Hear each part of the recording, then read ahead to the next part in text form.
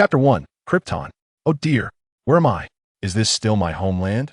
Yi Tian slowly opened his eyes, only to discover that he had transformed into a mere infant, unable to articulate a single coherent word, resorting instead to the babbling of a baby. S.E. Tian was lost in thought. A gentle feminine voice suddenly graced his ears. From now on, you shall be known as Kal-El. Kal-El turned his gaze and realized he was cradled in the arms of a golden-haired woman, with a middle-aged man standing nearby.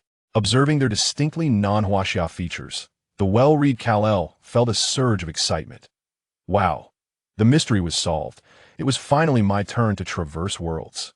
Once I, the Emperor Yi Tian, achieve the zenith of my powers, I shall command the vast expanse of the 9 heavens and the 3,000 provinces beneath my feet. For an emperor shall not be humiliated. Engulfed by delightful fantasies, Kal-El soon drifted into slumber.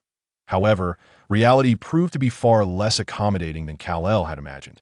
18 years whisked by, and he had yet to acquire any cultivation techniques or the promised ring from the Elder, for this was a world dominated by advanced technology.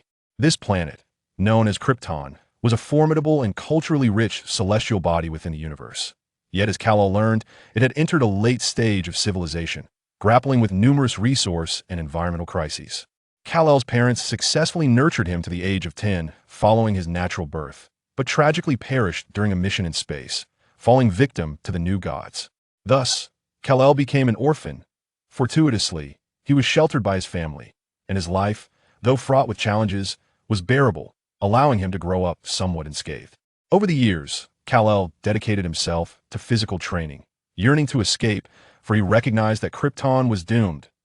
He had previously engaged in discussions with the elders of his family regarding Krypton's future, expressing concerns that the overexploitation of geothermal resources could lead to its demise. Yet, his warnings fell on deaf ears. Even his family dismissed his concerns, let alone the High Council. He had sent an anonymous letter to the High Council, but it vanished without a trace.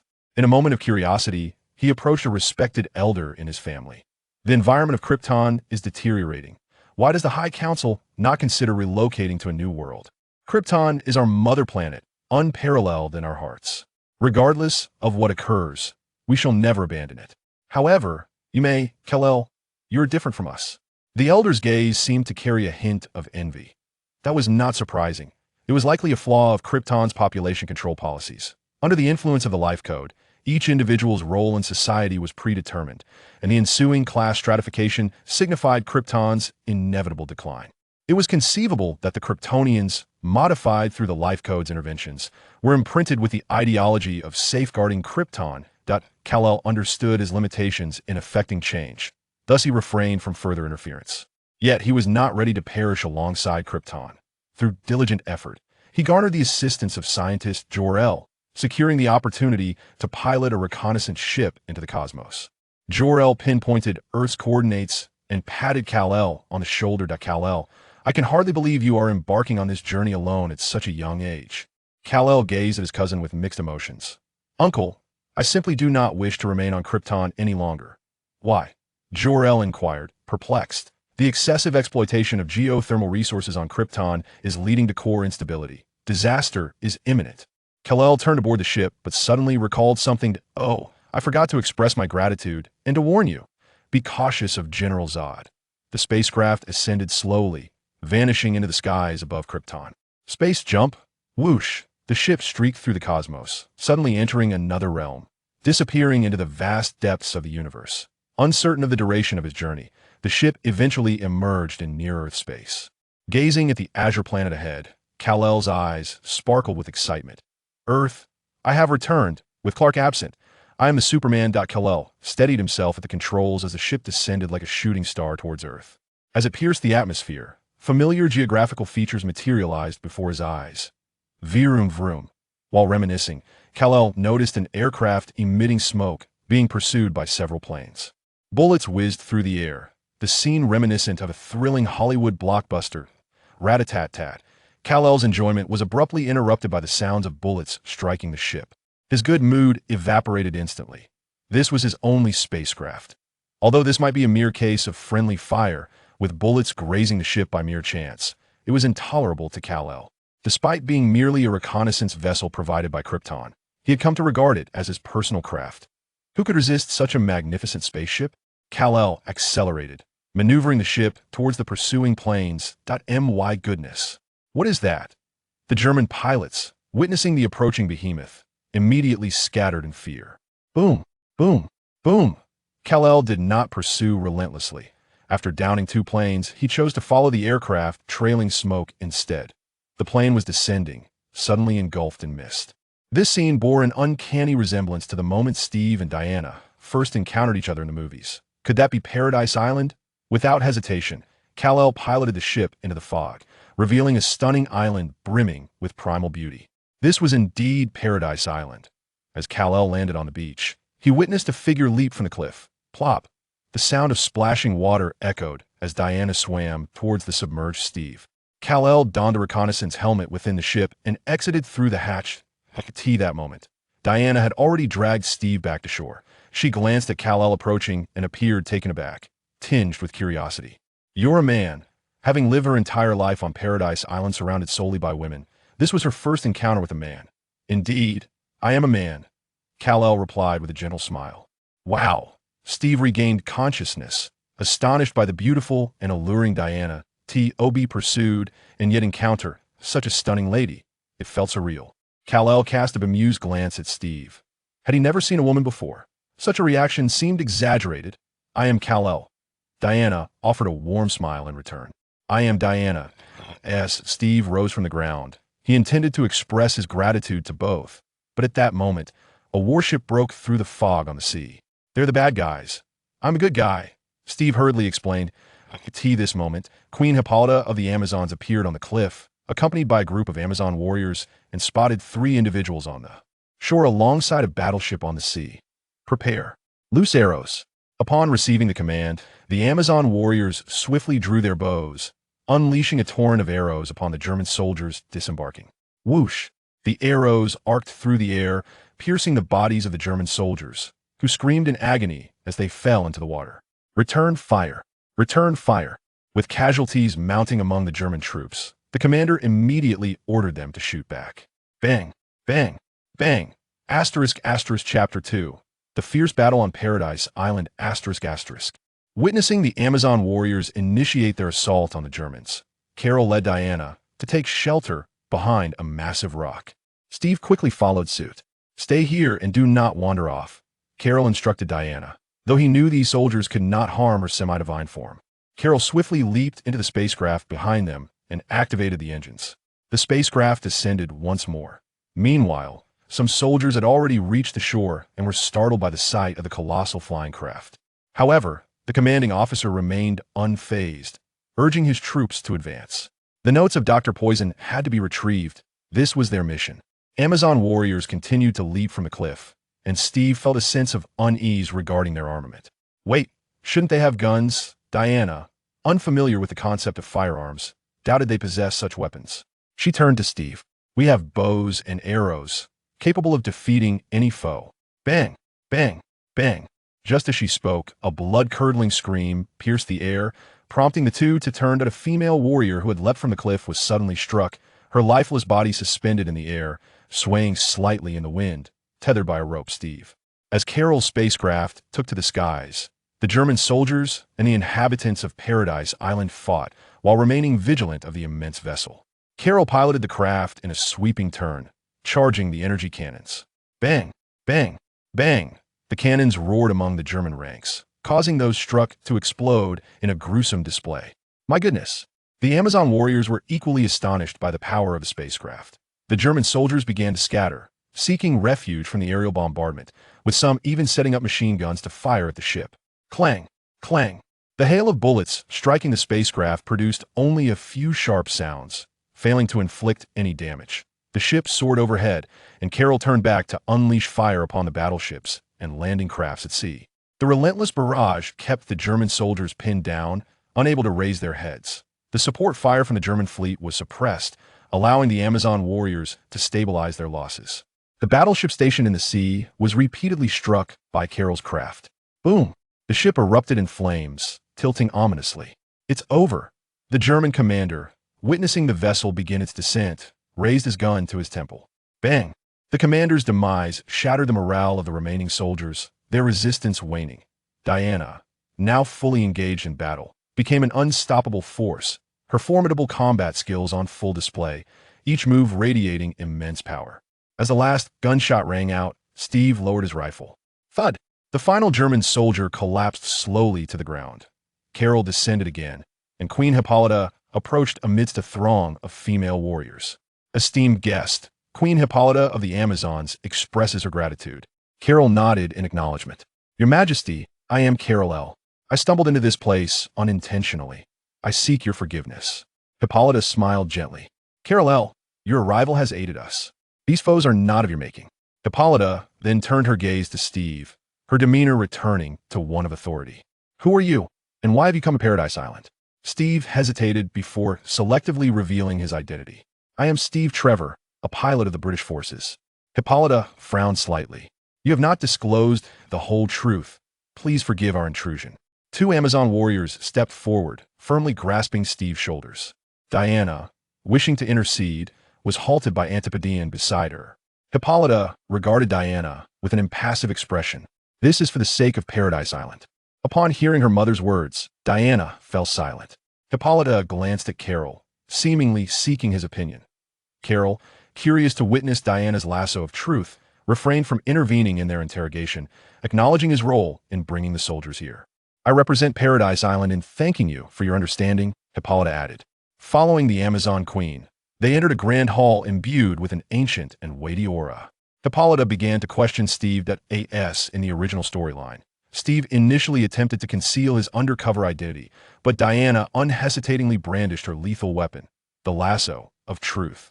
Witnessing this, Carol felt an inexplicable unease. Under the influence of Diana's lasso, Steve was compelled to divulge the truth at that moment. He cast aside any concerns regarding secrecy, as the glowing rope in Diana's hands rendered him unable to withhold the truth.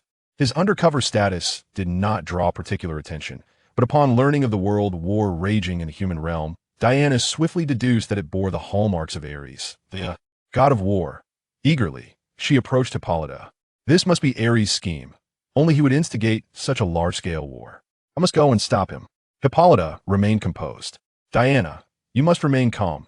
This is merely a typical war in the human world. Their world is rife with desire and plunder.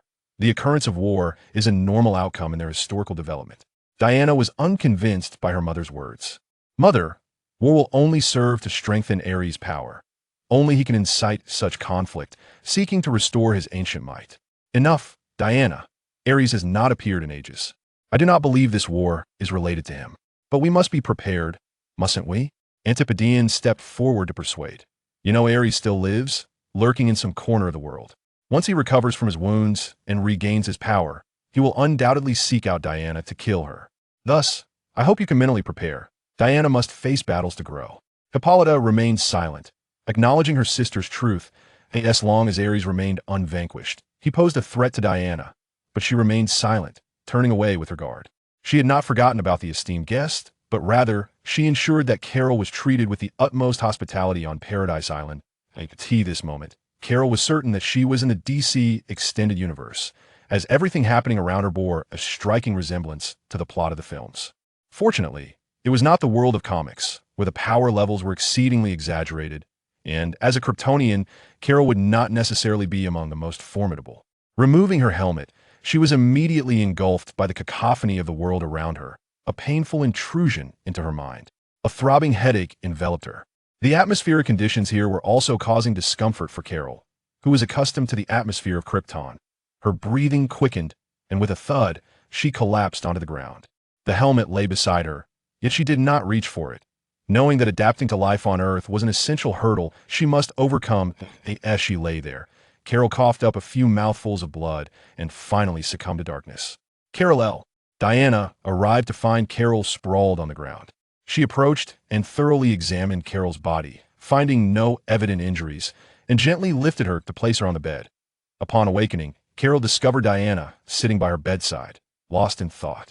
Taking a deep breath of Earth's air, she felt her body gradually acclimating to the environment. There was no denying the formidable nature of Kryptonian physiology. Why did you faint?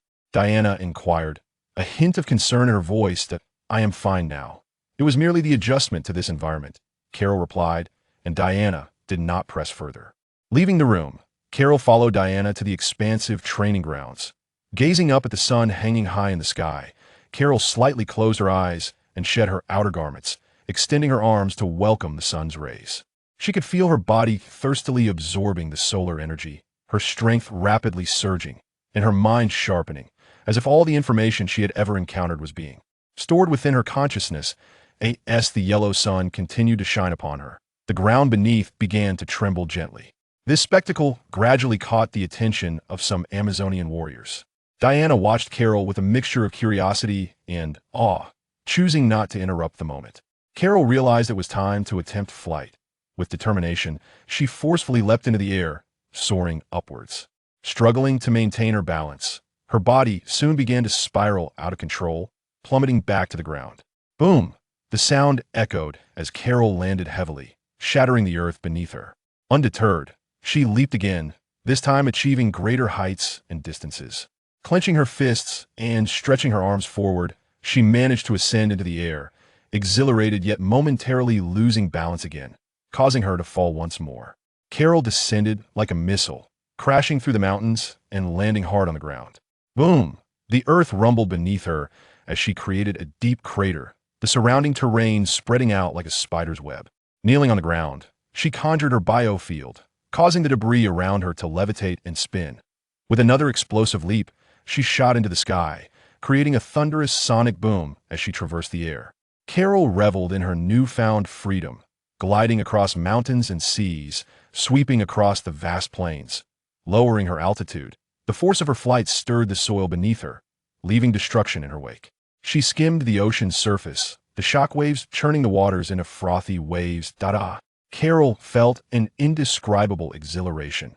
The sensation of boundless freedom was intoxicating. She accelerated further, ascending higher until she broke through Earth's atmosphere and reached the vastness of space.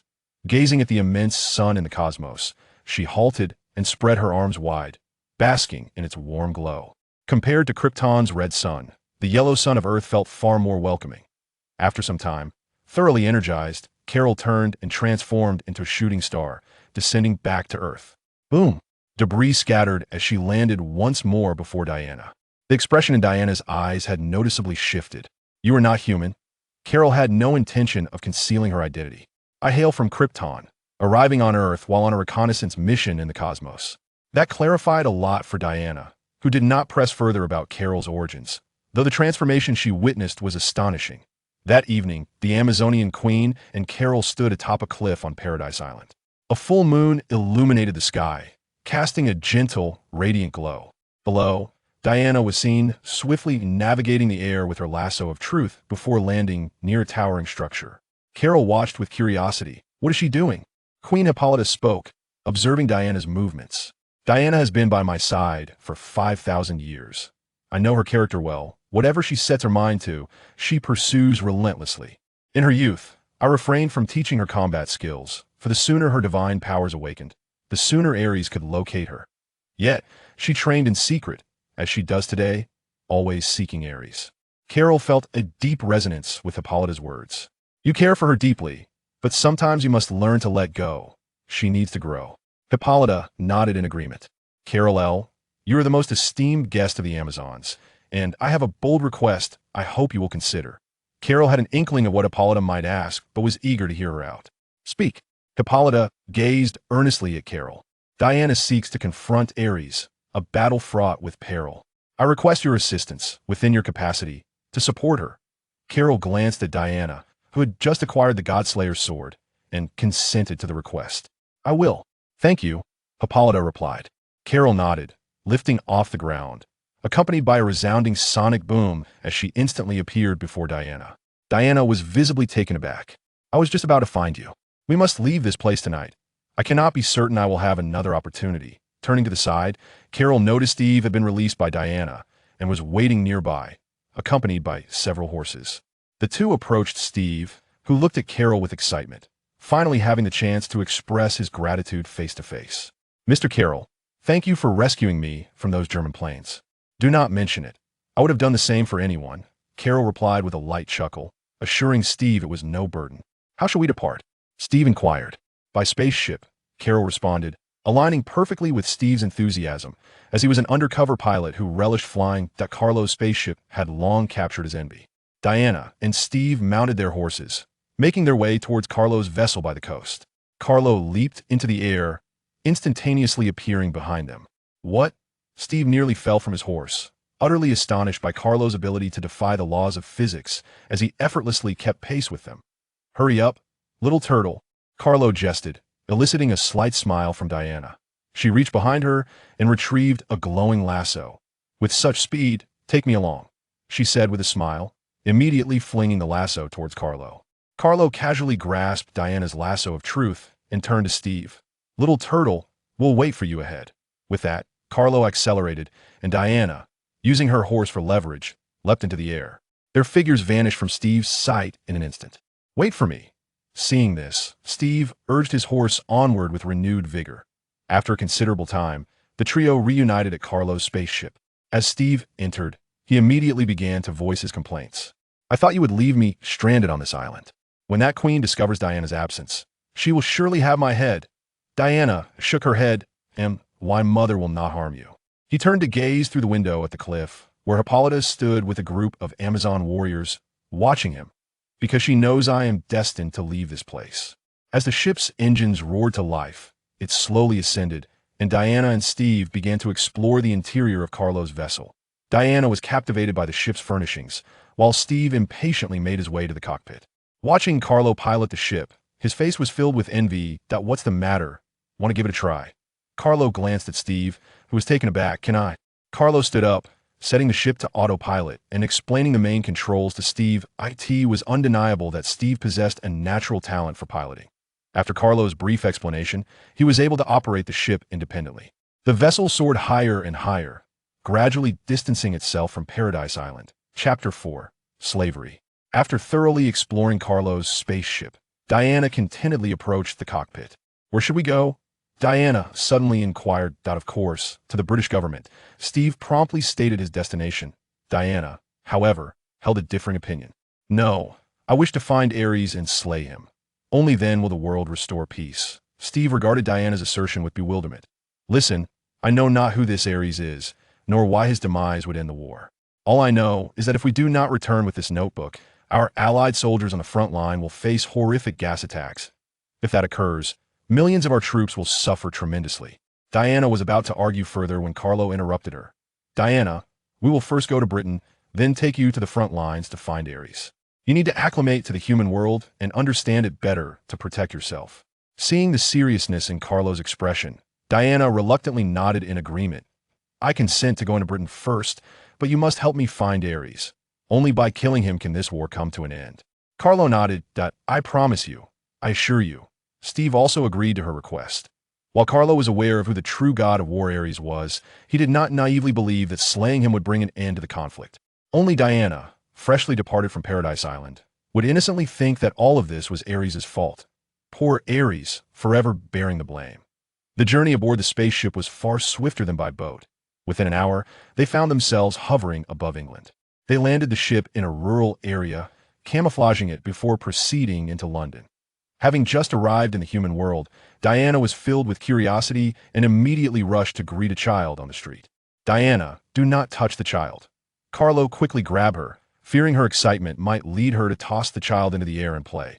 Observing a couple holding hands nearby, she curiously placed her hand into Carlo's, intertwining their fingers. Carlo smiled slightly, refraining from explaining the significance of hand-holding. Amidst the murmurs and peculiar gazes from the crowd, Carlo noticed Diana inadvertently revealing her stunningly long legs. I think Diana needs a more suitable outfit. Carlo hastily covered Diana's coat to shield her alluring legs, turning to Steve with utmost seriousness. Carlo could almost feel the envious glares from the surrounding men. Diana glanced at her coat. I don't see the necessity. It is indeed necessary, Diana. Steve also adopted a serious tone. Our actions must remain discreet, yet we have already become the center of attention. Diana surveyed the crowd and acquiesced. Under Steve's guidance, they met his secretary. This is my assistant, Etta Candy. She will help you find appropriate clothing while I deliver the notebook to my superior. Etta proudly introduced herself. I am Steve's secretary, his most capable aide. I do whatever he says, Diana unabashedly remarked. In our land, we would call you a slave. Carlo found Diana's forthrightness rather endearing, her candidness refreshing. Recalling his own past experiences in the workforce brought tears to Carlo's eyes. Though shocked by Diana's comment, Etta appreciated her straightforward nature even more. I absolutely adore her. Etta led Carlo and Diana to an attic to select clothing, while Steve took the notebook to meet his superior, Sir Patrick Morgan. While Diana was changing in the fitting room, Carlo casually selected a coat for himself. Etta's eyes sparkled as she admired Carlo's physique. Sir, are you seeing anyone? If not, what do you think of me? Carlo offered a perfectly timed smile. I'm afraid, Etta, you're a kind girl. With that, Carlo turned to see Diana emerging from the fitting room. Etta seemed to misunderstand, nodding in realization. Upon seeing Diana's stunning figure, Etta gasped in exaggerated astonishment. Diana, I can't believe it. You are truly a masterpiece of the gods. Diana twirled before Carlo. What do you think? Carlo smiled gently. Quite lovely. It suits you well. Ultimately, he chose an outfit for Diana that enveloped her securely, the skirt concealing her long legs entirely.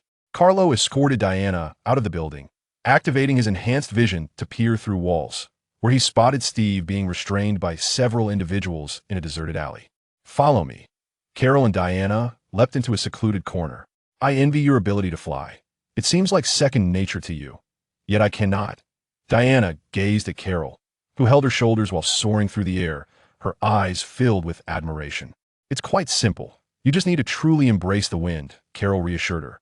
Meanwhile, Steve was being interrogated by several men about the whereabouts of Dr. Poison's notes when a sudden loud noise erupted nearby. Boom! Oh my goodness! The spies were startled. They observed a crater forming beneath Carol and Diana, their mouths agape in instinctive shock. Realizing the precariousness of their situation, they swiftly redirected their weapons toward the two women and pulled the triggers. Bang, bang, bang, bang, bang. Clang, clang, clang, clang, clang. Diana reacted swiftly, extending her arms to deflect the bullets, sparks flying from her bracers. Taking advantage of the chaos, Steve landed a punch on one man's face, and they soon found themselves grappling. With Steve's assistance, Diana subdued several adversaries. Carol, standing by, refrained from intervening. To him, these men posed no threat, and Diana could easily handle them. However, he pondered why Diana felt compelled to block the bullets, for these trivial projectiles were of no concern to her divine form. For him, such attacks merely produced a few sparks for visual effect, with no actual sensation. The group successfully dispatched their foes and, under Steve's guidance, made their way to the British government. The venue was bustling, chaotic, resembling a marketplace. Save for the suits that adorned the attendees, as they navigated through the corridor, they approached a large conference room. You all go ahead. I will wait here, Carol stated. Knowing Steve was destined for failure and opting to spare himself the embarrassment, Steve and Diana entered the conference room, which was packed with individuals either seated or standing, engaged in heated debates regarding a ceasefire with Germany. Steve approached to present his intelligence to the general. We are on the brink of a ceasefire. At this critical juncture, we must not provoke the German forces. Evidently, Steve's report failed to garner the necessary attention. This scene incited Diana's fury, prompting her to step forward and publicly admonish. In our land, generals lead soldiers into battle. They must charge to the forefront. Yet here you remain behind, sacrificing the lives of soldiers to secure a ceasefire agreement. You are a band of cowards, unworthy of the title of general. Diana's words ignited a wave of outrage, drawing attention to the woman beside Steve. Steve, who is this person you've brought? Do you think anyone can just waltz in here? Chapter 5. Courage, the power of ideals. Steve ultimately failed to persuade the assembly of elders. Carlo was waiting outside when he saw Diana storm out, clearly agitated. With his superhuman hearing, Carlo had caught the dialogue inside and was not surprised by the outcome. Moreover, having once been human himself, he had an intrinsic understanding of human behavioral patterns. In the end, Steve resolved to personally confront the German forces on the battlefield to thwart their plans. Just as they were about to depart, Sir Morgan approached them. I trust your intelligence. While the government cannot intervene to halt the Germans, I can offer my personal support and funding. Sir Morgan's assistance was an unexpected boon for Steve. With his backing, Steve decided to assemble a small team of friends to confront the Germans at the front. After expressing his gratitude, Sir Morgan took his leave, but Carlo squinted at his retreating figure. He is not human. What? Steve and Diana could not comprehend Carlo's assertion. Karo continued, there resides within him a formidable power, akin to that of Diana. Steve was perplexed by Karo's words, yet Diana grasped their meaning. Are you suggesting he is Ares, the god of war? Karo nodded slowly. No, tell me you jest. Sir Morgan cannot possibly be the god of war.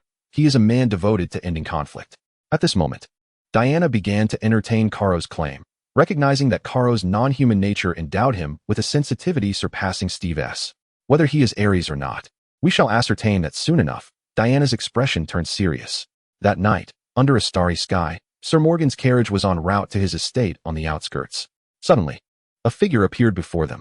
The driver slammed on the brakes, preparing to confront Diana, but Karo effortlessly seized the driver and tossed him aside. Ares, I have finally found you. Diana drew her sword, holding her shield defensively. At this moment, Karo and Steve positioned themselves at a distance, keen to observe how Ares would respond. Sir Morgan opened the carriage door and addressed Diana calmly. How did you discover my true identity? Upon hearing his words, a flicker of surprise crossed Diana's eyes. Steve, taken aback, was astonished to realize that Sir Morgan truly was Ares, the god of war. Understanding Diana's reaction, Ares was swiftly engulfed by a wave of fury. I had hoped to recruit you, but it seems you harbor no such intentions. I do not wish to join you. I simply desire to end this war by killing you. Without engaging in further conversation with Ares, Diana raised her sword and thrust it toward him. Ares calmly extended his palm, and the Godslayer's sword disintegrated into ash, as if it were a fragile toy. In that moment, disbelief filled Diana's eyes. Since childhood, her mother had told her that this sword was the Godslayer weapon left by Zeus for Themyscira, the most potent armament capable of slaying deities. She had always fantasized about using this sword to vanquish Ares, yet she never anticipated its utter ineffectiveness before him. Observing Diana's dazed and helpless expression, Ares kindly offered her an explanation. The mightiest Godslayer weapon is not this sword, but you. Only a deity can slay another deity. At this moment, Diana began to grasp the truth, yet she was not one to concede easily. Deprived of the Godslayer's sword, she resolved to employ her expertise in physical combat to defeat Ares. However, as an ancient god, Ares was far from an easy adversary to overcome. Diana's figure vanished completely, and countless shadows of fists and legs descended upon Ares like a tempest. Nevertheless, in the face of Diana's formidable onslaught, Ares remained unfazed. The sounds of their fierce confrontation reverberated through the battlefield, punctuated by the sharp impacts of their strikes. Steve, watching from the sidelines, was transfixed. My God, they are truly divine. If the tales of Earth were to be believed, they indeed were gods. Steve turned to Carol. Diana must be winning. Yet Carol, with a clearer perception of the battlefield, recognized the reality. Although Diana's attacks were fierce, they had not inflicted a single scratch upon Ares. He consistently anticipated and countered her assaults with remarkable ease, effortlessly neutralizing her onslaught regardless of its speed or angle.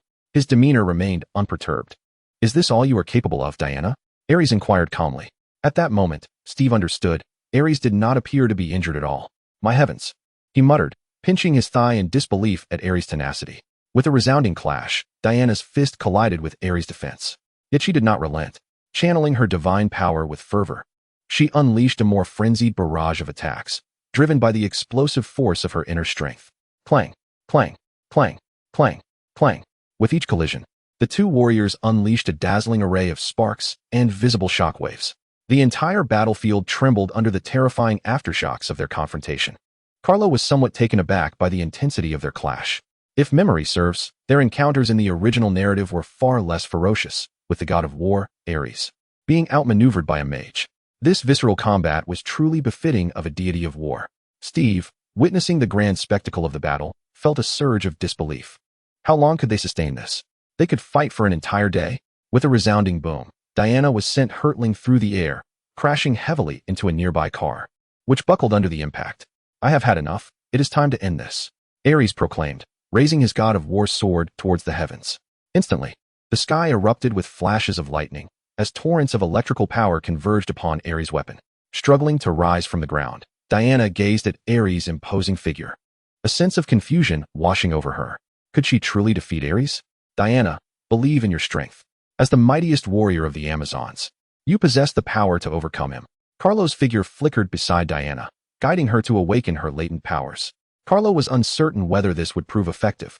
In the film, it was Diana's boyfriend's sacrifice that triggered her latent abilities, allowing her to unleash divine strength. However, As Diana had not yet reached such a level of intimacy with Steve, Carlo resolved to explore alternative methods to evoke her powers. If all else failed, perhaps sacrificing Steve to Ares would forge a bond strong enough to ignite Diana's latent abilities. Of course, Carlo merely contemplated this. Should Diana fail to unleash her power, he was prepared to intervene personally. Perhaps Carlo's words had taken effect, as a renewed determination sparkled in Diana's eyes. Yes, this was the essence of her spirit. At that moment, Ares' sword crackled with serpentine electricity as he stomped the ground, transforming into a blinding bolt of lightning that surged towards Diana. Diana cried out, fear dissipating from her gaze, replaced by unwavering resolve and fearless courage. Summoning every ounce of her strength, she forcefully clashed her gauntlet arms together. A colossal surge of divine energy manifested as an invisible shockwave, sweeping towards Ares, ripping the earth apart and sending debris flying in all directions. This force obliterated everything in its path. Chapter 6. Awakening as the battlefield fell into a hushed calm. Ares had vanished, leaving behind a scene of utter devastation. Gazing upon the battlefield, now reduced to ruins, Diana found herself momentarily stunned. What is to be done here? Having just arrived in the human realm, Diana remained somewhat naive, bewildered by the desolation surrounding her. This matter can be left to humanity. After all, you have vanquished Ares for them, and such losses are bearable. Diana paused, realizing that indeed, Ares had perished, and humanity's conflict should have concluded. Despite her uplifted spirits, both Carol and Steve recognized the grim reality that loomed. Exchanging glances, they resolved to escort Diana to the front lines. Although you have dealt with Ares, it is prudent for us to observe the situation firsthand. While Diana remained perplexed, she nonetheless acquiesced. Ultimately, Steve decided to bring along several of his companions. Despite Carol and Diana's formidable combat prowess, Steve was reluctant to rely solely on the two of them. Then let us prepare and set forth to the battlefield. I may require the assistance of a few friends, for they shall prove invaluable. It appears Steve intends to enlist the aid of his talented acquaintances. Under Steve's guidance, the group arrived at a quaint tavern, where upon settling in, they witnessed a robust man mercilessly pursuing a diminutive fellow. Carol, observing the scene, inquired, "Is that your friend?" "Indeed."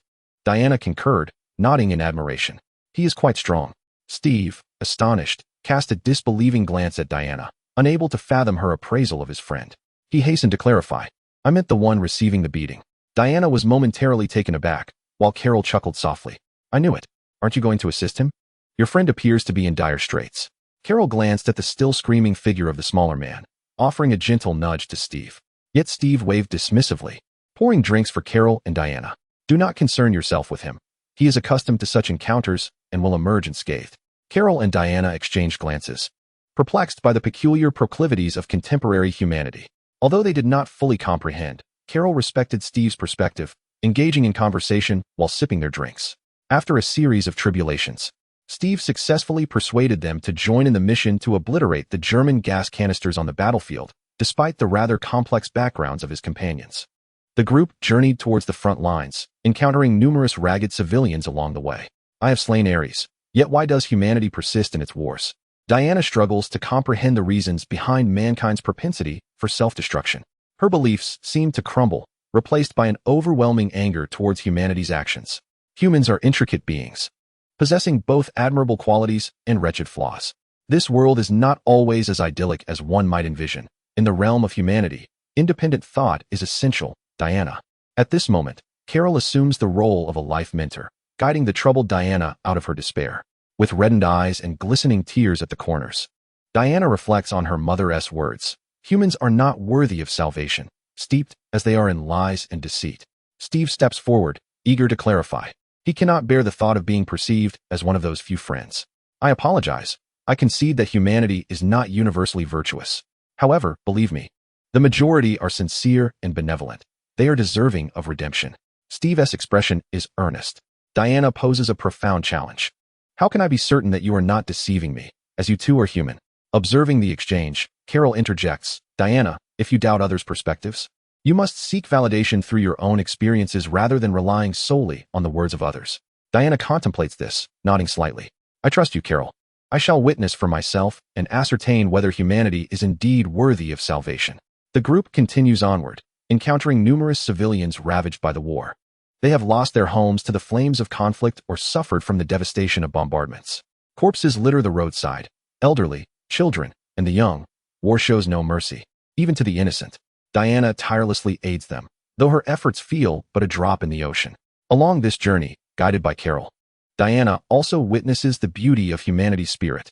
I have resolved to halt this war, for the sake of those who have lost their homes. Gazing at the ragged figures in the distance, she makes her vow. Diana no longer harbors hope that humanity will cease its hostilities on its own. Such matters lie with its leaders. Her desire to end the war is solely for those who suffer because of it. You finally understand. Kal-El exhales in relief upon seeing Diana's clarity. Being a life mentor is no easy task. The group quickens their pace, finally arriving at the front lines of battle. The air is thick with smoke, saturated with the acrid scent of gunpowder, while a relentless barrage of bullets whistles overhead. In the distant trenches, German soldiers unleash a torrent of fire upon Allied troops, keeping them pinned down and unable to lift their heads. Diana encountered ordinary people stranded on the battlefield, their eyes vacant, resembling mere shells of existence. Determined to bring an end to this wretched war, she resolved to take action. What will you do? It's perilous outside. Steve instinctively restrained Diana, suddenly recalling her formidable combat prowess. Are you certain those bullets pose no threat to you? Beside them, Samir, astonished by Diana's readiness to emerge from the trench, grasped his weapon and gazed at her. We cannot allow a woman on the battlefield. In response, Diana casually removed her headband. This is my mission. With that, she shed her outer coat, donning the attire of an Amazon warrior once more. She leaped into the trench, advancing step by step toward the German forces. Bang! A bullet sliced through the air, and Diana instantly raised her arms to deflect it. Clang! The bullet collided with her wrist guards, sending sparks flying and producing a crisp sound. The projectiles fired by the German soldiers were dramatically thwarted by Diana, causing her no harm whatsoever. At that moment, a German officer, witnessing Diana emerge from the trench unscathed, was perplexed. Have my soldiers truly become so inept? He promptly commanded his troops to concentrate their fire. There is someone out there. Eliminate her. Rat-a-tat-tat, rat-a-tat-tat-tat-tat. Clang, clang, clang, clang, clang. A barrage of machine gun fire rained down upon Diana, who swiftly blocked the bullets with her hands, creating a unique rhythm of clashing sounds. She began to accelerate, charging toward the German soldiers, the wind stirred by her movement kicking up debris from the trench behind her. The relentless bullets could not touch her. Her arm guards always positioned perfectly to intercept the incoming fire. Though the German soldiers were astonished, they nonetheless raised their cannons. If bullets cannot kill you, let us see how you fare against this. Whoosh! A shell whistled through the air, hurtling toward Diana. She swiftly produced her shield, positioning it before her just in time. Boom! A tremendous explosion erupted, yet Diana remained unscathed. She brandished her lasso of truth, swinging it forcefully towards a distant structure. The lasso wrapped around the tall building several times, and Diana immediately leveraged it to leap into the air, launching herself into the rear of the enemy's stronghold. Kill her! As Diana plunged into the heart of the German ranks, wreaking havoc, Steve rallied the other soldiers to charge forward.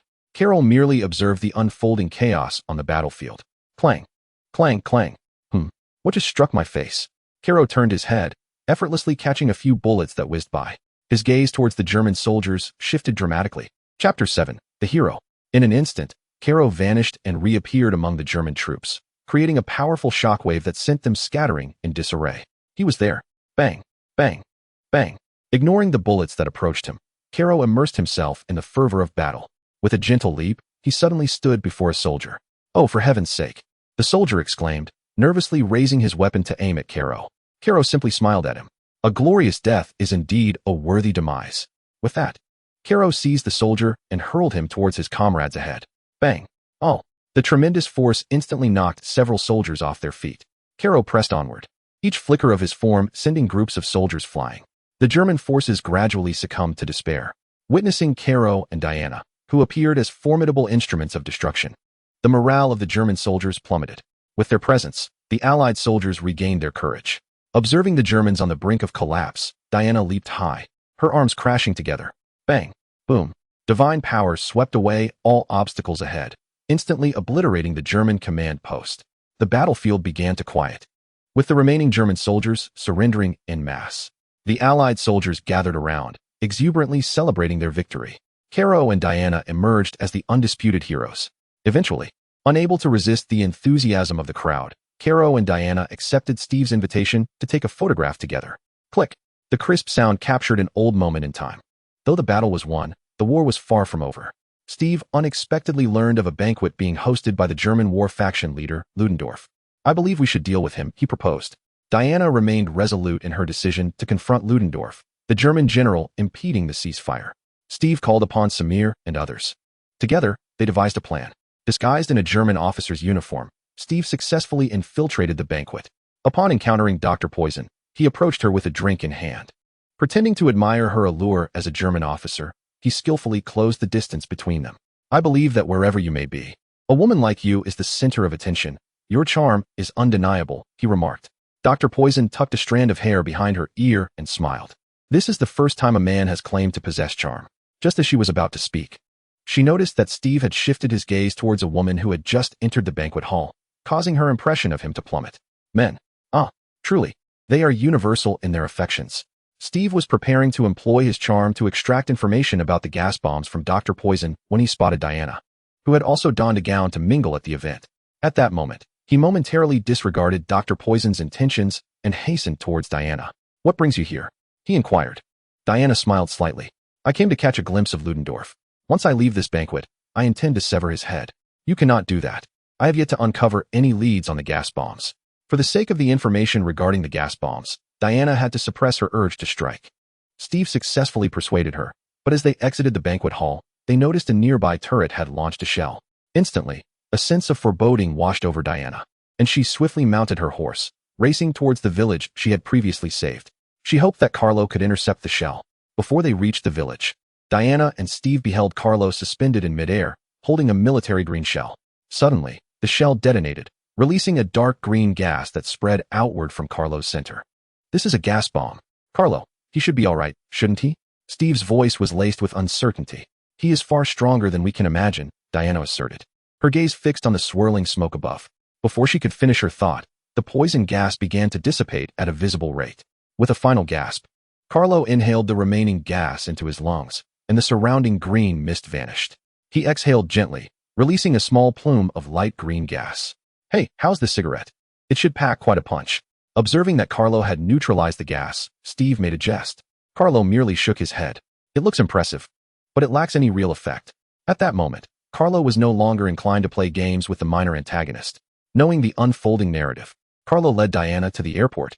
You handle Ludendorff. I'll take care of the gas bombs. Understood, Diana responded, immediately pursuing Ludendorff. Upon arriving at a small two-story tower at the airport, Diana successfully located Ludendorff. To her surprise, he did not appear alarmed. He produced a small vial, uncorked it, and inhaled the gas contained within. At that moment, he felt an overwhelming surge of power coursing through his body. Experiencing the fortification of his body, he charged confidently towards Diana. Bang! As soon as he drew near, he was swiftly hurled back. He crashed through the tower and landed heavily on the ground. Spit! He coughed up a mouthful of blood, lying powerless on the ground. He could not comprehend. Having received enhancements, the advantage was supposedly his. Why could he not withstand an ordinary woman? With a swift motion, Diana finally plunged the holy sword into Ludendorff's chest. Meanwhile, the German soldiers loaded all the gas canisters into the transport plane. Carlo observed the aircraft that had taken off, and with a heavy stomp on the ground, he propelled himself forward. Bang!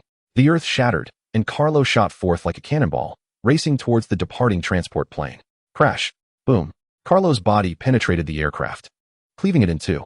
The violent impact ignited the plane, causing it and the gas canisters to explode midair. Bang! A colossal fireball illuminated the night sky. Turning to glance back, Diana had already concluded her battle. Carlo stood silently above the battlefield, his cloak billowing dramatically. The war was victorious. The world embraced a long-awaited peace. Carlo and Diana, along with their companions, boarded the train. As they disembarked at the station, they were met with a throng of jubilant people. Carlo looked at Diana and inquired, "Do you believe humanity is worth saving?" Diana smiled gently at Carlo. "That is my mission." With that, she placed her hand willingly in his palm. They seemed perfectly matched, did they not? Steve, observing Carlo and Diana ahead, remarked with a smile. The group reconvened at the small tavern upon returning from the station. Cheers. To peace. They toasted. No longer would they return to the battlefield, nor would they sleep with the scent of gunpowder and blood lingering in the air. They no longer faced life and death. In this moment, they greedily savored the unfamiliar tranquility. After taking a sip of his drink, Carlo looked up at his companions. "What are your plans?" Steve chuckled. "I plan to retire. I despise war. I think I will open a small tavern nearby." Samir instantly perked up. As your brother, can I drink for free at your tavern? Steve's expression changed immediately. Dear friend, you resemble an insatiable mouse, and I certainly do not wish to face bankruptcy so soon. After saying this, he added, if you are unafraid of being squashed, you might as well mingle with the guests. Hey, Steve, you remain as stingy as ever, Charlie remarked, patting Samir on the shoulder. No one can endure your insatiable iron stomach. Steve glanced at Diana and Carlo. What are your plans? Shall we embark on a delightful honeymoon journey together? Or shall we roam the streets, upholding justice? You know, like apprehending some thieves and robbers. In my recollection, that is what heroes do, isn't it? Charlie gesticulated animatedly, fully unleashing his imagination. Carlo took a sip of his drink. I intend to travel the world and do what needs to be done. I will accompany you. Diana immediately chimed in. The others had grown accustomed to Diana's enthusiastic responses. Regardless of what we choose to pursue in the future, we have accomplished something grand. We are all heroes. Samir raised his glass. Cheers to the heroes. The transparent glasses clinked together, producing a crisp and melodious sound. Chapter 8. The Catwoman in 1984. New York, USA. At this juncture, Diana had become an anthropologist and historian at the Smithsonian Institution.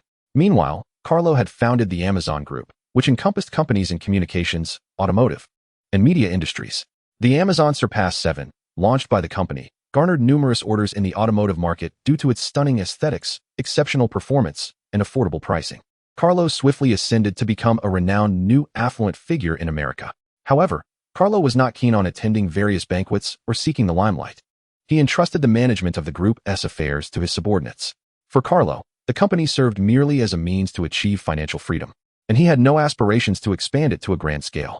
Among the companies under his umbrella, Carlo held a particular fondness for the Planet Daily. He had purchased this company before it had even reached a significant size, as it would serve as his channel for external expression. Carlo had no intention of standing trial before humanity. Although he desired to inhabit the earth, he could not tolerate humanity coercing him through his own benevolence.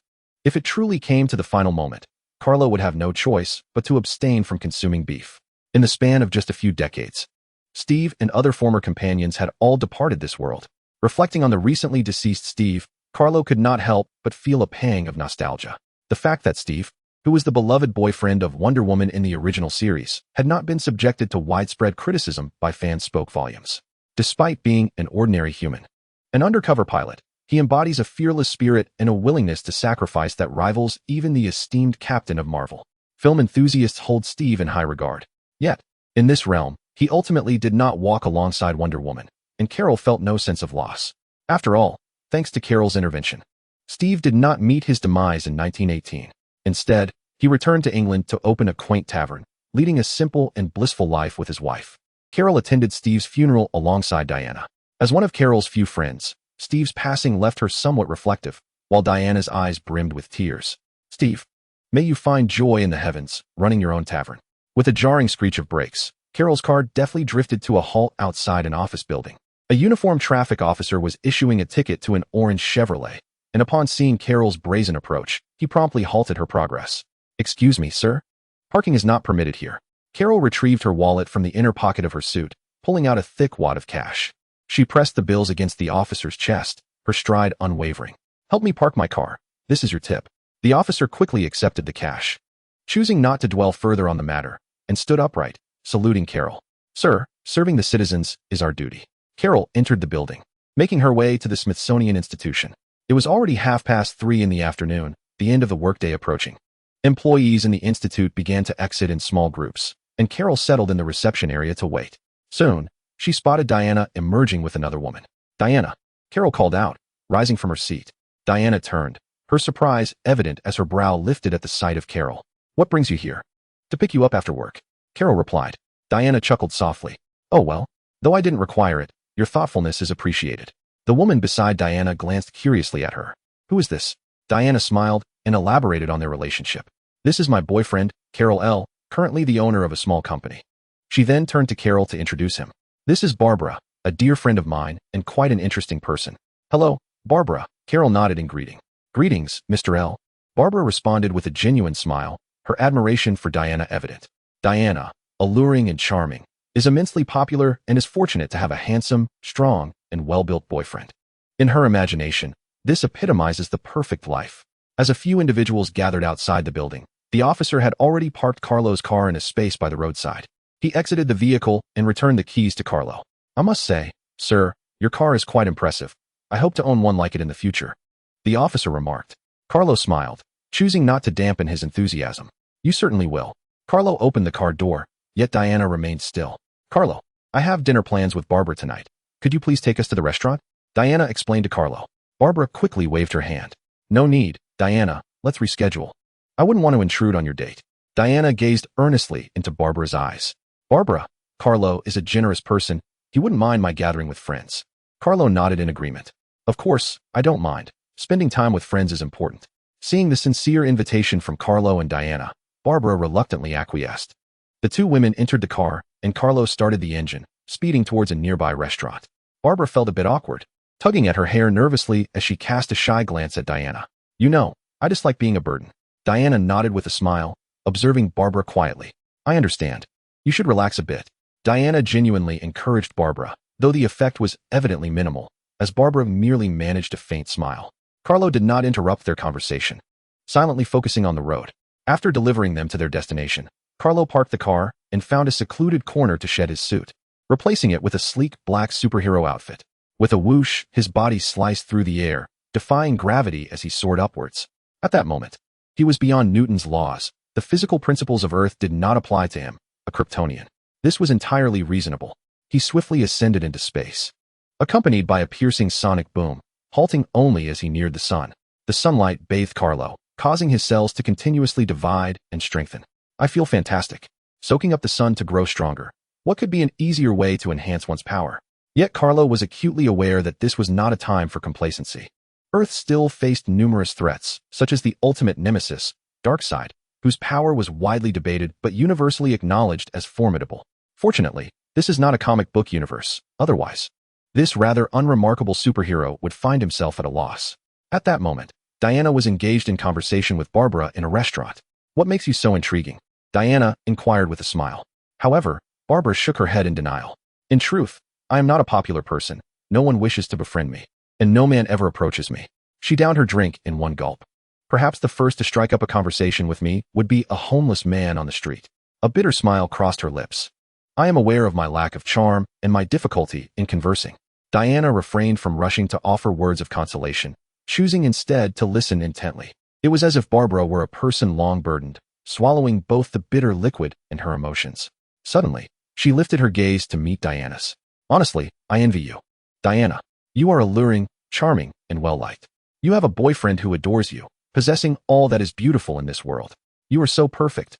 You should have no connection with someone as insignificant as I. Barbara offered a self-deprecating laugh. Diana reached out, grasping Barbara's hand. Barbara, believe me, you are not a terrible person. You are humorous and kind, and you possess beauty. You simply care too much about the opinions of others.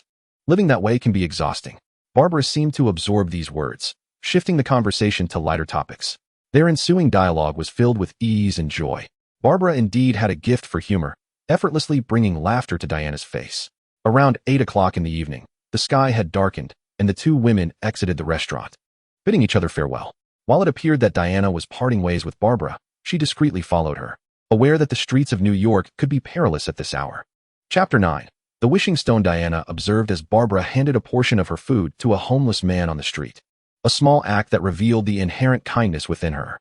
Yet, just after they crossed the intersection, Diana noticed a drunken man approaching, attempting to engage Barbara, grasping her arm and refusing to let go. Let go of me, Barbara pleaded, struggling with all her might, yet unable to free herself from the man's grip. Stay and play with me, the drunken man insisted, still clinging to her arm. Suddenly, a loud thud echoed through the air, followed by the sound of something heavy hitting the ground.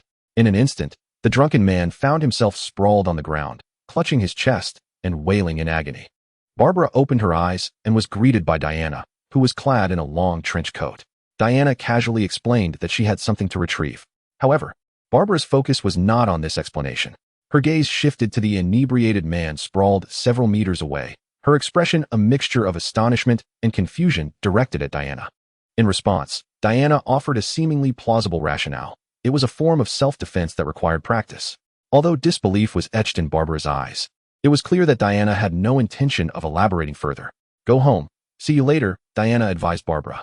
Thus, Barbara returned home, enveloped in curiosity and perplexity regarding Diana. As Diana extended her hand to hail a taxi, she noticed the vehicle had stopped next to another man. "I apologize. I didn't realize you were trying to catch a ride. If you don't mind, we could share," the man suggested, attempting to engage Diana closely. With a nonchalant smile, Diana replied, "No thanks, I'll wait for the next one." Just then, Carlo expertly maneuvered his car to a halt beside Diana. "Madam, I believe you require a ride home." Diana smiled, willing to indulge Carlo in a little charade. "Your car is quite handsome. I adore it," she remarked as she opened the passenger door and settled in. The luxury vehicle roared to life, shooting off into the streets of New York, leaving the man in the taxi behind, who clenched his teeth in frustration. "I detest these wealthy individuals." The plump taxi driver nodded in vigorous agreement. "I share your sentiments." "Why?" inquired the man in the back seat. "They drive the same roads, yet they attract those alluring women, while our rides are perpetually filled with untidy men," he lamented, glancing at his own attire, clearly not reflecting his own self. Meanwhile, in the car, Diana engaged Carlo in conversation about the events of the day, particularly focusing on Barbara. She is a kind and intriguing person, yet she seems devoid of friends, believing herself to be unlikable. "I intended to return home early, but it was evident that Barbara needed assistance. She scarcely has anyone." Diana explained her reason for agreeing to dine with Barbara that day. "She invited me twice, and I didn't wish to reject someone who has so few friends." Carlo chuckled helplessly. "Diana, you continue to care for others so much. But it is not your obligation." Diana regarded Carlo with a casual smile. "Perhaps, but I cannot refuse assistance to anyone in need, especially when she is my colleague." Carol nodded, showing no intention of interfering with Diana's thoughts. Perhaps this is the allure of Wonder Woman: justice, kindness, patience, gentleness, and tolerance.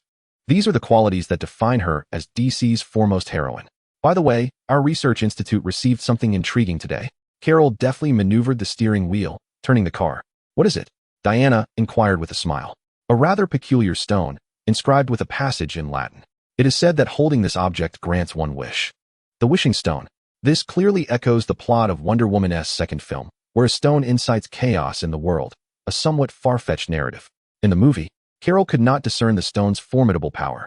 In the original story, this stone fulfilled Diana's wish to resurrect Steve, simultaneously stripping Diana of her most cherished powers. Although Diana grew weaker, her divine essence remained evident. Meanwhile, Cheetah aspired to possess Diana's strength, yet she fell significantly short. Upon reflection, it is understandable. If the wishing stone's power could truly fulfill any desire, one might imagine that ancient battles on Earth against Darkseid would not necessitate the intervention of the gods. Wouldn't it be simpler to wish for the eradication of Darkseid's army of Apocalypse? What bewildered Carol the most were the rules surrounding the wishing stone's wishes. It seemed that one could reclaim what was lost merely by relinquishing their wish. Unexpectedly, the god of deceit exhibited a sense of contractual integrity. Despite the wishing stone posing little threat to Diana, Carol felt compelled to confirm with her. "Did you make a wish?" Carol inquired earnestly. Diana found Carol's serious demeanor somewhat peculiar. "Of course not. I feel as though I lack for nothing. Moreover, it could merely be an artifact or a toy." "Carol, why are you so serious?" Carol parked the car in the villa's garage, and the two ascended to the upper floor via the elevator. Rising from her seat, Carol approached the wine cabinet and poured a glass of wine for Diana. "That object is very dangerous. It is a relic imbued with divine power."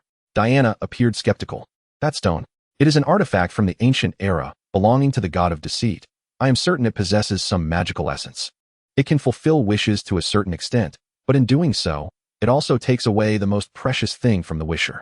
Diana reflected momentarily. "On Paradise Island, my mother once spoke of this legend, yet I never anticipated that such an ordinary-looking stone could indeed be an artifact of an ancient deity. This object must not fall into the hands of the human world. I believe it is best that we safeguard it ourselves." Kara is well aware of the chaos it caused in the original narrative. Diana nodded. "However, this item does not belong to our research institute. If it is lost, you must be prepared to compensate me. I shall acquire your institute and reimburse its original owner in its name." Kara's tone was dismissive. Diana found herself at a loss for words. "You are increasingly resembling a capitalist. On this planet, my abilities can resolve 99% of issues. But possessing wealth allows me to address 100%. Kara chuckled lightly. Although her strength renders her nearly invincible on this planet, the addition of wealth is the true trump card. Should anyone dare to question her sense of justice, Kara would surely let them experience the wrath of online harassment.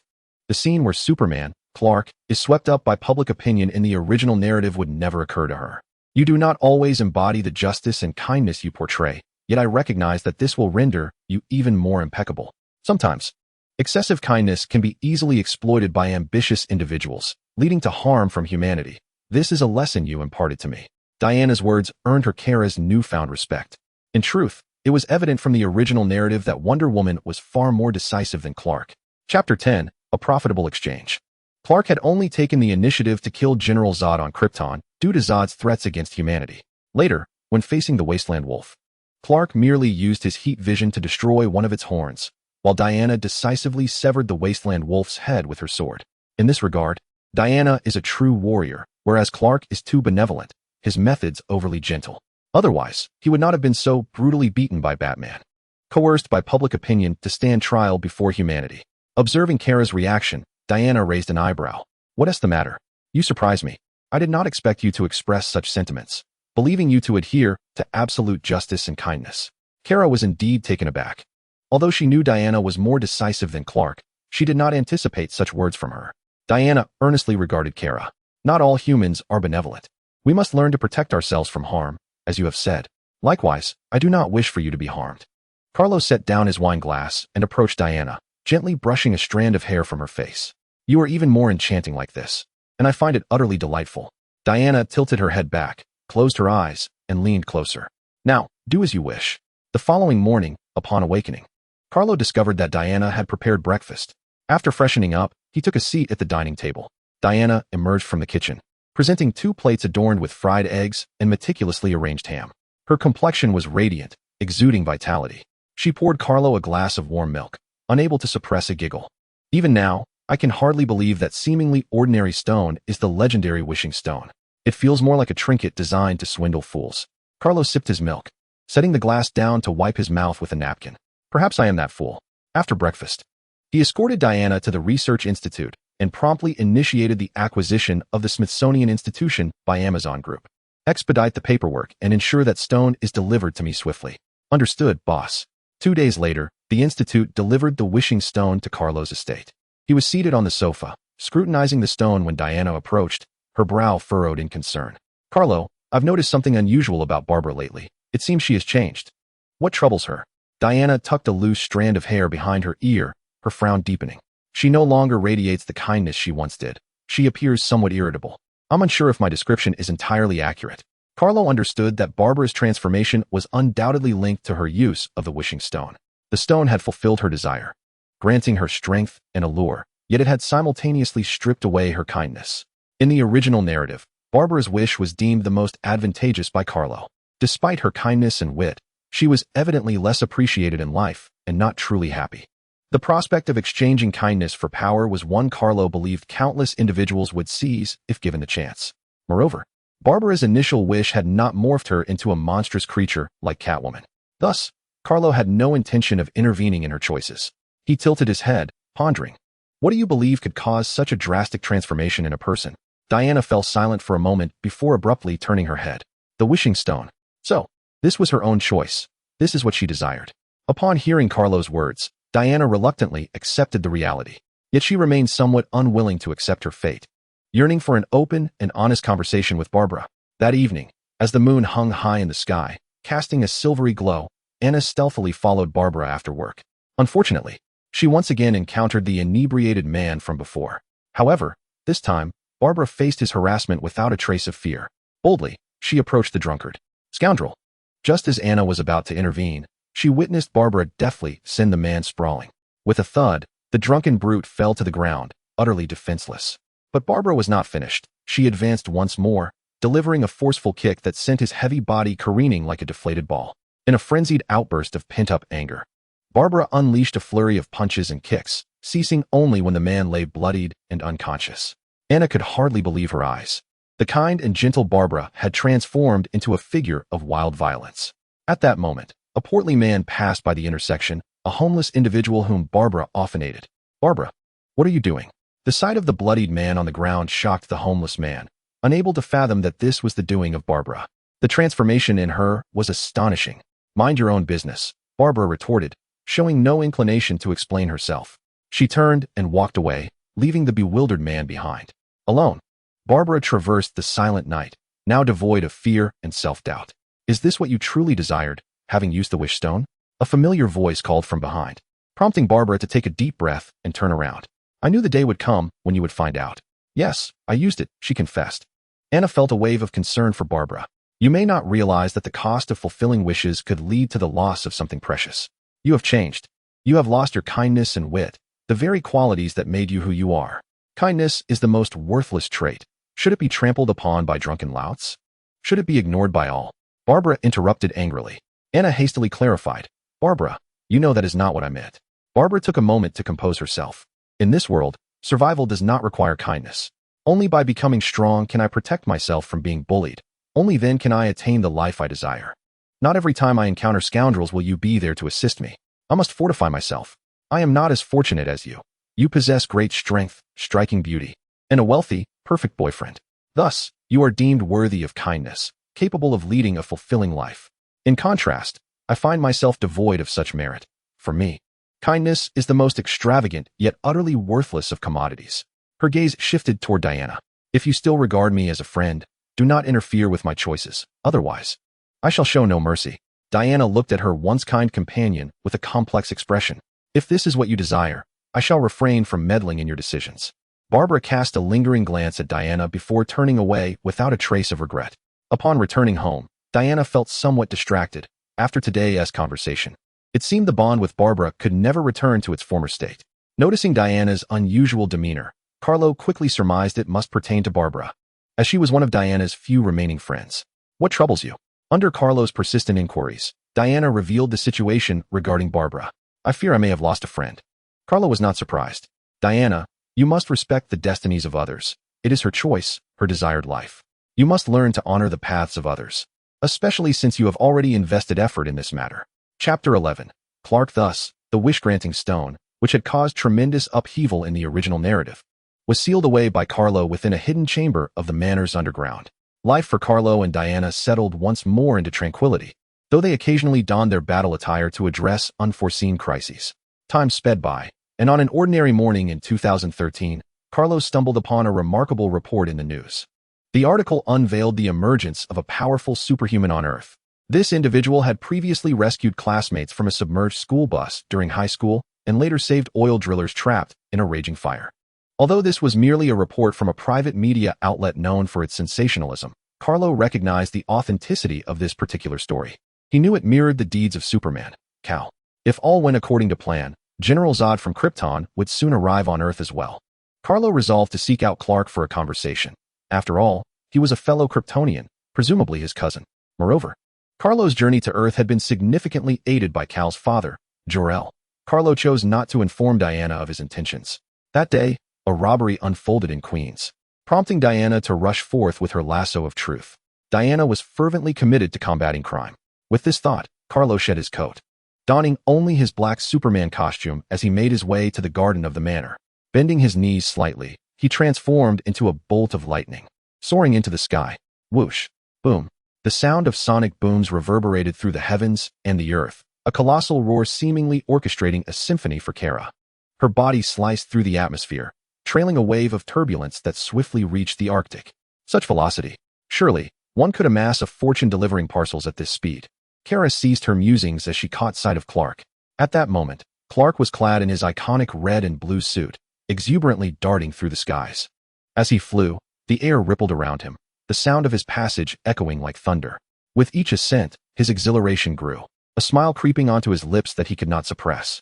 Kara found his childlike delight amusing. He resembled a giddy youth.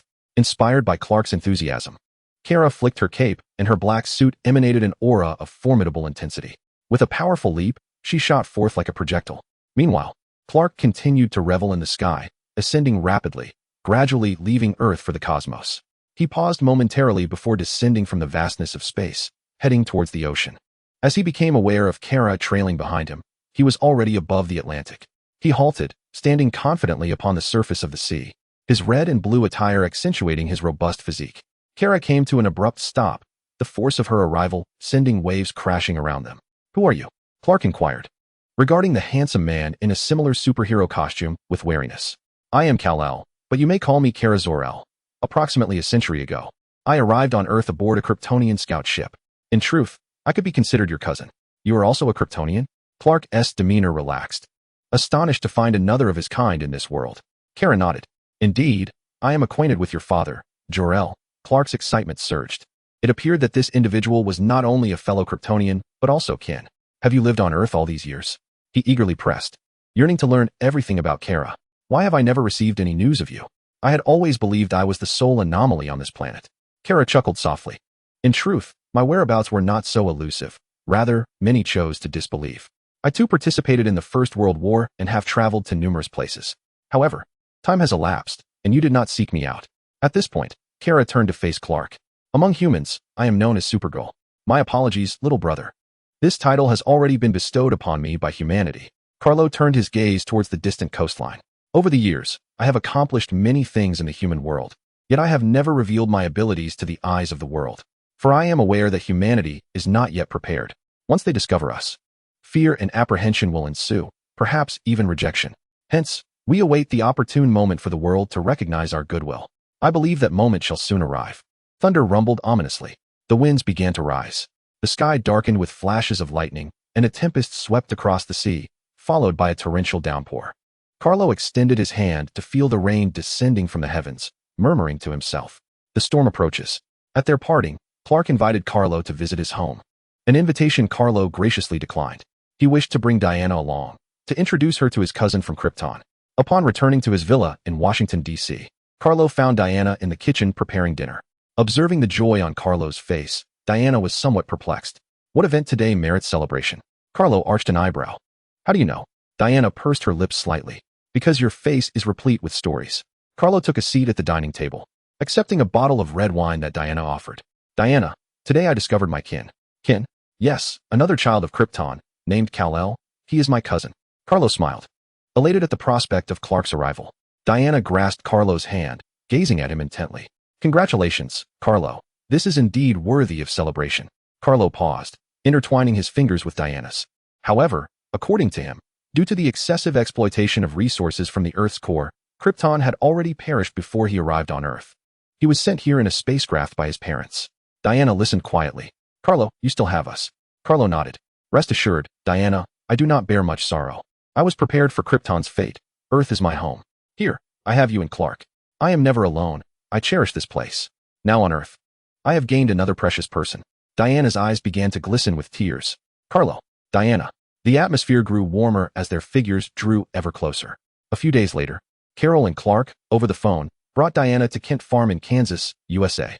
Upon witnessing the vast expanse of lush farmland before her, Diana rolled down the car window and inhaled deeply the fresh air of the countryside. Having resided in the city for so long, she realized it had been ages since she had breathed in such revitalizing air. Carol glanced at Diana, whose eyes sparkled with delight. You need not toil away in the city every day or remain on standby. The city does not require your constant vigilance. You deserve ample time to unwind. Diana leaned against the car window, closing her eyes and savoring the gentle caress of the breeze against her cheeks. All right, I will. Carol surveyed the surrounding fields, feeling an unprecedented sense of freedom and tranquility. Yet, a thought lingered in his mind. Here, he should be able to unleash himself without restraint. Only then could a battle be truly exhilarating. However, this farm might soon face destruction. He wondered whether Clark would seek him out in a frenzy then. It seemed that in the original story, this place had already endured considerable turmoil at the hands of Clark and General Zod. Chapter 12. The onslaught. The car eventually came to a halt in front of a cream-colored house nestled deep within the farm. Clark and his adoptive mother, Martha, awaited them at the door. As the car door opened, Carol and Diana stepped out to greet them. You must be Martha? Hello, I am Kal-El, Clark's cousin. And this is my girlfriend, Diana. Martha greeted them with a warm smile. Hello, welcome. As they entered the house, Clark leaned in and whispered to Carol, Carol, that car is really impressive. It's evident you are quite affluent. Carol chuckled in response. It's an Amazon Super 7. If you're interested, I could gift you one. Are you serious? I would take you seriously, Carol, Clark replied, his anticipation palpable. Carol waved his hand dismissively. It's no trouble at all. He rolled up his sleeves, glancing at the ticking second hand of his watch before lifting his gaze once more. All right, I've already earned it back. Clark's expression subtly shifted, and Carol noticed a slight twitch in his facial muscles. Diana stifled a smile, sensing that Carol's behavior was somewhat provoking. The group enjoyed a sumptuous lunch together, and around 4 in the afternoon, Carol and Diana exited the house. Carol placed a reassuring hand on Clark's shoulder. "If you need anything, just reach out. As a brother, I will do my utmost." He then surveyed the farm once more, adding, "You can also consult me regarding financial matters." With that, Carol and Diana got back into the car, and Carol rolled down the window. "A few days hence, the company shall deliver to you a striking vehicle, identical to mine." Upon uttering these words, Carlo donned his sunglasses and accelerated away, leaving a trail of dust in his wake. The car surged forth like an arrow released from its bow, vanishing in an instant. Clark gently waved away the swirling dust, a subtle smile gracing his lips. "This cousin of mine appears to be rather impressive." As November swiftly passed, Carlo found himself basking in the sun by the poolside of his villa, leisurely sipping fruit wine while reclining on a chaise lounge. His sculpted physique, chiseled like a masterpiece, was unabashedly exposed to the golden rays above. Carlo could feel his body undergoing a continual metamorphosis, growing ever stronger. At that moment, a peculiar image flickered on the television news mounted on the wall. An oddly shaped spacecraft traversed the cosmos, steadily approaching Earth. Carlo rose, captivated by the unfolding broadcast. At last it had arrived. As the news spread, humanity speculated wildly that this was an alien vessel. Experts began assessing the ambiguous intentions of the ship and considered methods to establish contact. All the while the media's screens abruptly transitioned to a snowy static. With each flicker, a series of words appeared: "You are not alone." This message, translated by Kryptonian technology, resonated across all global media outlets. Soon after, a vague silhouette emerged on the screens. "I am Zod, hailing from Krypton, situated 500,000 light-years from your planet. For long, you have sheltered one of my subjects, who has seamlessly integrated among you. I grant you one day to surrender him, otherwise, Earth shall face dire consequences." With these words, Zod's image vanished, and all electronic displays returned to normalcy. Yet, the general's proclamation sparked fervent discussions worldwide. Netizens from various nations chimed in. "Damn it, let us fight. Fight. They possess interstellar travel, while we remain tethered to Earth. The technological disparity is insurmountable. What shall we do then? Let those politicians hand him over, at last. We can give them something to occupy themselves with instead of idling in their offices with coffee." Humanity remained uncertain of Clark's disposition towards them. Yet they understood that failure to surrender him would undoubtedly invite catastrophic repercussions from the Kryptonians. Numerous experts on television aired their opinions, urging Carl to step forward and accept responsibility. It must be noted that Zod masterfully employed moral coercion, betting on Carl's ethical integrity. At that moment, Carlo no longer exuded the relaxed demeanor he had moments before. He slowly approached the side and retrieved the black superhero suit hanging on the coat rack. With a whoosh, a whirlwind of darkness enveloped him, and Carlo was soon clad in the suit with precision. "Zod, I have awaited you for far too long." Clicking of high heels echoed as Diana approached, draped in a stylish trench coat, her expression grave as she stood before Carlo. "What are your intentions?" Carlo pondered for a moment. "We must first locate Clark." Diana nodded in agreement. That very day, they boarded a private plane bound for Kansas, opting for this mode of travel to avoid drawing undue attention from General Zod. By the time they arrived at the Kent farm, twilight was settling in, and Clark had already been waiting outside. "I knew you would come." He turned his head, his face a canvas of complexity. Carlo offered a gentle smile and patted Clark on the shoulder. "Do not worry, Diana and I are here. Zod will not harm you." The trio gathered around a wooden table outside, where Clark poured several glasses of wine. "I must go. They have taken Louise." He sighed softly, adding, "Moreover, humanity expects me to surrender." Carlo raised an eyebrow. "Louise? The journalist?" Clark nodded with a smile. "I do not wish to implicate any innocent lives, especially not someone I consider a friend." Diana took a sip of her wine. "Clark, your actions are quite irrational. Do you truly believe General Zod is trustworthy?" Without hesitation, Clark voiced his conviction. "Zod is untrustworthy. Then why proceed? This seems entirely superfluous, and you may encounter unforeseen dangers." "No, this is not futile," Carlo interjected, surprising Diana with his assertion. He continued, "Our knowledge of Zod's untrustworthiness is of little consequence. What matters is that humanity recognizes it as well." Diana grasped the implication. "You mean to unveil Zod's true nature to humanity, thereby alleviating the pressure on Clark?" Clark nodded in agreement, rising to his feet. "Thus, I must surrender tomorrow. Not only to rescue Louise, but also to reveal Zod to the world." Diana reluctantly acquiesced to the plan, turning to Carlo. "Do you have any further strategies for tomorrow?" Carlo contemplated for a moment before articulating his plan with earnestness. "Tomorrow, Clark shall surrender and board the spacecraft, while we await his liberation outside, ensuring Martha's safety." Diana nodded in acknowledgement. "And then?" That is all. Indeed, that is all. This plan is rather simplistic and crude. I am aware that Zod will not harm Clark until he has located the Codex of Life and is prepared to terraform Earth. Diana and Clark shared a look of confusion. The Codex of Life? Terraforming Earth? Carol continued to elucidate for the two. With Krypton's destruction, Zod now seeks to find a new world teeming with life, employing Kryptonian technology to transform it into a habitable environment for his kin. Only after that can he utilize the Codex within Clark to create more Kryptonians and rebuild their home planet. Diana gazed at Carol inquisitively. How do you know all this? Carol averted her gaze, peering into the vast night sky. I lived on Krypton for 18 years and understand the nature of the man he is. Can I claim to have witnessed the original tale? If Clark remains ensnared for a day, I shall breach their defenses and personally sever Zod's head. Clark. This cousin seems rather ruthless. Chapter 13. The Courage of Humanity. The following day, Superman Clark dutifully presented himself before the human military. Suspended in midair, clad in his iconic red and blue attire, his cape billowed with an overwhelming presence, exuding his formidable strength. The soldiers on the ground, alert and vigilant, aimed their weapons at him. I harbor no ill intent. I shall surrender to Zod, but you must release Lois. Clark descended gracefully, tempering his imposing aura. A general gestured, and the soldiers swiftly surrounded Clark. Observing the human's movements, Clark resignedly extended his hands. I shall not resist, but before you hand me over to Zod, I must see Lois. I need assurance of her release. You would do well to comply and don the handcuffs, or I shall give the command to open fire. The middle-aged general issued his warning, steeling himself against the unknown alien before him. Soldiers approached to place handcuffs upon Clark, who complied willingly, extending his hands with submission. Under the escort of the military, Clark arrived at a clandestine facility where Lois was detained. Entering a room with expansive windows, he was finally reunited with Lois. They sat across from each other at a table. Why would you surrender to Zod? No, I am surrendering to humanity. Lois shook her head. It is not the same. She glanced at the handcuffs encircling Clark's wrists, feeling a twinge of sympathy for him. They even had you wear handcuffs? Clark remained silent for a moment. If I were to resist, it would no longer be called surrender. After a brief contemplation, he spoke again. If this brings them a sense of security, I am willing to cooperate. Louise looked at the emblem on Clark's chest, curiosity etched on her face. What does this stand for?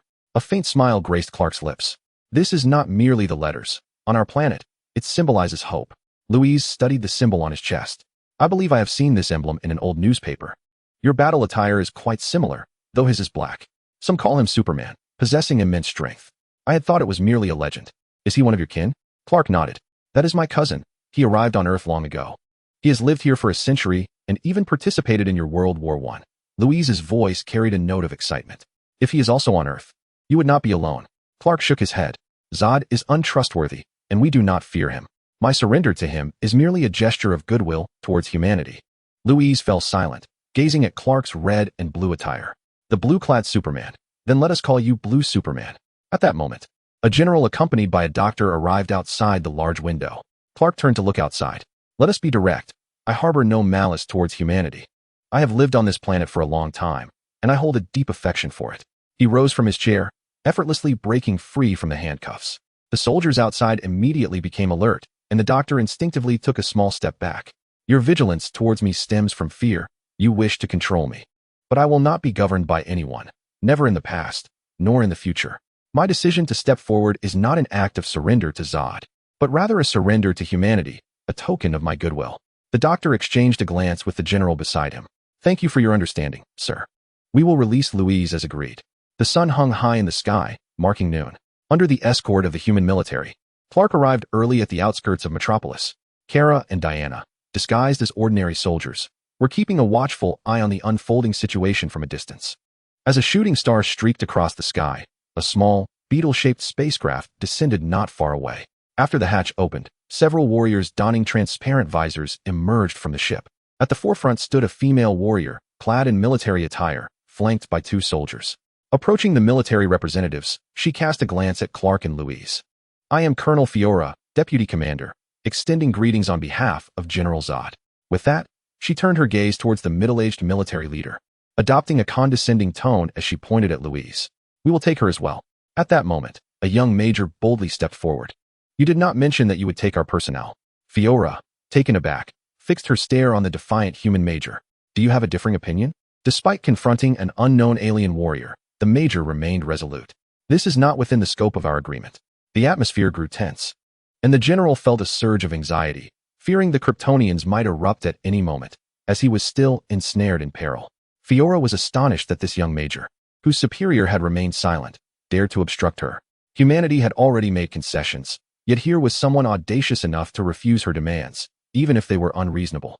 Fiora scrutinized the courageous human man, and the young major showed no sign of yielding. As a pure warrior, Fiora found herself harboring a flicker of admiration for the human major. However, if she could not take Louise today, she would be compelled to resort to violence. Meanwhile, Carlo and Diana observed the scene from a distance.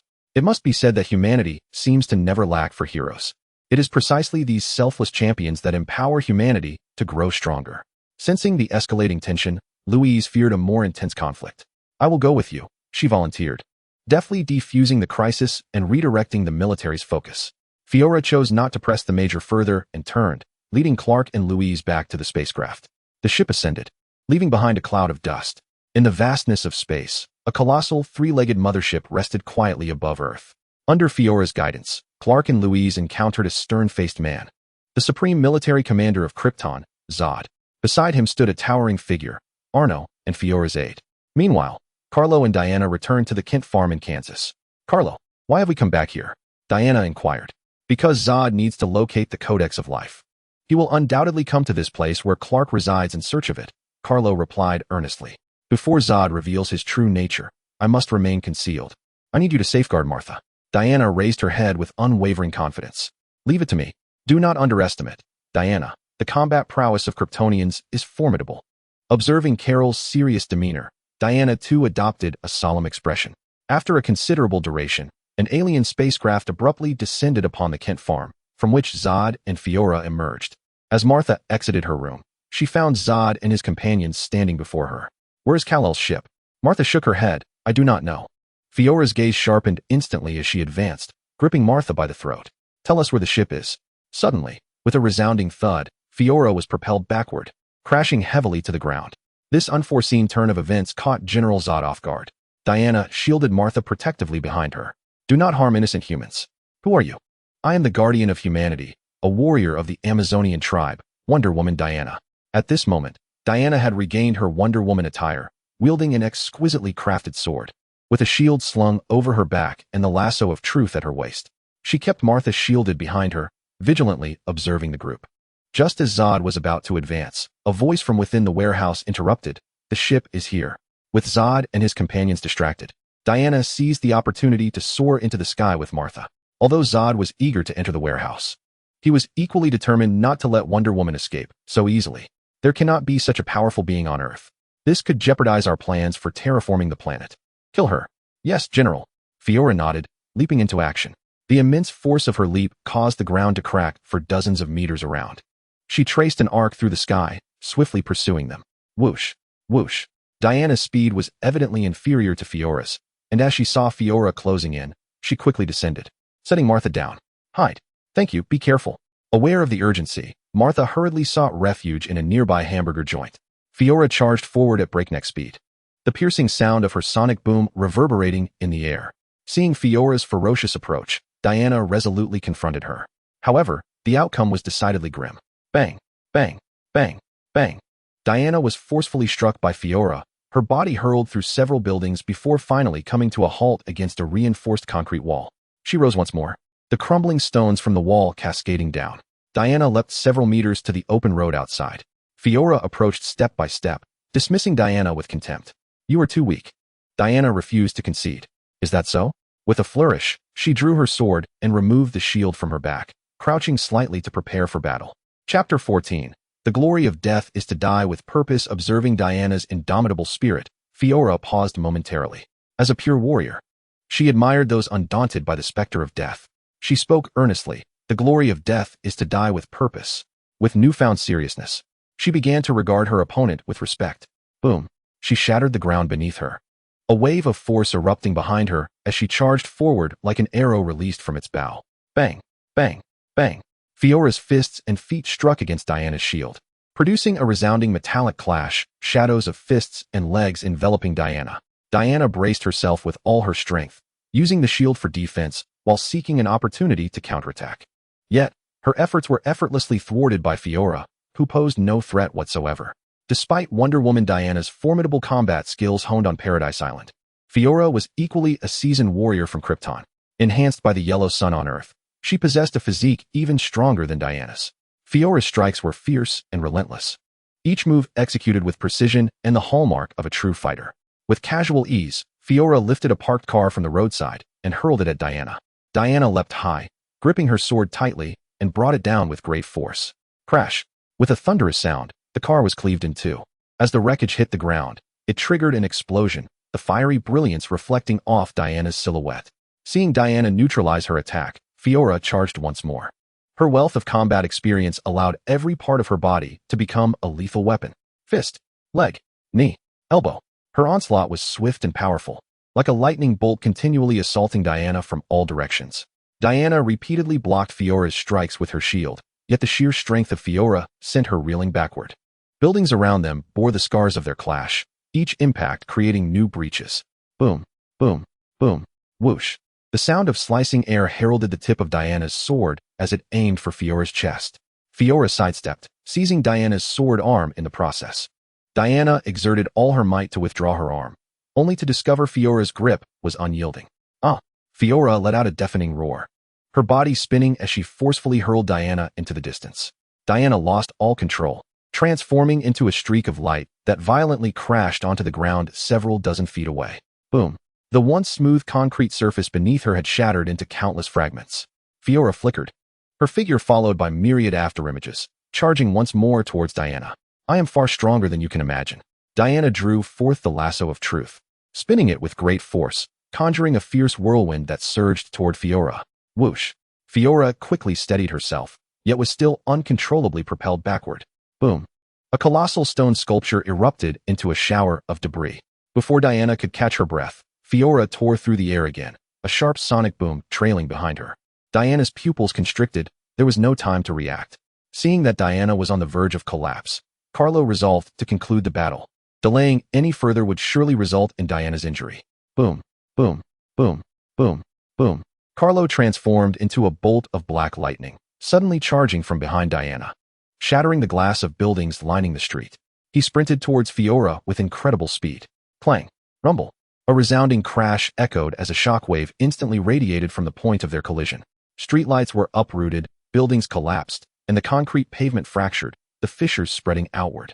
Diana could only glimpse a shadow being flung backward amid the swirling dust. It felt as though an eternity passed, yet also merely a fleeting moment. When the chaos subsided, all that remained on the cracked ground, resembling a spider's web, was Carlo clad in black armor. Fiora had been sent flying until she crashed through numerous structures, ultimately buried beneath the ruins.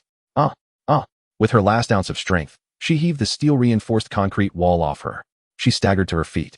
1 step, 2 steps. Thud. Fiora collapsed once more, her hands clutching her head tightly. At this moment, her mask lay shattered, the pain in her body and the unfamiliar atmosphere of Earth overwhelming her. She curled up on the ground. Suddenly, she spewed a mouthful of blood, staining the ground crimson. Boom.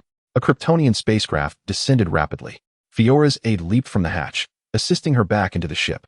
Time rewound to 10 minutes earlier. Diana had just departed with Martha when Zod burst into the warehouse. He instantly recognized the vessel as one from Krypton. Zod immediately commenced a thorough search of every nook and cranny of the spacecraft, yet found nothing of significance. Where could the Codex possibly be? Zod seethed with rage. Spotting a gleaming new car parked quietly nearby, he seized its chassis and hurled it aside. Bang, bang, bang. The vehicle succumbed to a tremendous impact upon hitting the ground, contorting into a mangled heap. My car. Clark witnessed Zod menacing his adoptive mother, Martha, and his heart surged with indignation. Fortunately, Diana had already taken Martha to safety. Just as he exhaled a sigh of relief, he saw Zod overturning the brand new car that Carlo had gifted him not long ago. He roared, sprinting forward at full speed, every fiber of his being infused with strength. Upon spotting Zod, he seized him by the throat. Zod had yet to comprehend the situation before Clark propelled him violently against a nearby towering structure. Bang, bang, bang, bang. The magnificent edifice was instantly marred by 2 gaping holes. Their bodies collided through building after building, eventually landing in a sprawling field. Clark pinned Zod to the ground, his fists raining down like a torrential storm upon Zod's visage. You dare threaten my mother? And you ruined my new car. Clark bellowed in fury, each punch imbued with wrath. They crashed into a gas station, slicing it in half like a finely honed blade. Bang, bang, bang. The violent collision triggered a massive explosion. The surrounding crowd scattered in panic. Zod staggered to his feet, suddenly crouching in agony, clutching his head. His helmet was damaged, and the alien atmosphere caused his head to throb with pain, inundated by a cacophony of voices flooding his mind. Just as Clark prepared to advance once more, a spacecraft arrived just in time. Bang! Clark was struck by a wave of tremendous energy, his body instantly propelled backward. Two Kryptonian soldiers emerged from the craft to assist Zod, escorting him back aboard.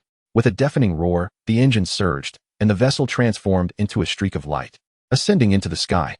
As Clark readied to pursue, he found himself confronted by the towering figure of Arno. Without hesitation, Clark surged forward like a cannonball. However, Arno merely sidestepped lightly, grasping Clark's legs and forcefully slamming him to the ground. Bang! A resounding crash left a colossal crater in its wake. Clark shook his head and leaped back up.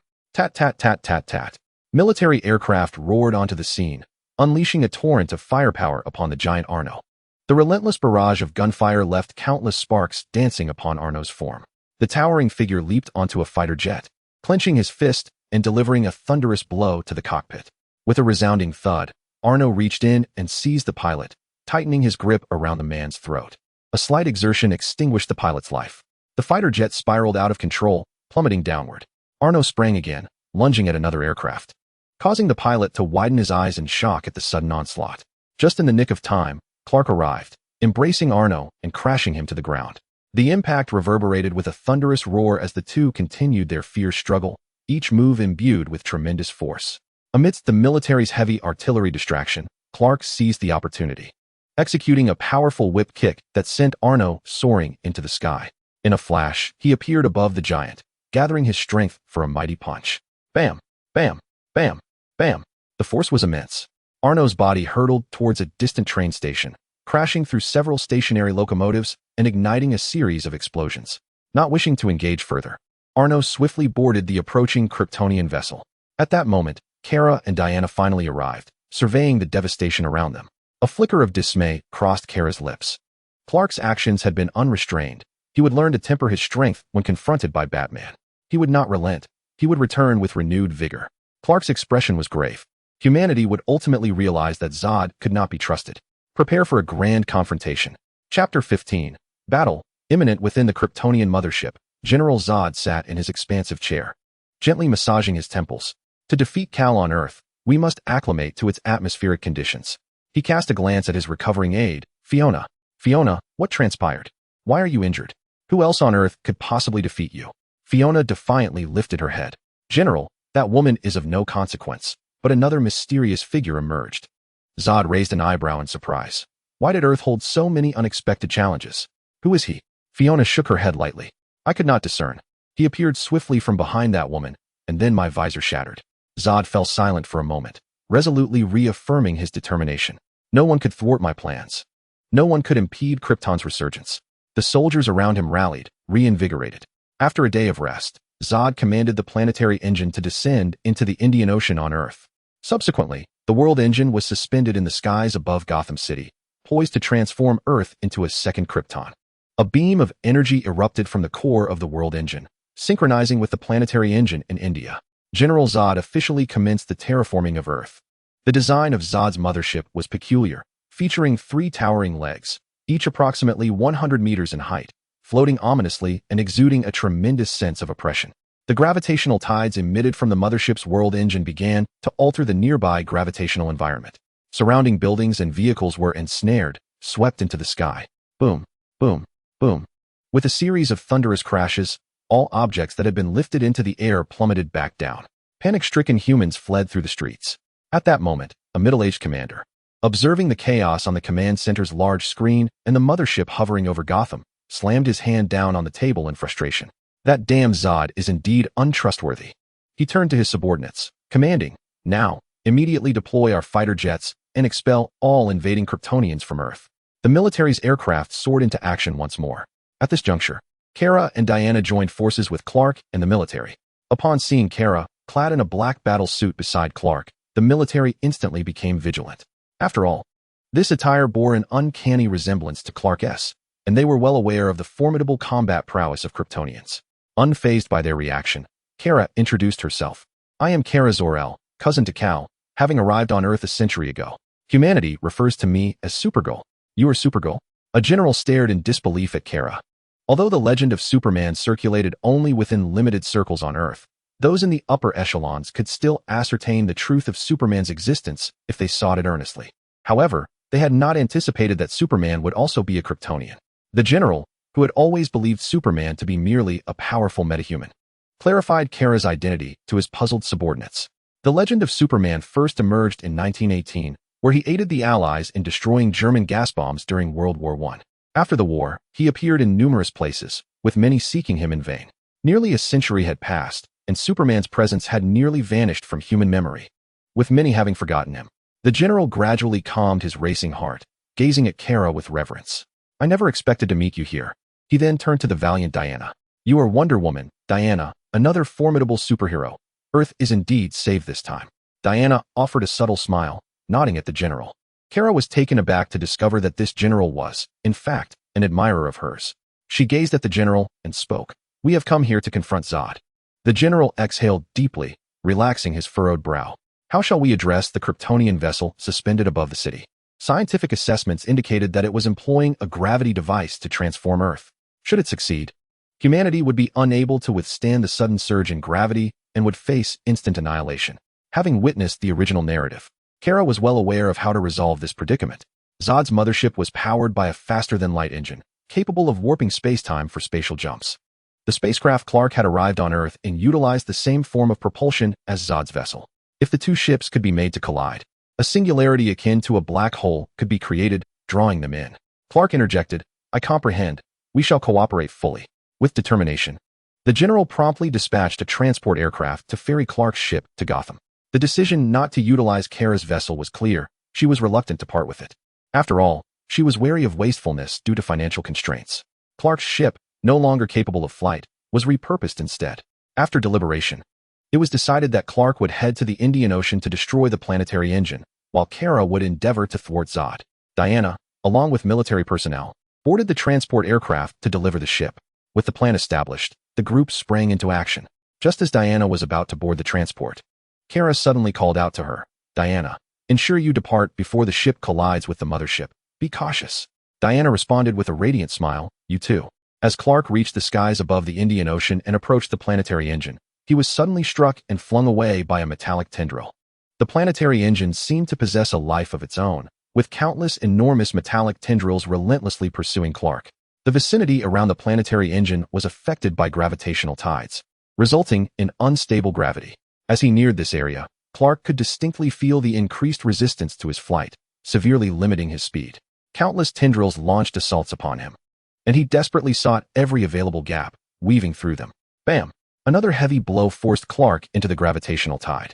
The abrupt shift in gravity felt as though an immense weight had been placed upon him, rendering each movement excruciatingly burdensome. The gravity continued to intensify, and Clark's body began to plummet. On the other side, the human military, determined to thwart the mothership's attempt to transform Earth, dispatched a multitude of fighter jets to assault the world engine of the Kryptonian mothership. Boom! One fighter jet launched a missile towards the mothership, but the missile quickly lost control upon nearing the world engine and veered towards the fleeing crowd below. Observing this dire situation from the transport aircraft, Diana leaped from the plane, casting her lasso of truth before the missile could strike the innocent civilians. The lasso ensnared the missile firmly, and Diana soared upwards, exerting her strength to hurl the missile into the sky. Bam! Following a resounding explosion, the missile detonated in midair. At that moment, another fighter jet, unfortunately affected by the gravitational field near the world engine, spiraled out of control towards a skyscraper. Just having descended from above, Diana once again wielded her lasso of truth. Whoosh! The lasso successfully grasped the belly of the fighter jet, and Diana pulled it back with all her might. Once the aircraft was elevated to safety, she swiftly positioned herself beneath it, raising her hands to support the descending jet while gradually reducing its speed. With a soft thud, the plane came to a gentle halt on the ground. The pilot, witnessing Diana's heroic intervention, was overwhelmed with gratitude, nearly losing composure. He clasped his hands to his chest, fixated on the silhouette of Diana as she departed. My God, she is my lucky goddess. At that moment, Clark, ensnared in the tidal gravity of the Indian Ocean, finally erupted. He summoned the last vestiges of his strength, breaking through the immense gravitational pressure from the core of the planetary engine. Boom. The tremendous force cleaved the entire planetary engine in two. At this juncture, the gravitational anomaly surrounding Gotham's world engine returned to normal.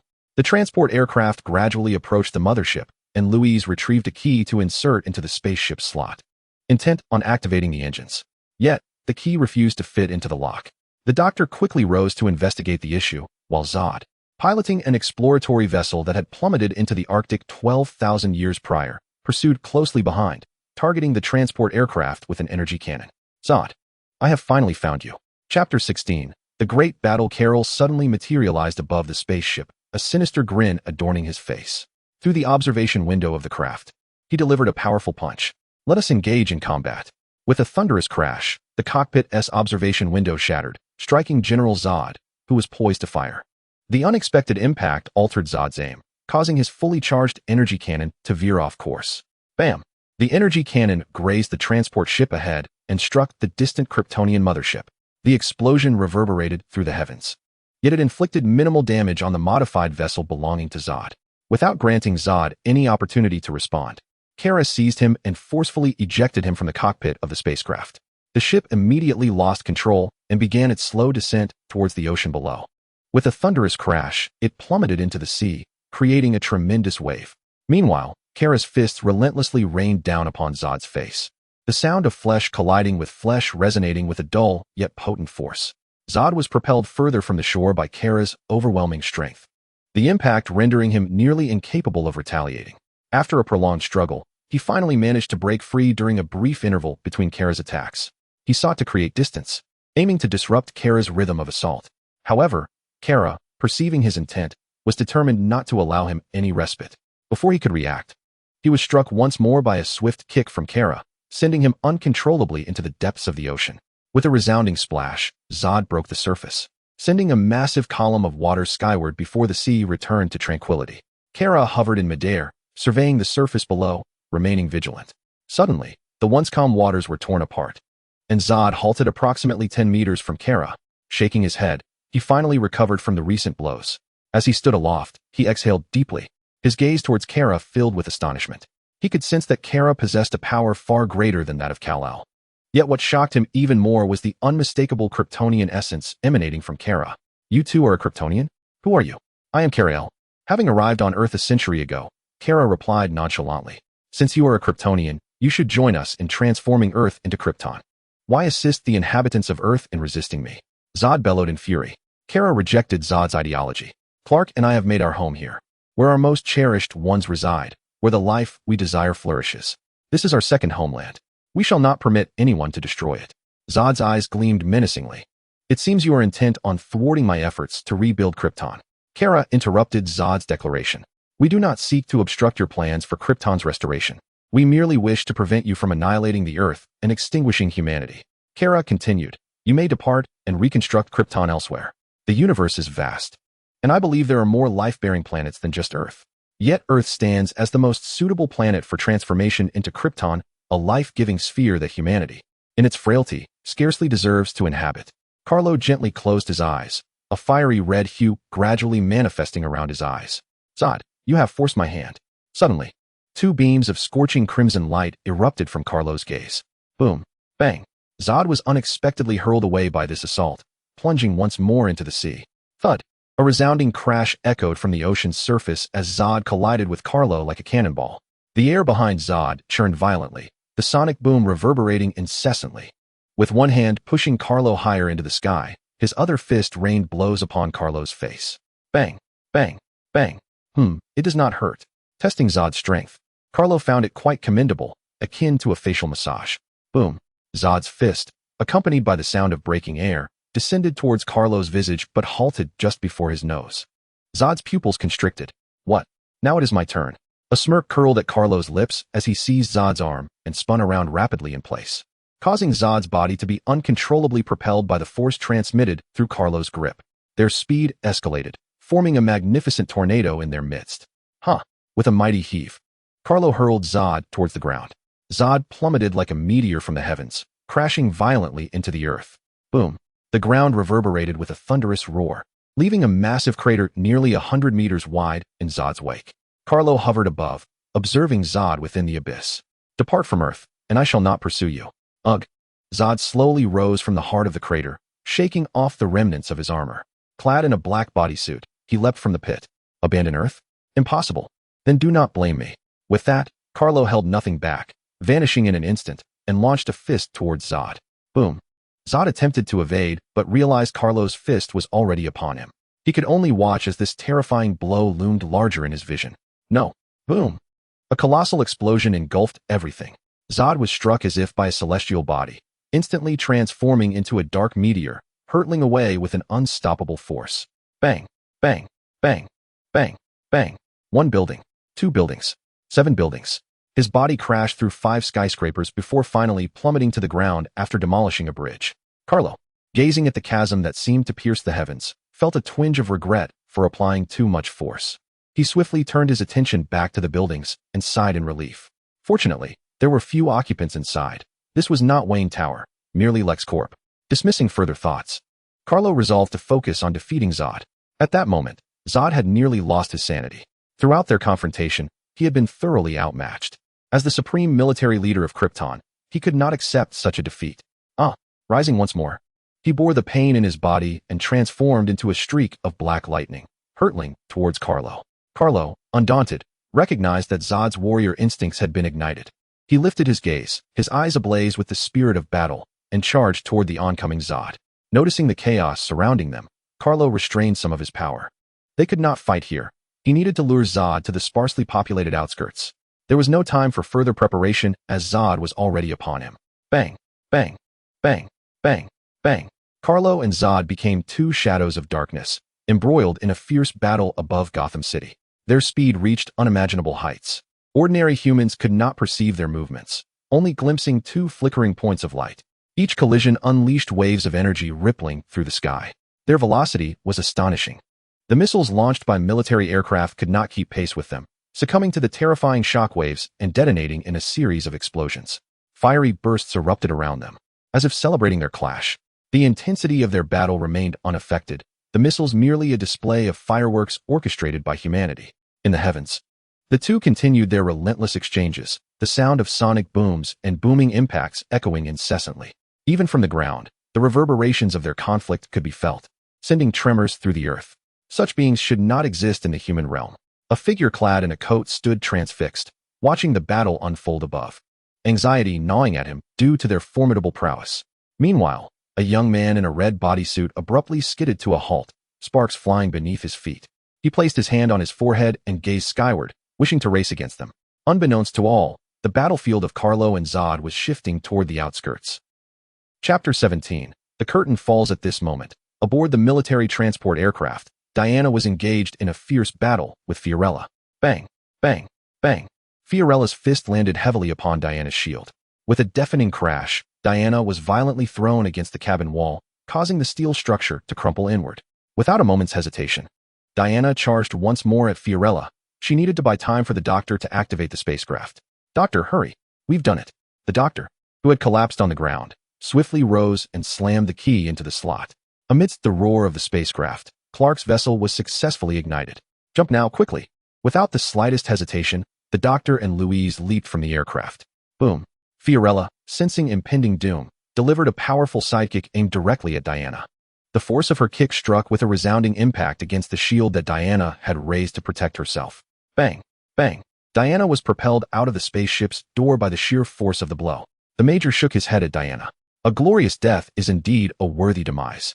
With that, he disregarded Fiorella and steered the ship towards the mother ship. No.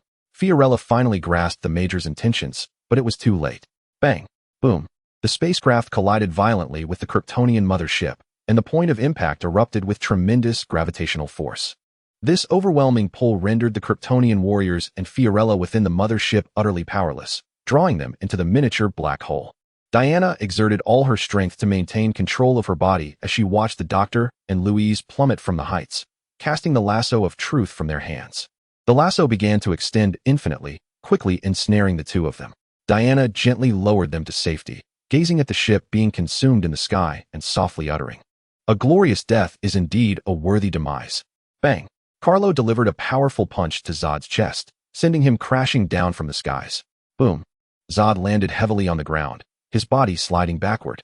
A vast expanse of land was scarred by Zod's impact, reminiscent of a harrowing wound. Fortunately, they were already in the outskirts. Otherwise, the devastation would have been unimaginable. Coughing and gasping, Zod clutched his caved-in chest, suddenly realizing something was amiss. He turned to gaze at the Kryptonian mother ship hovering over Gotham City, only to witness the entire structure collapsing, being dismantled piece by piece. No, fury surged within him, an ocean of hatred. At that moment, he abandoned all hope for his plans to transform Earth and rebuild Krypton. Now, with all his subordinates annihilated, he stood alone, incapable of overcoming the formidable Kal-El before him. "Since you hold humanity in such high regard, I shall take it upon myself to extinguish their lives before your very eyes." Yet, he underestimated Kal-El. This tactic might have worked against Clark, but it bore no effect on Kal-El. Zod cast a glance at Kal-El, opting not to continue their confrontation, and instead, he surged towards the human city. Boom! Zod launched himself towards Gotham City like a missile unleashed, a shockwave trailing behind him. At that moment, Kal-El discerned Zod's intent and pursued closely. Bang! The ground shattered as Kal-El swiftly closed the gap between them. In the blink of an eye, Zod arrived at a towering edifice, charging towards the fleeing humans without a trace of hesitation. This is bad. It is Wayne Tower. At Zod's velocity, any ordinary human he collided with would undoubtedly be reduced to mere mist. Kal-El, no longer holding back, unleashed his full strength, his speed surging once more. Just before Zod could make contact, he seized Zod's legs with determination. How is this possible? Without granting Zod a moment to escape, Kal-El heaved him away with all his might. Zod traced an arc through the sky before crashing back down to the ground. Boom! Dust billowed as Kal-El transformed into a fleeting specter, racing towards the heart of the haze. Bang! Boom! Bang! Kal-El was flung backward, crashing through several parked vehicles. Boom! Amidst the inferno, Kal-El rose once again. "I did not expect you to unleash your heat vision so swiftly."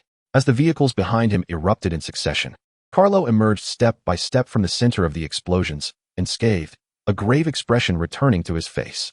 Kal-El regarded Zod with a casual demeanor. "Enough of this game. This farce must come to an end." His tone was dismissive, showing no regard for Zod. Zod's pupils constricted. After such a prolonged battle, humanity should now recognize our efforts. The more arduous our victory, the greater their gratitude. Zod suddenly burst into laughter. "It appears you are not as virtuous as you claim. I find myself unexpectedly admiring you." Kal-El, however, remained noncommittal. "If you choose to depart from Earth now, I might yet spare you." Zod shook his head resolutely. "Impossible. I am General Zod. To abandon my objective would be less honorable than a glorious death. A glorious death is a death well earned." Zod seemed to find sudden clarity. Disregarding his injuries as he charged forward fearlessly once more, he transformed into a streak of fleeing light, the surrounding scenery retreating wildly. Akin to a meteor trailing a luminous tail, hurtling toward Kal-El. Clenching his fists, Kal-El summoned all his strength. His momentum gradually ascended, causing the cloak behind him to billow. Boom, boom, boom. Kal-El's body surged forward, a piercing sonic boom resonating incessantly, as if he transcended the fabric of space, flickering incessantly. The air around him began to boil with friction, morphing into a misty corridor. Super speed. In an instant, Kal-El's figure vanished from Zod's sight, his ferocious power materializing as a black blade of light, cleaving through the air, magnified in Zod's perception. With a swift slice, a head soared through the air. Yet not a single drop of blood was shed. Kal-El turned, his form disappearing once more. Bang! Accompanied by a deafening sonic explosion. He found himself hundreds of meters away in an instant. Kal-El caught Zod's severed head as it fell from the sky. He slowly closed his eyes, murmuring softly, "A glorious death is a death well earned." Bang! Bang! Diana and Clark landed on the ground, turning to gaze at Kal-El. At that moment, Kal-El's hands were already drenched in blood. "No, you need not kill him, Kal-El. He is our kin." Kal-El did not retort but cast a detached glance at his cousin. He was a warrior. This was his fate, the conclusion he desired.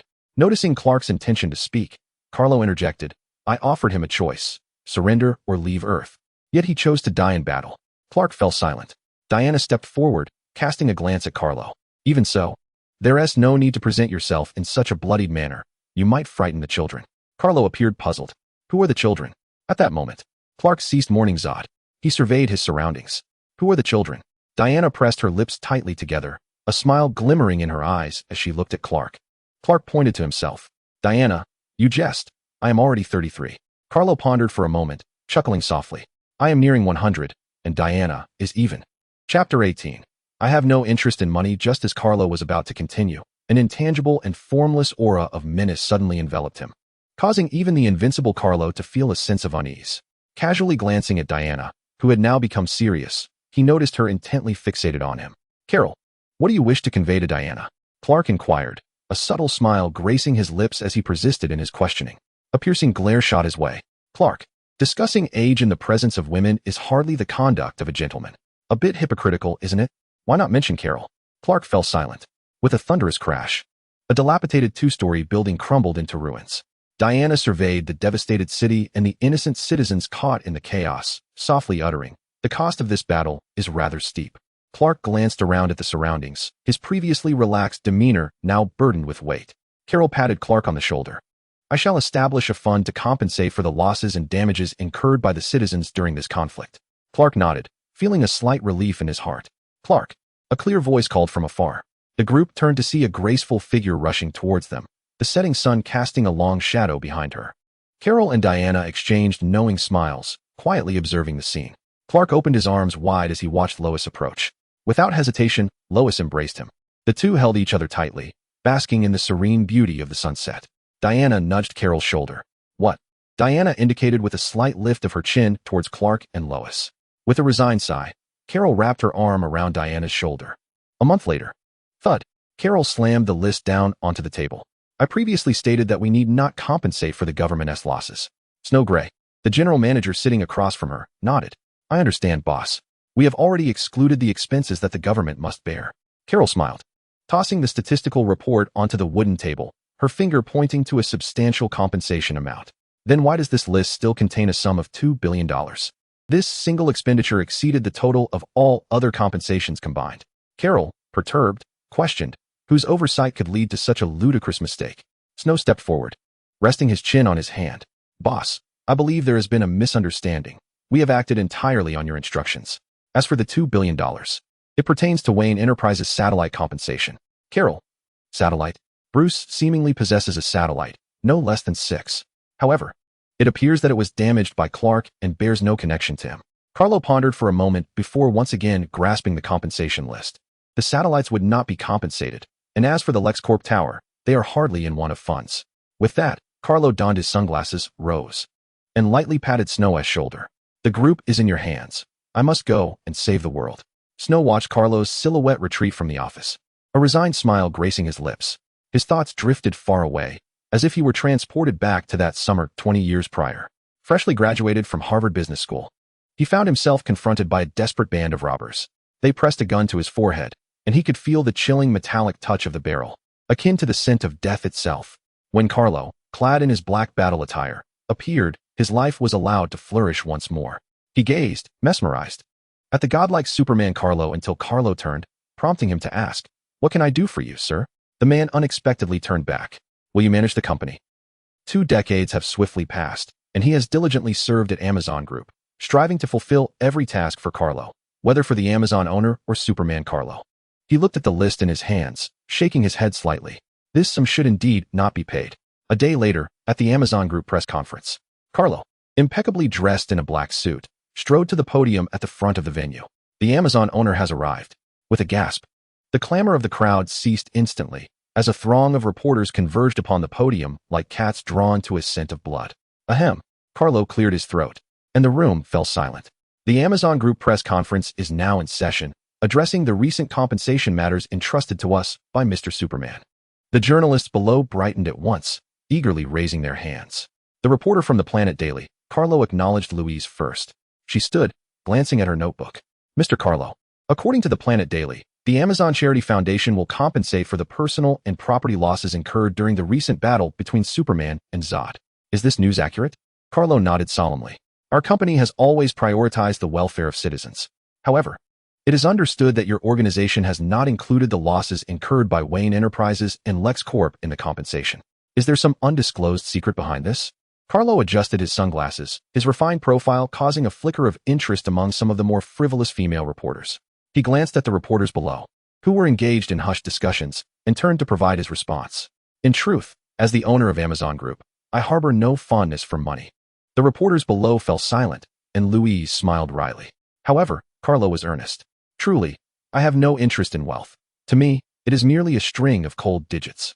I believe the same holds for Wayne Enterprises and Lex Industries. For them, this sum merely adds another string of numbers to their accounts, changing nothing.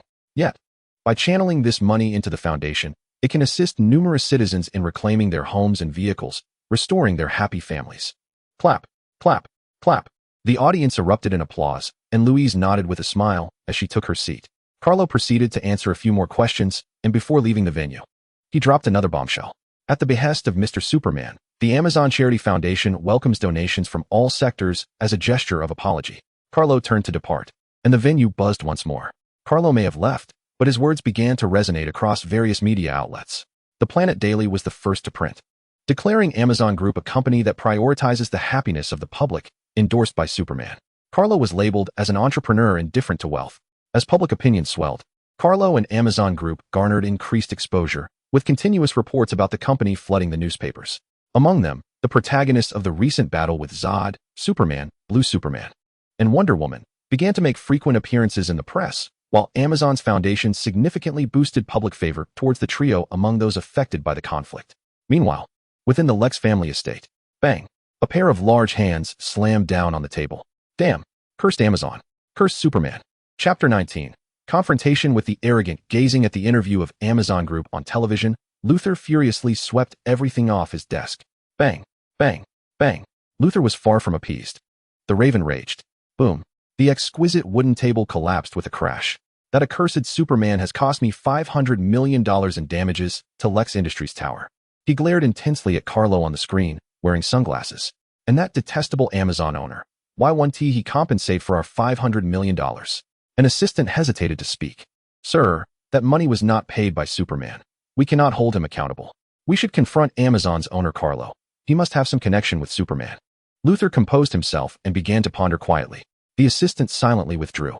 After a long while, Luthor's body trembled slightly.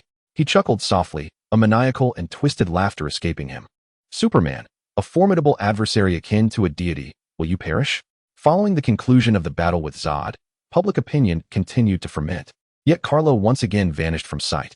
At this moment, Carlo returned to the very waters where he had clashed with Zod. Suspended in midair, his cape billowing in the wind, he activated his supervision. His eyes scanned the surface of the sea until the silhouette of a spacecraft gradually came into view. Found you. With a resounding boom, Carlo transformed into a fleeting shadow, leaving behind a series of sonic booms as he darted into the tranquil waters. The waves surged, and Carlo, like a fish from the depths, propelled himself with astonishing speed toward the submerged vessel. The tumultuous wake behind him lingered like the passage of an aircraft carrier. Who are you? A handsome young man brandishing a silver trident obstructed Carlo's path. He stood defiantly before Carlo, the trident angled threateningly in his direction. This is not a place for you. Return to your world. Gazing at the young man, Carlo had already deduced his identity. A faint smile graced Carlo's lips. He paid no heed to the arrogance before him. In this world, there exists no place I cannot traverse. The young man regarded Carlo with eyes filled with pride. Damn human, I shall make you aware of the terror of the ocean. With that, he surged forward with remarkable swiftness, leaving a long trail in his wake. Boom. The seawater parted violently before him, as if cleaved by a sharp blade, overcoming all resistance in its path. Clang. A crisp sound resonated as the young man's trident, imbued with an unstoppable force, pierced Carlo's chest. What? The young man's pupils dilated, disbelief etched across his face. This was the divine weapon passed down from the previous king, the sharpest instrument in all of Atlantis, second only to the true legendary artifact. Now sensing the force and resistance emanating from the trident in his grasp, he glanced at Carlo, whose expression remained unchanged. An unprecedented sense of crisis enveloped him, causing his entire body to tense. He tightened his grip on the trident, pulling back with all his might, only to find it immovable. Lifting his gaze, he discovered that the man before him had seized his trident without him realizing it. A bloodthirsty smile curled at the corners of Carlo's mouth as he spoke with a tone of feigned kindness. Little one, do not play with dangerous weapons before you've grown up. Having spoken, Caro afforded him no opportunity for a response and delivered a powerful punch. Bang! The seawater ahead was instantly displaced, forming a water cannon that collided forcefully with his opponent's chest. OM's body was propelled backward. Bang! Bang! Two massive rocks shattered upon impact. King OM. Two soldiers brandishing firearms immediately raised their weapons. Karo's expression grew grave as he swiftly turned around. Boom! Boom! Two beams of intense heat erupted from his eyes. The two soldiers clad in Atlantis armor behind OM were instantly sent flying, their armor fracturing under the force. Bang! Bang! Their bodies crashed heavily against the rocks and tumbled down. King OM, flee. One soldier struggled to lift his head to look at Karo, while OM anxiously focused on Karo's movements. OM, are you the brother of King Arthur of the Sea? OM staggered to his feet, wiping the blood from the corner of his mouth with force. Do not mention that bastard to me. He is merely an unrecognized, illegitimate child. Karo raised his hand, interrupting OM. Do not speak of such matters. I am indifferent to your entangled feelings. My sole objective is the Kryptonian spacecraft beneath the sea. In truth, I have not taken your offense to heart. Now, please step aside. OM regarded Karo intently before personally aiding the two wounded soldiers, supporting himself with his trident. He took a few steps and turned back. Who are you? Karo, unperturbed, charged toward the underwater vessel. I am Kal-El, known to humanity as Superman. Superman, I shall remember you. As Karo's figure receded into the distance, OM, along with the two battered soldiers, limped away. Karo approached the spacecraft, circling it to inspect. Its basic functions were intact, though the cockpit had sustained damage during Karo's battle with Zod. However, with some repairs, it could still be operational. Given the size of the reconnaissance ship, Karo had no intention of leaving it at the ocean's depths. Departing from the spacecraft, he moved to its underbelly and gently lifted one of its wings. With renewed effort, he fully raised one side of the ship. Bang! Karo forcefully propelled himself against the seabed, raising the vessel as he ascended swiftly. The tremendous commotion caused the surrounding seawater to surge away in both directions. Bang! With another resounding crash, accompanied by the sound of splashing water, the scene unfolded. The colossal reconnaissance vessel was finally pushed to the surface of the sea by Kal-El, its weight crashing onto the water, sending ripples of white foam radiating outward. Without pause, Kal-El propelled the ship to the shore of an uninhabited island. Upon completing this task, he re-entered the vessel. The cockpit required repairs, yet the living quarters remained unscathed. As Kal-El traversed the corridor leading to the living area, his gaze was immediately drawn to the transparent cabinets lining either side. Within them lay several sets of Kryptonian battlesuits, including Clark's red and blue attire alongside his own black suit, all preserved within the crystalline confines. Kal-El, however, did not linger here. He resolutely turned and entered the ship's laboratory. The space was imbued with a stark, cold white ambience, cluttered with experimental equipment predominantly focused on military weaponry. In a corner, several crates were stacked, prominently marked with a warning, "Danger, keep away." Kal-El slowly lifted one crate and placed it on the laboratory table before him. Opening it, a vivid green hue overwhelmed his vision. Inside lay a substantial chunk of green kryptonite, radiating with perilous energy. As Kal-El reached for the kryptonite, an unexpected wave of weakness washed over him, as if all his strength had been suddenly siphoned away. He fell to a half-crouch, clenching his fists, only to find he lacked the usual vigor. It felt akin to recovering from a severe illness, when even the simplest exertion seemed daunting. He gently closed his eyes, acclimating to the kryptonite's influence, and finally managed to stand upright. It became clear that the true peril for Kryptonians stemmed not from the kryptonite itself, but from the radiation emitted during the explosive reaction of kryptonite. Grasping the dark green stone firmly, Kal-El refused to relinquish his hold despite the discomfort coursing through his body. He understood that he must overcome the kryptonite's effects, for it would inevitably lead to significant troubles if left unchecked. Chapter 20. Encountering the barrel of a gun only when he felt his body adapting to the kryptonite's influence, did Kal-El slowly return the stone to its crate. With everything in order, he proceeded to the cockpit. After a thorough inspection, he confirmed the ship was still operational. Preparing himself, he reignited the ship's engines. With a thunderous roar, the massive vessel ascended gradually, accelerating towards Manhattan, New York. Shortly after, upon reaching the Al Manor, Kal-El landed the ship and took out his phone to call Snow. "Snow, send some skilled repair personnel to the Al Manor in Manhattan. I have a ship that requires maintenance." Snow, unfazed, was well aware of his boss's identity. "Understood, boss. I will arrange it immediately." Kal-El ended the call, grabbed the crate, and drove towards the Amazon Research Center. Upon unexpectedly passing through a familiar locale, I found myself at the battlefield where I once confronted Zod. The scene of devastation that had once prevailed was now replaced by an eerie calm, with only the fissures in the structures bearing witness to the ferocity of the previous conflict. Suddenly, the shrill sound of brakes pierced the silence as Kal-El opened the car door and stepped out. He ambled through the area at a leisurely pace. Zod's remains had been removed, and the threat of Doomsday should no longer loom. Carlo remained unaware of whether his presence might trigger a butterfly effect. In the original narrative, Doomsday was birthed from Zod's corpse.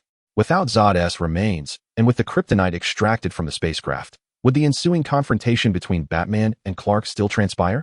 After all, the absence of Kryptonite would undoubtedly escalate the challenge for Batman. Although Clark had not engaged in any particularly fierce skirmishes with Zod after Carlo's arrival, and Wayne Tower stood unscathed, who could predict whether Batman might seek retribution against Clark, despite Bruce being merely immortal when adequately prepared. Even Superman could not afford to underestimate him. After all, in the original storyline, he nearly succeeded in vanquishing Clark. As these thoughts coursed through Carlo's mind, a realization struck him. He was the protagonist of the battle against Zod, and while he had tempered his powers considerably, Zod's reckless aggression had undoubtedly wrought some destruction. Thus, could it be that Batman might still harbor intentions of attacking me? A smirk curled at the corners of Carlo's lips. In the original tale, Clark was left vulnerable under Batman's foot, suffering injury from Kryptonite. A true failure indeed. Bruce, I am not Clark. Should you dare manifest your intentions, I shall impart upon you a lesson you will not soon forget. Yet, at this moment, Carlo yearned to swiftly overcome his weakness to Kryptonite. As for his low resistance to magic, he contemplated seeking assistance from the Marvel Universe. If successful, he could venture into Kamar-Taj in search of a remedy. With Zod's remains absent, Doomsday would not arise. Carlo felt a twinge of regret at not having faced Doomsday. Resolving to cease his lamentations, he opened the car door, pressed down hard on the accelerator, and the engine roared into life. With a swift release of the brake, the vehicle propelled forward at an astonishing speed. Sometime later, a scruffy giant appeared on the scene, silently observing the sight of Zod's downfall. With a thud, he knelt on one knee. General, I shall avenge you, even at the cost of my life. At the Amazon Group research base, Carlo, clad in a sleek black suit, was ushered through a metallic door by the staff. Boss, a doctor with a receding hairline approached. Carlo nodded gently, placing the box he held upon the table. Dr. Allen, I require your assistance in examining these stones. Carlo opened the box, revealing a large piece of emerald green kryptonite, along with several smaller fragments. Dr. Allen adjusted his glasses perched on his nose. What are these? He reached out, picking up a small piece of kryptonite, scrutinizing it intently. Carlo settled into a chair nearby. These stones were discovered aboard a spacecraft from Krypton. Dr. Allen observed it closely for a moment. Remarkably, these stones emit a peculiar emerald glow. If I am not mistaken, they may contain some form of radiation. Carlo nodded in agreement. I need you to fashion the largest piece into a spear. I intend to keep it safe. A spear? Dr. Allen replied, somewhat taken aback. An ancient weapon, not a modern firearm. Very well. I shall craft the most exquisite kryptonite spear for you. As for the smaller fragments, I require you to place them into a weighted bag. Dr. Allen appeared puzzled, but refrained from asking further questions. Once everything was arranged, Carlo departed the research facility in his vehicle. The car navigated through the bustling streets of New York, where people of various backgrounds engaged in friendly exchanges, creating a harmonious tableau. Suddenly, several gunshots echoed in the distance. Damn it! Carlo slammed his hands against the steering wheel, pulling over to the roadside. He slowly removed his sunglasses and shed his suit. Let us see who is causing trouble. With a resounding boom, Carlo shot forth, his figure tracing an arc through the air. It was Superman. A crowd gathered, gazing upwards in awe at Carlo's ascent. With a heavy thud, he landed, his dark suit accentuating his formidable physique. Superman! Exclaimed a group of men with dreadlocks, their eyes widening in astonishment as they exchanged glances. Boss, Superman is here. Should we continue the robbery? As if anticipating his comrades' thoughts, the burly leader shot them a glare. Run! The group promptly turned to flee. Bang! 1. Bang! 2. Bang! 3. Carlo flickered into action, sending each robber hurtling backward in succession. Their bodies tumbled together in a heap. Carlo reappeared before the burly leader, who gulped nervously, raising his handgun to aim at Carlo. Die, Superman! With a resounding bang, Carlo tilted his head slightly, a faint spark igniting on his face. Bang! Bang! Bang! Bang! The burly middle-aged man emptied his magazine, yet Carlo advanced step by step. Bang! A deafening explosion sliced through the air, and in an instant, Carlo vanished, only to reappear before the man. I abhor being shot at. Carlo's eyes blazed like lightning as they pierced the man. With a swift kick, he struck the man forcefully. Ah! The man soared through the air in a perfect arc, crashing heavily onto several still unconscious robbers. Daddy, Superman saved us. A melodious voice chimed as a charming girl in a princess dress rushed forward, wrapping her arms around Carlo's legs. Carlo smiled and lifted the little girl into his embrace. Superman, thank you for rescuing us. At that moment, a white man still clutching a handgun emerged protectively from behind a nearby car, escorting a pregnant woman with a pronounced belly. The woman bore the quintessential features of Western beauty, fair skin and delicate features. Unlike many women, her appearance showed no signs of rapid aging, indicating her family's affluence. She gazed at Carlo, who cradled her daughter with palpable excitement. Carlo's attention shifted to the man, who lay in a pool of blood, moaning, a likely accomplice of the robbers. Sir, it takes true courage to wield a weapon against criminals in defense of your family. You are the real hero. Chapter 21. Criminals saving the world? The man felt a surge of pride upon hearing Carlo's words, instinctively puffing out his chest. Meanwhile, the woman stared intently at Carlo. Superman, could you grant me a hug? This is an unforgettable day for us. Carlo instinctively glanced at the woman's husband, who showed no sign of disapproval, his eyes gleaming with anticipation. Mr. Superman, our family greatly admires you. Please forgive my wife's boldness. Carlo, unfazed, opened his arms wide. The woman's face lit up with joy as she gently embraced him. A crisp sound echoed as she placed a kiss on Carlo's cheek. Is this part of the greeting? Oh my, I kiss Superman. Observing her mother's action, the little girl, not to be outdone, planted a kiss on Carlo's cheek as well. The man merely smiled at the scene. Carlo returned the little girl to her father, turning to leave amidst the girl's reluctant gaze. Noticing the man's car bore the logo of his own company, it was evident that this family were all his admirers. He paused momentarily, then turned back once more. Your vehicle is impressive. Boom. A family quietly watched as Kal-El vanished into the sky. It was unexpected to find Mr. Superman so approachable. Indeed, he is the quintessential superhero. The sound of brakes echoed as the police car finally arrived. Observing several motionless robbers on the ground, the chief officer approached the man. Did you handle all of these? No, Superman did. I merely shot one of them. The chief replied. Calling headquarters, for robbers successfully apprehended on Houston Street, one suspect presumed dead. An ambulance may be needed. Gotham City. Bruce opened a box, gazing at several stones radiating a green luminescence. Alfred stepped forward. Through my analysis, this stone exhibits a structure distinctly different from any found on Earth, and it possesses an unknown radiation that, as far as we know, is certainly harmless to humans. Bruce fixated intently on the Kryptonite in his hand. This stone was retrieved from the wreckage of Zod's Black Mothership. My instincts tell me it is extraordinary. This stone likely originates from Krypton and must possess some unique properties. Bruce spoke softly, as if anticipating something. Noticing the peculiar gleam in Bruce's eyes, Alfred instinctively sensed that Bruce was troubled. Bruce, do you seem to be harboring some concerns? Bruce turned his head. Alfred, do you not think that Superman and Supergirl are excessively powerful? Alfred did not hesitate. Certainly, they are formidable. They are superheroes. Watching Bruce silently fixate on him, he quickly added, I am not suggesting that Batman is not a superhero. You know in my heart, Batman is unparalleled, but Superman and Supergirl are indeed far more powerful. Bruce nodded. In fact, have you ever considered that Earth does not require such potent extraterrestrials, that humanity can protect itself? What? Bruce, what do you mean? Alfred could hardly believe his ears, thinking he must have misheard. Bruce did not alter his stance. He called up footage captured by satellites during Superman's battle with Zod, displaying the cataclysmic devastation. They are too powerful, posing a significant threat to humanity. Should this force spiral out of control, it would herald the end for humankind. Alfred, in disbelief, fell momentarily silent. Bruce, your concerns are unwarranted. Although Superman and Supergirl are not human, they share our values and would not turn against humanity. Bruce's voice gradually rose in pitch. What if? Who can guarantee that they will always harbor a benevolent attitude towards humanity? Alfred opened his mouth, but ultimately refrained from uttering another word.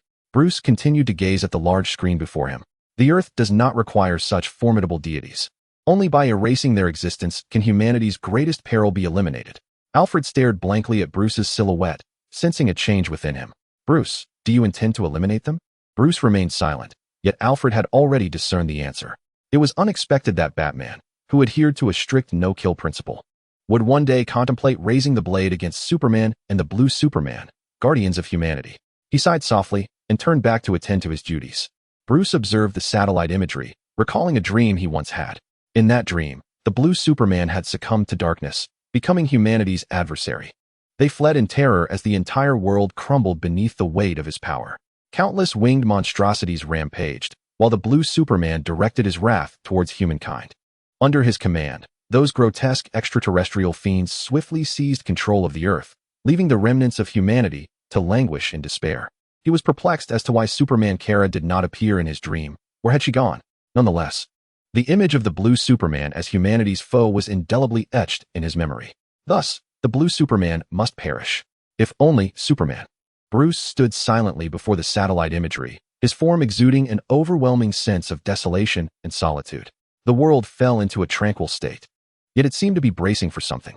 Gotham City retained its characteristic ambience, firmly holding its position as the most perilous city in America, given its persistently high crime rate. Despite the vigilant presence of Batman, the criminals of Gotham remained undeterred.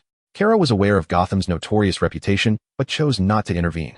If she were to involve herself, it would likely necessitate her permanent residence there, leaving no moments of respite. Kara was not inclined toward such exhaustion. Gotham could hardly boast of any normalcy. It was a haven for the deranged. Let those individuals engage in their play-acting with Batman. The Joker, this character, locked in a tumultuous love-hate relationship with Batman, might indeed possess a form of immortality.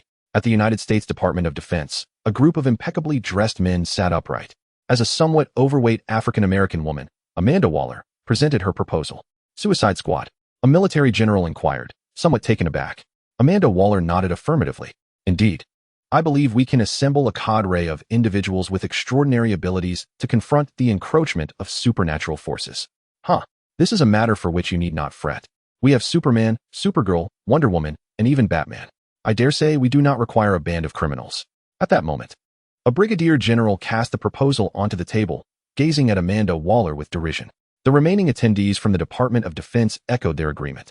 I concur with General Jane's perspective. We possess powerful superheroes like Superman and the magnificent Wonder Woman to assist us, rendering a collection of scoundrels entirely unnecessary.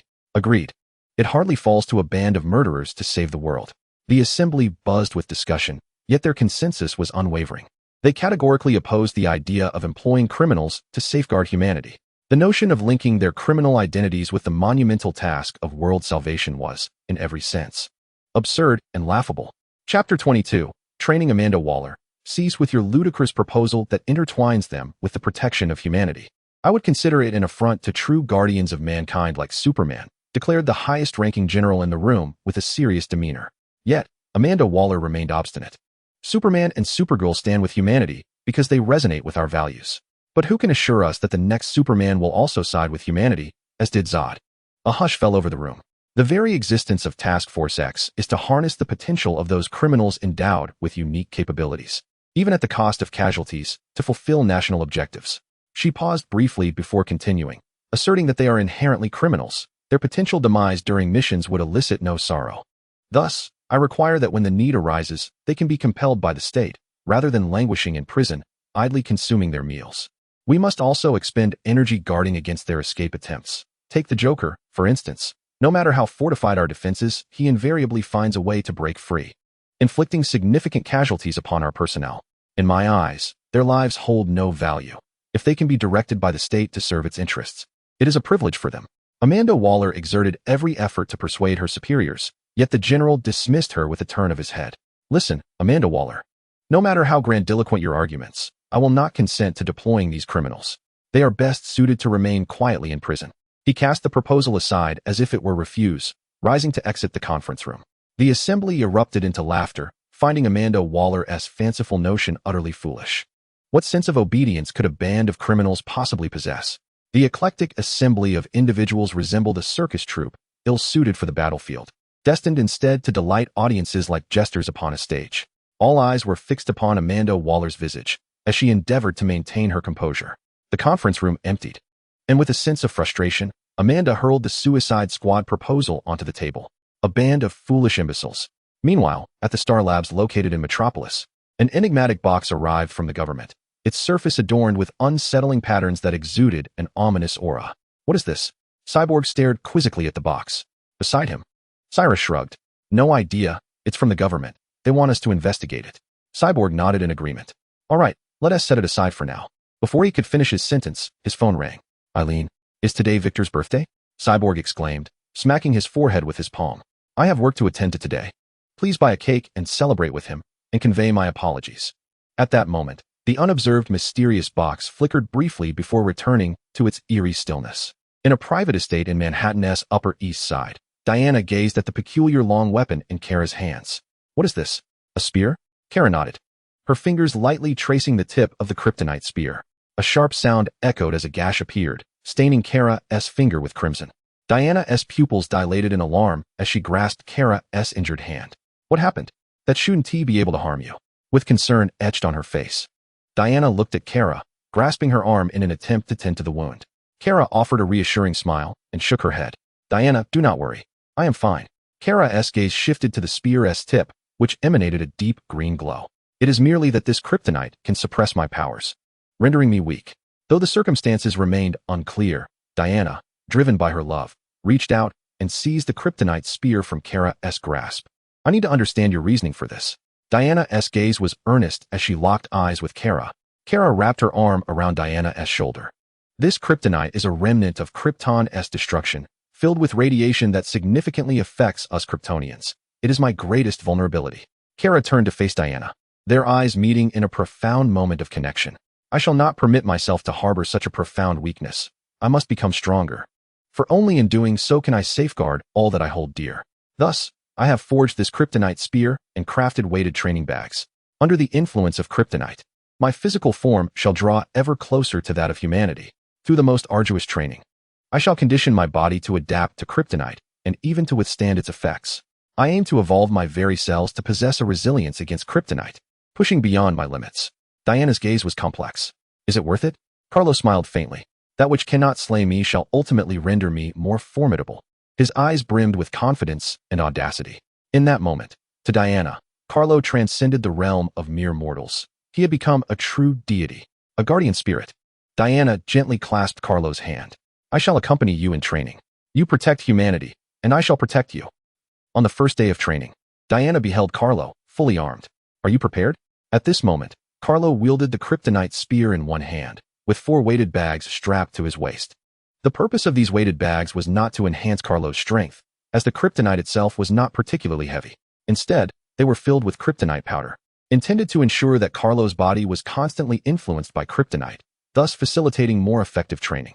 Consequently, under the suppression of Kryptonite, Diana meticulously scheduled Carlo's training regimen with conventional equipment from the very outset. First on the agenda, a 10-kilometer run. It concluded in 10 minutes, with Carlo drenched in sweat and gasping for breath. I never anticipated that such a short distance would leave me so fatigued. Carlo wiped his brow. Diana approached, offering him a towel. Only when you can complete 10 kilometers in 10 seconds under the influence of Kryptonite will you have truly adapted to it. After sipping some water and resting for 10 minutes, Carlo felt his stamina gradually returning. Next, the task at hand. Pull-ups. 1, 2, 3. 997. 998. 999. 1000. Carlo exerted the last vestiges of his strength. Thud. His entire body collapsed. Carlo. Diana rushed forward, wiping the sweat from his forehead. Drink some water. She handed him water, and Carlo felt a faint improvement in his condition. He was acutely aware of the soreness in his muscles. How long had it been since he experienced such a sensation? At noon, a simple meal was consumed before resuming training. The focus of this session was on evasion. Diana and Carol arrived at a specially modified training room. The colossal alloy doors of the training chamber swung open with a hum and a thud. Carol stepped inside, while Diana approached the control console. Observing Carol positioned at the center of the room. Are you ready? Chapter 23. Greatness. No words needed. I am prepared. Let it come, Carol replied, her gaze fixed intently on the wall ahead. Diana promptly pressed the red switch on the console. Beep, beep, beep. Numerous circular apertures appeared on the wall, each revealing a gun barrel aimed directly at Carol. In this initial training phase, only one barrel would fire at a time, albeit from varying directions. Diana immediately pressed the firing button. Bang, bang, bang, bang, bang. Carol's reflexes were unable to keep pace with her cognitive responses, and several blank rounds struck her. Although they caused no real harm, the impact was still painful. Diana, again. All right. Bang. Bullets were discharged from various positions within the training room, leaving marks upon Carol's body. Her physique tensed, her focus razor-sharp, ever ready to evade. However, the constraints imposed by the Kryptonite consistently hindered the speed of her movements, lagging behind her mental acuity. After a prolonged period, Carol knelt upon the ground, and the program displayed the training results, a 5% evasion rate. Carol was not surprised. After all, this was merely the beginning. With persistent training, She firmly believed that her body could transcend the limitations imposed by the Kryptonite and break through her boundaries. That evening, Carol and Diana stood facing one another. Carol held a Kryptonite spear, while Diana brandished a sword. They charged at each other simultaneously. Bang, bang, clang, clang. The clashing of weapons echoed continuously, with Diana refraining from using her full strength, instead engaging in a sparring match with Carol, feeding her moves. Bang. Diana executed a powerful two-stage kick to Carol's chest, sending her crashing against the alloy wall. Carol, we shall conclude here for today. Diana approached to assist Carol. With Diana's support, Carol embarked on specialized training, yet the incessant wave of criminal activities across various locations continued to plague them. Consequently, Diana frequently had to intervene, much to Carol's distress. Ultimately, at Carol's behest, Amazon's general manager, Snow Gray, successfully established contact with Amanda Waller, an official from the U.S. Department of Defense. Within the cafe, Snow Gray scrutinized the unremarkable woman before him, who seemed far from possessing a ruthless disposition. Amanda Waller took a sip of her coffee. If you have contacted me merely to share a cup of coffee, I believe I can take my leave now, she stated. Snow, unhurried, regarded Amanda and replied nonchalantly. Shouldn't you show a bit more courtesy to a distinguished guest offering you assistance today? Straightening her posture, Amanda inquired with a hint of intrigue. What assistance can you provide? It appears I have no need for the Amazon Group's help. Snow smiled calmly. The Suicide Squad Initiative. Amanda gasped. How do you know? She stood abruptly from her chair. Snow gently waved his hand. No need for alarm. This is not a secret within the military, is it? Those damn bastards. Amanda exclaimed. Her anger palpable, yet she felt powerless. How do you intend to assist me? We will aid you in the formation of the Suicide Squad. The Department of Defense will never agree. Amanda was acutely aware of their prejudices against a team composed of criminals. Snow leaned back in his chair, crossing his legs. This is at the behest of Mr. Superman. Superman? Amanda was taken aback. Why would he care about such matters? Snow placed his hands on the table, gazing intently at Amanda. Because Mr. Superman is occupied with something of great importance, and Wonder Woman will also be otherwise engaged for some time. Thus, your team is needed to handle certain straightforward tasks. He paused, a knowing smile gracing his face. Moreover, many trivial matters do not require the intervention of Superman or Wonder Woman. I believe those criminals should be more than capable of managing them. They belong in prison, and they would likely welcome the opportunity to atone for their sins. Amanda's excitement surged. With Superman's endorsement, the Department of Defense would undoubtedly not obstruct her plans. She fixed her gaze on Snow. What is it that you want? Superman is a friend of our boss, and therefore, we at Amazon will vigorously safeguard Mr. Superman's interests. We expect this squad to be ready to respond to his commands when needed. Noticing a shift in Amanda's expression, Snow smiled again, offering further reassurance. Rest assured, we will not interfere with their daily operations. We only require their assistance at certain critical times. Very well, I agree. Amanda resolved to acquiesce to Snow's request. After all, without Superman's support, the formation of the Suicide Squad would remain a distant dream, and even she harbored no doubts about Superman's stance towards humanity.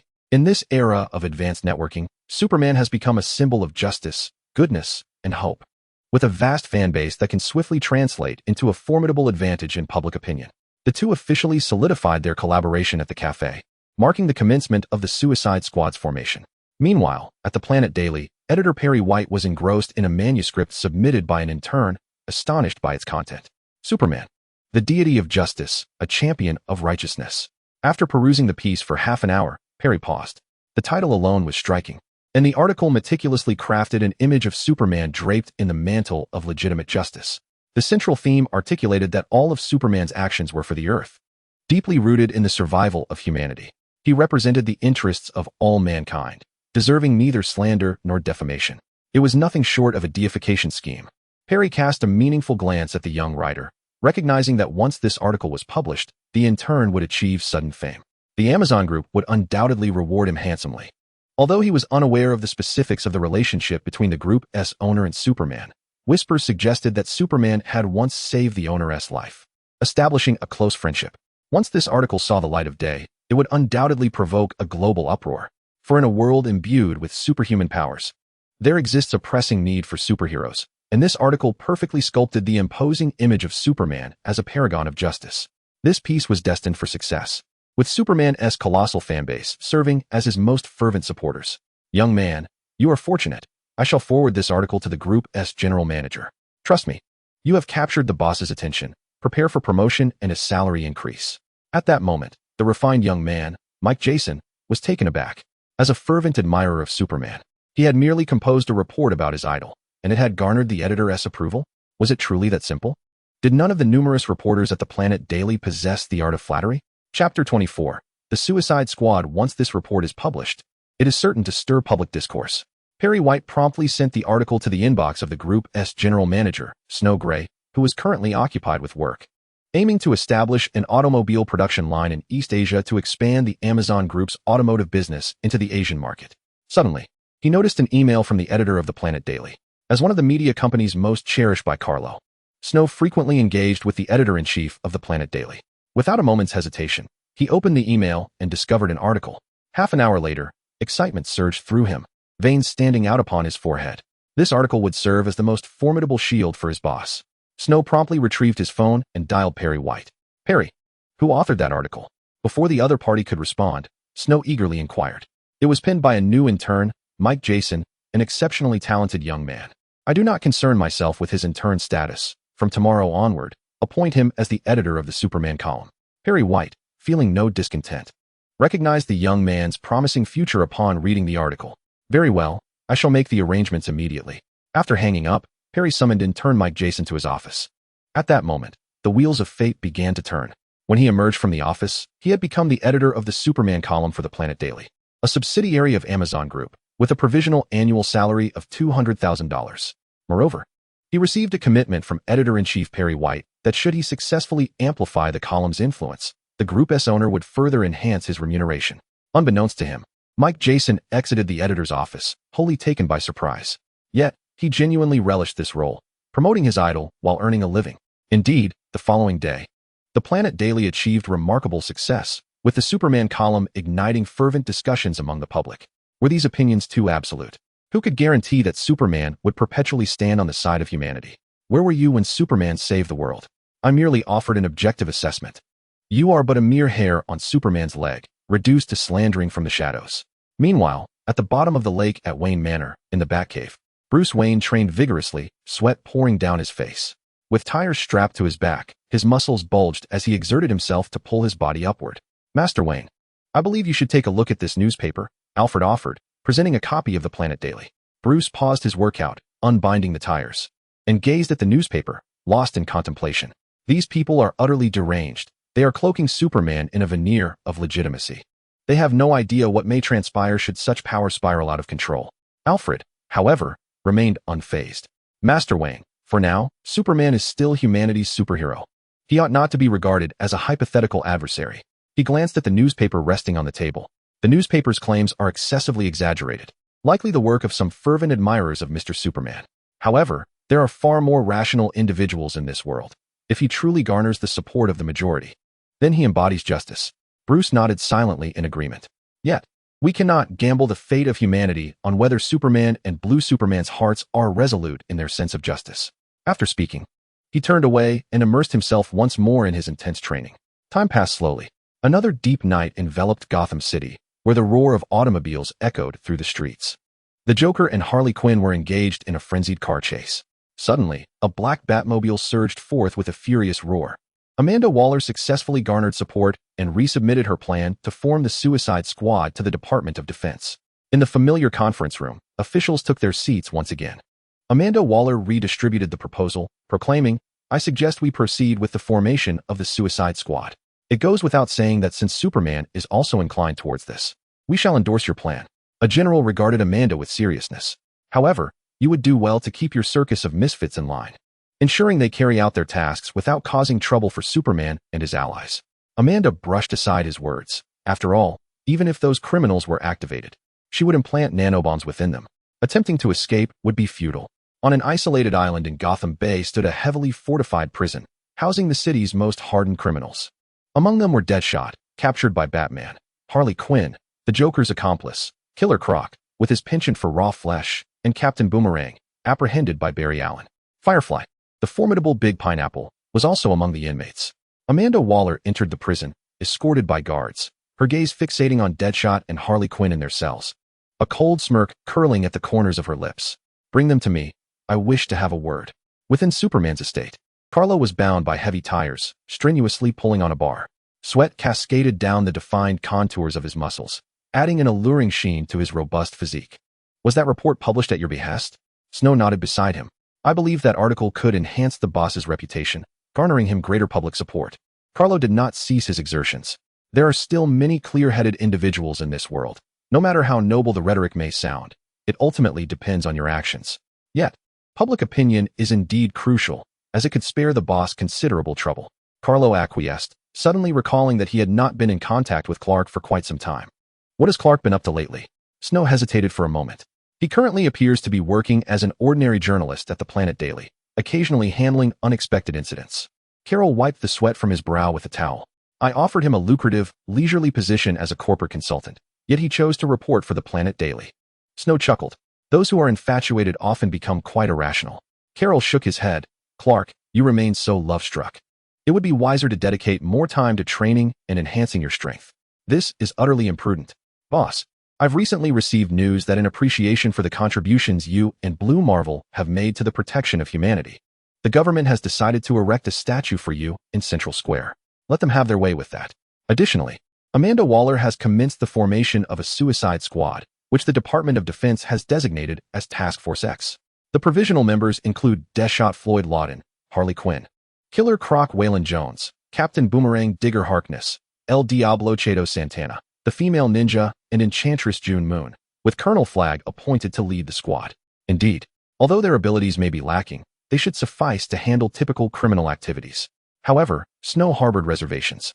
Boss, a motley crew of peculiar criminals lacks any sense of responsibility. They will not be easily contained. Moreover, with Gotham's Harley Quinn involved, the Joker is unlikely to relent easily. Chapter 25. Testing the waters. Carol took a sip of water, a peculiar smile gracing his features. We need not concern ourselves with the Joker. He is Batman's adversary. Let them continue their childish games. Snow interjected, Boss, our research facility has successfully replicated Zod's gravity device using data from Krypton. We plan to utilize this device to transform a training room for gravity training. Carol was somewhat astonished. He had merely sent some Kryptonian research materials to the center on a whim, and he had not anticipated such swift results. Just what he required. What is the maximum gravity we can achieve? 100 times. That is the current limit of the gravity device. That will suffice. It is more than adequate to meet my training needs. Once all instructions were given, Snow promptly informed the research facility to install the gravity device within the training room at Carol's estate. A week later, observing the completed training room, Carol stepped inside. At 2 times the gravity, he felt a slight heaviness in his body. At 3 times the gravity, the pressure from the kryptonite began to hinder his movements, as if the air had thickened. At 10 times the gravity, he struggled to breathe and found movement arduous. Carol refrained from further increasing the gravity, opting instead to maintain a steady training regimen under the tenfold gravity. The effects of this training were profoundly evident, as Carlos soon found himself drenched in perspiration, every single cell in his body exerting its utmost effort. Stepping out of the training room, he struggled to reach the door, where the sunlight bathed him in warmth, prompting him to gently close his eyes in comfort. At that moment, Carlo could feel each cell within him rejoicing, akin to a parched traveler stumbling upon an oasis in the desert. His body radiated warmth, and he lightly clenched his fist, an overwhelming force seemingly poised to erupt. This power resembled a volcano, restrained at its summit by a kryptonite blockage. Each training session fortified this energy, and once it broke free from its constraints, it would undoubtedly possess the capacity to wreak havoc upon the world. Carlo's progress was visibly remarkable. Each bout of exercise rendered his supercells increasingly resilient and tenacious. Bruce, you must also be training, perhaps strapping on a few tires and sweating profusely? He mused. The disparity in our strengths will inevitably widen. Clark, what are your plans for tomorrow? Louise inquired, her arms wrapped around Clark's neck. Clark pondered briefly. A date, a trip, a movie? How many times have we done those already? How about I take you to space to gaze upon the moon? That would surely be romantic, Louise exclaimed, her eyes sparkling with anticipation. It must be said, Clark possessed a certain romantic flair. When it came to wooing, Carlo could only concede defeat.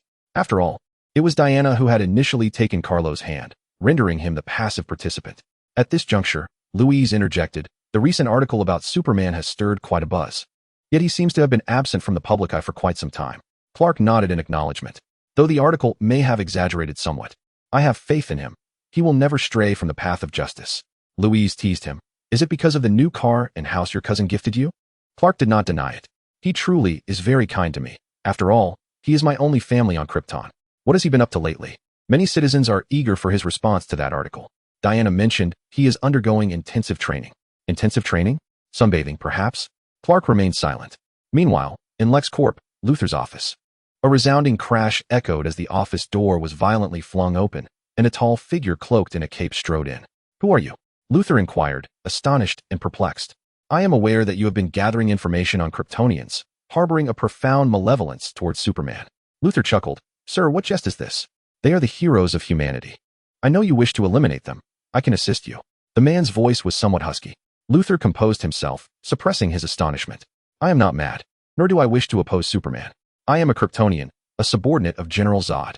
The towering man unveiled himself by casting aside his cloak. Superman has slain General Zod, who once showed me kindness. I must exact vengeance. A thrill of elation coursed through Luther. What can you offer me? The man retrieved a dossier from behind him. Luther eagerly seized it, perusing its contents with ravenous curiosity. Doomsday, the most formidable weapon of war from Krypton. His excitement waned slightly. This is impressive, but without materials, it cannot be realized. The man slowly turned, gazing toward the spot where General Zod had fallen. I shall meet my end in my own manner, using my corpse to create Doomsday. Luther was momentarily taken aback. I am intrigued to learn your reasoning for this. The man turned to face Luther. I know that General Zod is no match for Superman, and I am even less so.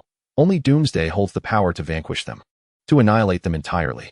Luther erupted into laughter, his smile growing increasingly deranged. I relish your madness. Very well, I shall grant you my assistance. But I require your body for research at the earliest opportunity. Luther clapped his hands, summoning his subordinate from outside. Proceed to my laboratory, it is most convenient. The man cast one last glance at Luther before departing. 2 days later. Boss, we have made an unexpected discovery at the crash site of the Kryptonian ship in Africa, a stone emitting a unique radiation. The doctor waved his hand, and a subordinate promptly presented a small fragment radiating a dark green glow. This stone can effortlessly cleave through the massive corpse. Through experimentation, we discovered that the peculiar radiation from this stone causes a significant decline in Kryptonians' physical capabilities within its vicinity. Luther's excitement surged. How much of this stone do we possess? The doctor shook his head. We only obtained a small piece from the battlefield, but Wayne Enterprises possesses some. We may need to procure it from them. Luther raised his hand, revealing a sinister smile. No need. I believe I know how to proceed. As a man of intellect. Luther pondered for a brief moment before devising his plan. That evening, Bruce concluded his training and discovered an unaddressed envelope awaiting him. Upon opening it, he found a collection of research materials detailing the debilitating effects of kryptonite on Kryptonians. Bruce paused momentarily, swiftly comprehending the implications. Evidently, someone had sensed the looming threat posed by the Kryptonians. Although they were manipulating him, this information was precisely what he required. He tucked the research away, knowing that the effects of kryptonite must be personally verified. 3 days later, Bruce finally seized the opportunity he had been anticipating. As Clark rushed towards a residential area engulfed in flames, Bruce arrived at the scene as well. Descending from the sky, Clark plunged into the inferno, eliciting cheers from the crowd gathered outside. True to expectations, Clark rescued all those trapped within the blaze. With the victims now safe, the firefighters wasted no time in advancing to extinguish the flames. Amidst the billowing smoke, Clark gently placed a child on the ground, whereupon the crowd closed in around him. A man in a mask stepped forward, expressing gratitude. Thank you, sir. My family owes their lives to you. Clark merely smiled and nodded, turning to depart. He preferred to avoid the scrutiny of so many eyes. However, just as he attempted to harness his bioelectric field, he was struck by an unexpected impediment in his powers, followed by an overwhelming sense of weakness. Unable to resist, he sunk to one knee, utterly drained of strength. The crowd gasped, and several officers rushed to assist him. Meanwhile, the masked man quietly slipped away from the scene. Upon examination by the medical personnel present, it was determined that Clark had not sustained any injuries, merely experiencing temporary fatigue. Clark himself felt perplexed. He had never encountered such a state before. Why did he suddenly feel as though his very essence had been siphoned away? Just as his superintellect began to engage, a clear signal resonated within him. Please utilize your superpowers. Chapter 26. The first battle. Clark recalled his previous experience aboard Zod's ship. His initial exposure to the Kryptonian atmospheric environment had been excruciating, yet it had not rendered him so profoundly weak. Could this be a lingering effect from the last battle when he had encountered the Kryptonian atmosphere? As he pondered these thoughts, he felt his body gradually return to normal. strength surging forth like a river rushing to the sea. His power had returned. It appeared that the previous weakness had been merely an aberration. Casting aside his concerns, Clark soared into the sky amidst the cheers of the crowd, transforming into a meteor streaking towards the horizon. Meanwhile, the masked man rolled down his car window, watching the blue figure vanish into the distance, murmuring to himself, "Indeed, just as I suspected." With a swift press of the accelerator, the engine roared, and the Mercedes-AMG Vision GT surged forth like an arrow released from a bow. In a humble village in the Middle East, a fervent speaker, his head wrapped in a red cloth, addressed a gathering. "They have encroached upon our land and seized our wealth. We must drive them out." A chorus of men, similarly adorned in red cloth and armed, echoed his rallying cry with fervor, "Exterminate them! Exterminate them!" The speaker leapt onto an armored vehicle, and his followers swiftly followed suit. Climbing aboard, suddenly, a deafening explosion shattered the bustling street. Their essay bomb. Panic ensued as the crowd scattered in terror, screams piercing the air. A rocket soared through the sky, colliding directly with a camper van. The vehicle erupted in flames, glass shattered, and it was violently lifted before crashing back to the ground. Armed men, their heads wrapped in red cloth, surged into the city. Meanwhile, within the vast conference room of the Ministry of Defense, a group deliberated on the insurrection in the Middle East. "We must take action. The insurgents have commenced indiscriminate slaughter. How can we act? The insurgents number in the tens of thousands. Any intervention would necessitate the deployment of troops. But the whole world is watching us. Should we send in our forces? The public will not support it. It would be a blatant interference in another nation's affairs." A general, seated at the head of the table, surveyed the room. "Yet we must act, for the sake of our national image and for appearances. We cannot deploy the army. Perhaps a special operations team could teach the insurgents a lesson, particularly since their actions threaten the safety of American citizens stranded in the Middle East, as well as the exploration teams from American oil companies." Upon hearing this, the generals ceased their opposition. After all, as long as no troops were dispatched, a small-scale operation would have minimal repercussions. "I understand Amanda Waller has completed the formation of Task Force X. Perhaps we should assign her team to this mission.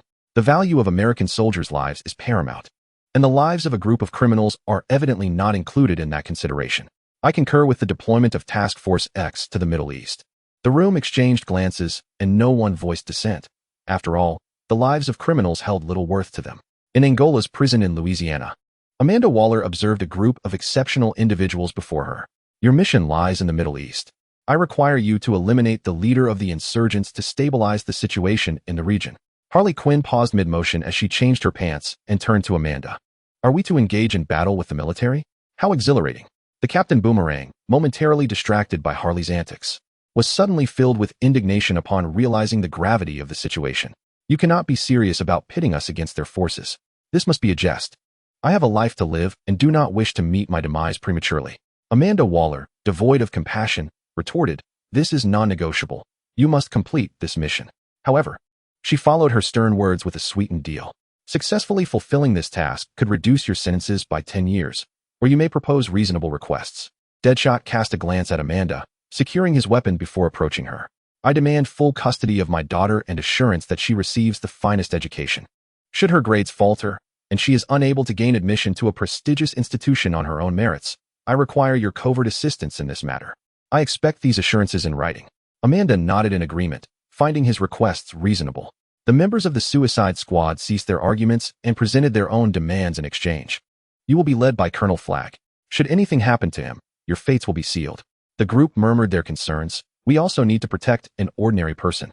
In the Middle East, the Suicide Squad members descended in the outskirts, with the female ninja closely following Dr. June Moon at Colonel Flagg's side. "What is our course of action?" Deadshot inquired of the colonel. "We must first infiltrate the rebel headquarters." The team selected their gear and promptly set off towards the stronghold, accompanied by a squad of soldiers for support. "I hope you won't squander our lives here," Deadshot remarked casually to Colonel Flagg, who turned to glare at him.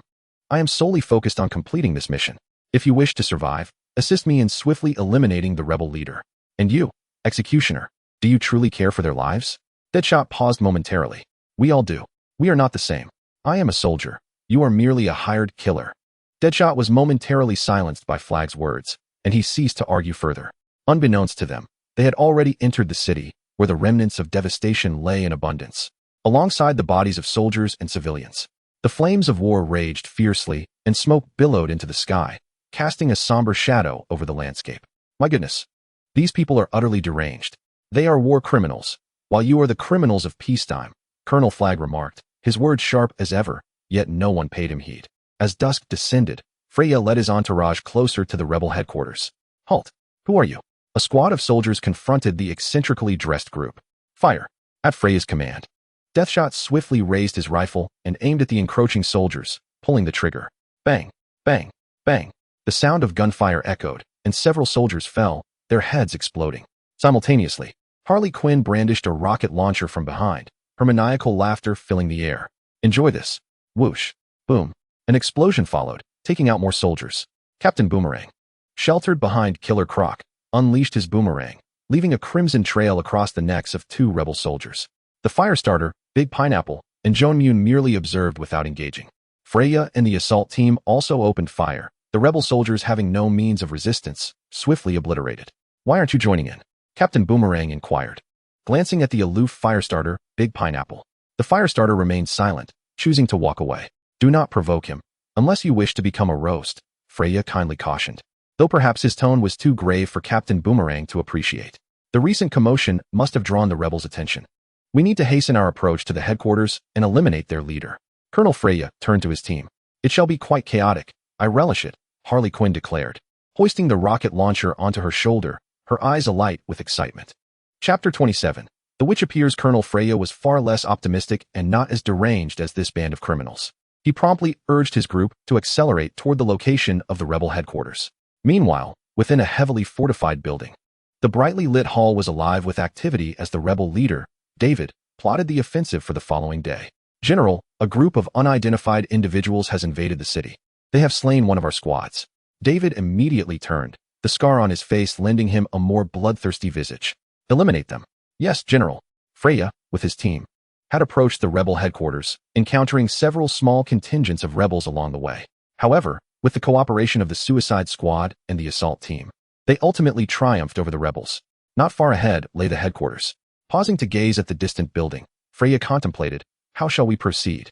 Observing the outpost ahead, the rebel soldiers were already prepared, an armored vehicle blocking the path, and searchlights scanning the area relentlessly. Charge through. Freya spoke slowly. Am I mistaken? With so few of us, we likely lack the numbers to pose a threat to them. The Boomerang Captain expressed his dissent, observing the Boomerang Captain's lead in protest. Jia quickly followed suit. This is a death sentence. I refuse to undertake such a mission. Having said that, he swiftly incapacitated the nearby assault team member, attempting to escape into a nearby building amidst the chaos. They still had a mission and would likely not expose themselves to apprehend me. Jia harbored a flicker of hope, yet he failed to notice the increasingly menacing expression on Colonel Freya's face. Slowly, Colonel Freya raised his arm, activating the injection bomb within Jia. With a thunderous boom, Jia, who was just about to leap through the window, collapsed, lifeless upon the ground. At that moment, he had become a quiet corpse. Seeing Jia succumb to his fate, the Boomerang Captain ceased his complaints, and the members of the Suicide Squad fell into silence. However, the explosion had attracted the attention of distant rebels. Who goes there? A searchlight was immediately directed towards the group. Take down the searchlight. Freya reacted swiftly. But Deadshot was even quicker. Almost the instant the rebels' searchlight began to pivot, Deadshot seized his sniper rifle. Bang! The blinding light of the searchlight extinguished instantly. The rebels lost their target, yet a barrage of bullets still rained down towards the source of the explosion. Rat-a-tat-tat. Rat-a-tat-tat-tat-tat. Although they had not secured a shot, Freya would not grant the rebels any opportunity, decisively issuing commands. Equip night vision goggles and eliminate the obstructing rebels swiftly. The Suicide Squad and assault team members donned their night vision goggles, revealing the rebel silhouettes clearly. Harley Quinn stealthily moved to the rooftop, raising her rocket launcher to aim at the rebels' elevated observation post. Die! Whoosh! The rocket, trailing flames, struck its target directly. Boom!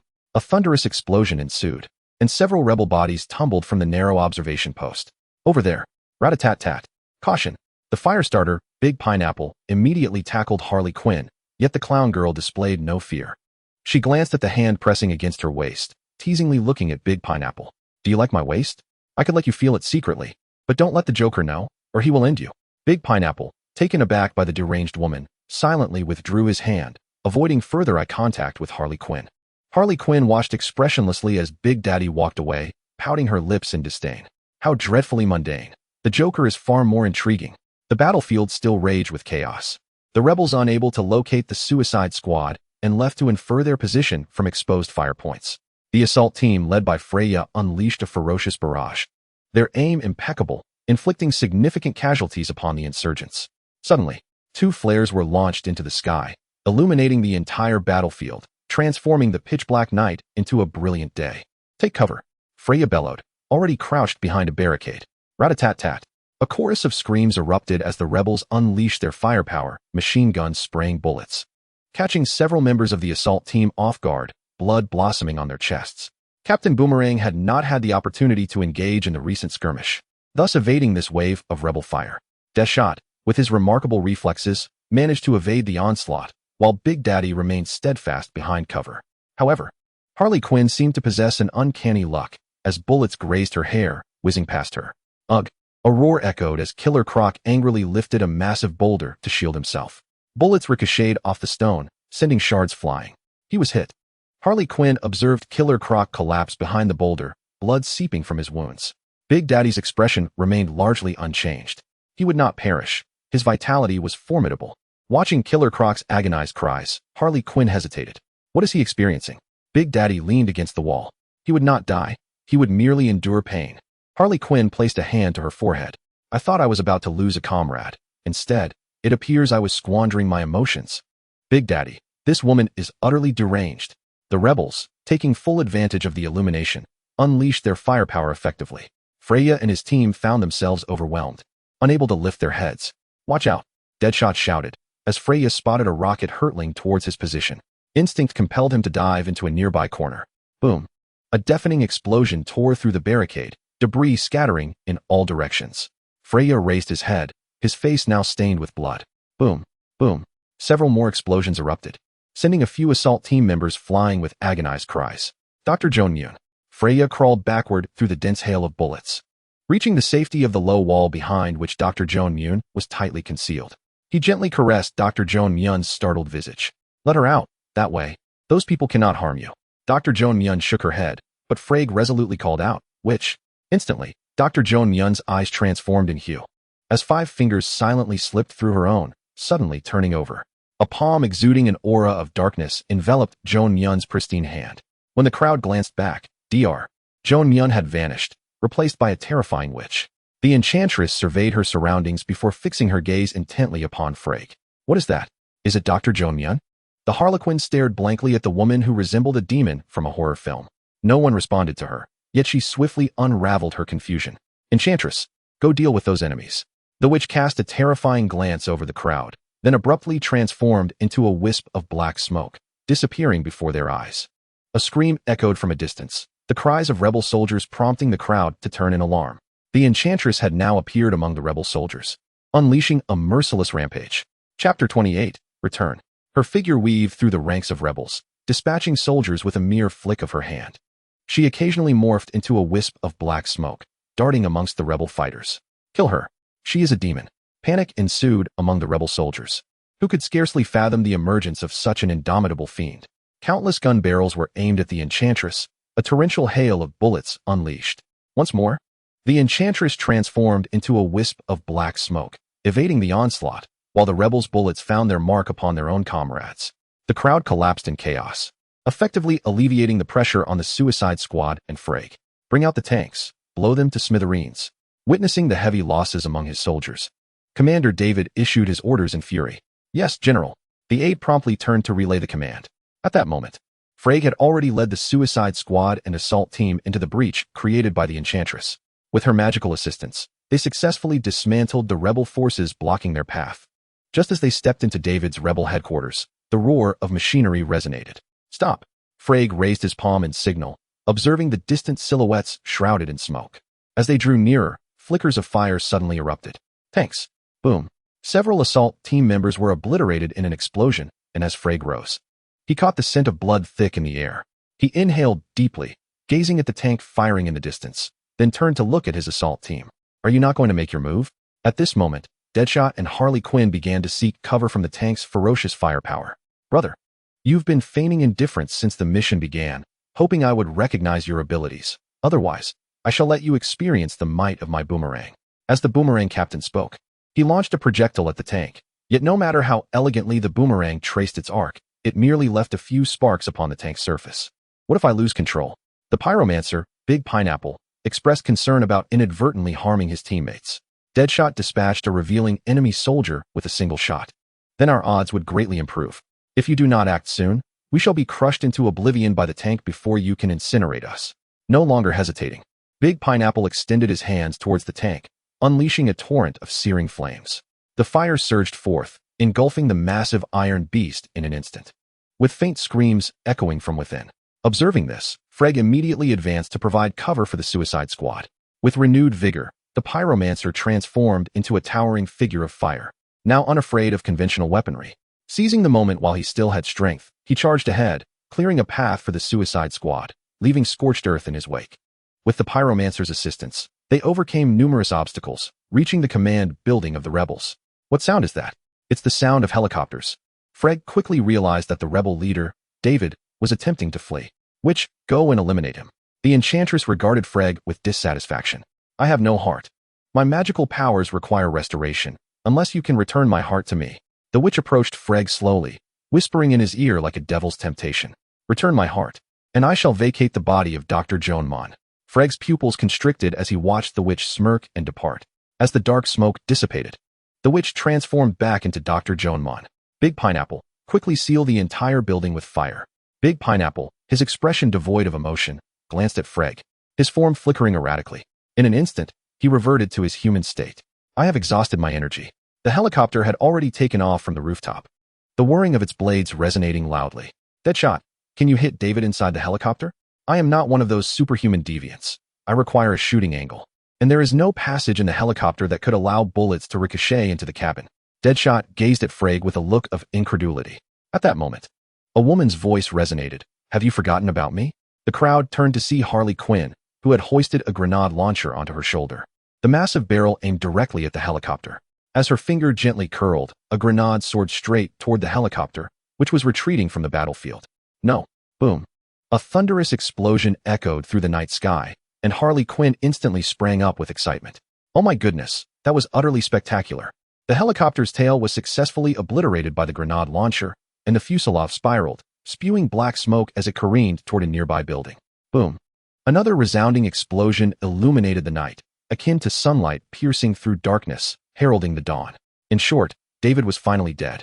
The rebel leader did not perish on the battlefield against the government forces, but was instead felled by a single grenade fired by a woman. Harley Quinn turned with a smile. Was it really that simple? The crowd appeared somewhat incredulous. Of course, he was now scattered into bits. If you ventured over, you might still find remnants of David's charred remains. Harley Quinn flashed a charming smile, the scarlet trace of her lipstick resembling blood flowing from a wound as she grinned, adding an eerie allure to her demeanor. The gathered onlookers shivered at the sight of the formidable Harley Quinn. This woman was not only unhinged, but seemingly formidable as well.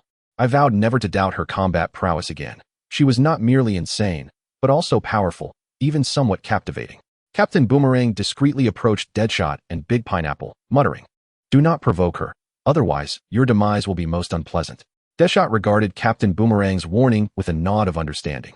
Unless I am mad, such a woman is only bearable for the Joker. The mission was complete, and the Suicide Squad returned to the United States, once again confined in Angola prison in Louisiana. Amanda Waller upheld her promise, fully satisfying their demands. They continued to live in incarceration, adhering to a routine of 3 meals a day and early bedtimes. But the quality of their lives within the prison had notably improved. As the years slipped by, the world remained tranquil. In a luxurious estate located in Manhattan's Upper East Side, a sound echoed, bang, bang, bang. Within the training chamber forged from superalloys, a series of resounding thuds echoed, each accompanied by a violent tremor. A man, bare-chested and drenched in perspiration, was diligently striking a specially designed sandbag before him. Each punch left a profound indentation upon the bag, causing the surrounding air to shimmer slightly. After completing a set of punches, Carlos seized a towel to wipe the sweat from his brow and turned towards the door. The alloy door opened automatically, revealing yet another training room. Above, a rectangular display screen clearly conveyed a line of text. Gravity room, 80 times gravity. Chapter 29. You are too early in your joy. Carlos' steps remained unbroken as he strode into the chamber, his body instantly feeling lighter, his movements more buoyant. In the subsequent level, Carlo experienced a respite from fatigue, his physical stamina replenishing at an accelerated pace. Upon entering the 61 times gravity room, he found Diana practicing her swordsmanship. Throughout the past year, during the initial 3 months, Diana had easily defeated Carlo, who was laden with kryptonite weights. However, under the tutelage of Diana as his sparring partner, Carlo's prowess had surged dramatically. In another 3 months, Diana could barely contain Carlo's advancements. Yet another 3 months passed, and Diana found herself increasingly overpowered by Carlo. Even her most potent techniques, imbued with divine might, could not hinder his progress. After months of rigorous training, she acutely sensed the disparity between her abilities and Carlo's. She understood that Carlo's strength had always surpassed her own, yet she had watched him evolve and was determined not to fall too far behind. I hope that when you look back, I will be standing beside you, facing every adversary together, she expressed, before embarking on her own training regimen. At this juncture, despite the adverse effects of kryptonite, Carlo's strength had transcended Diana's. Consequently, she commenced an intense training regimen within the gravity chamber, gradually escalating the gravitational load from 2 times upwards. With Carlo as her sparring partner and her unwavering diligence, her divine power underwent significant enhancement. As the progeny of Zeus, the king of the gods from the age of the old deities, her potential was immense. Within a few months, she had adapted to training in an environment of 61 times gravity. Of course, this achievement was also rooted in her foundational skills. As the year-long specialized training concluded, Carlo had attained the capability to train under an environment of 81 times gravity utilizing kryptonite, his combat prowess reaching a zenith once more. He not only wore kryptonite at all times, but also donned a gravity ring developed by the Research Institute. This gravity ring employed gravitational technology to facilitate weighted training, with 4 30 times gravity rings affixed to his limbs. While this imposed certain constraints on Carlo, the training benefits were unequivocally evident. After a brief respite, Kara and Diana turned on the television, greeted first by the sight of Clark in his iconic red and blue suit. As they watched the news report of Blue Superman rescuing people around the globe, Kara couldn't help but smile wryly. He is always so enthusiastic. Of course, he embodies purity, kindness, and a deep love for humanity. Diana, well aware of Clark's nature, was unsurprised by this revelation. His affection for humanity is indeed profound, especially considering his girlfriend is also human. Diana paused momentarily. I am human too. You are not. You are a demigod. I am an Amazon, a variant of humanity, created by Zeus. This matter is not worthy of our debate. I am merely correcting your statement. What are you doing? We should not engage in such trivial arguments. We ought to pursue something meaningful. At LexCorp, Lex Luthor raised his head from a pile of documents, a twisted smile creeping across his face. Ha ha ha, I have finally succeeded. He slowly stood and gazed at a magazine cover, where Superman's figure was depicted with an overwhelming presence. Superman, are you ready? Suddenly, the tranquil night was shattered by a storm, lightning streaking through the sky and illuminating the darkness as bright as day. What is that? Midway City's downtown. Kara directed her gaze towards the source of the lightning. It was indeed the location of Midway City. Enchantress? Amanda Waller, you are quite the foolish woman to allow Enchantress to slip from your grasp. What has transpired there? Diana, her complexion flushed, approached the window to observe the distant lightning. The Enchantress from the Suicide Squad has gone out of control. We must intervene. Diana nodded in agreement. Let this victory herald our return. In downtown Midway City, the entire Suicide Squad, under the leadership of Flag, successfully broke through the Enchantress's puppetry. My goodness, who would have thought we would face her one day? Deadshot recalled their mission from a year ago, where Enchantress's bizarre powers had left a lasting impression on them. Clearly, I cannot contend with her. Faced with such a peculiar adversary, Deadshot's precise shooting skills were rendered useless, as the witch was impervious to bullets. The same held true for Captain Boomerang and Harley Quinn. Brother, help me deal with them. At this moment, the malevolent spirit, once again in its true form, stepped forth from the shadows. Another abomination. Captain Boomerang felt a tremor of fear at the sight of such a creature, for his boomerangs were only effective against ordinary humans and would prove utterly useless against such a monster. Yet, the group refused to yield. They believed that regardless of the odds, they must first engage in battle. Under the leadership of Freg, they charged towards the malevolent sorcerer, but reality swiftly validated their concerns. You are woefully inadequate. The towering nightmare spirit merely cast a disdainful glance at the assembled warriors before suddenly extending 2 long, sinuous tentacles. These appendages possessed immense power, capable of bringing down helicopters from the sky. Deadshot was the first to act, his sniper rifle firing a bullet that struck the nightmare sorcerer, leaving only a few sparks in its wake. Captain Boomerang and Harley Quinn, having drawn near, were swiftly sent flying by a powerful tentacle. Freg turned around, still clinging to a glimmer of hope. This is your moment. The fiery giant, known as Big Pineapple, surged forward, arms outstretched, unleashing a torrent of searing flames towards the malevolent sorcerer. The nightmare spirit appeared momentarily taken aback, yet it remained unfazed. For such an assault would not suffice to vanquish it. Boom! A long tentacle lashed out, crashing down upon the flame wielder. Ignoring the pain, Big Pineapple quickly rose from the ground.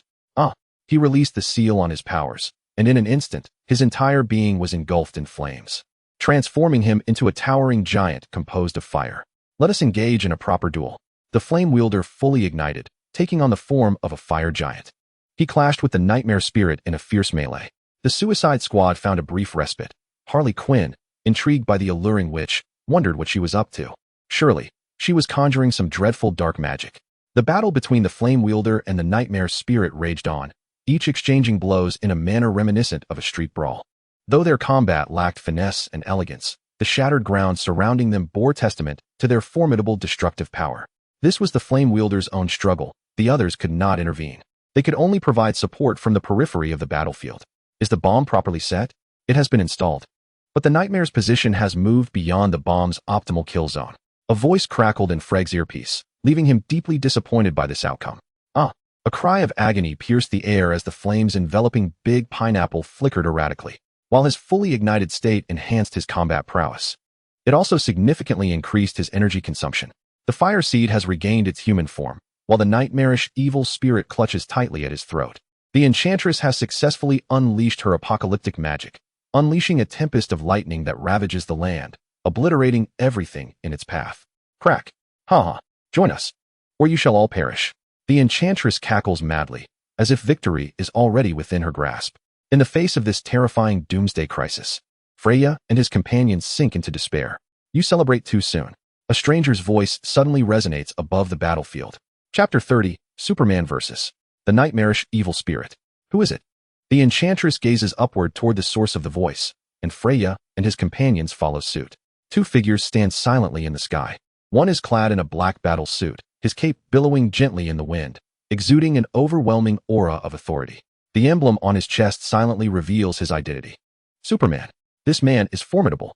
The other is a strikingly attractive woman, adorned in Amazonian armor, wielding a shield and a sword, with a glowing lasso at her waist. Superman and Wonder Woman. The members of Freya's team feel a surge of hope. Boom, boom. Kara and Diana land heavily, gazing at the astonished enchantress. To seek dominion over the world, you are not worthy, Kara states coolly, her tone igniting the enchantress's fury. Brother, eliminate them. Roar. The nightmare casually discards the fire seed, its two colossal tentacles sweeping toward Kara like gigantic serpents. Kara swiftly turns, her eyes emitting beams of intense heat. Sizzle. With a faint cutting sound, the nightmare's tentacles are effortlessly severed by her heat vision. How is this possible? The nightmare is taken aback, while Kara ascends into the air. Brother, be cautious. Kara suddenly charges toward the nightmare, leaving behind an afterimage. The nightmare, witnessing Kara's figure vanish only to reappear directly before him, feels an overwhelming force bearing down. No. Boom. Kara transforms into a streak of black light, swiftly passing through the nightmare's body. When Kara reappears within the sight of the others, she stands behind the nightmare. The nightmare's massive form is riddled with glowing fissures, its eyes filled with terror.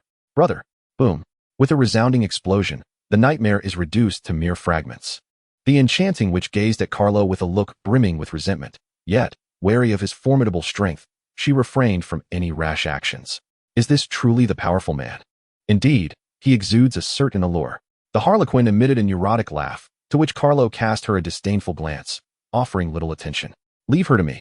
Diana stepped forward slowly, approaching the enchanting witch. The witch's expression grew increasingly menacing. I shall no longer grant you the opportunity to join me. I desire you all to become my puppets.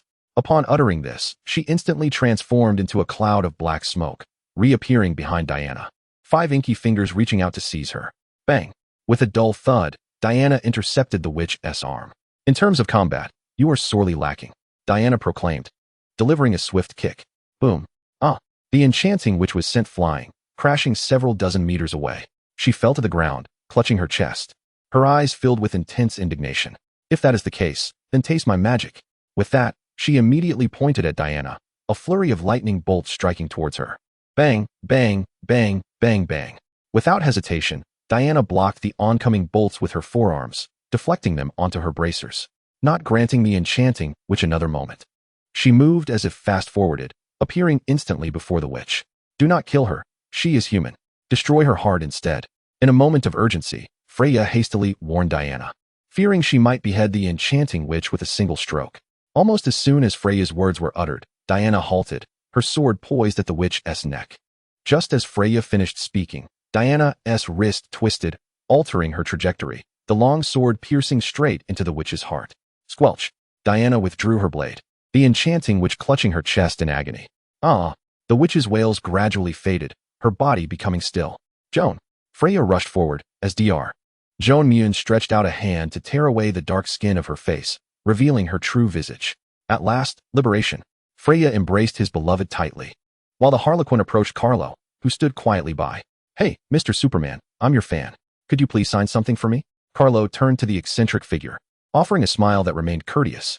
I believe only law-abiding citizens could be my fans. Criminals are unlikely to appreciate me, for encountering me signifies their misfortune. The Harlequin was momentarily taken aback by his words. How amusing you are, Diana remarked as she approached Carol, casting a curious glance at the jester-like figure before her. Is this ensemble particularly fashionable of late? The Joker's smile twitched, leaving her at a loss for words. Are you a performer from the circus? Your attire certainly resembles that. Diana continued her inquisitive probing. Harley Quinn felt on the verge of collapse. Had it not been for the woman's earnest expression, she might have thought it a deliberate jest. A moment ago, she had considered drawing her rocket launcher to give this woman a taste of her own medicine, but upon reflecting on their disparity in combat prowess, she dismissed the idea. A grin spread across her face, the red markings at the corners of her mouth becoming increasingly sinister. Yet, Diana remained unfazed, finding the encounter particularly entertaining. Haha, you are truly delightful, reminiscent of an old friend of mine, though you exude an even brighter disposition. At this, Diana sighed gently. I apologize, she offered with a hint of regret. No harm done, Harley Quinn replied, forcing a broad smile, suppressing any hint of dissatisfaction. She realized that Diana genuinely perceived her as a friend, merely because she could elicit laughter. Was she truly unafraid of being taken advantage of? Did she not comprehend her own identity, mistakenly believing herself to be a heroine saving the world alongside Diana? Perhaps she was overthinking it. Superman's gaze, though not menacing, bore an oppressive weight. She was not ready to meet her end. She wished to indulge in thrilling escapades with the Joker, not genuinely seek death. While being pursued by the formidable Superman might heighten the excitement, she feared it could end fatally. Colonel Flagg offered a brief consolation to his girlfriend, waiting for her spirits to lift before leading his team to Carol's side. Thank you for coming to our aid. Carol nodded slightly. Tell that Amanda Waller woman to be wise and refrain from causing such troubles. Colonel Flagg felt a tinge of awkwardness, as she was, after all, his superior. Diana stepped forward with a gentle smile. Just relay the message truthfully. With that, she turned once more to the jester. Harley Quinn, until we meet again. Carol's biological stance unfolded, her body hovering in midair. She scanned the crowd slowly, with both Deadshot and Captain Boomerang exhibiting signs of anxiety, fearing Superman might eliminate them right there. I hope you all conduct yourselves properly and do not cross paths with me while committing crimes, otherwise. Carol left the sentence hanging, merely offering a smile. Whether it was mere illusion or not, the onlookers perceived a hint of bloodlust in Superman's expression. Kara and Diana exchanged a glance. Suddenly, a deafening sonic boom erupted, and Kara and Diana became mere indistinct shadows. This was the essence of true superheroes. Freg looked in the direction they had departed, sighing with admiration. Chapter 31, Salvation. Superman returns. Catastrophe in Midway City. Superman and Wonder Woman make their comeback the following day. The news of Superman and Wonder Woman's return swiftly spread across major news outlets worldwide. The online discourse was rife with speculation regarding Superman's activities over the past year. As the mightiest superhero on Earth, every action of Kara garnered immense attention. Meanwhile, Wonder Woman boasted a legion of male admirers, enjoying considerable popularity among the male demographic. At times, Kara even contemplated enlisting her assistance for product promotion. Their exploits had undeniably become a staple of media coverage. While the world buzzed with conjectures about Superman and Wonder Woman, Kara was diligently patrolling the skies above the city, eager to ascertain whether any ill-fated criminals might cross paths with justice. In Central City, several masked men stealthily pried open a door, cautiously slipping inside. Who is there? A woman's voice echoed from the kitchen. Footsteps approached, and a young woman emerged, her eyes widening in alarm as she beheld the intruders in the living room. Damn it! Realizing they had been discovered, one of the men clad in a black hoodie frantically brandished a knife. Die! He shouted, lunging toward the woman, desperate to avoid imprisonment. Clang! The knife emitted a jarring sound, as if it had collided with impenetrable steel, leaving his hand numb. Superman! The knife-wielding man looked up to find a figure clad in black armor before him, a sight all too familiar to those entrenched in a life of crime. The Earth's superhero, the bane of wrongdoers. One of his companions, sensing the dire situation, stealthily aimed a gun at Kara. Bang! Bang! Bang! A cascade of brilliant sparks erupted. Kara tilted her head and raised an eyebrow at the assailant. I detest being shot at. No sooner had he uttered the words than he transformed into a blur, weaving through the gang of robbers. With each fleeting moment of suspension, one of them was sent reeling backward. Bang! Bang! Bang! Bang! A chorus of terrified screams ensued, and the assailants, like leaves scattered by a tempest, fell helplessly against the furniture and walls of the room. Carlo politely apologized to the astonished woman. I'm sorry for the state of your home. At that moment, the woman regained her composure. Superman! She exclaimed, her hands clasped over her mouth in awe. Thank you so much. Otherwise, I cannot imagine what might have happened. I could have been cruelly killed by them. Her words tumbled out in a rush. Still reeling from the shock, now feeling the weight of fear, tears welled in her eyes, and she struggled to articulate her emotions. I don't know how to express my feelings right now, but I am profoundly grateful. Madam, it is the duty of a hero, Carlo replied.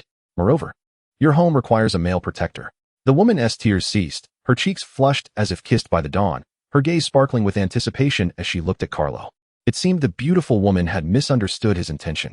What I meant was that living alone in such a large house is rather unsafe, or perhaps you should arm yourself. Disappointment flickered across her face. Indeed, she had read too much into his words. Thank you, Superman. You will always be my idol. Carlo nodded with a smile, swiftly binding the thieves together with rope, and in an instant, he soared into the sky, carrying them aloft. The woman stood quietly in the courtyard, her heart still racing, reflecting on the day she had met her idol and been saved by Superman. As Carlo flew through the air, a cacophony of shouts erupted from the thieves dangling below, their bodies awkwardly suspended, faces contorted by the cold wind, hair standing on end. Soon, Carlo halted, descended, and released the rope. Thud, thud, thud. The dull thuds were followed by anguished cries. Carlo felt no sympathy for them. Suspended midair, he observed the officers emerging from the precinct. These are the thieves. May they receive their just deserts. With that, he did not linger, transforming into a streak of light as he shot away. Boom.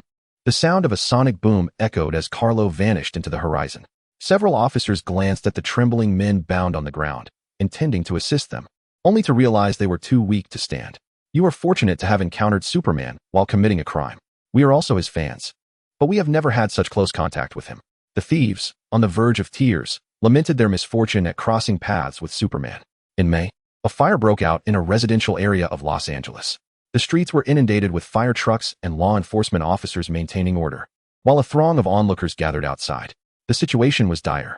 Journalists from various news outlets rushed to the scene to report on the unfolding catastrophe. The flames continued to rage, thick smoke enveloping the area, and those trapped within could feel the intense heat bearing down upon them. Firefighters relentlessly sprayed water onto the inferno. Yet such efforts were but a mere drop in the ocean against the overwhelming blaze. As time passed slowly, the fire showed no signs of abating. Suddenly, a thunderous boom echoed through the air, and clad in a black battle suit, Carlo soared above the chaos. Amidst the cheers of the crowd, he did not hesitate and plunged directly into the heart of the flames. Standing before the seething sea of fire, Carlo took a deep breath. Exhaling forcefully, he unleashed a gust of icy air that instantly froze everything combustible in sight, even encasing the walls in a thick layer of crystalline ice. With another breath, he summoned a fierce wind, swiftly dispersing the dense smoke that had engulfed the area. The fire was finally brought under control, and the fire chief outside breathed a sigh of relief. Superman. As Carlo emerged from the building, the crowd erupted in thunderous applause. Their excitement was palpable, the atmosphere electric, with some young individuals even fainting from exhilaration.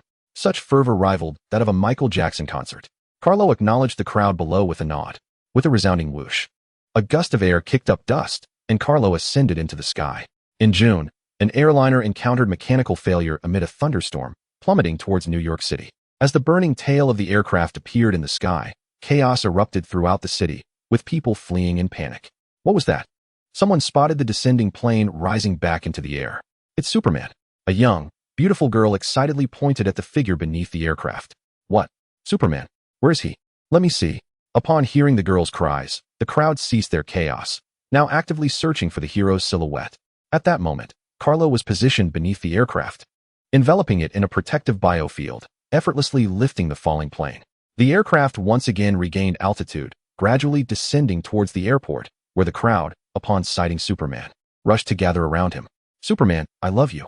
Superman, I'm your biggest fan. Laughter erupted from the crowd, and the young Asian woman who had just spoken turned crimson, burying her face deep into her chest. Kal-El, unfazed, chuckled softly before soaring back into the sky. A few days later, Wonder Woman Diana employed the lasso of truth to rescue a tourist bus careening down a mountain road. Ever since Kal-El and Diana re-emerged into the public eye, their activities have intensified, drawing greater attention from the media. Observing the news footage of Superman effortlessly lifting a passenger plane, Bruce furrowed his brow slightly. Yet, he found solace in the secret weapon he had meticulously crafted. However, could that contraption truly defeat him? Chapter 32. The conspiracy unravels within the confines of Wayne Manor. In the Batcave, Bruce continued his rigorous training, ever waiting for the opportune moment. He firmly believed that his efforts were fruitful. He did not harbor fantasies of vanquishing Superman through sheer strength. Rather, his training aimed to enable him to wield the Batsuit with greater ease. Kal-El and Diana's frequent appearances across the globe signified their unwavering presence wherever calamity struck. It was not until Kal-El stumbled upon a news report regarding Clark that she realized the urgency of the situation, particularly with the senator demanding Clark's presence in court to confront witnesses. This was maddening. Diana had also caught wind of the news. Clark was not that kind of person. Someone must be framing him. Kal-El nodded, recognizing that it was time for their return. With a resounding crash, Kal-El and Diana located Clark in a luxurious residence situated in Metropolis. I did not kill those people, he protested vehemently. I know you would never harm the innocent. Kal-El reassured him, fully aware of the unfolding circumstances. I am here to inform you that your presence at the hearing is unnecessary. I will entrust this matter to the legal department of our organization. Kal-El regarded Clark with earnestness. Kryptonians could perish in battle, but they must never stand trial, nor become a figure of ridicule. In that moment, Lois tightened her grip on Clark's hand, hoping for his agreement. Clark had once willingly donned handcuffs for humanity, yet he now recoiled at the thought of standing in the dock, subjected to baseless accusations. He could have been a god. It was love that compelled him to embrace his humanity. As Clark met Lois's hopeful gaze, he found himself unable to refuse. Thank you, Kal-El, he uttered, and Lois's smile returned, a glimmer of hope rekindled. God knows how wrong she felt with Clark branded a murderer. He had merely acted to save her. With Kal-El's assistance, this ordeal would undoubtedly resolve itself without further complications. It was worth noting that the murders had occurred in Africa, yet this was America, a capitalist society. One must learn to navigate the rules and wield the power of capital to thrive in such an environment. Even Superman is not immune to convention. The following day, the hearing that initiated accusations against Kal-El stirred considerable debate, with citizens eagerly speculating whether the Blue Hero would make an appearance. After all, as Earth's superhero, his attendance was entirely voluntary, and no one could compel him to come. By this time, a multitude of citizens had gathered at the hearing venue, attentively awaiting the proceedings. As the clock approached 9, a convoy arrived at the site. From the vehicles emerged a team of lawyers clad in suits, each carrying a briefcase. They entered the courthouse, and the lead attorney presented his business card. We are the legal team dispatched by Amazon Group, and we are here to represent Blue Hero in addressing the accusations. This declaration instantly ignited fervent discussions among those present, signaling that Blue Hero would indeed be absent. Damn! At that moment, Lex Luthor, who was monitoring the proceedings from his estate, realized his plans were unraveling. He promptly rose and departed the manor aboard his private jet. There was no time to waste. After all, he had planted a bomb at the hearing, intending to frame Blue Hero, unaware that he would not show up. If the bomb were discovered later, an investigation would inevitably trace it back to him. At the hearing, the presiding officer was a female magistrate. It is unfortunate that Mr.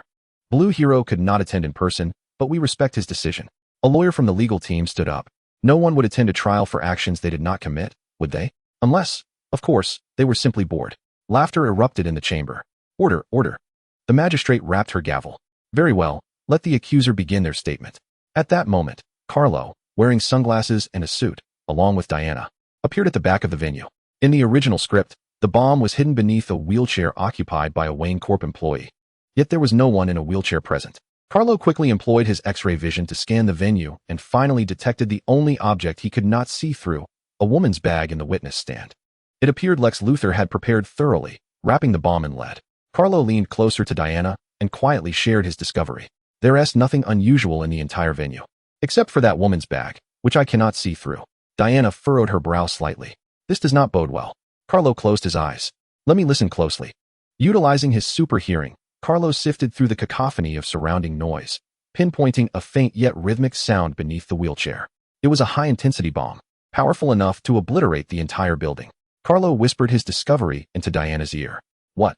Diana was taken aback, astonished that such an item could be smuggled into the venue. The security at the hearing was completely oblivious? Only through collaboration can we. At that moment, the presiding judge also sensed something amiss. Fixating on Lex Luthor's vacant seat. Wait, I believe there is something that needs addressing immediately. Diana rose from her seat, interrupting the speaker on stage. Madam, please refrain from disrupting the order of this assembly. A bailiff stood to intervene. There is a bomb in that backpack. Diana pushed them aside. Retrieving the lasso of truth and ensnaring the woman seated at the witness stand, effortlessly tossing her aside. Just as the woman vacated her seat, Carlo, clad in a black suit, approached and seized the backpack, smashing through the ceiling and soaring into the heavens. Once aloft, Carlo hurled the backpack high into the air, his eyes igniting with heat vision, unleashing twin beams of intense energy. Boom!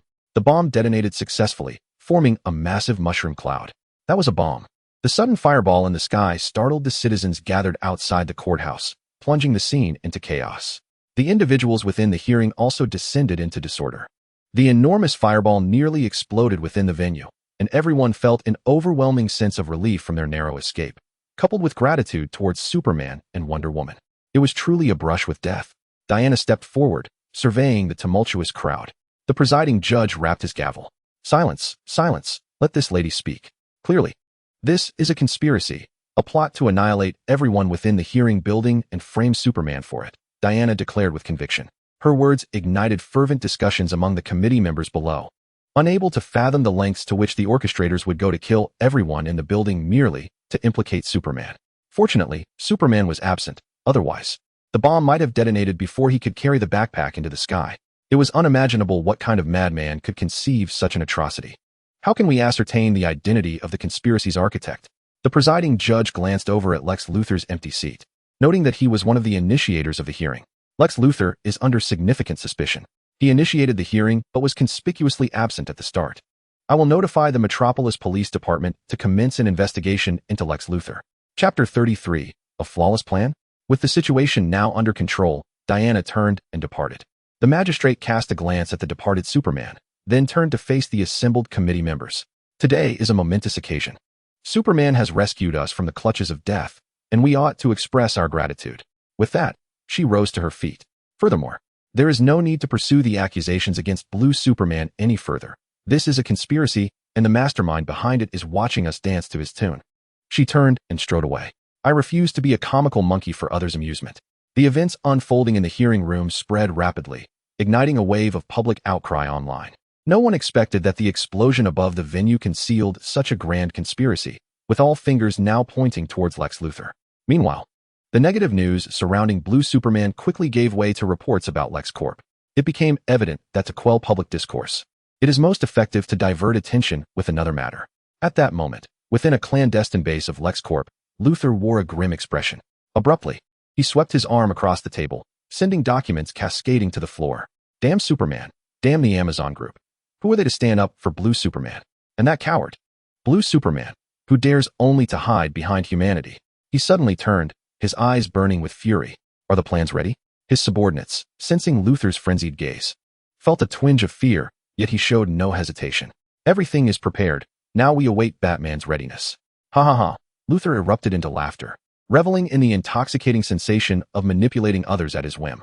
Superman, Blue Superman, you should not exist. You must perish.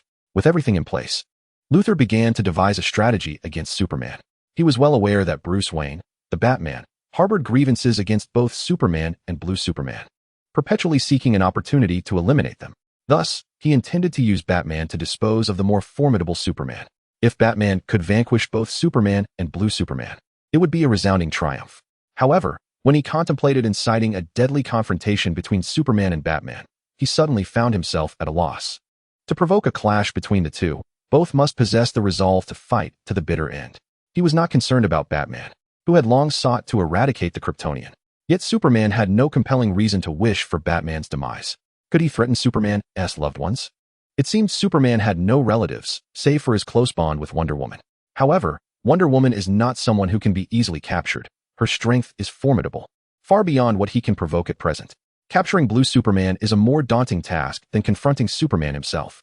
After much contemplation, Blue Superman appears to be the more manageable adversary, especially since he has a human mother, Martha, and a girlfriend, Lois. As for the mightier Superman, if Batman cannot eliminate him, there remains the even more formidable Doomsday to contend with. The current plan is nearing perfection. Should Batman succeed in vanquishing Blue Superman and Doomsday eliminate Superman, this world would be rid of Kryptonians once and for all.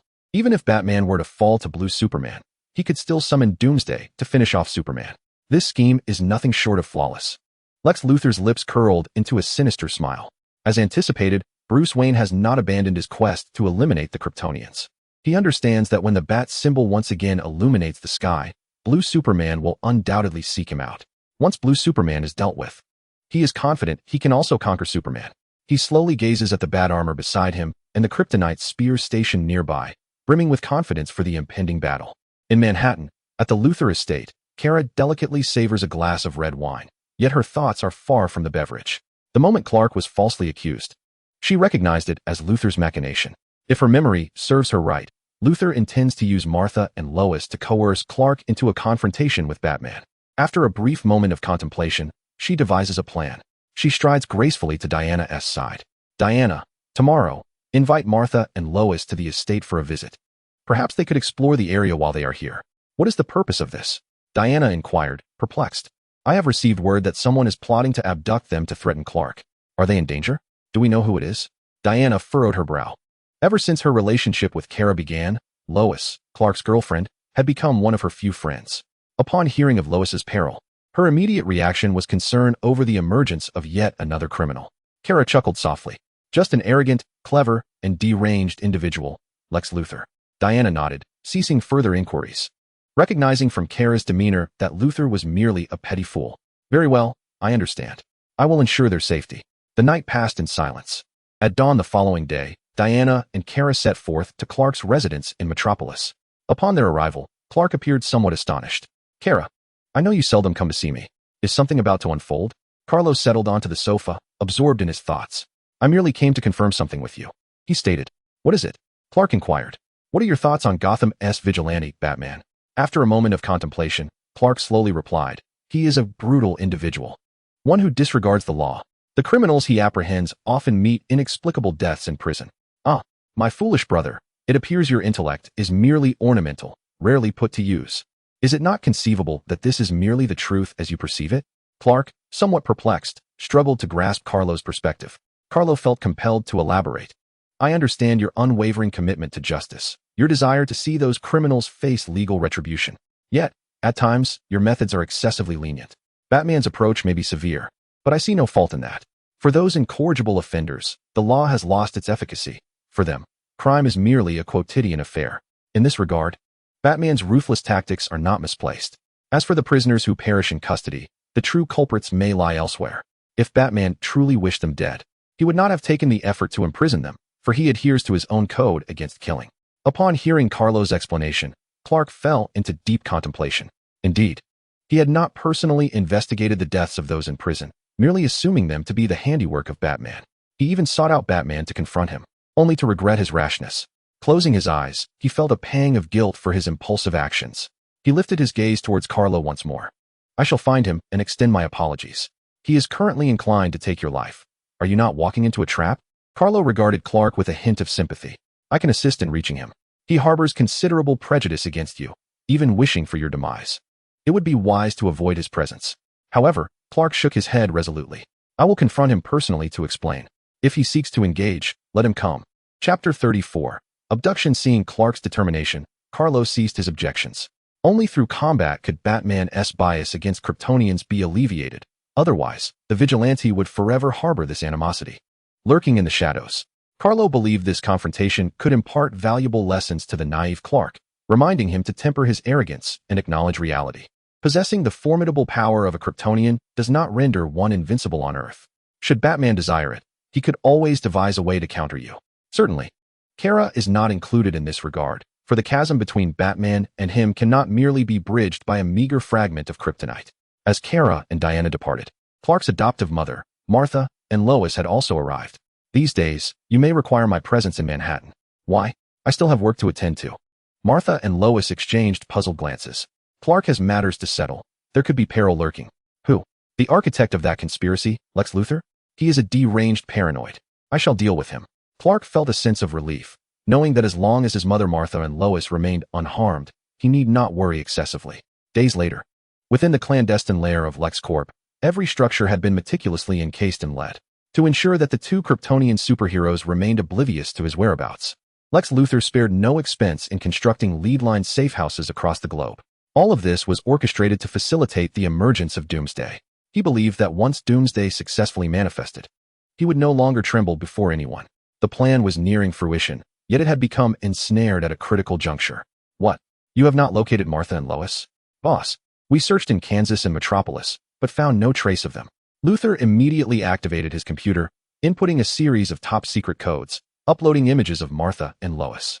As the vast data was filtered, countless similar images flashed by, ultimately settling on the sighting of Martha and Lois in Manhattan. At last, I have found you. Luthor's smile was both maniacal and deranged, rivaling that of the Joker. He picked up the phone. They are in Manhattan. Thank you, boss. Do not let me down again. There was a chilling undertone in Luthor's voice. The subordinate on the other end felt it instinctively, shivering involuntarily. Boss, we will surely capture them. Hearing his subordinate's assurance, Luthor finally hung up, gazing at the images of Martha and Lois and murmuring softly, Blue Boy, you are not as formidable as you believe, nor are you infallible. You possess fatal weaknesses. I must bring you down. As Lex Luthor sharpened his proverbial knife, Lois and Martha were leisurely strolling through Manhattan with Diana. With Diana by their side, the two harbored no concerns for their safety. They understood that as long as they remained unscathed, no one could pose a threat to Clark. However, this time, they misjudged the situation, for there existed another extraordinary, ordinary individual in this world. At the moment he was fully prepared. It signified that he had already secured a firm grasp on victory. An ineffable presence once articulated, you may engage in combat with him, but you cannot challenge him to a duel. Although this statement may seem rather absolute, it precisely underscores his formidable nature. His ability to ascend to the ranks of superheroes as an ordinary man devoid of any superhuman abilities is no simple feat. He is none other than Gotham's vigilant protector, Batman. At this juncture, Bruce Wayne had just concluded his training, his physique chiseled and defined. Wiping the sweat from his brow, he gazed towards the direction of Metropolis. Will you bleed? The following day, Lex Luthor's henchmen had successfully arrived in Manhattan, diligently preparing for the impending abduction. After seizing Martha and Lois, they needed to conceal themselves while ensuring a clandestine transfer. Their ultimate objective was to separate and relocate Martha and Lois. They intended to deliver Lois to Luthor, while Martha was to be taken to Luthor's secret safe house, encased in lead, which even Superman's X-ray vision could not penetrate. This strategy would maximize the chances of thwarting any rescue attempts. As time slowly elapsed, Lois and Martha finally appeared at a shopping mall. However, an enigmatic woman clad in sunglasses and a coat accompanied them.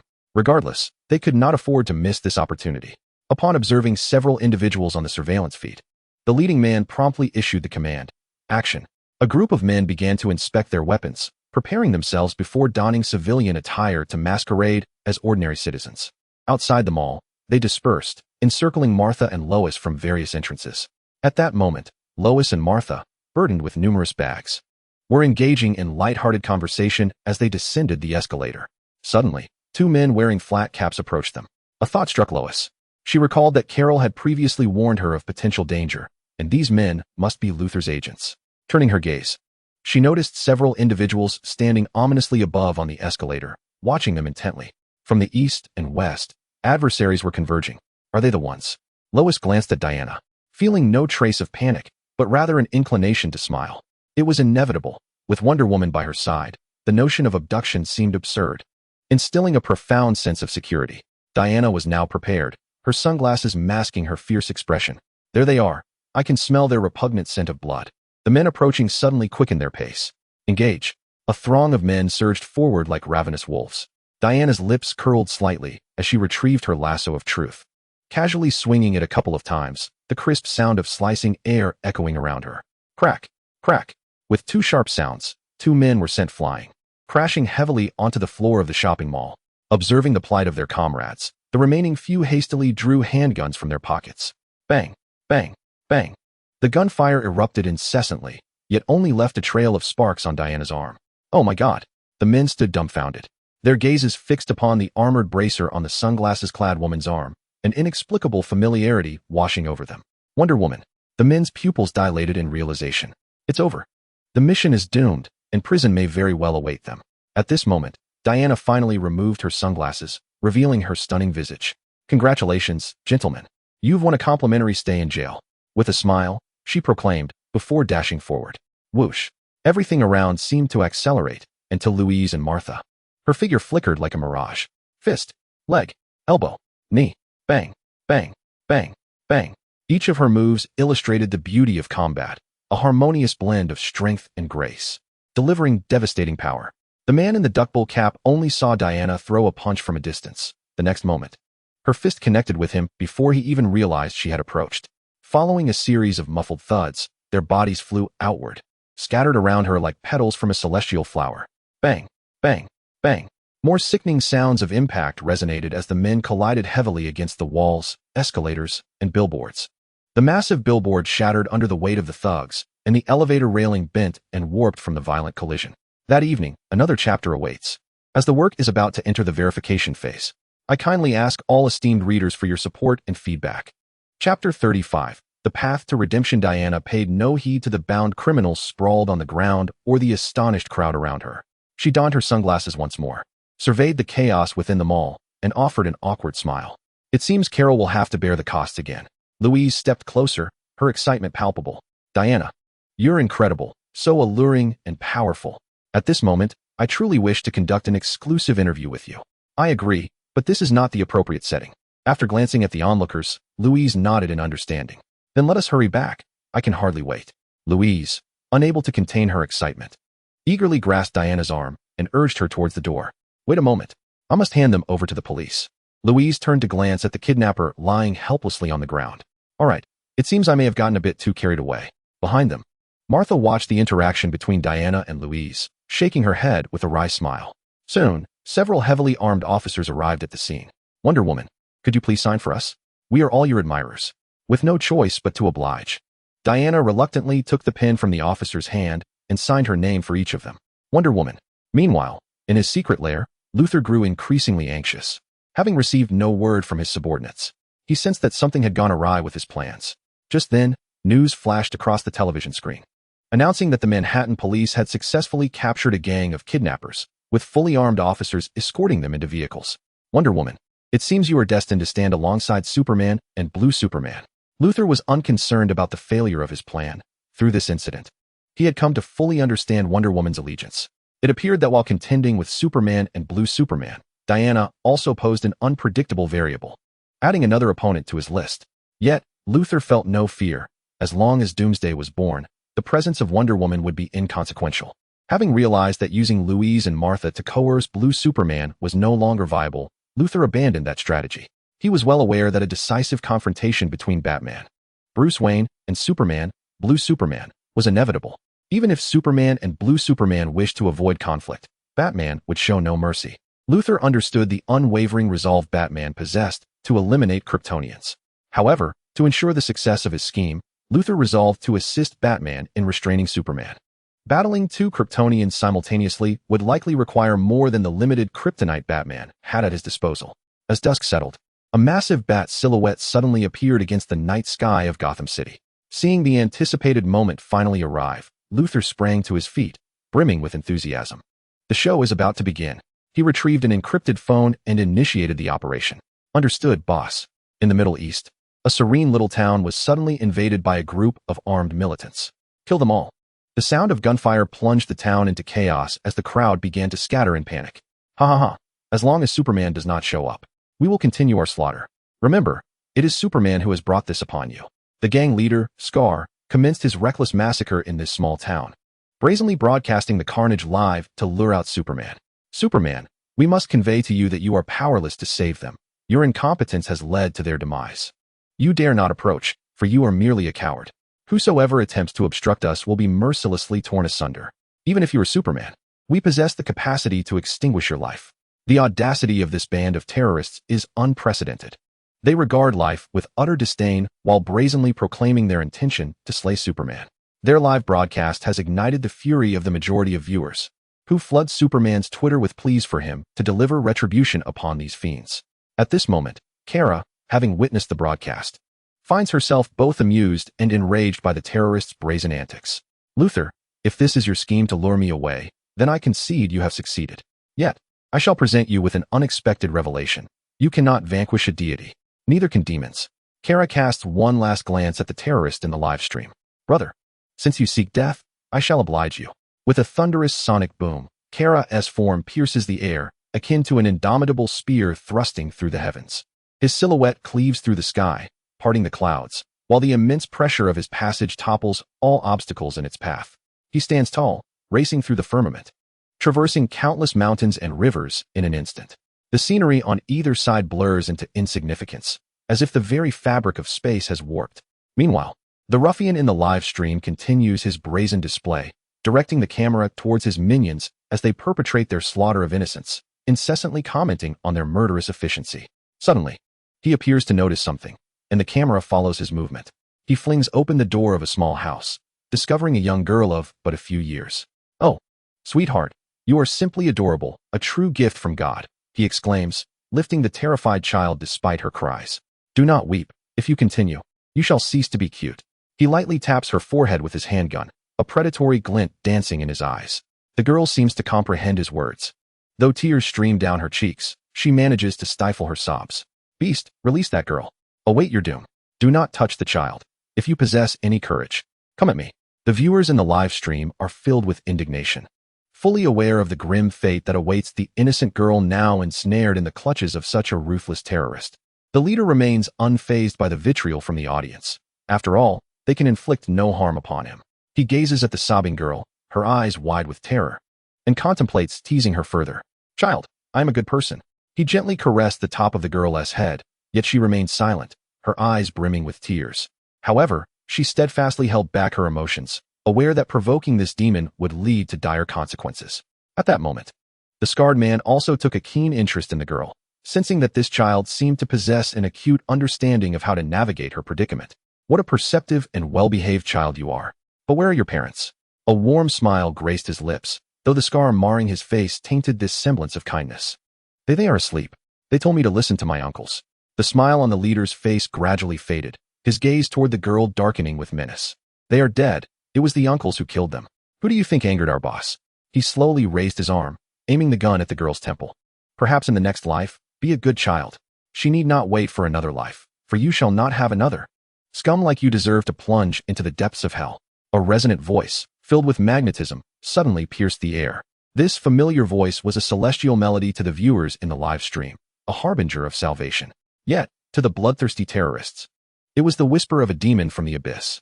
The audience in the live stream erupted with excitement. "He has arrived. He truly has come. The path to redemption lies within. The eternal night has passed.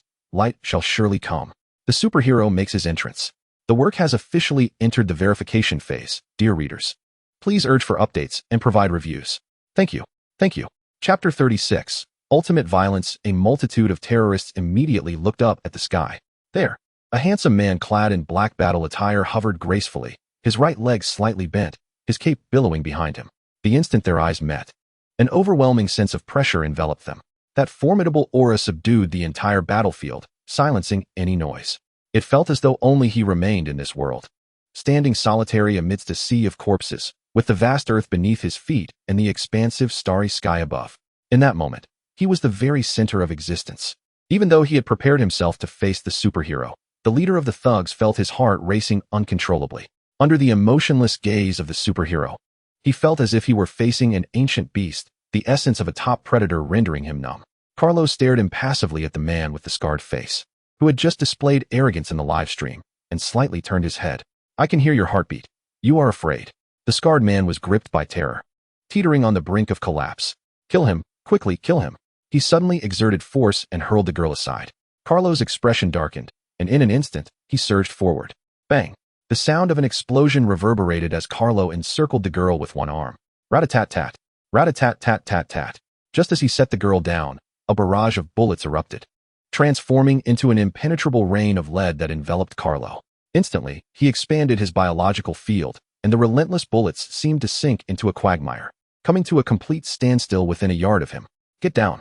The scar-faced leader sensed impending doom, but it was too late. Carlo smiled faintly, his gaze icy as he regarded the group of terrorists ahead. In an instant, the multitude of suspended bullets altered their trajectory, their tips now aimed at the assailants behind. A sharp, piercing sound resonated as the dense hail of bullets tore through the air. The assailants, caught off guard by the sudden onslaught, found themselves unable to evade. In the blink of an eye, blossoms of blood erupted from the bodies of the assailants, and the crowd fell in droves. Thanks to the scar-faced leader's warning, many had narrowly escaped disaster. Use the god-slaying weapon. The scar-faced leader suddenly recalled that the boss had previously delivered some special weapons, reputed to possess significant restraining power over superhumans. Exchanging glances with his subordinates, they swiftly launched 2 rocket launchers. Boom, boom. The rockets exploded around Carlo in a blaze of fiery trails. The biological force field was instantly diminished, followed by a sharp stinging on his skin.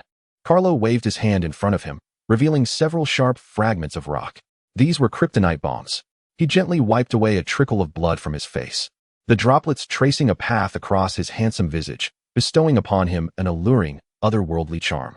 Carlo smiled softly. So, this is how you dare to boast, possessing such weapons. But suddenly, his expression shifted. Yet, this is still insufficient. The scar-faced leader was somewhat astonished. He had anticipated that the secret bombs brought by the boss would inflict significant harm on a superhuman, not merely graze his face with a minor cut.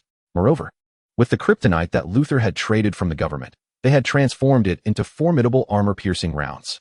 They held a certain advantage against the superhuman. The kryptonite bombs were also encased in lead, filled with processed sharp kryptonite. Logically, the fragments within the kryptonite bombs should easily penetrate a superhuman's body. However, it appeared that the reality was not as expected. Carlo, having grown weary of the encounter, realized that their trump card was merely a collection of kryptonite-enhanced weaponry. Although this entity may still impose a sense of oppression upon itself, even breaching its own dermal defenses, it falters upon encountering the formidable resistance of solid bone. After a year of rigorous training with kryptonite, Carlo has significantly adapted his physique to withstand its suppression, experiencing targeted evolution in his skeletal structure. Without further hesitation, Carlo's eyes ignited with fervor, unleashing 2 scorching beams of radiant heat. Boom, boom, boom. The rays swept across the crowd, eliciting harrowing cries from a group of armed thugs who could not evade the onslaught. They felt their bodies engulfed in the searing light, the terrifying heat rendering their flesh to molten ruin. A subsequent wave of excruciating burns assaulted every nerve within them. Bam, bam, bam. The thermal rays obliterated steel firearms, ignited explosives, and triggered a series of detonations amidst the throng. Carlo closed his eyes. The battlefield lay in tatters, dismembered limbs strewn across every corner. Yet little blood was shed. Quick, use the special ammunition, the scarred leader shouted, as his subordinate promptly handed him a large-caliber sniper rifle. He disengaged the safety and aimed carefully at the distant figure of the superhero. Die, Superman! Boom! A thunderous roar erupted as a hefty kryptonite bullet whistled ominously toward Carlo. The familiar sensation of weakening coursed through him. Carlo fixed his gaze upon the incoming projectile, unhesitatingly delivering a powerful punch. Bam! Bam! The sound of sonic booms resonated as Carlo's fist collided violently with the kryptonite bullet. The armor-piercing round shattered under the force of his devastating blow, disintegrating into dark green dust that danced upon the wind. Carlo retracted his fist, revealing a prominent laceration from which blood dripped, creating a sharp, rhythmic sound as it hit the ground. When he clenched his fist once more, the wound had miraculously healed completely. What? This is impossible. The leader of the terrorists, the scarred man, was once again struck with disbelief. This was a devastating weapon entrusted to him by his employer, designed to annihilate Superman in a single, lethal strike. Yet it had been effortlessly countered. The god-slaying arsenal, once hoped to be a harbinger of doom, had only inflicted a trivial flesh wound, which had already mended in an instant. Encountering the superhero's piercing gaze, he understood that his fate was sealed. Lex Luthor, you bastard! He realized his impending doom.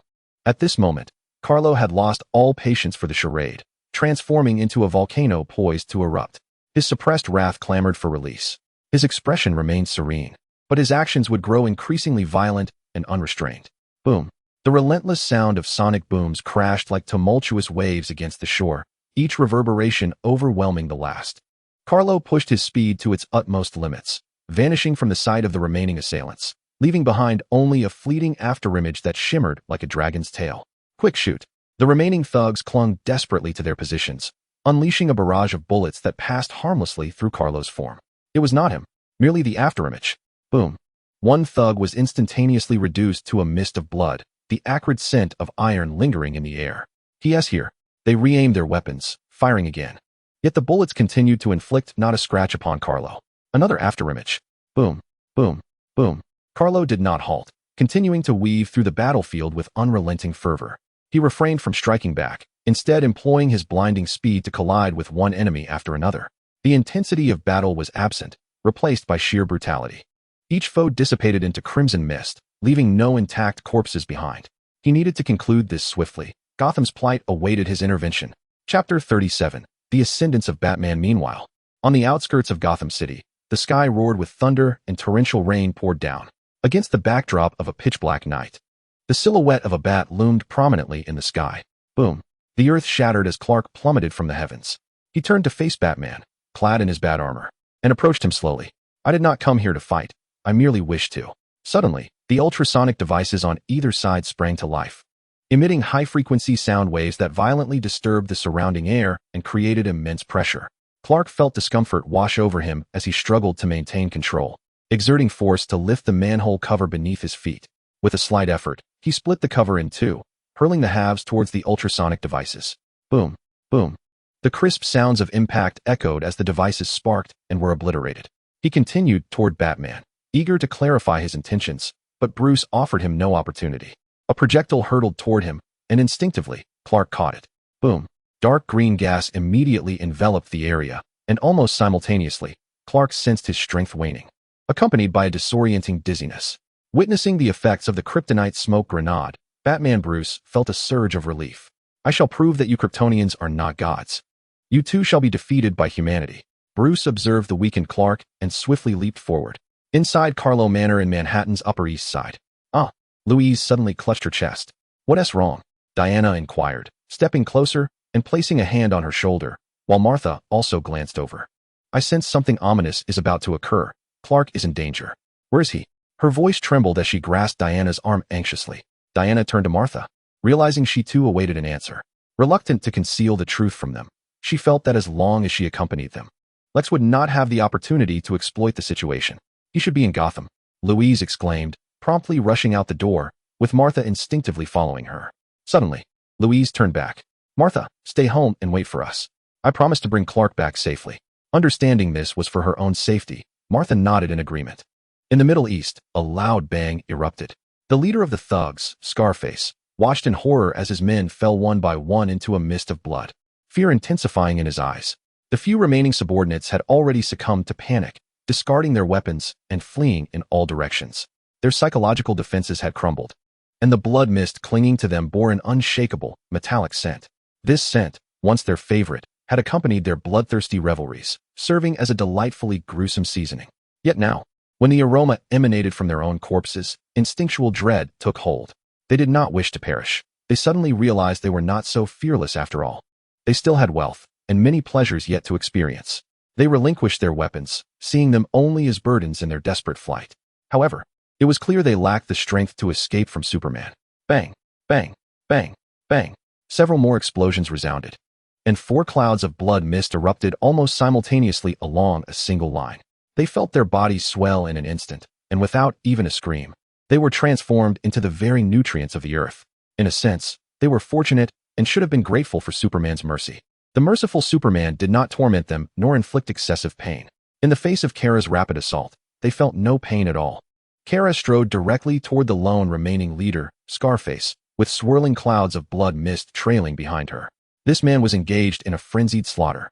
He should not be a hero. He was a demon from hell.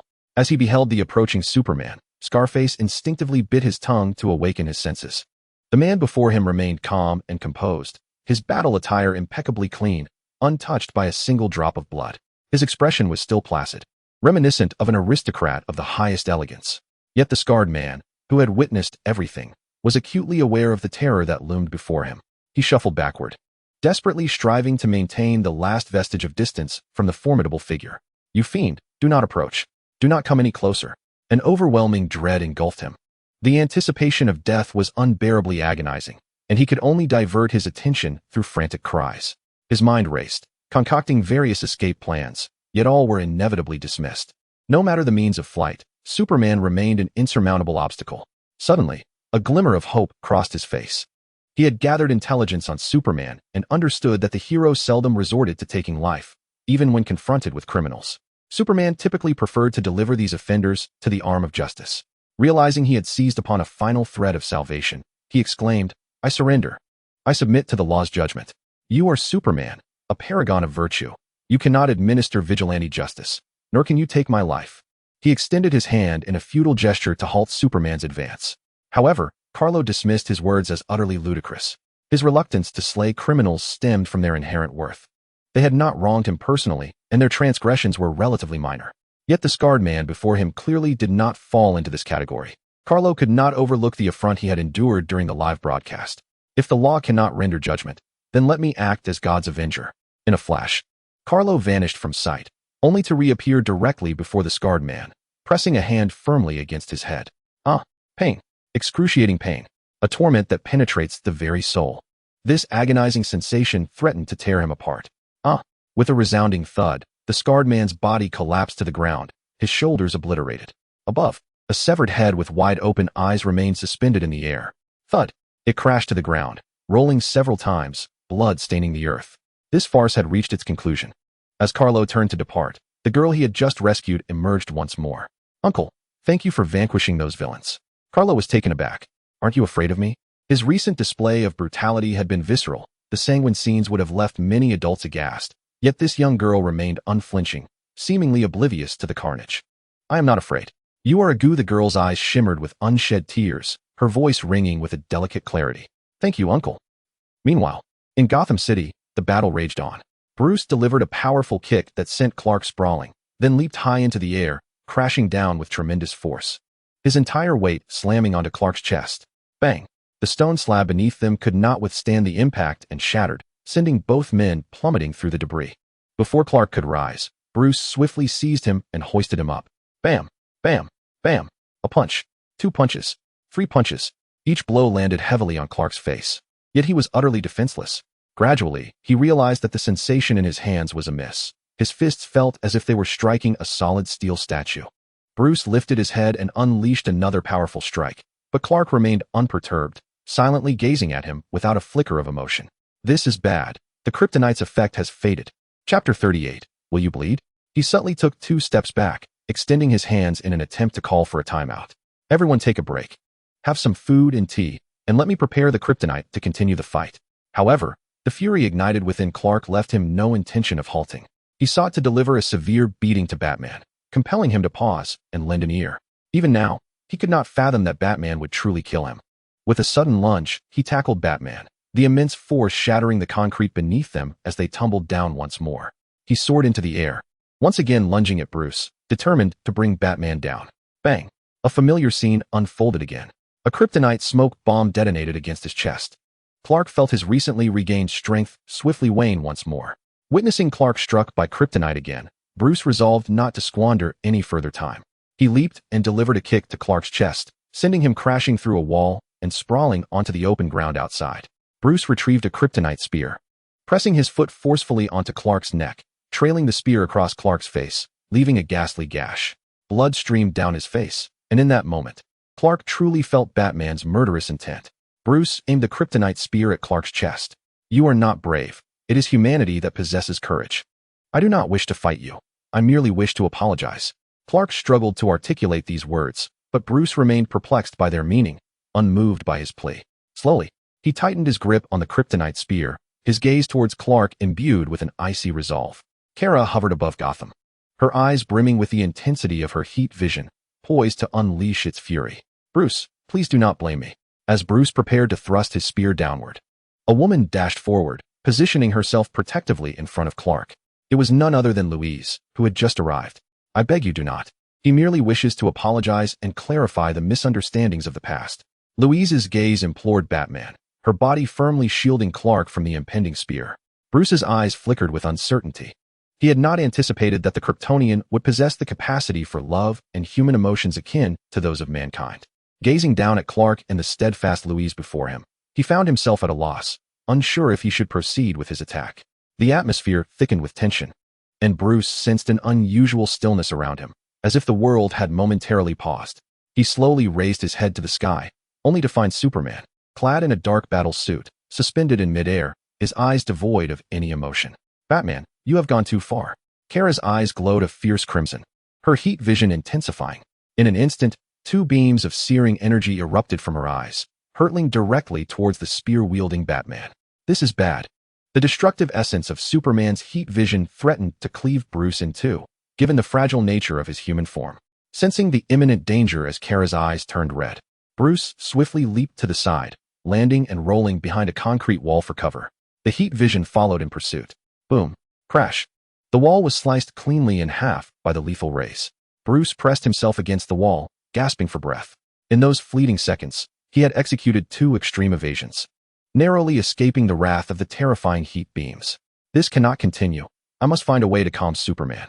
After their recent confrontation, he had vented his pent-up frustrations towards Kryptonians. It was only upon Louise's arrival that he recognized that, although Kryptonians were not Earthlings, they too harbored human-like emotions. Perhaps they shared a profound love for Earth and its inhabitants. Yet, he, Bruce Wayne, had been on the verge of forsaking his no-kill principle, driven by the potential threat posed by a being who cherished Earth and sought to protect humanity. A sudden clarity washed over him, tinged with regret. But now, it seemed rather too late. Superman's emotions were in turmoil. If this continued, he risked being severed in two.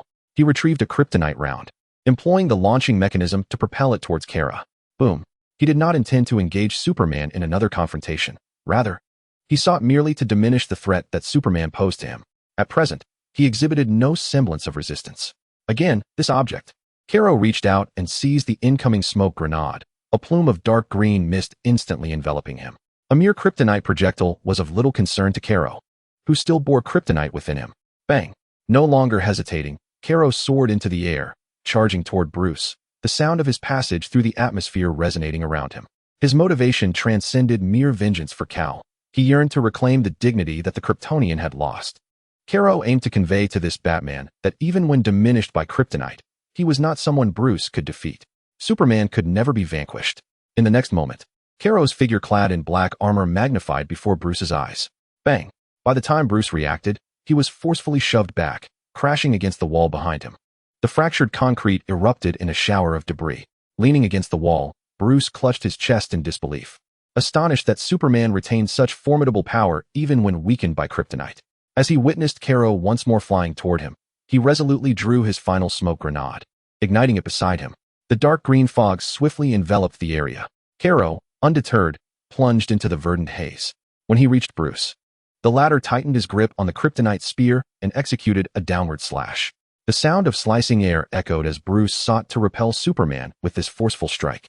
Kara suddenly raised his left arm, deflecting the Kryptonite spear with his limb, crimson streaming from the wound down the shaft of the spear. Bruce, observing the blood upon the spear, was awestruck by Kara's unyielding expression. Although he had penetrated Kara's defenses, why had Superman not weakened? Grasping the spearhead with his left hand, Kara retaliated with a swift strike of his right hand. Bang! The resilient steel spear shattered under the blow. Kara afforded Bruce no moment to react, delivering a powerful elbow strike to Bruce's chest. Bang! With a resounding crash, Bruce was flung backward, shattering a wall before collapsing to the ground. Struggling to rise, he glanced at the remaining half of the spear in his hand and chose to discard it. A Kryptonite-less spear was of no utility against Superman. Kara casually tossed aside the severed Kryptonite spear. Whoosh! Bang! The spearhead pierced the air, embedding itself deeply into a distant wall. Kara advanced step by step toward the fallen Bruce, the wound on his arm gradually healing. As a human, you exhibit great bravery. However, it is unjust to treat us in such a manner. We inhabit this world, cherishing the earth and safeguarding humanity. Like you, we are earnestly dedicated to protecting this realm. Yet your actions leave me profoundly disheartened. While I strive to thwart terrorist attacks in the Middle East and shield humanity, there are those who wish to eliminate my soul kin on this planet. an unwaveringly devoted guardian of humanity. Simply because we hail from Krypton and possess extraordinary strength. You choose to ostracize us, seeking our demise. Kara approached Bruce, forcefully pressing her foot against his chest. How ironic. Blood trickled from the corner of Bruce's mouth as he gazed at Kara. I am truly sorry. Kara dismissed Bruce's apology, deeming it worthless in its tardiness. Her expression hardened, her foot pressing down with renewed intensity. Tell me, will you bleed? Dear readers, I implore you to urge for more updates, so I may gauge the number of those who follow this tale. The humble author expresses gratitude to all readers. Chapter 39, Doomsday. Kara fixed her gaze upon Bruce, enunciating each word deliberately. Bruce understood that his actions had provoked Superman, and he resignedly closed his eyes. Kara did not seek a response to her question. Her searing heat vision erupted forth. Boom. A figure clad in red and blue suddenly interposed itself between Bruce and the onslaught, absorbing the brunt of the scorching heat vision. Kara closed her eyes, witnessing Clark being hurled backward, creating a substantial crater upon impact. Why did you almost kill him? Clark shook his head, clutching his chest. I never intended to kill him. He has already learned his lesson. Do not take his life. He, like us, is safeguarding this world. Clark implored Kara with earnestness. Kara shook her head, unconvinced by Clark's sentiment. By sparing him, you may inadvertently allow more innocents to perish, just as you nearly did today. Your excessive kindness and naivety have rendered you vulnerable to harm from humanity time and again. But does this world not require such kindness and justice? Clark slowly rose, asserting his stance. Kara, observing Clark's unwavering resolve, nodded with resignation, refraining from further aggression. She turned her attention to the still prone Bruce Wayne. I hope your choice to save this wretched bat today proves to be the right one. Without uttering another word, Kara departed, a faint smirk gracing her lips. Clark, watching Kara retreat, felt a pang of guilt. She had come to rescue him and sought vengeance, yet he had intervened to save Batman. How profoundly sorrowful Kal-El must be. Yet, he does not regret saving Batman. Despite the brutal beating he just endured at Batman's hands, he harbors immense resentment towards him. This matter, he intends to settle in due time. However, as a fellow guardian of Earth and humanity, he is reluctant to lose a comrade in the same cause. Kal-El strides forward, and Diana's figure materializes before him. Why did you not stop me earlier? Diana gazes at Clark in the distance with a smile. Because I knew someone would intervene. And I also knew you would not kill Batman. Why? He nearly killed Clark. But he did not. A smile graces Kal-El's lips. It seems Diana understands him better, while Clark's rusty mind will never grasp the truth. Not far off, Clark emerges slowly from the ruins beneath his feet, casting a glance back at Batman. Confirming that Batman has not sustained severe injuries, Clark turns and walks away, step by step. Thank you. Batman's voice echoes from behind, causing Clark to pause. Fighting for humanity. They should not turn against each other. Bruce Wayne hesitates as he watches Clark's retreating figure. I am sorry. Clark does not look back. That is also what I wish to convey. Bruce gazes after Clark until he vanishes from sight, propping himself up slowly. He stretches his arms and gently rubs his chest, a sharp pain radiating through him. I believe I have bled. He thought this unwarranted farce had finally concluded, only to be drawn to the ominous phenomenon suddenly appearing in the sky above the distant city. Witnessing the apocalyptic scene of thunder and lightning, Bruce instinctively feels a sense of foreboding. Meanwhile, within the government-secured Kryptonian spacecraft, Lex Luthor quietly admires his masterpiece. He gazes at the colossal cocoon in the birthing chamber, unable to contain his exhilaration. Who else could create such a formidable demon? He is confident this will astonish everyone. The entity within the birthing chamber continues to absorb energy, while the skies outside begin to roil with stormy winds and flashing lightning. A heavy sense of foreboding fills the air, as if some dreadful presence is about to emerge. Kal-El and Diana turn their attention towards the strange phenomenon in the distant city sky. Something is undoubtedly occurring there. Diana is certain. The sheer magnitude of the aura is enough to indicate trouble. Kal-El is somewhat taken aback. He has already collected Zod's corpse. Could there still be a Doomsday on the horizon? Outside the spacecraft, Kara landed heavily on the ground, clad in a black battle suit. Superman. Luthor's expression shifted dramatically. It appears humanity cannot slay you, nor can Batman. He turned his gaze towards the incubation chamber within the ship. If humanity cannot overthrow the gods, let the demons do so instead. Kara looked towards the incubation chamber, where a grotesque, yet towering monster tore through its cocoon, letting out a thunderous roar. Roar, roar, roar, roar. Its menacing aura exuded an overwhelming sense of oppression. This was not merely Doomsday crafted from Zod's remains. Doomsday, Luthor exclaimed with fervor, as Doomsday unleashed its own formidable presence. Without a moment's hesitation, Kara tore through the air and appeared before Luther. Since you were so arrogant, then perish first. Her fist, embodying an unstoppable momentum, surged towards Luther's face. Boom. A massive fist intervened before Luther, and the two fists collided. A powerful shockwave erupted. Luther was instantly hurled away, lacking any means of resistance. He crashed heavily to the ground, bloodied, yet watching with manic glee as Doomsday battled Kara. Doomsday, finish him. Doomsday roared once more, charging forward with a powerful punch. Kara soared into the air, her body slicing through the atmosphere, colliding with Doomsday's colossal fist. Boom. A thunderous explosion echoed, sending Kara hurtling backward, skimming through the air for 100 meters before regaining her balance. Doomsday too was pushed back a few steps by Kara's force. Such immense power.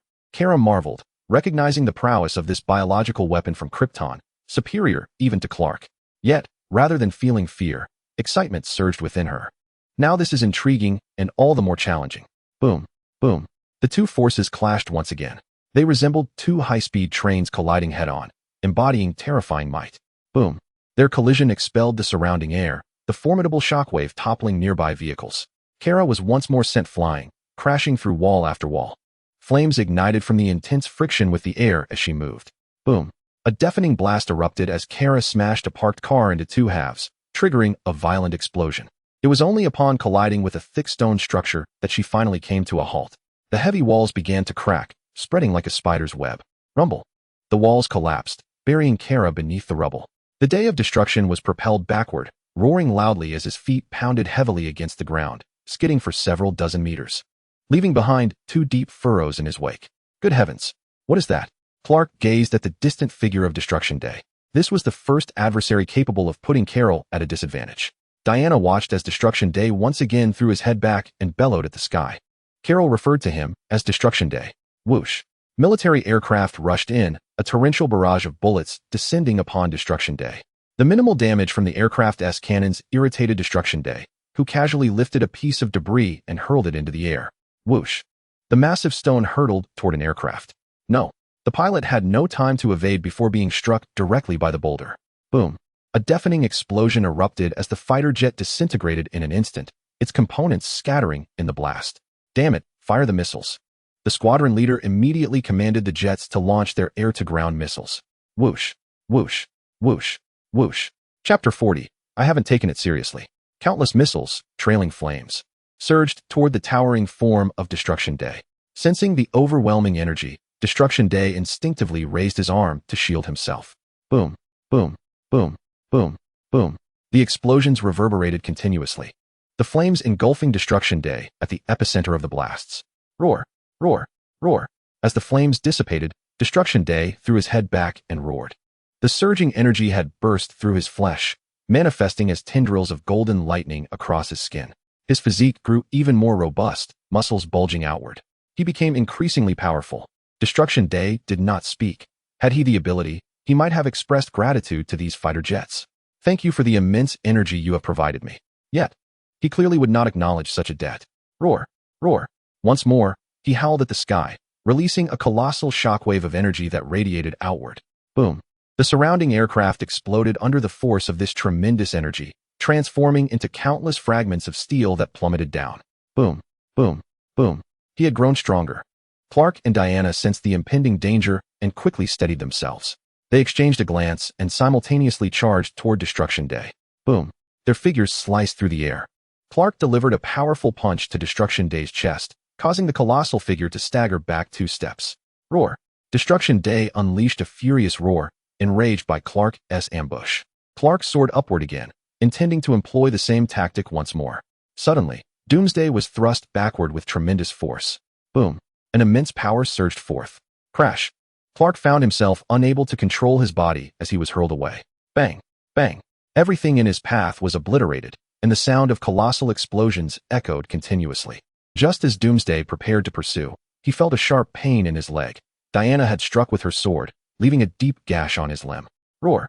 Enraged, Doomsday extended his massive hand toward Diana in an attempt to seize her. Whoosh! Diana deftly maneuvered beneath him. Swish! With another swift stroke, she struck his other leg. Howls of fury erupted from Doomsday as he denied Diana any reprieve. His powerful fist, accompanied by a deafening sonic boom, came crashing down, creating a gale that parted the air. This punch was formidable. Aware of Doomsday's strength, Diana crossed her arms before her. Boom, boom, boom, boom. Diana was sent flying, shattering countless structures in her wake. Meanwhile, Kara descended from above once more. Boom. She propelled herself to her utmost speed, a fiery aura enveloping her as she charged toward Doomsday from the sky. Doomsday reacted swiftly, instinctively leaping to meet her. Bang! Kara struck him like a missile, driving him forcefully downwards. Crash! The two collided with the earth like a meteor, creating a massive crater hundreds of meters wide. Dust and debris filled the battlefield. But Kara maintained her vigilance over the subdued Doomsday beneath her. With renewed resolve, Kara leaped again, her leg extended straight and her speed at its zenith. An incredible, unquenchable flame ignited around her from the intense friction with the air. A flying kick. Bang! This devastating blow landed squarely on Doomsday's chest, who had just begun to rise. Roar! Doomsday once again fell, his form sinking deeply into the ground, leaving a crater molded to his shape. Unrelenting, Kara sought to press her advantage, soaring into the air for another superhuman punch. Boom, boom, boom. The earth trembled as Doomsday continued to sink beneath the relentless assault. My goodness, it appears I must genuinely thank him for holding back. Bruce Wayne, piloting his aircraft toward the fray, couldn't he help but feel a sense of relief witnessing Kara's ferocious onslaught against Doomsday. Meanwhile, Clark and Diana watched helplessly as Kara unleashed her fury upon their formidable foe. Suddenly, the thunderous noise ceased, and the tremors of the earth came to a halt. How could this be? They beheld the emergence of a myriad of bone spikes upon Doomsday, whose hands braced against the weighty strike of Kara's leg. This does not bode well. Kara sensed impending danger as Clark and Diana rushed forth. With a ferocious roar, Doomsday seized Kara's leg and relentlessly slammed it against the ground. Bam! Bam! Bam! Bam! The immense force made Kara feel as though her very insides were quaking. Clark charged in like a cannonball, delivering a powerful blow. Diana, undeterred, leapt high and thrust her sword toward Doomsday. Bam! Roar! Doomsday bellowed in fury, his body exposed to Clark's assault. Ah! Diana cried out, her sword plunging deeply into Doomsday's shoulder. Roar! Doomsday shrieked, opening his maw to roar at Diana, casually hurling Kara down with great force. Kara was sent sprawling into the distance. Bam! Bam! Bam! Each impact of his body created a crater in the ground, sending debris flying. It was only after bouncing for hundreds of feet that he finally came to a stop. Ah! With every ounce of strength, Diana pressed her sword deeper. Doomsday, enraged, swung a fist toward Diana's shoulder. Bam! The blow halted as Clark soared through the air, forcefully bracing against Doomsday's fist, shielding Diana from this terrifying strike. Roar! Doomsday howled, his muscles swelling as he exerted force, sending Clark flying. He suddenly yanked the bone spike from his back and lunged it toward Diana's shoulder. Diana was caught off guard, the spike closing in. In a moment of desperation, a figure hurtled through the air, intercepting the spike. Splat! Kara! Diana shouted, as the spike pierced Kara's flesh. Tears streamed down her cheeks as she pressed her sword down with all her strength, while Clark once again tore through the air towards them. Bam! A tremendous force bore down upon Diana's sword. Splat! The blade sank deeply into Doomsday's flesh. Roar! Allow me to assist. Bruce Wayne, piloting the aircraft, immediately launched several high-explosive missiles. Bam! Bam! Bam! The missiles detonated behind Doomsday. Roar! Though Doomsday staggered, he became even more exhilarated. The energy that was once waning surged back to life. Kal-El pressed firmly against the bony protrusion in his chest and looked up at the bat-like aircraft in the sky. Shit, I truly appreciate your efforts. Bruce seemed to grasp the situation. Apologies. With a fearsome roar, Doomsday unleashed a powerful wave of energy. Boom.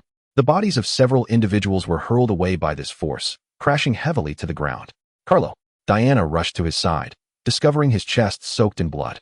Another roar resonated as Doomsday charged forward once more. Clark glanced at Kal-El and Diana before advancing toward Doomsday again. Ah! He bellowed, summoning the last vestiges of his strength. Boom. As he approached, he suddenly descended, driving into Doomsday's abdomen with tremendous force. Boom. With Clark's full eruption of power, they soared out of the atmosphere in mere moments. Breaking free from Earth's grasp, Kal-El attempted to call out, but it was too late. Tears streamed down Diana's face as she turned to gaze at the blood on Kal-El's chest. Kal-El, please tell me you will be all right, she spoke. Her voice choked with emotion as she observed his injuries. Kal-El offered a faint smile, and the wound on his chest began to heal rapidly. He rose to his feet, looking skyward. You worry too much. I have yet to take this seriously. Seeing the expression on Kal-El's face, Diana finally felt a sense of relief. Suddenly, a brilliant light ascended rapidly, breaking through the atmosphere. Whoosh. Chapter 41. The seal broken, true power revealed. What is that? A nuclear bomb. Why would they resort to this when Clark is still battling Doomsday? This is the essence of humanity, is it not? Carlo was not surprised by this outcome. Boom. The nuclear bomb detonated with a deafening blast, its blinding light and intense heat radiating through space. Boom. A colossal fireball plummeted from the heavens. Doomsday, once again filled to the brim with energy, hurtled toward Earth. Diana, sword in hand, raised her shield in readiness. Carlo grasped Diana's wrist, pulling her behind him. Leave this to me. Diana looked at the blood on Carlo's chest, a hint of concern in her eyes. Carlo offered a resigned smile, slowly pressing a few buttons on a bracelet adorning his arm. Boom. The bracelet began to contract and slipped free from his arm. Boom, boom, boom. Once again, the sound of heavy objects crashing echoed, and Diana shook her head in disbelief, her expression rife with uncertainty. I thought you had already removed that thing. Carlo once more brushed his waist. Snap. A black belt fell to the ground, its weighted pouch emanating a deep green glow. Is this Kryptonite? Diana exclaimed, realizing that Carlo had been fighting under the oppressive influence of Kryptonite all along. Her gaze upon Carlo resembled that of someone witnessing madness. How could you still have the presence of mind to train after such peril? Carlo smiled faintly. It is always prudent to keep a reserve. As he untied the Kryptonite from the gravitational ring, a familiar surge of power coursed through his body once again. This power felt boundless, continuously replenishing Carlo's being. The overflowing energy spilled out, forming robust electric serpents that danced across his skin. Boom. Carlo levitated. A colossal vortex of energy materializing above, crackling with the ominous sound of destructive lightning. The atmosphere shifted dramatically, and Carlo's energy illuminated the night sky. Outside the battlefield, Batman gazed in astonishment at this remarkable scene, suddenly recalling his encounter with Superman. It seemed he truly had held back during our battle. Bang! The being known as Doomsday roared as it plummeted to the earth, its immense energy amplifying its physical form. Flesh writhed as previous injuries healed rapidly. Roar! Boom! The powerful waves of destructive energy immediately radiated outward, setting everything ablaze. Carlo floated midair, gradually retracting the energy within him. The enormous energy vortex slowly dissipated, and the last trace of lightning was drawn back into Carlo's body. Carlo turned his gaze toward the distant Doomsday. Now, our battle has only just begun. Roar! Doomsday bellowed in fury, its colossal form transforming into a bolt of lightning as it charged toward Carlo. Carlo moved with unprecedented lightness, his speed surpassing all limits. Vanishing in an instant. Bang! Roar! Carlo reappeared before Doomsday, delivering a powerful punch to its massive body. Bang! Doomsday's form instantly contorted like a cooked shrimp, flying backward. Carlo flickered again, now positioned behind Doomsday. Bang! A fierce kick struck Doomsday's lower back. Roar! Doomsday lost all control, its immense force rendering it powerless to resist. Its figure ascended higher and higher as Carlo bent his legs slightly and leapt once more. Swish! In an instant, the figure appeared in the sky above Doomsday. Carlo's body soared, executing a swift 180-degree turn, delivering a devastating kick that shattered the air and struck Doomsday squarely in the chest. A thunderous boom echoed as Doomsday's chest caved in, sending his massive form plummeting once more. The velocity of his descent, under Carlo's terrifying might, surpassed all limits, creating a powerful whirlwind as he fell, crashing to the ground in mere moments. The impact reverberated across a radius of several dozen miles, shaking the very earth. With a pained roar, Doomsday writhed, his energy desperately working to mend his shattered body. Rising again, he howled to the heavens, the excruciating agony fueling a primal rage that obliterated his already sparse intellect. Ignoring his injuries entirely, he charged once more at Carlo, who remained poised in midair. Did he believe himself akin to the Hulk, that fury would amplify his strength? In an instant, Carlo vanished from sight, reappearing right before Doomsday. It was too swift, so rapid that even Doomsday's formidable prowess could not perceive his form. Only a fleeting expression of astonishment crossed Doomsday's features before a fist, enveloped in golden flames, struck him powerfully in the chest. A resounding thud erupted. Doomsday's colossal body crumpled, his eyes bulging and mouth agape as he expelled a torrent of crimson blood and shattered innards. The searing pain elicited a series of anguished howls. You are far too weak. Carlo's cold voice echoed in his ears. Bang, bang, bang, bang, bang. Carlo's fists rained down upon Doomsday with the ferocity of a storm, relentlessly pummeling his chest, neck, and face. Each blow contained an unfathomable force, obliterating Doomsday's flesh with ease. Under this relentless barrage, Doomsday's body began to contort violently. His muscles shredded and bones deeply indented.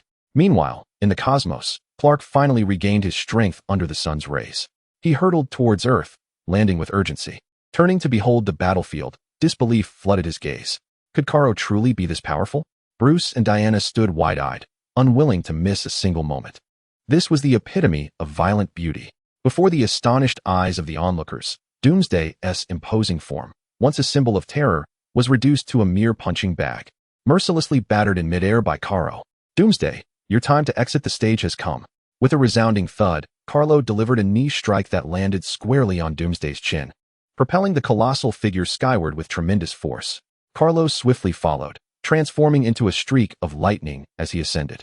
Sensing the imminent threat of death, Doomsday unleashed twin beams of scorching energy from his eyes, targeting the flicker of electricity soaring towards him. With a thunderous crash, Kal-El faced the searing rays head-on. Refusing to evade, the formidable beams were cleaved in two, cascading towards the ground below. With a flash of electric brilliance surrounding Doomsday, his body became rigid. Kal-El halted in midair behind him, standing in silent observation. The terrifying heat vision finally struck the earth, igniting yet another explosion, flames reaching skyward, while Doomsday remained eerily still. His voice grew increasingly guttural, a thin line of blood emerging from his neck. In a shocking turn, his limbs and head severed from his massive form, his body disintegrating into 6 fragments that fell like scattered debris. Once again, 2 beams of intense heat were unleashed, sweeping across Doomsday's severed remains. The air reverberated with a series of monumental explosions, reducing his remnants to a mist of crimson, dissipating into the wind. Kal-El descended from the heights, exuding an overwhelming aura of power that lingered. Diana rushed forward, inspecting him closely before sighing in relief. I can hardly fathom how strong you've become. Kal-El responded with a subtle smile. I assumed you were always aware. Clark beamed with an almost carefree demeanor. It's fortunate to have you, Kal-El. Without you, Doomsday would have caused even greater calamity. Not quite, Kal-El retorted. In the original narrative, you faced annihilation together. Bruce approached at that moment, his expression taut, burdened with guilt over the missile he had launched at Doomsday. I apologize for what just transpired. All that is behind us. Doomsday is no more. And you needn't feel remorse, Clark reassured him with understanding. Did you sustain any injuries? Kal-El inquired, noticing Bruce's somewhat awkward demeanor, questioning if his actions had been too harsh. Bruce Wayne instinctively nodded. Indeed, I believe I have bled, he stated, devoid of any embarrassment. Well, Gotham is rife with criminals, so injuries are commonplace. Bleeding is merely an everyday occurrence. Observing Bruce Wayne's direct response, one might think that the battle with Kal-El had never transpired. Truly, he embodies the essence of Batman, capable of both yielding and confronting adversity. A flicker of astonishment crossed the faces of the onlookers as Bruce offered Kal-El a courteous smile. I have been candid. Please grant me mercy. If Bruce chooses to forget, perhaps it is best to let him be. What manner of creature is that? It is Doomsday, an ancient monstrosity from Krypton, the most formidable weapon conceived by Kryptonian scientists. Born for combat, it possesses the ability to absorb energy, thereby enhancing its strength and healing its wounds. Yet, such beings had long been extinct on Krypton. This one was birthed from Lex Luthor's exploitation of historical research derived from Kryptonian spacecraft. Luthor, Batman gritted his teeth in loathing. He detested this man for nearly killing his ally, the protector of humanity, Blue Superman. Now, he has unleashed such a powerful Kryptonian beast, wreaking havoc upon the city. I must capture it and imprison it, Bruce declared solemnly. Kal-El cast a sidelong glance. Where would you confine it? In your Arkham Asylum? That is merely a way station for Gotham's criminals. Nothing remains contained there. Batman felt a flush of indignation, but found no retort. Indeed, Arkham Asylum has a notorious reputation for the frequent escapes of its inmates. However, he has exerted every effort to enhance its security measures, even personally observing the facility. Yet, the prison seems cursed, as no matter how stringent the guards, criminals always manage to escape unscathed. He wished to voice more, but Clark shook his head, halting him. Diana sensed the tension and swiftly interjected to dissolve the awkwardness. I believe we must identify the true instigator of all this chaos, regardless of the outcome he faces. It is what he deserves. Bruce comprehended Diana's underlying message. If he were to capture Luthor, he could confine him, but should Superman or Diana encounter him, his fate would be uncertain. Kal-El shot Bruce a disdainful glance. The absurdity of your no-kill principle. In Kal-El's view, Luthor transcended ordinary criminality. The monstrosity he has created represents a calamity for all humankind. This is an affront to humanity that warrants a decisive response. Carlo exchanged glances with Diana. With a resounding thud, his form shattered the air, slicing through the firmament like a streak of light. It was not until Carlo's silhouette vanished completely that Diana turned her gaze back to Bruce. He is not inherently malevolent. After all, you nearly killed Clark once.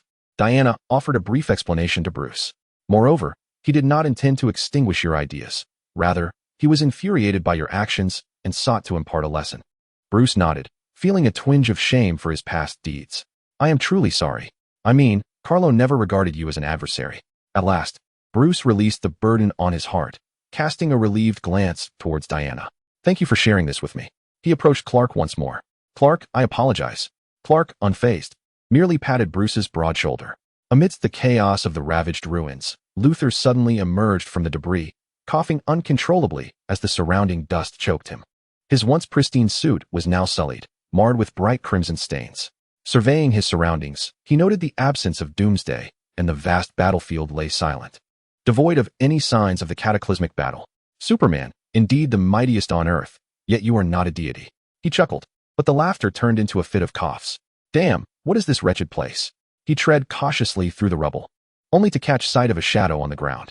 Looking up, he beheld Superman, clad in a dark battle suit, hovering majestically above the battlefield.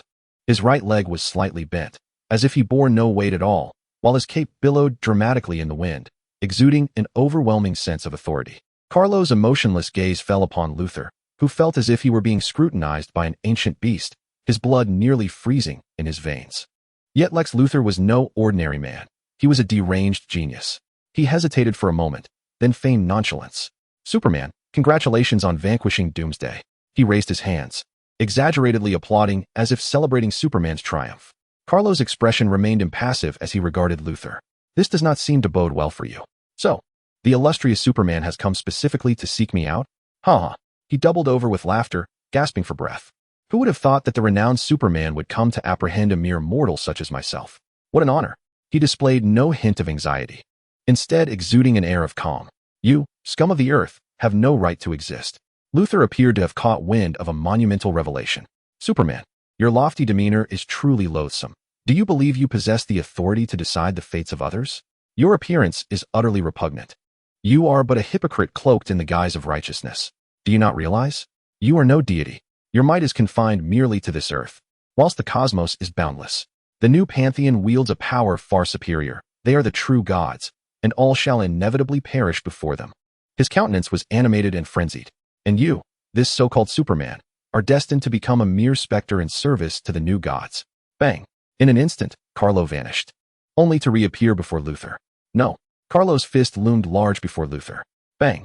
With a resounding explosion, darkness enveloped Luther, and he succumbed to unconsciousness.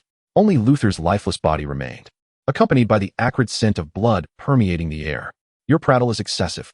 Carlo cast one final glance at Luther's decapitated remains. What a grotesque madman. With a slight bend of his knee, Carlo surged forth like a blade piercing the air, vanishing like a bolt of lightning into the night sky. As the sun gradually ascended, a crimson beam traced a graceful arc toward the heavens. Dawn broke. The sun shattered the darkness. Illumination banished all shadows, and righteousness triumphed over malevolence. The desolate battlefield fell silent, with only Luther's remains lying quietly amidst the ruins. Pat, pat. The sound of footsteps echoed as Bruce Wayne, clad in bat armor, slowly stepped into the wreckage. Observing Luther's corpse, Bruce furrowed his brow slightly. Compared to Blue Superman, the actions of Superman were far more brutal, and his power more formidable. It seemed he no longer had to worry about Superman succumbing to darkness. Indeed, it appeared Superman was never truly virtuous. With a disposition such as his, Superman would never be subjugated by anyone, for he acts solely according to his own volition. No one could lead him astray. In contrast to Superman, Clark resembled a harmless little lamb. Chapter 43. No superpowers yet. Clark's extreme goodness also predisposed him to veer towards another extreme. His emotions burned more intensely, his feelings were richer, and his temper more easily unraveled. Never mind, with Superman present, all is not irretrievable. Bruce recalled his nightmarish vision. As long as Superman existed, even if Blue Superman turned against humanity, there would be resistance. He believed that with Superman's formidable combat prowess, those extraterrestrial beings would be unable to stir any significant turmoil. Yet, the identity of the alien race from his dreams remained a mystery. Why did Blue Superman turn dark? Becoming an enemy of humankind? A myriad of enigmas swirled in Bruce's mind. The emergence of Doomsday has once again stirred up a tempest around the globe, with humanity facing an increasing array of crises. The incessant onslaught of extraterrestrial monsters, witches, and malevolent spirits seems to have become a new norm for humankind. As long as these calamities do not transpire at their doorsteps, people can remain unfazed and merely spectate.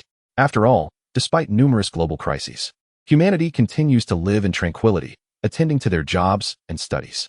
Creatures like Doomsday feel exceedingly distant from the lives of most ordinary individuals. Life must go on. Moreover, this world is home to formidable superheroes, Superman and Wonder Woman, who stand as humanity's greatest bulwark. Batman. He may apprehend thieves and robbers, but confronting extraterrestrial monsters is a different matter entirely. Although the common populace may not feel the weight of these threats, the government is acutely aware of the mounting pressure. Amanda Waller has finally regained the attention of the upper echelons. In the Defense Department conference room, a cadre of individuals clad in suits convenes. I believe it is imperative to expand Task Force X. Evidence suggests that their value is greater when they are not confined to prison, a general states. Gesturing dismissively at Amanda, I must concede that they may execute certain specialized missions, but you seem to hold your motley crew in far too high a regard. Another middle-aged man in a suit chuckles involuntarily. If memory serves, it was your grotesque which that caused the debacle in Midway City. That incident inflicted significant damage, and it was Superman and Wonder Woman who came to your rescue. You should resign in shame. The room falls silent. Amanda Waller nods. That was indeed my oversight. Yet I was not dismissed by the government, and subsequent events have validated the worth of the task force. Those missions could equally be assigned to American soldiers. The debate continues to escalate within the conference room. Thud, thud, thud. The general seated at the head of the table raps his knuckles against the surface, prompting silence. Amanda may have erred, but the existence of Task Force X has proven to be necessary. His authoritative gaze sweeps across the assembly, his tone leaving no room for dissent. Valuable American soldiers have their own responsibilities. Those supernatural events have consistently fallen under Amanda's oversight. Thus, it is only logical to maintain a specialized operational unit. General, employing criminals for missions. Should this information leak, it would incite public outcry. They may argue that we disrespect the rights of these offenders. After all, various associations in our country can be quite troublesome for the government. The general's countenance grows grave. Ordinary criminals possess human rights, yet this group of severe offenders does not. If our nation were to enforce capital punishment, they would undoubtedly descend into the depths of hell. Assigning them tasks merely provides a chance for atonement. Upon hearing the general's assertion, the assembly fell into a consensus, recognizing that the funding would indeed be allocated to Amanda's Eye of Providence. The atmosphere grew somewhat lackluster. Observing the absence of dissent, the general promptly reached a decision. Amanda, the X task force may expand. I grant you permission to select members from various prisons, and I shall provide ample funding. Prepare yourselves for the missions ahead. Amanda Waller straightened her posture. Yes, General, the task force will be ready for immediate deployment. In Gotham City, at Wayne Manor, Batman Bruce Wayne, Superman Kal-El, and Wonder Woman Diana were gathered around a round table. There must be a reason for your invitation. I doubt you summoned us for a social visit, Kal-El stated bluntly. Our rapport does not seem particularly amicable, and I am aware that you may not hold us in high regard. Bruce faltered momentarily, a hint of awkwardness crossing his face. He looked at Kal-El, uncertain of how to articulate his feelings. Not at all, he stammered, grappling with his guilt over his past actions toward Clark, uncertain of how to make amends. Were it possible to compensate Clark monetarily, he would do so without hesitation. Yet, as a superhero, Clark likely had little interest in wealth, did he? Enough, Kal-El. Don't be like that. Bruce has been feeling remorseful, Diana chided, casting a reproachful glance at Kal-El. We agreed those matters are in the past. Clark chuckled as he patted Bruce on the shoulder. Don't take it to heart. Kal is merely jesting. Kal-El expressed a hint of exasperation, but still managed to smile toward Bruce. I truly was just joking. Please don't take offense. Bruce heaved a sigh of relief, genuinely eager to foster camaraderie with the others. After all, his circle of friends was limited, and those before him were allies in the pursuit of justice. He longed to forge friendships with them. Fighting alone may be heroic, but it is also profoundly isolating. With newfound seriousness, he clasped his hands on the table. After a contemplative pause, he spoke slowly. I wish to establish an alliance to safeguard the world and to fight together. Why this sudden notion? Clark inquired, visibly taken aback by the proposal. Diana pursed her lips. casting an amused glance at Kal-El. This sounds rather intriguing. An alliance dedicated to confronting formidable foes, such as Doomsday. A sense of foreboding gripped me, for I sensed that we would soon confront even more formidable foes, more despairing adversaries.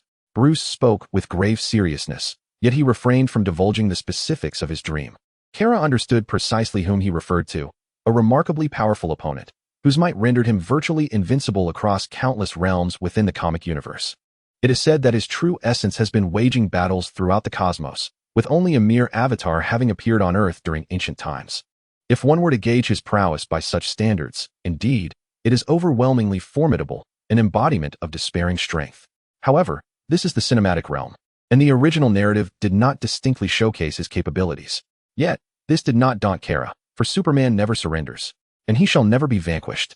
The establishment of this league is indeed essential, as the other members possess considerable strength, with the Flash's super speed capable of reversing time itself. After absorbing Bruce's words, Kara nodded in agreement. If this league is to combat such formidable adversaries, it must demand a certain caliber of combat prowess, correct? Bruce affirmed with a nod. Certainly. Kara crossed her arms, regarding Bruce with a half-smile. If I recall correctly, you seem to lack superpowers. Facing the gazes of his companions, Bruce remained unfazed. I possess immense wealth. Kara. Diana. Clark. Chapter 44. How could it be you? Laughter erupted among them, and Kara found herself stifling a chuckle. What a memorable scene. Kara nodded. Indeed, that was a compelling reason. I also have satellites, 6 of them, and I believe I can be of assistance. Bruce continued to elaborate, showcasing his capabilities. Batman, you truly are insufferable. You are even wealthier than I am. There's no denying that wealth surpasses many obstacles. Kara exchanged glances with Diana, both smiling as they turned their attention back to Bruce. Why seek us? Because this league would be incomplete without you. It would lack the union of Superman and Wonder Woman. In that case, I shall join. Diana exclaimed with a smile. Immediately turning to Kara. What is your stance? Naturally, we shall join. Clark agreed without hesitation. My intentions are clear. Bruce was elated. Welcome aboard. Bruce raised his glass. What shall we name our league? Clark suddenly inquired. Since we are born for justice, why not call ourselves the Justice League? Carol took a sip of champagne, declaring that the name Justice League was indeed more fitting. Bruce paused for a moment, glancing at Carol with a hint of surprise. That was precisely the name I had in mind. It seems we share a remarkable rapport. How many members do we have in our team? Diana brought her glass to her lips, leaving a faint lipstick mark on the transparent goblet. Currently, there are 4 of us. Just the 4 of us? Bruce nodded, unfazed by any discrepancy. However, I have leads on several other superpowered individuals, and I will extend invitations to them. Could you provide us with an introduction? Certainly. Bruce nodded again and swiftly departed. I suspect the others will be quite fascinating. Diana glanced at Carol and Clark. I am equally curious. Carol shared her anticipation for news about those individuals. How could the Justice League possibly have any absentees? Thud, thud, thud. The sound of footsteps approached, prompting Bruce to open his computer and connect it to the projector. He accessed a file containing several surveillance clips. As he opened the first clip, an unsettling scene unfolded. The footage revealed a human figure that was nearly reduced to just a head, struggling amidst a surge of electrical energy. Sparks crackled around him. The scene shifted to a half-human, half-machine silhouette appearing in a bank. Suddenly, the video distorted into a blur, ending abruptly. Bruce turned to face the group. He is cyborg. His extraordinary abilities allow him to effortlessly acquire any data available online. His power is indeed remarkable, yet his circumstances are likely far from pleasant. Diana remarked sympathetically, sensing the depth of his story. Capturing him will not be an easy task. Bruce then clicked on the second clip. Instantly, a sultry woman clad in a trench coat and high heels appeared, seemingly withdrawing money from a bank ATM. Following this, a photograph from the World War I era flashed on the screen, with the computer confirming an exact facial match. Apologies. Bruce hastily closed the clip. Diana looked surprised and turned to smile. Little did I know my true identity had already been revealed. Such is the power of technology. Bruce explained. He promptly clicked on another clip marked with a lightning emblem. In this footage, a man was shopping in a supermarket when, without warning, his body vanished in an instant. In this brief segment of footage, mere seconds in duration, his extraordinary abilities are vividly showcased. Speed. Clark suddenly interjects. His velocity is remarkable. Indeed, he is akin to the Flash. The subsequent clip presents a blurred underwater backdrop. A man wielding a harpoon emerges into view, seemingly having detected the concealed camera, and thrusts his trident towards it. The scene dissolves into static once more. Is this a fisherman? Clark inquires, perplexed. His weapon is surprisingly a harpoon. Carol chuckles softly, while Diana and Bruce share a laugh at the peculiar sight. Gradually, their mirth subsides. Clark, that is a trident, a unique weapon, although it does resemble a harpoon. Bruce explains to the group. He is referred to as Aquaman, a formidable warrior of the sea. It is evident that he is quite adept in the ocean. Yet he does indeed resemble a robust fisherman. I initially thought he was merely fishing beneath the waves. After lunch, the group exited Wayne Manor, only to be greeted by the sight of an exceptionally luxurious Mercedes sports car parked within the estate. Clark cast several glances at it. That car is impressive, quite stylish. Bruce observed the Mercedes, standing quietly. Do you like it? It's yours. Clark shook his head in refusal. I have a car, well, yours is undeniably striking. What is the cost of that vehicle? Clark inquired with curiosity. Bruce pondered for a moment before slowly shaking his head. Not worth much. Clark nodded, contemplating that perhaps he could eventually purchase one with his own earnings. Just a few $100 million. Ahem. Ahem. Clark coughed repeatedly. Are you all right? I'm fine. Clark offered an awkward yet polite smile, while Carol and Diana saw through the entire situation. As the car roared away from Wayne Manor, Carol and Diana lingered, not in haste to depart. Carol harbored considerable curiosity about Gotham City, a legendary metropolis. With so many criminals operating within its bounds, how does this city remain so prosperous? The nightlife is vibrant and intoxicating. This city lacks nothing, already ranking among the foremost cities in the entire United States. After an entire afternoon of exploration, as Diana carried her various bags from the mall, Carol's liquid assets diminished by several $100,000 once again. After wandering through Gotham for an entire afternoon, no criminal incidents were encountered. Indeed, the dramatizations of film and television serve merely the narrative. It is implausible for any city to be perpetually embroiled in significant crime. This city is truly unique. Diana settled into the passenger seat, her spirits elevated. Carlo fastened her seatbelt, noting that the reality here did not seem to match the exaggerated tales spun by the media. The moniker of City of Crime likely serves as a sensationalist tactic employed by unscrupulous journalists seeking attention. Diana chuckled softly, harboring no belief in such a title. Suddenly, a deafening explosion shattered the air. A bomb. The crowd fled in an oddly orderly manner, dispersing in an instant as if they were accustomed to such evacuations. It seemed that casualties during an earthquake would be minimal. This was nothing short of a flawless evacuation drill. Boom, boom, rat-a-tat-tat, rat-a-tat-tat.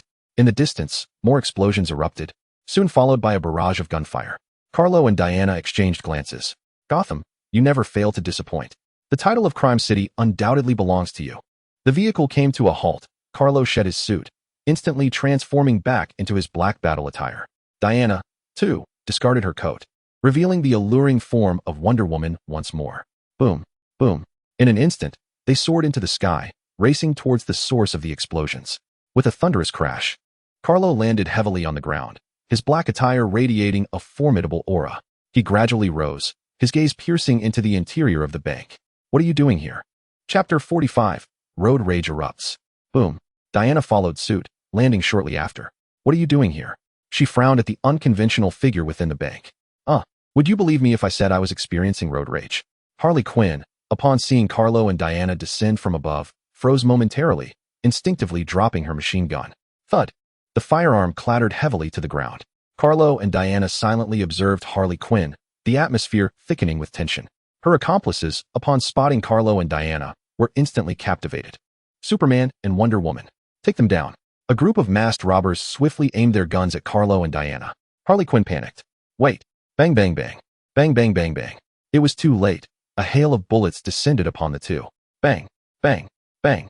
The bullets flew swiftly, yet Diana's movements were even swifter. Her arms sliced through the air with remarkable speed, her body becoming a mere phantom. It was astonishingly fast. Bullets incessantly impacted against her gauntlets, each collision igniting a flurry of sparks upon her arms. After a torrential rain of bullets, both Carol and Diana remained unscathed. You bunch of fools. At this moment, Harley Quinn had lost all desire to utter another word. Carol's eyes glinted with ferocity. Boom. With a thunderous explosion, she vanished from Harley's sight in an instant. The next moment, she materialized before a robber donned in a panda mask. This is bad. The panda man's eyes widened in shock, only to be followed by a searing pain in his chest. Fist, leg, knee, elbow. Boom, boom, boom, boom. With each agonized scream, another robber was sent sprawling. With a flick of her cape, the last assailant was struck as if by a steel chain, a gruesome crimson mark appearing on his chest. Crack, crack. The bank's glass shattered, the doors exploded, shards of glass scattering about. Amidst the dull thuds of bodies colliding, a group of masked robbers lay on the ground. Writhing in agony, Carol halted, suddenly turning to gaze at Harley Quinn, her eyes gleaming with intensity. Sensing Superman's formidable presence and the force behind her strikes, Harley instinctively trembled. I was just passing by. Carol and Diana exchanged a knowing glance. Do you think we are fools? Diana sighed, covering her forehead. Carol advanced towards Harley Quinn. Step by step. I warned you not to engage in criminal activities outside. Unfortunately, your luck has run out. Harley continued to retreat with tiny, frantic steps. On the verge of tears. I truly just had a road rage incident. She was still attempting to defend herself, struggling for a final plea. Boom. She suddenly collided with the wall behind her, left with no escape. She immediately feigned innocence, gazing at Carol with glistening eyes. Could you go easy on me? I'm afraid of pain. Carol was not swayed by her act, merely offering a faint smile. Certainly. Huh. Are you really going to hit me? She turned to Diana. Is there any way to avoid this? Diana responded with a captivating smile, and Harley's eyes brightened. Sorry, you committed a crime. Her expression instantly fell. Boom. In the final moment before losing consciousness, he beheld a fist growing larger before him. Please, not my face. Bang. The Harlequin's body fell to the ground with a graceful thud. Diana stepped forward to inspect the fallen figure, finding her quite amusing, albeit mad. Such is the company of clowns. Carol smiled faintly, casually lifting Harley Quinn by the nape of her neck. Is that how you intend to carry her? I fear she won't last long like this. Carol jostled the clown, assuring, worry not, I will temper my strength, merely imparting a lesson. Bang! With a swift motion, Carol tore through the air, a powerful gust distorting the Harlequin's face. Cough, cough. The cold wind, rushing into her mouth, roused the clown. Her face flushed from the strain. Help! Cough! Superman, please, cough! Let me go! The Harlequin shouted, yet struggled to articulate a coherent phrase. Unmoved, Carol continued her course toward Louisiana. For an unrepentant menace like the Harlequin, Carol would not indulge in the gentleness of a biotic field. Bang! With a resounding crash, Carol landed outside the gates of Belle Reve prison, unceremoniously dropping the Harlequin to the ground. Bang! Bang! Cough! The clown rolled on the ground, coughing incessantly. I will not let this go. She refused to surrender, her gaze at Carol brimming with fury. You will never possess that power. Carol glanced dismissively at Harley Quinn. The Harlequin covered her mouth. I spoke too soon. I was merely jesting. Carol chose to disregard the somewhat neurotic clown, deeming her hopeless. The guards outside the prison rushed forth, their eyes filled with admiration as they gazed upon Carol. Although Belle Reve housed many violent offenders, including a peculiar assortment of powered individuals, even rare specimens like King Shark and the Weasel, they paled in comparison to Superman's stature. They were but insignificant pawns in contrast. Several guards eagerly approached. Carol smiled slightly, gesturing towards the Harlequin sprawled on the ground. This is Harley Quinn. I apprehended her during a bank robbery. Hand her over to Amanda Waller. With pleasure, they exclaimed, their eyes sparkling with excitement as they looked upon Harley Quinn. To have the opportunity to work for Superman is a privilege not afforded to the average person. Would you care to step inside for a moment? A stout, jovial figure extended the invitation, causing a slight twitch at the corner of Carlo's mouth. What is there to sit in a prison? To go in and squat? Carlo offered a courteous smile. Thank you for your hospitality. I truly appreciate your kindness. Carlo nodded again in acknowledgement, and in an instant, he tore through the air. Bang! The atmosphere visibly rippled as Carlo cleaved through it, swiftly transforming into a mere speck. Oh, how incredibly cool he is. Damn, I completely forgot to ask for a signature from Superman for my son. That would surely make his day. I ought to get one for myself. You have a son as well? No, it's for myself. My daughter only adores Barbie dolls. The group exchanged playful banter until they noticed Harley Quinn still sprawled on the ground. Hey, sweetheart, congratulations on your visit to the prison. Harley smiled at the guards. This is hardly an occasion for joy. One must remain optimistic. Consider that you have been apprehended by the most powerful superhero of humanity. Doesn't that instill a sense of accomplishment? The jovial figure gently secured Harley with handcuffs. She did not resist. At that moment, she was utterly devoid of strength.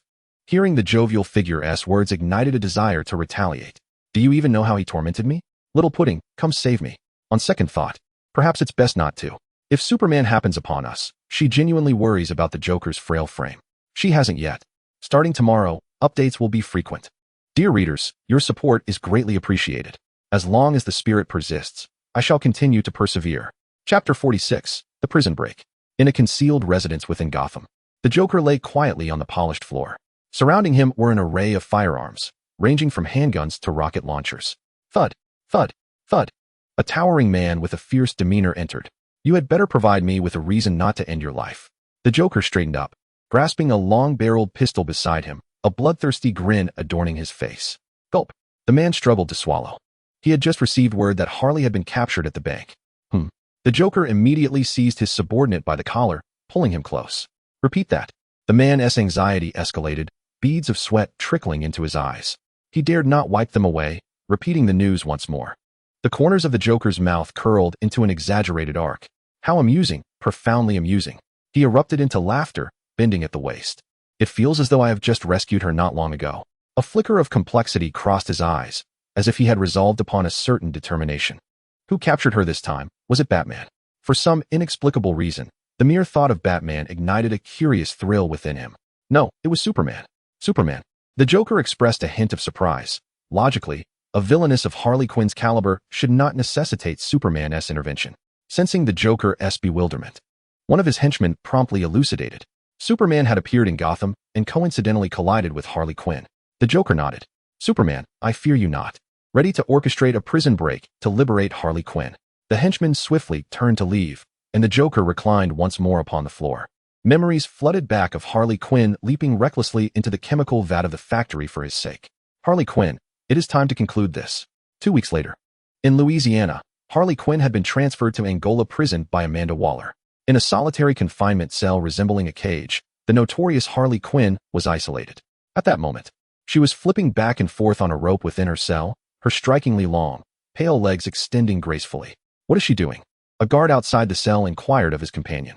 I don't know, perhaps some form of yoga. The companion produced a cigarette and offered one to him as well. Accepting the cigarette, he cast a somewhat lewd chuckle while gazing at the Joker-esque girl in the cell. One must admit, her physique is undeniably alluring. It's a pity she's insane. Otherwise, I wouldn't mind having some fun with her.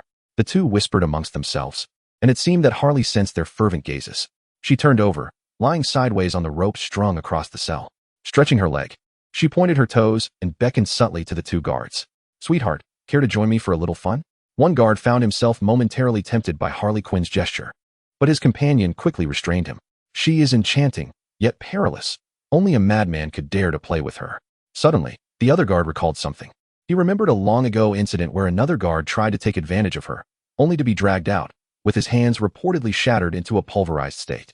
Perhaps it's best to steer clear. This woman is a thorny rose. Observing the two guards merely gazing from a distance, they dared not make a move. Harley Quinn felt a tinge of disappointment. You are truly dull, utterly devoid of gentlemanly grace. She smiled mockingly at the two guards, who possessed the heart of a thief but lacked the courage, before turning back to her playful antics with the rope. Gulp, gulp. The guards could not help but swallow hard once more. Honestly, I regret this a bit. I admit I acted rather impulsively.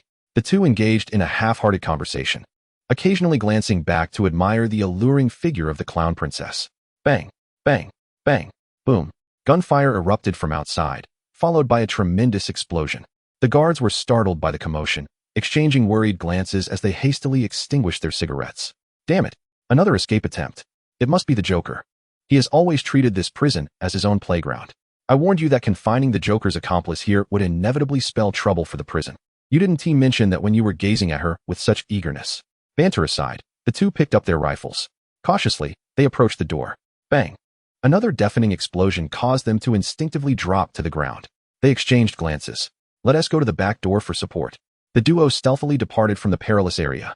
Outside the prison gates, the green-haired clown unleashed a torrent of gunfire, accompanied by a throng of masked accomplices. With a machine gun in hand, he unleashed a relentless spray of bullets. Rat-a-tat-tat, rat-a-tat-tat-tat-tat. A deluge of gunfire rained down upon the uniformed guards within the prison. Blood blossomed as bodies fell, and in the blink of an eye, numerous guards lay lifeless on the ground, transformed into cold corpses. Bang! The guards retaliated, firing back.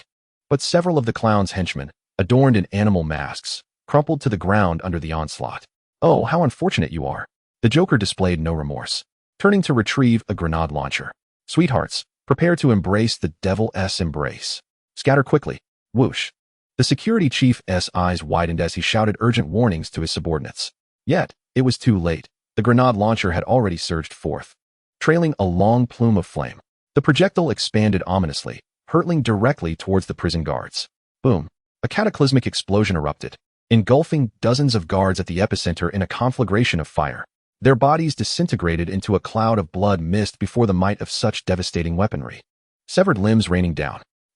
The anguished cries echoed as several guards, their bodies mangled and covered in blood, struggled amidst the chaos, gushing torrents of crimson from their shattered limbs. The safety supervisor glanced at the dwindling number of his subordinates and urgently shouted at the few remaining. Retreat! Retreat! As they withdrew into the depths of the prison, they sought cover to resist, yet their efforts proved futile against the relentless onslaught of the clowns. The Joker, accompanied by his band of masked followers, finally breached the prison's defenses. Reinforcements were still en route, but the Joker defiantly raised his firearm. The thunderous roar of machine gun fire echoing incessantly. Bang! Bang! Bang! A cacophony ensued as the masked minions unleashed their primal instincts, cackling maniacally as they slaughtered the prison guards. Blood blossomed continuously as lifeless bodies fell one after another. Pudding, is that you? Harley Quinn, upon hearing the commotion outside, immediately seized the iron bars and called out excitedly. With 2 gunshots ringing out, silence enveloped the prison. The Joker entered the spacious cell, removing his mask. Pudding! Pudding! Harley Quinn leaped with joy, her eyes brimming with delight. With a resounding bang, a bullet shattered the lock, and the Joker stepped inside the cell. Pudding! Harley Quinn could no longer contain herself and rushed to embrace the Joker tightly around his waist. Let us go home, sweetheart. The Joker gently caressed Harley Quinn's back, whispering softly in her ear, this is the last time I save you. A flicker of complexity crossed his eyes, only to be replaced by anticipation for the future. I am the Joker, the madman of freedom. I cannot afford any weaknesses. You want to break up? Chapter 47. Break up. Harley Quinn could scarcely believe such words had escaped the Joker's lips. Of course, I've made myself clear, he replied, shrugging as he circled around her, a smile still adorning his face. I've grown weary. You no longer excite me. No, you can't mean that. Pudding, you're not deceiving me, are you? Tears streamed down her cheeks, smudging her lipstick at the corners of her mouth. The Joker regarded the heartbroken Harley Quinn with an unyielding heart. Do you know? I am the Joker. The unburdened Joker is the powerful Joker, and you have become my weakness. I have rescued you time and again, and I am utterly exasperated by your folly. The Joker requires no weaknesses, nor will I save you again. Batman is my adversary, but as long as you are here, as long as you remain a burden, I shall never triumph over him. Harley Quinn stared in disbelief at the Joker, unable to fathom his ruthlessness. Her heart ached. She wished fervently for this to be a mere nightmare. She suddenly drew the handgun from the clown's waist, the gleaming silver barrel glinting coldly. She aimed the gun at his forehead. Tell me, have you ever loved me? Harley Quinn cried, desperately yearning for a hopeful answer to validate that her feelings were not a complete farce. She fixed her gaze on the clown's eyes, seeking to capture the truth of his inner thoughts. Yet, the clown merely blinked in momentary surprise, his expression unchanging. He smirked, regarding Harley Quinn with an unwavering demeanor. In truth, I have never loved you. The great clown has no need for love. I merely regarded you as a useful tool, for you were of assistance to me, aiding my escape, facilitating my heists, enabling everything I wished to accomplish. The clown paid no heed to Harley Quinn's tears, simply smiling as he awaited her reaction. His laughter seemed to mock her, deriding the folly of the jester's girl, ridiculing her ignorance. The madness that had characterized her affections suddenly appeared utterly worthless. She clenched her mouth tightly, stifling her tears, her fingers slightly curling on the trigger. The clown observed her movements with an air of anticipation. Shoot. Do it. In me. With a grin, he pressed his forehead against the barrel of Harley Quinn's gun, devoid of any fear of death. His eyes locked onto hers, as if he awaited her to pull the trigger. Harley Quinn wished to eliminate the man she adored most, yet her finger refused to act. Crack. With a sharp sound, the clown had seized the handgun from her grasp, a hint of disappointment flickering in his eyes. If you do not wish to shoot, then return it to me. This is not a toy for you to wield. The clown turned away without a trace of reluctance. Pudding. Harley Quinn cried out in a heart-wrenching scream. Yet the clown's stride did not falter. Discard her. Several subordinates at his back promptly advanced, seizing Harley Quinn's arms and dragging her toward the door. Pudding. Pudding. No matter how she screamed, the clown remained unmoved. Thud. With a dull thump, Harley Quinn was unceremoniously thrown out, her body crashing heavily against the ground. Blood streamed from her arms and knees, accompanied by excruciating pain. Yet, she seemed to feel none of it. She quickly scrambled to her feet, pounding on the door. Pudding. I was wrong. Don't abandon me. She was overwhelmed by her emotions, weeping uncontrollably, Yet the once familiar door would never open again. Tears flowed like a deluge, relentless and unceasing. Gradually, exhaustion took hold, and she collapsed onto the floor, curling into herself. Her sobs subsided into instinctive gasps, leaving two distinct trails of tears at the corners of her eyes. As dawn broke, Harley Quinn awakened, the pain in her body and the swelling around her eyes revealing a harsh reality. She had broken up. The Joker no longer wanted her. From this moment forward, she would be alone once more, with no one to rely upon. She turned to gaze deeply at that familiar door, which would never open for her again. Joker, since you have cast me aside, I shall prove to you that I can thrive without you. Without you, I shall reclaim my essence. I am the one and only Harley Quinn. I will never again shed tears for you, nor will I depend on anyone else. Merely myself, Harley Quinn. In Kansas, within a grand yet abandoned estate that had been transformed by Bruce into a splendid haven. If there are no objections, let this serve as our base of operations. Carol turned her gaze to the estate, which exuded a simplistic yet elegant charm, its decor imbued with a sense of ancient gravitas. Bruce led a few individuals through a reinforced alloy door. Alfred was nearby, tending to the Batwing. Ladies and gentlemen, welcome. Alfred greeted them briefly, offering each a glass of champagne. Thank you. Turning to face a large screen, surrounded by computers and control panels brimming with intricate buttons and switches. These computers are connected to my satellite, capable of covering any region on the globe. Bruce elaborated as he moved to the side, passing through a lengthy corridor. They arrived at an expansive area. This is the training room, equipped with various apparatuses to meet all training needs. Carol glanced around, sensing something was amiss. I can provide a gravity engine to help construct a gravity training room. Bruce did not hesitate. Certainly. Feel free to voice any requests. He held high hopes for the Justice League and would endeavor to accommodate the reasonable demands of its members. However, the facilities here were already quite comprehensive, and neither Diana nor Clark raised any further objections. The group settled in the hall, and Carol posed a question that weighed on her mind. How many members of the Justice League have you recruited so far? Bruce pressed his lips together. Only the 4 of us. There was a hint of embarrassment in his voice, prompting him to elaborate. I invited Aquaman, Arthur, but he clearly showed little interest in the matter. After a pause, he added, he took my $20,000 and dove into the ocean, frolicking about like an exhibitionist. So, you've encountered a difficult individual, and you've achieved nothing these days? Bruce regarded Carol with a stoic expression. Next, I shall reach out to Barry Allen, hoping he is not as arrogant as that fisherman with the harpoon. Carol and Diana exchanged slight smirks, while Clark wore a peculiar expression. Frankly, it is rather hard to watch someone wield a harpoon in such a serious context. You chose to spear fish in such a grave situation?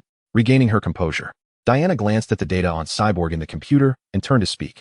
Perhaps I could attempt to approach him? Carol furrowed her brow. Do you need me to go? No, you cannot. Diana reacted strongly. Victor S. passed. He is quite guarded, and I fear a conflict may arise between you. Carol shook his head. I know my limits. I won't resort to violence with him. Diana countered. Carol, you can be rather proud at times, despite your imposing presence. But trust me, for Victor, you are not the right person to engage with him at this moment. Dear readers, please support by leaving a review. There will be another chapter tonight. Status, typing while bleeding. Chapter 48, Recruitment. Carol felt somewhat helpless. If that is the case, then I shall leave the reclusive Victor to Diana. However, he held little hope for Diana's approach, as Victor was not easily swayed. In the original story, it was his father's abduction by the Apocalyptian that led to Cyborg's induction into the Justice League. Similarly, Aquaman joined the League due to the theft of Atlantis' Mother Box. It seems the appearance of the Wasteland Wolf indirectly facilitated the formation of the Justice League. Yet, with 2 Kryptonians on Earth now, it remains uncertain whether the Mother Box will summon the Wasteland Wolf again. Merely one Wasteland Wolf may not suffice to confront him, unless Darkseid were to arrive on Earth. Never mind. Although not afraid of him, there is no need to wish for his presence. After all, his power is not to be trifled with. However, at present, both he and Clark are active on Earth, and the Mother Box should no longer summon Darkseid, as he would be unable to prevail. Nevertheless, it is imperative to study the Mother Box. Its capabilities are truly remarkable, akin to an existence that embodies the very essence of life itself. Survival or demise, it encapsulates both within its grasp. This artifact is indeed more formidable than Diana's Godslayer's sword, a genuine divine relic.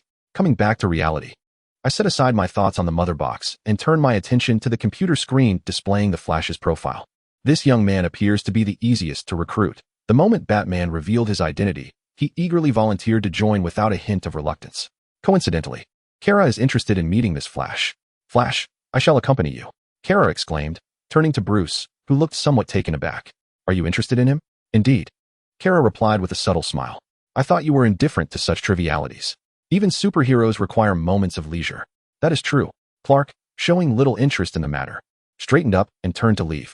Since there's nothing I can assist with, I shall return to the Daily Planet to tend to my duties. The group fell silent until Clark's figure vanished beyond the door. Bruce glanced at Kara and Diana, puzzled. What is so special about the Daily Planet?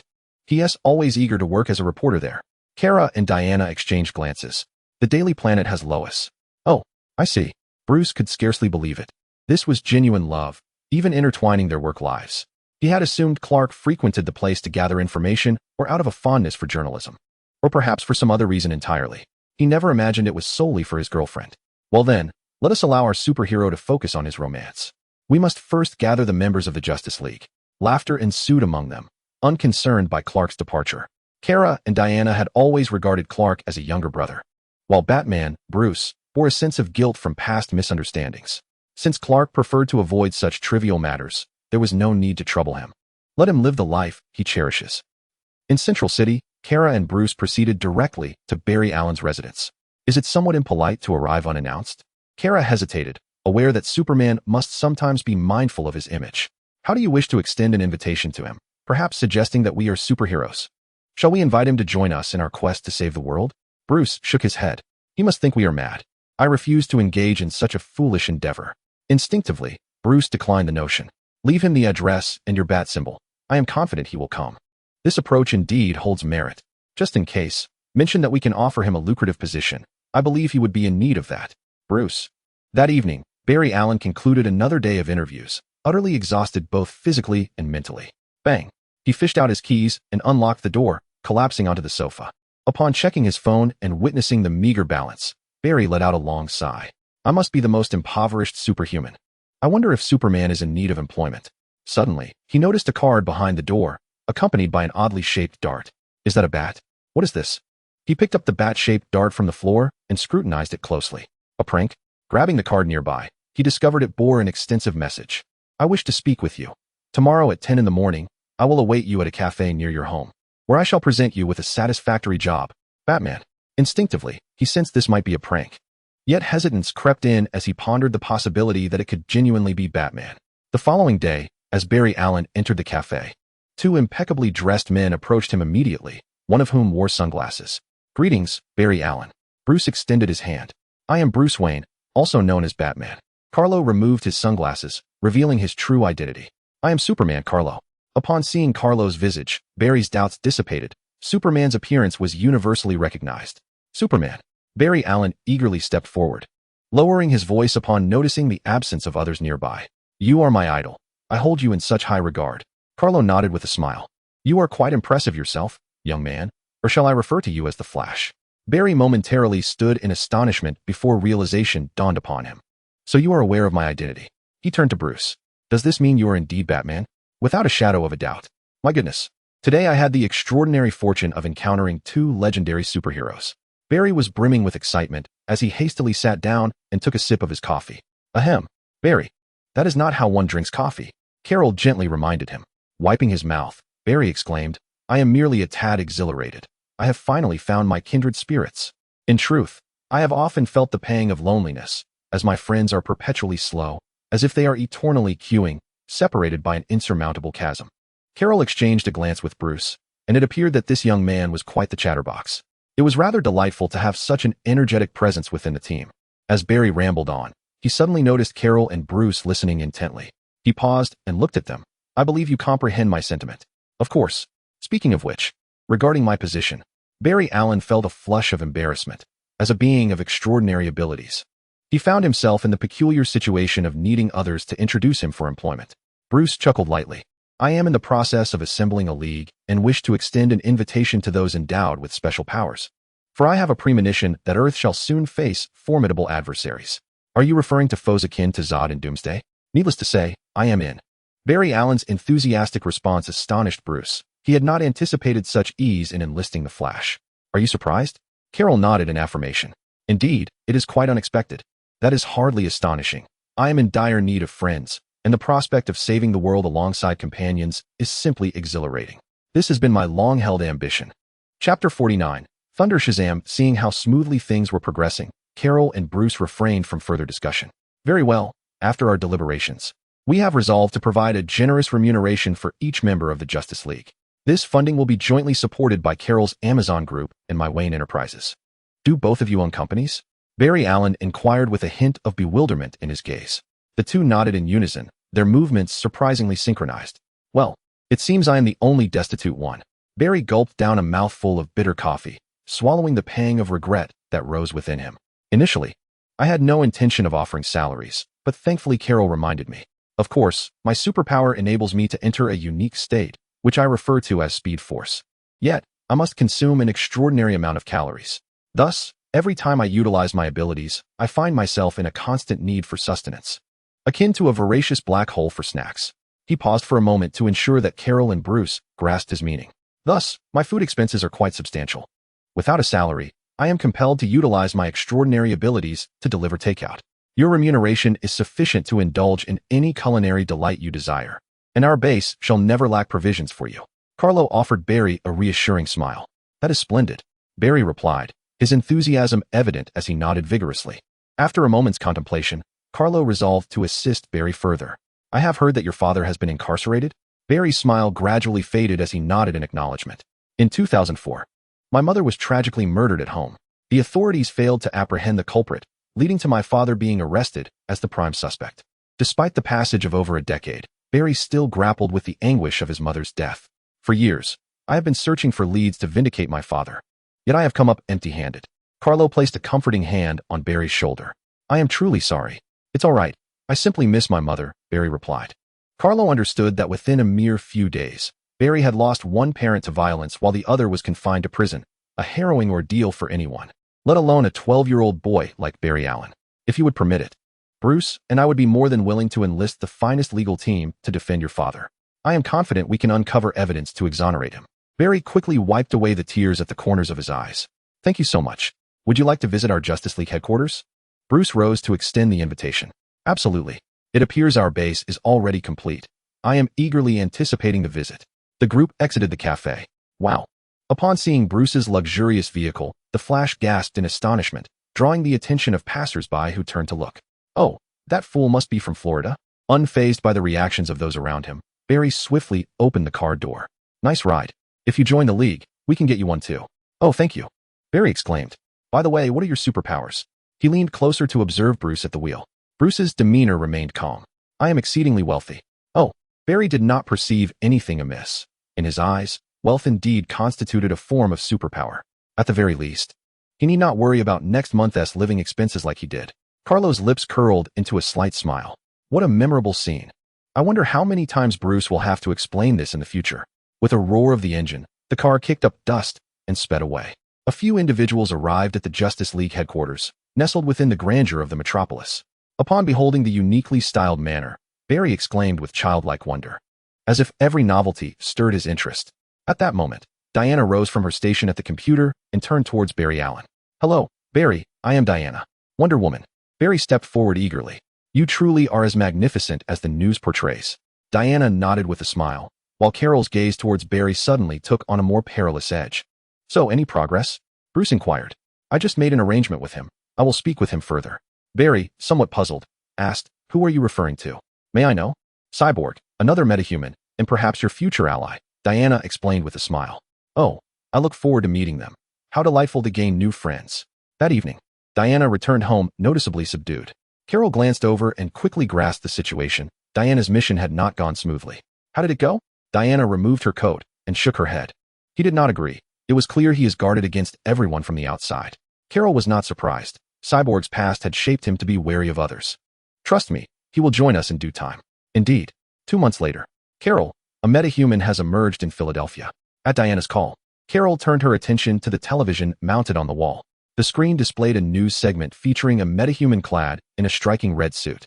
Observing the individual, who appeared to be showcasing his powers amidst a throng of onlookers, Carol couldn't suppress a smirk. His outfit is quite absurd. Diana chuckled lightly. Indeed, it is quite distinctive. Is he truly a metahuman? If Carol were not aware that this was Shazam, she might have mistaken him for a mere eccentric imitator. Shazam possessed considerable power. Yet his portrayal lacked formidable strength, inadvertently rendering him somewhat comical. However, he was merely a teenager, and his lack of a formidable presence was understandable. Currently, the Justice League consists of just the 5 of us. Should we extend an invitation to this red-clad superhero to join our ranks? Carol shook her head. Do not refer to him as Superman. He is Shazam. It would be quite embarrassing for Carlo if he were called Superman. Shazam? Diana looked puzzled. Indeed, his divine powers are bestowed upon him by the wizard Shazam, who guards the Eternal Rock. Carlo elucidated the origins of Shazam. What do you think his behavior resembles? Diana turned her gaze to the news, where Billy was exuberantly waving to the leader, occasionally jumping and shouting. Diana instinctively felt something was amiss. Such exuberant antics emanating from a tall, robust man exuded a rather comical essence. He resembled a child, yet to mature. Snap! Carlo snapped his fingers. Yes, he is essentially a child. What? Diana could hardly believe her ears. That towering man on the news is merely a child? How utterly precocious. Indeed. He is just a 14-year-old boy. He must recite incantations to transform, and this is how he appears post-transformation. So, let him partake in the activities befitting a child. After observing Billy Batson on the news again, Diana nodded. It seemed he was ill-suited for combat. He was more suited for performance. The Billy on the news continued to unleash lightning toward the sky, occasionally striking a pose to showcase his prowess. Yell, Carlo. Diana. Chapter 50. Pursuit. Watching Billy Batson liberate himself on the news, Carlo couldn't help but marvel at his good fortune. In the original narrative, regardless of how he and his companions challenged Dr. Savannah's limits, Savannah never resorted to lethal force. Ultimately, he was defeated by Billy's clever tactics, which became one of the most criticized aspects of the story. The villain, Dr. Savannah, could strike down his own father and brother, yet time and again spared the main characters in pursuit of Billy's Shazam powers. This lack of realism was glaringly apparent. As a comedy, the film succeeded, but it did not align with reality. Dr. Savannah, as the primary antagonist, did not exhibit the requisite strength or decisiveness. One wonders if, in the present reality, Dr. Savannah would still display such leniency. It must be said that among numerous villains, Dr. Savannah certainly ranks high in emotional stability. A discussion is possible. If the current Shazam were to join the Justice League, given his performance, Carlo even questioned whether he could contend with the Wasteland Wolf. If confronted with Doomsday or Darkseid, he would likely merely serve as a punching bag. It remains uncertain whether he would be willing to act as the team's shield. Coming back to his senses, Carlo ceased to focus on that thunderous buffoon. The scene shifted, and another news report dominated the television screen. A massive explosion had occurred at a chemical dye factory in Gotham, where a necklace left behind by Harley Quinn was discovered.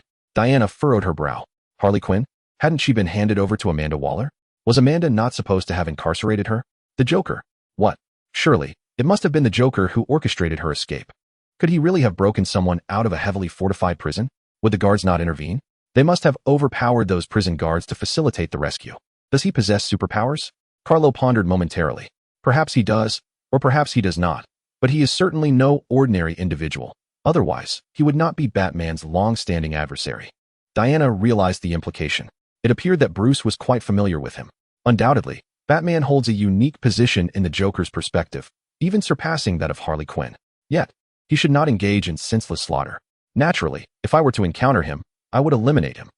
In an estate on the outskirts of Gotham, the Joker suddenly shivered. Damn, Bruce must be contemplating how to capture me.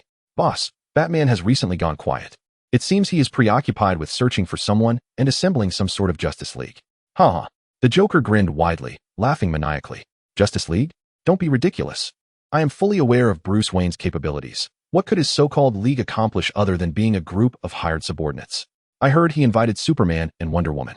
A bald man approached cautiously, glancing at the boss's expression from time to time. Ha! Impossible, absolutely impossible. Bruce is merely a human devoid of superpowers. What right does he have to invite Superman into his pathetic league? Boss, it's entirely plausible. The Joker's smile gradually faded as he regarded his self-satisfied bald advisor. The bald man, oblivious to the Joker's displeasure, pressed on. Boss, do not forget. Bruce has dealt with Superman before. Some say that during the Doomsday incident, Batman fought alongside Superman. Hee. The Joker bent over with laughter, his hand playfully swirling atop the bald head of his subordinate until it gleamed. After which he delivered a resounding slap. Smack. How curious that I have received word of him being bested by Superman. Smack, smack. And what of Bruce defeating Doomsday? Think. With that dull intellect of yours, does he possess such might?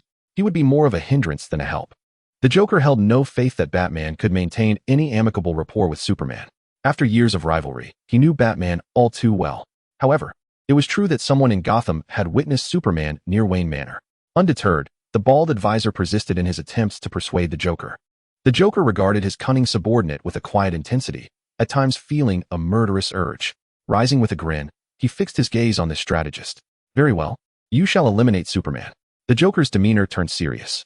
The bald man froze, his eyes wide with disbelief. Me? Indeed. The Joker insisted earnestly. Your task is to kill Superman. Boom. The bald man suddenly knelt, his hefty frame crashing down. Boss, I am a strategist, a thinker. I am not like those simple-minded brutes. He shuffled forward on his knees, desperately clutching the Joker's leg. Boss, I cannot be without you. How would you rule Gotham or vanquish Batman without me? Tears and snot streamed from his face, his emotions genuine. The Joker abruptly pressed a gun to the bald man's forehead, a fierce glint in his eyes. Then cease your objections from now on. I have no fondness for overly clever subordinates. Understood, boss. It won't happen again. Noticing the Joker's expression soften, another minion swiftly approached with news of another matter. Boss, Harley Quinn is being pursued by Roman. Should we? The Joker turned, a smile gracing his lips. Though his subordinate felt an icy chill. Do not inquire about her fate. I have no concern for her life or death. My focus lies solely on Batman. I seek only news of Batman, understand? Yes, yes. The subordinate wiped the cold sweat from his brow and retreated. Go investigate the situation with Bruce and Superman. Right away. Boss. The two hurriedly exited. Phew. Once outside, they both exhaled in relief. The boss is becoming increasingly formidable. Indeed, my intellect, which rivals that of Bruce, nearly slipped away from me. Is it conceivable that your mind is filled with nothing but drivel, lacking any strategist's caliber? Bang. If you dismiss my intellect, I shall let you experience the force of my fists and feet. 3 days later, in Philadelphia, Billy Batson was frantically fleeing from the relentless pursuit of Dr. Savannah. Bang. Dr. Savannah delivered a crushing blow to Billy's chest, sending his towering figure hurtling backward without a hint of resistance. Bang. Boom. With a thunderous crash, the wall shattered. Billy's body crashed into the changing room, colorful garments obscuring his vision. What is this? Instinctively, Billy grasped the fabric that blocked his sight, a small red garment. A shrill scream pierced the air as a woman clutched the clothing tightly against her body, gazing in terror at the man in the tight red suit. My apologies. Billy courteously excused himself and hurriedly dashed out. Whoosh. The sound of rushing air followed. Dr. Savannah was hot on his heels. You have been running away. You do not deserve this power. Return Shazam's power to me. A fierce jealousy burned in Dr. Savannah's eyes. This little brat had so easily obtained the power he had longed for. He was unworthy of it.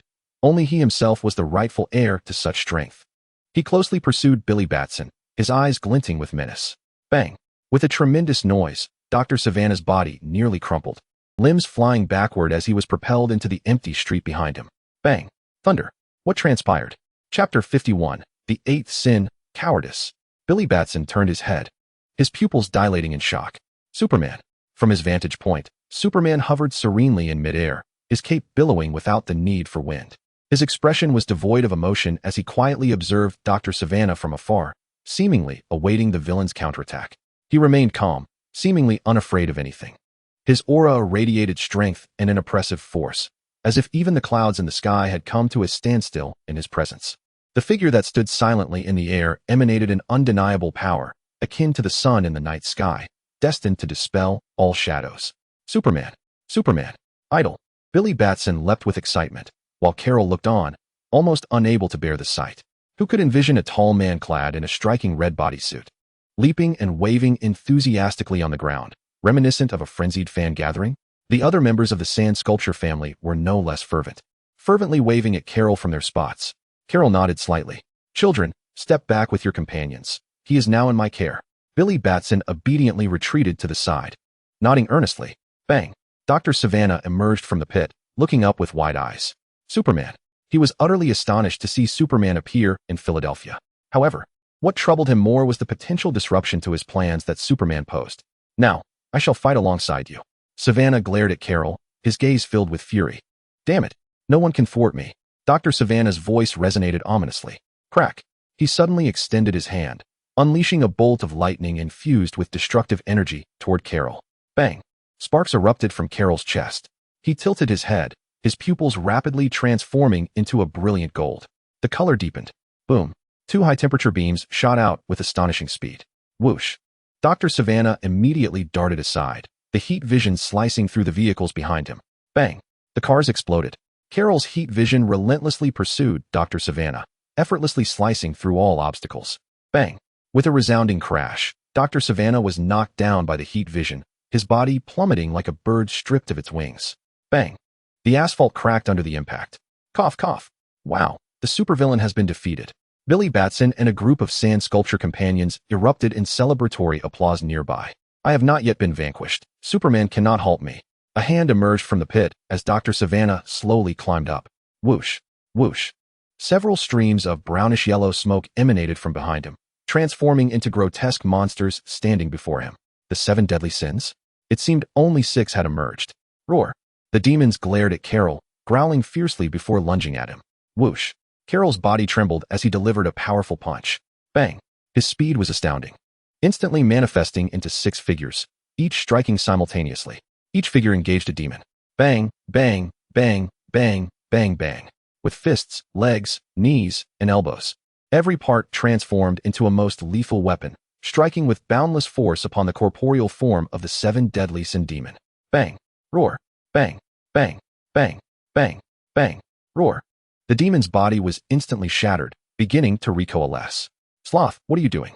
At this moment, the other demons noticed that their brother Sloth had not reformed, but instead had dissipated into a stream of earthy yellow mist, burrowing back into the body of Dr. Savannah. Let envy come out to fight. I no longer wish to engage. Yet, no response emanated from Dr. Savannah's form.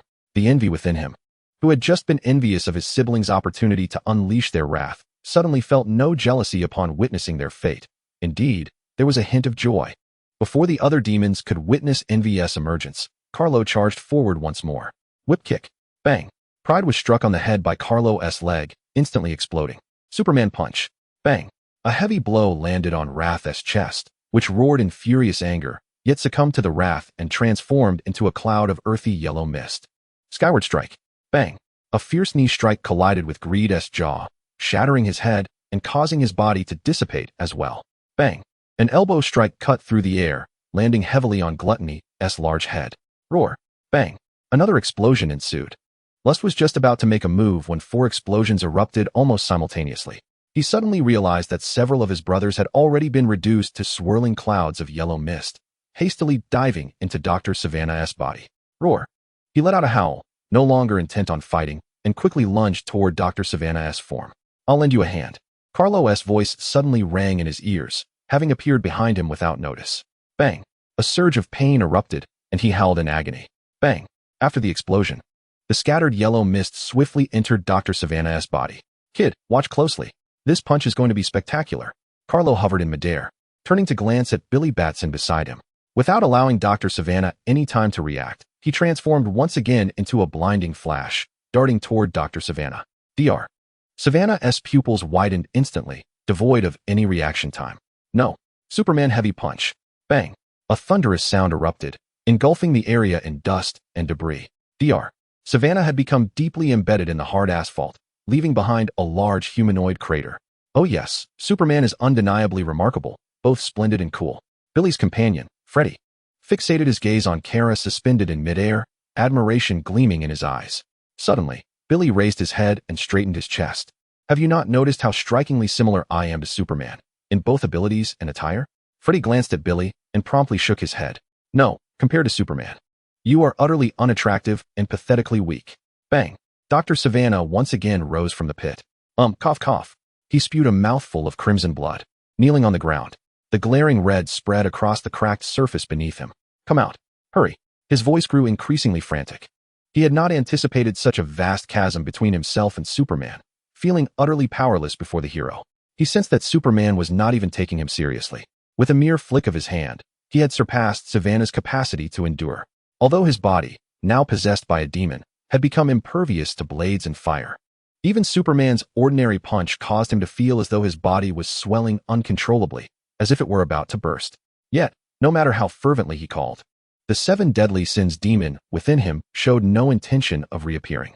This is a formidable adversary. Our magic cannot contend with him. We are gravely weakened and cannot assist you. Pride was no longer haughty. Dr. Savannah could detect the frailty in its voice. The other demons echoed this sentiment. As embodiments of the 7 deadly sins, they were not afraid of physical attacks.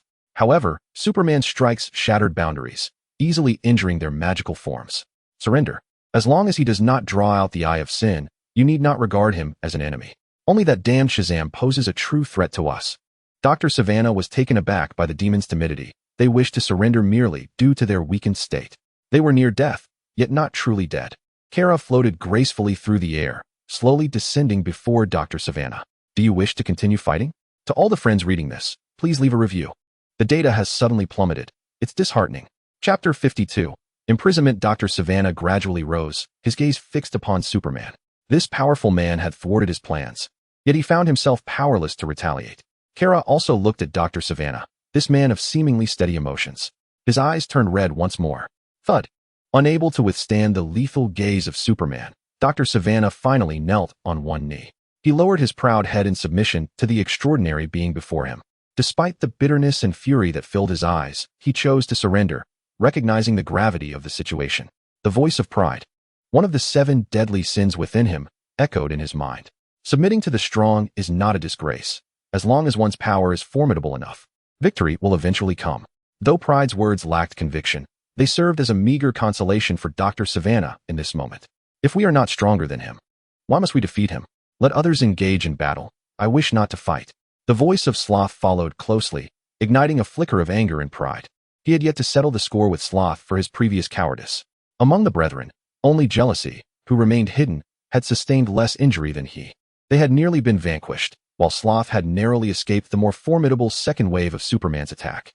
Your laziness is a disgrace to the 7 deadly sins. Call me what you will, my name is Sloth. Also, do not disturb my recovery. I am grateful to Superman for sparing me a second strike.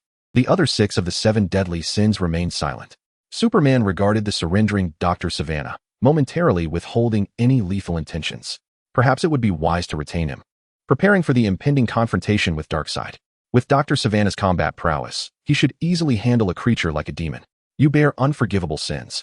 Yet I shall grant you a temporary reprieve. I hope to find use for you in the future. Otherwise, I shall terminate you along with the 7 deadly sins within you. Agree with him, quickly agree. The voice of Sloth rang in Dr. Savannah's mind. Silence. Dr. Savannah lifted his gaze to Superman. What are your plans for me? I shall place you in prison. At this, Superman's expression turned cold. Remember, do not kill, nor allow the 7 deadly sins to consume lives. Otherwise, I shall not grant them another chance at confinement. After a pause, Superman added to Dr. Savannah, you too. Dr. Savannah perceived the resolute determination in Superman's eyes. This Superman appeared far less benevolent than the one clad in blue, who would never resort to murder, even against the most heinous of criminals. He nodded respectfully. I shall comply with your commands. Though he felt a sense of indignation, he had no choice. Meanwhile, the Shazam family, led by Billy, approached the scene. Billy stood before Superman, casting a glance at Dr. Savannah, and suddenly made a mischievous face, exuding a rather irritating demeanor. It became evident that even the mightiest supervillains could not vanquish justice, a notion that aligns seamlessly with the conventions of cinematic storytelling, does it not? Savannah's gaze towards Billy flickered with renewed ferocity. I was defeated by Superman, not by you. In my presence, you are merely a frightened child cowering in fear. What right do you have to display the countenance of a victor? Billy's impudent antics not only ignited Savannah's rage, but also awakened the fury of the 7 deadly sins dwelling within him. Even Sloth, who had previously succumbed to Kal-El's influence, roared in wrath. Roar. Unbridled fury. I shall consume him. I must devour him. The 7 deadly sins stirred restlessly within Savannah. Sensing the resurgence of energy emanating from Savannah, Billy's expression shifted dramatically. With a swift motion, he transformed into a bolt of lightning, darting to Kal-El's side to shield her. Kal-El turned her head slightly, and the 7 deadly sins, as if having their throats constricted, fell silent. Noticing Billy's protective stance, Kal-El was left speechless. Billy Batson, you truly are insufferable. Superman, may I trouble you for an autograph? Freddy, having produced a pen and a notepad from seemingly nowhere, eagerly presented them to Kal-El. I would be more than happy to. Kal-El graciously accepted, signing for each member of the Goofy family. Superman, do you think I could be called Red Superman? Our outfits are quite similar, Billy inquired, leaning closer to Kal-El, dissatisfied with his assortment of whimsical titles. Suddenly realizing that if there is a blue Superman, being Red Superman could be quite fitting. Kal-El's smile faltered momentarily as he assessed Billy, who was grinning like a fool and showcasing his ridiculous muscles. It would be more fitting for you to be called Thunder Shazam, as it aligns better with your unique essence. Oh yes, Billy exclaimed, pumping his fist in excitement. Thunder Shazam, I adore this powerful moniker. Freddy shook his head at Billy's foolishness. You are worlds apart from Superman. You hardly embody the spirit of a true superhero. Only a fool would idolize such a comically inept being with extraordinary abilities. All right, children, I must take Savannah with me. I hope you all train diligently to become true superheroes. What? Are we not superheroes now? Billy exclaimed, surprised, pointing at himself. I thought I had always been a superhero. Carol floated upward, nodding towards Billy Batson. At present, you remain rather inexperienced. With a sudden burst, Carlo ascended into the skies, deliberately decelerating his pace. Shirvan cast an irksome glare at Billy's infuriating visage. I shall inevitably teach you a lesson. With a resounding thud, he propelled himself skyward, closely trailing Carlo. Hey, Superman. Shirvan is threatening me. He protested, his defiance palpable. Regardless of his shouts, the figures of Carlo and Shirvan had vanished into the heavens. Observing Billy's foolish demeanor, Freddy and the others averted their eyes in dismay. They hurriedly restrained Billy, who was eager to soar after Superman. Perhaps it is best to let it be. With Superman present, Shirvan stands no chance. Indeed. Wow, Billy exclaimed, leaning back as he shouted. With Shirvan gone, we shall be the mightiest superheroes in Philadelphia. Hooray, my YouTube followers will surely skyrocket. Freddy, Dara, Louisiana, Dream Prison. With a thunderous crash, two figures streaked across the sky. Carlo's body abruptly halted, suspended midair. Shirvan, on the other hand, landed heavily outside the prison gates. The security chief swiftly approached. Superman. Carlo nodded slightly. This is Shirvan, the host of the 7 deadly sins. Inform Amanda to confine him in this prison. The security chief discreetly wiped the cold sweat from his brow. Where had this notorious criminal come from? As the head of security at Dream Prison, the mortality rate of violent offenders here was the highest in the nation. Yet, the death rate among the guards was not insignificant either. Remember, do not provoke him. He would not dare to strike at you. Carlo cast a calm glance at Shirvan, his expression serene. Understood. I shall relay the message to Amanda Waller. Remain compliant. There will come a day when you prove your worth. Shirvan nodded. I will, as long as they do not provoke me. Chapter 53, Thunderous Foolishness. Upon hearing this, the security chief nodded fervently, as if pecking at grains. I will ensure that no one dares to disturb you. It is no jest. A superpowered criminal delivered personally by Superman. Who would be foolish enough to provoke him? They would be swiftly dismissed. Perhaps dismissal would not even be necessary. Surviving the oppressive presence of this formidable bald individual was not guaranteed. Carlo spoke no further, promptly turning and soaring into the void. With a resounding boom, he quickly became a mere speck in the distance. This individual. The safety supervisor cautiously opened his mouth, yet found himself at a loss for how to address the man before him. Mr. Shavanna? Shavanna turned his head, fixing a steady gaze upon him. The supervisor immediately felt a cold sweat trickle down his brow. Oh, Superman, you truly put me in a difficult position. It seems I have the honor of addressing a distinguished gentleman. Please, call me Dr. Shavanna. Doctor? The supervisor pondered in disbelief, realizing that such an educated individual had stooped to a life of crime. Has the allure of criminal gain become so substantial? He promptly curtailed his wandering thoughts, fearing that if Dr. Shavanna grew impatient, it could spell disaster for him. Wiping the cold sweat from his forehead, he cautiously inquired, Dr. Shavanna, may I ask what your requirements are for your accommodations? We have luxurious single cells that I am certain will not disappoint you. Dr. Shavanna maintained an air of calmness. You may arrange as you see fit. Moreover, there is no need for such trepidation, as long as you do not provoke me. I will not lay a hand upon you, nor should you worry about my intentions to kill you. Such a good-natured disposition, the supervisor mused, considering him a criminal who still possessed a semblance of conscience, much like that redeemed figure, the Firestarter. Yet, he dared not let his guard down completely. Very well, Dr. Shavanna, please follow me. He promptly turned and led the way into the prison. Dr. Shavanna followed quietly behind him. I wish to devour him. The voice of gluttony echoed ominously within Dr. Shavanna's mind. Silence, you insatiable glutton. Do you wish to be obliterated by that man in the black spandex? The haughty voice reprimanded the voracious gluttony without mercy.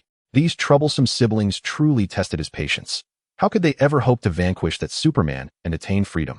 Envy was useless, trembling in fear without even striking a blow against Shavanna. Laziness fled the scene, disregarding the plight of their brethren. Wrath was prone to impulsiveness, unable to withstand provocation. Gluttony, on the other hand, craved everything in sight. Only lust and greed remained somewhat reliable. This motley crew of demons had truly exasperated him. Dr.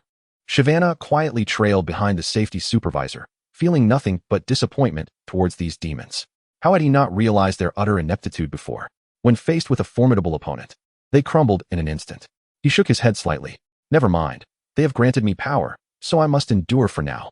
As they traversed the cell block, Dr. Shyvana turned his gaze toward the peculiar assortment of inmates within each cell. Suddenly, a resounding crash echoed from one of the cells.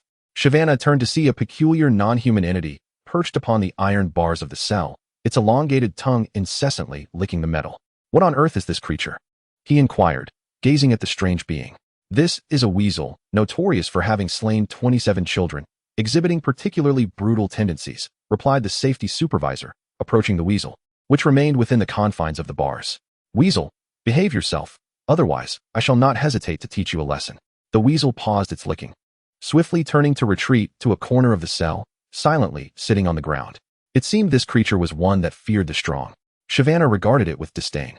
Judging by its appearance, one might have thought it formidable, yet, in comparison to the 7 deadly sins demon within him, it was woefully inferior. Not long after, a roar erupted once more. A massive mouth pressed against the iron bars, sharp teeth glimmering ominously. Hiss! Hiss! Exclaimed Shyvana in surprise. Is that a shark? Indeed. It is said to be a descendant of the ancient shark god, recently developing a taste for human flesh. Nanasai, be quiet. Soon someone will bring you food. Oh. Nanasai patted his large belly, laboriously shifting his gaze away from Shyvana. Let me out, and we shall see who shall dine on whom. The voice of gluttony echoed in his mind. Do not engage in a contest of wills with a shark. At the Justice League headquarters, Diana looked at Carol as she entered. Did you go to Philadelphia? Yes, I dealt with a minor inconvenience. Bruce opened a video on his computer. What sort of monster is that? It is a demon of the 7 deadly sins, previously sealed within the eternal rock. Bruce furrowed his brow. Is there a threat? No longer. I have confined him to prison. Perhaps the X-Team shall serve as his new home, and when necessary, I may summon him to aid the Justice League. Bruce nodded, relieved by the absence of danger. Why did you not bring that red-clad whirlwind with you? He is still too inexperienced and requires training. Do you think he is ready to save the world? Bruce observed the lightning emanating from Billy's hands in the video, gritting his teeth slightly. Why do such immature children casually acquire superpowers? Moreover, there is a whole group beside him. You could assist them in training for a while. Their current wielding of such power is a profound waste. They completely lack the ability to utilize their skills, merely performing like a neurotic juggler, akin to a bewildered magician. Bruce furrows his brow tightly. Judging by Shazam's current performance, his inclusion in the Justice League would likely prove counterproductive. Kara glanced at the others and nodded. I can train him, but I will also discipline him severely. It seems your task is formidable. Not only must you enhance their combat abilities, but you also need to restore the intellect of that red-clad boy. Clark crossed his arms, observing Kara with a slight smirk, reveling in their predicament. In truth, he is not devoid of wisdom. He possesses the powers of the 6 gods. The powers of the 6 gods? Indeed. Kara elaborated. The wisdom of Solomon, the strength of Hercules, the stamina of Atlas, the divine power of Zeus, the courage of Achilles, and the speed of Mercury. Once he transforms, he can harness these 6 divine abilities, becoming the formidable figure clad in red. The wisdom of Solomon? Is this deity a fool? Gazing at the footage of Billy Batson, Bruce found it hard to believe he possessed any wisdom. No, Solomon is the most sagacious of the ancient gods. Diana refuted Bruce's skepticism. However, I must admit, I do not see that wisdom in him. I will take responsibility for helping him reclaim that wisdom. For now, the world is entrusted to you. The task was daunting, and Kara could not guarantee the effectiveness of her training. Rest assured, we will monitor their progress. They should become the reserve strength of our Justice League. The guardians of the world in the future should not be limited to just a handful of us. A month later, on a deserted island. Huh. Bang. A muffled thud resonated as Shazam's fist struck Kara's chest. Kara suppressed the anger brewing within, seizing Billy's arm. Your strength is akin to that of a lamb. Are you merely massaging your adversary? With a powerful punch, Kara unleashed a tremendous force that erupted against Billy's chest. Bang. Whoosh. Chapter 54, Relentless Punishment of Billy.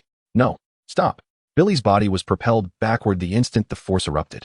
A distant cry echoed as Billy's form skimmed across the surface of the water, creating countless splashes, his body slicing through the sea and generating a long, white frothy trail. Bang! With one final, crisp splash, Billy's silhouette vanished. Nearby, Freddy and the others stood rigidly, witnessing this terrifying spectacle. Kara turned her head, finally shedding her stern demeanor. You may train as usual, but Billy must endure a more rigorous trial. With a thud, Billy landed heavily on the sand, drenched, leaving 2 impressions in his wake. Why? Kara furrowed her brow. What do you mean, why? Why is my training so arduous while theirs is so effortless? Because you are the core, you are Shazam. Endowed with the power of 6 gods. Well, I could train just like them. I don't need to become exceedingly powerful. I certainly won't surpass you. This world is adequately protected by your presence. I merely wish to apprehend petty thieves and robbers in Philadelphia. Isn't that also a hero's duty? Billy asserted with an air of certainty. Kara felt a pang of frustration at Billy's lack of ambition. No, you are different. You possess the power of 6 gods, and your potential is immense.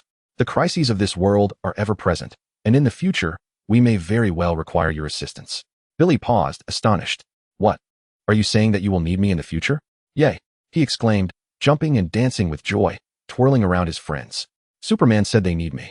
Kara struggled to contain her exasperation. Enough, Billy Batson. You are clearly not ready. If you wish to be needed, you must pass my trial. Yay.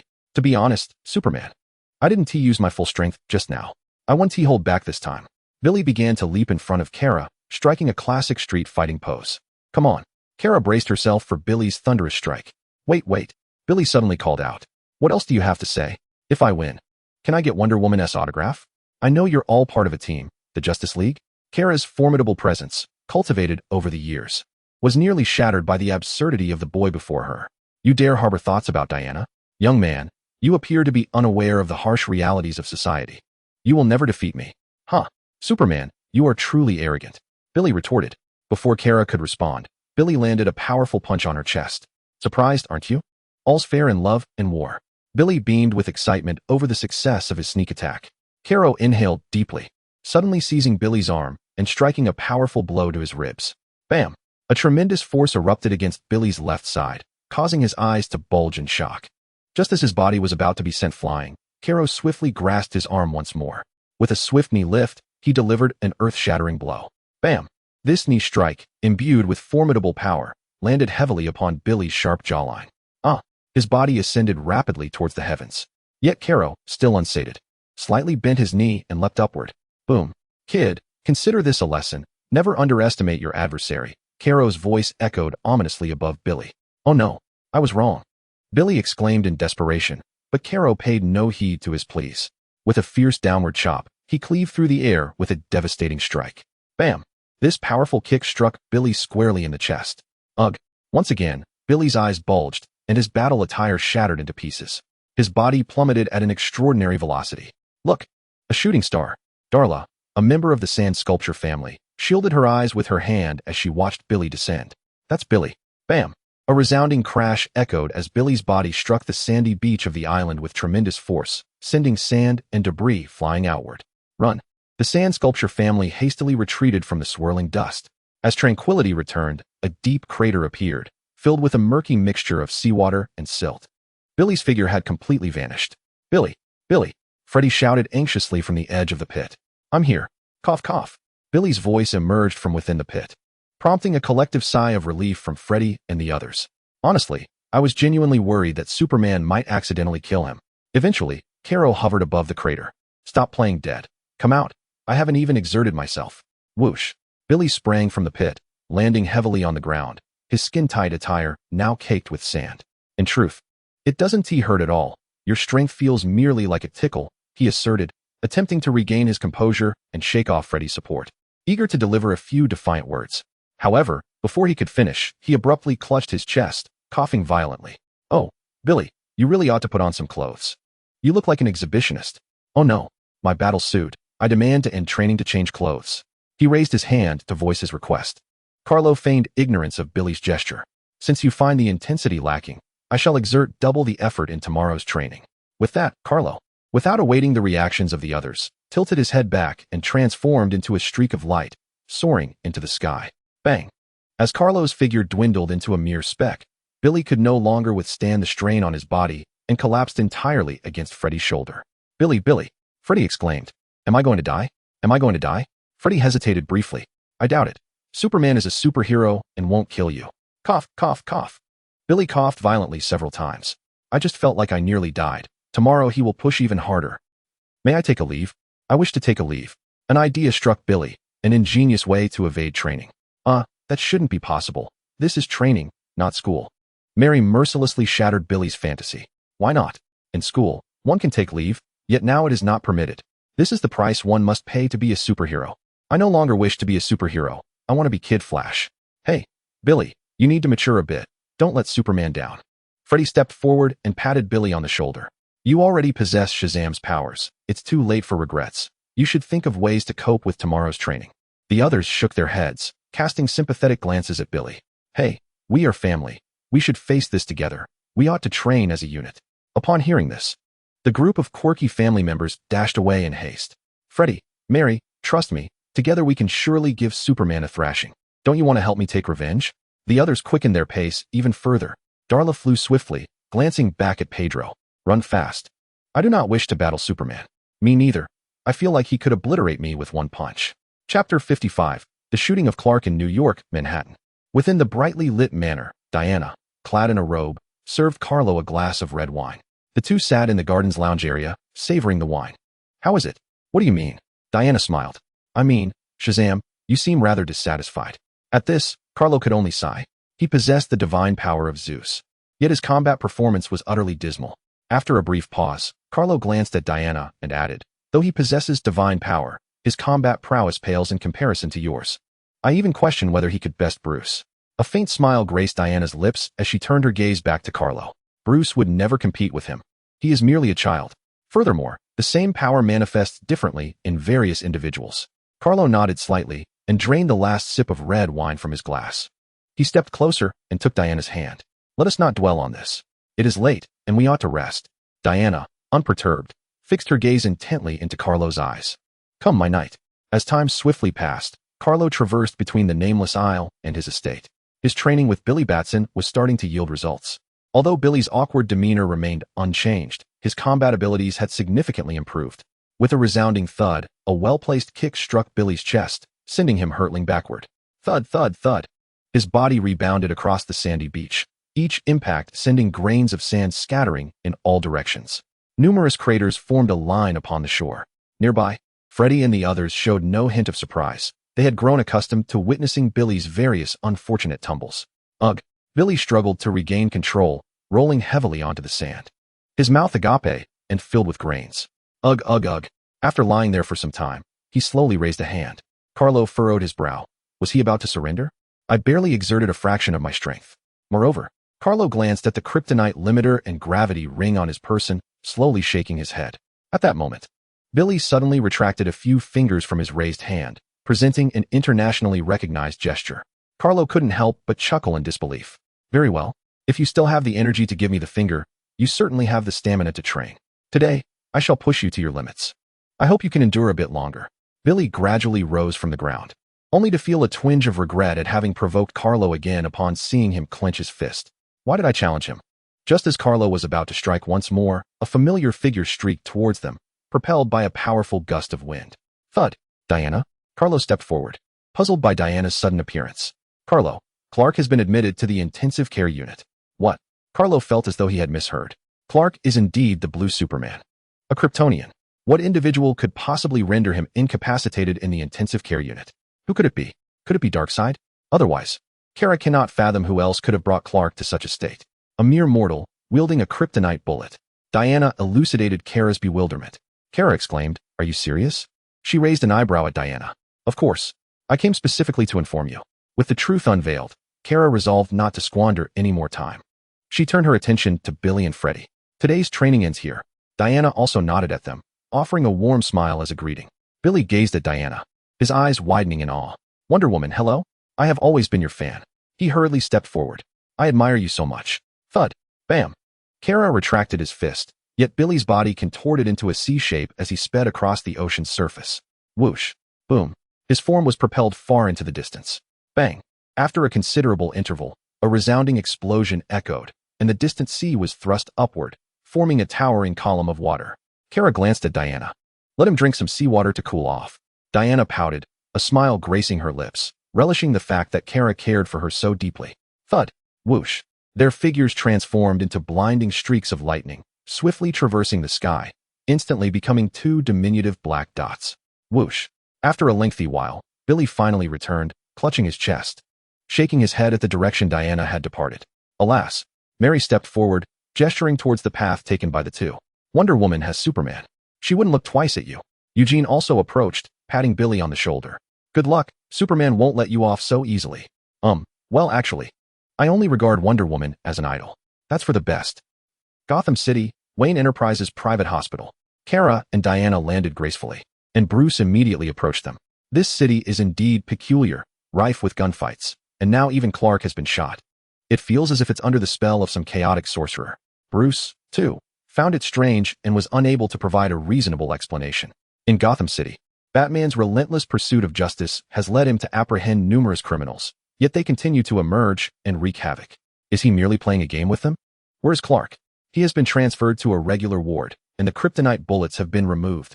Given his resilience, he will recover swiftly. As the door to the ward creaked open, Lois was inside, conversing with Clark. Upon seeing Kara's arrival, she quickly rose. How are you? The taste of Kryptonite must be unbearable, she inquired. Clark offered a faint smile. Indeed, it was quite unpleasant, but I am on the mend. You must acclimatize to Kryptonite. It is your vulnerability, Kara advised earnestly. Clark did not dismiss her counsel. I will. Bruce remained stoic, pondering the Kryptonite he had stashed away, feeling a pang of regret.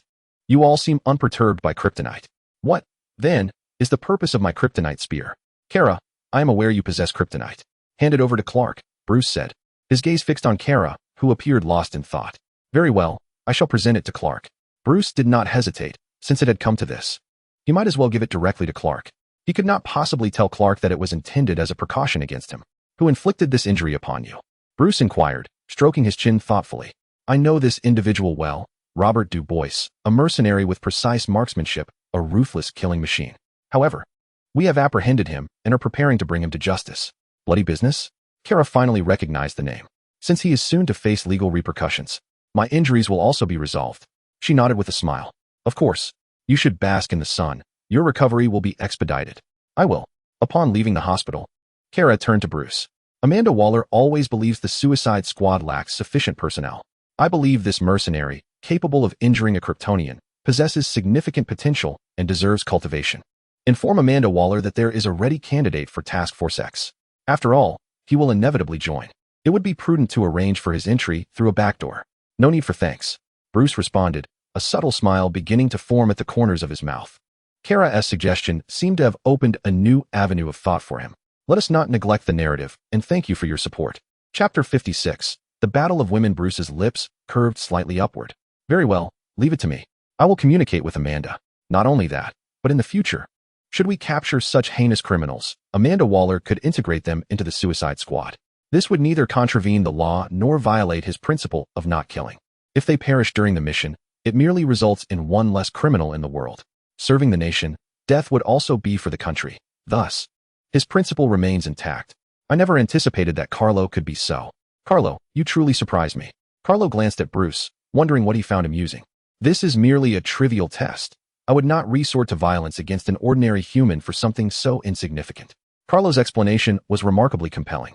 Of course, I grasp your intent. You've merely identified an exceptional talent and recommended him for national service. Bruce chose not to expose the truth, instead continuing along Carlo's narrative. To be honest, his marksmanship is indeed commendable. Of course, he is the second ordinary human capable of injuring Clark. The first was you. Diana chuckled softly at Bruce's sudden choke.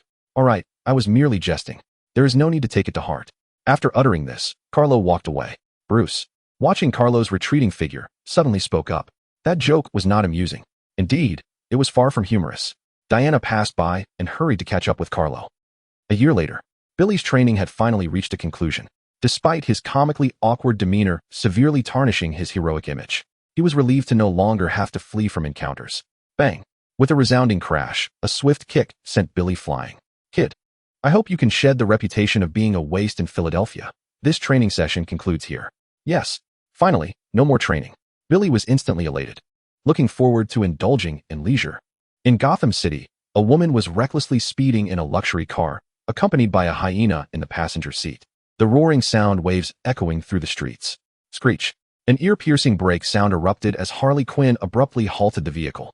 She retrieved a gun from the back seat and boldly approached the bank, striding confidently towards the security guards stationed at the entrance. "I'm here to borrow some money, if you don't mind." Just as the two security personnel reached for their weapons, Harley Quinn's gun was already pressed against one of their faces. Bang! A muffled explosion followed as a rubber bullet shot from the barrel, striking one guard squarely on the forehead. Bang! The security guard's body suddenly toppled backward, colliding with the bank's glass door. Crash! Shatter! Fragments of glass scattered in all directions as Harley Quinn ejected the spent shell from her firearm and deftly retrieved another rubber bullet from the bandolier slung across her body, loading it into the chamber.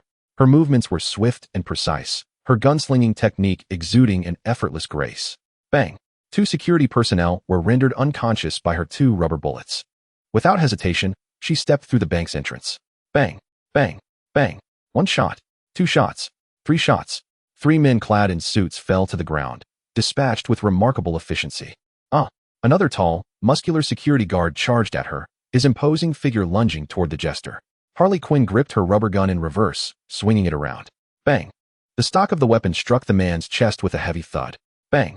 A scream erupted as the man's body flipped and crumpled to the floor. Harley Quinn flashed a smile at the people inside the bank and waved her hand. "No need to be alarmed. I'm merely here to borrow some money." Approaching the counter, she revealed a bright smile. "Ladies, kindly pack some cash for me. I'm off to buy some beautiful clothes." "How much do you want?" stammered a lovely white bank teller. $1 million, please. Pack it into my bag." She casually handed over a backpack and settled in front of the counter, waiting with apparent boredom. Outside the bank, Carlo and Diana exchanged astonished glances from their car. "Is that Harley Quinn?" Diana exclaimed, taken aback. The last time she attempted a bank heist, Carlo apprehended her. How could she be back so soon? Diana turned to Carlo. "This time I'll handle it. Go on. Teach her a lesson. Otherwise, she will never learn." Diana smiled, donning her sunglasses.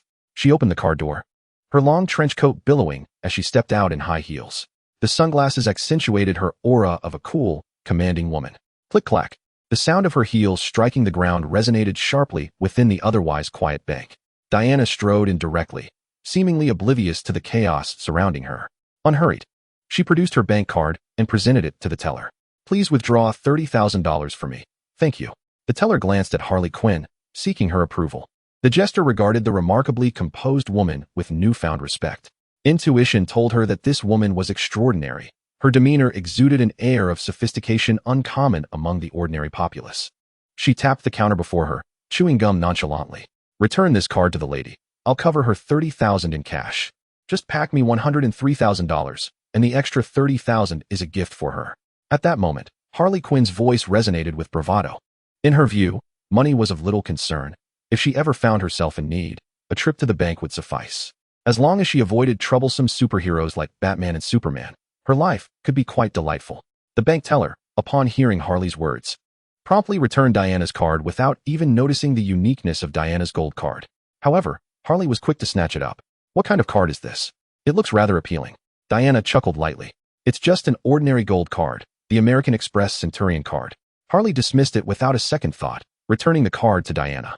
After retrieving her bag, Harley unceremoniously produced 3 stacks of cash and handed them to Diana. "Here, I'm Harley Quinn. Consider this a gift from me." "No need. I have ample funds in my account," Diana replied, slowly removing her sunglasses to smile at the excited Harley before her. "Harley Quinn, it's been a while."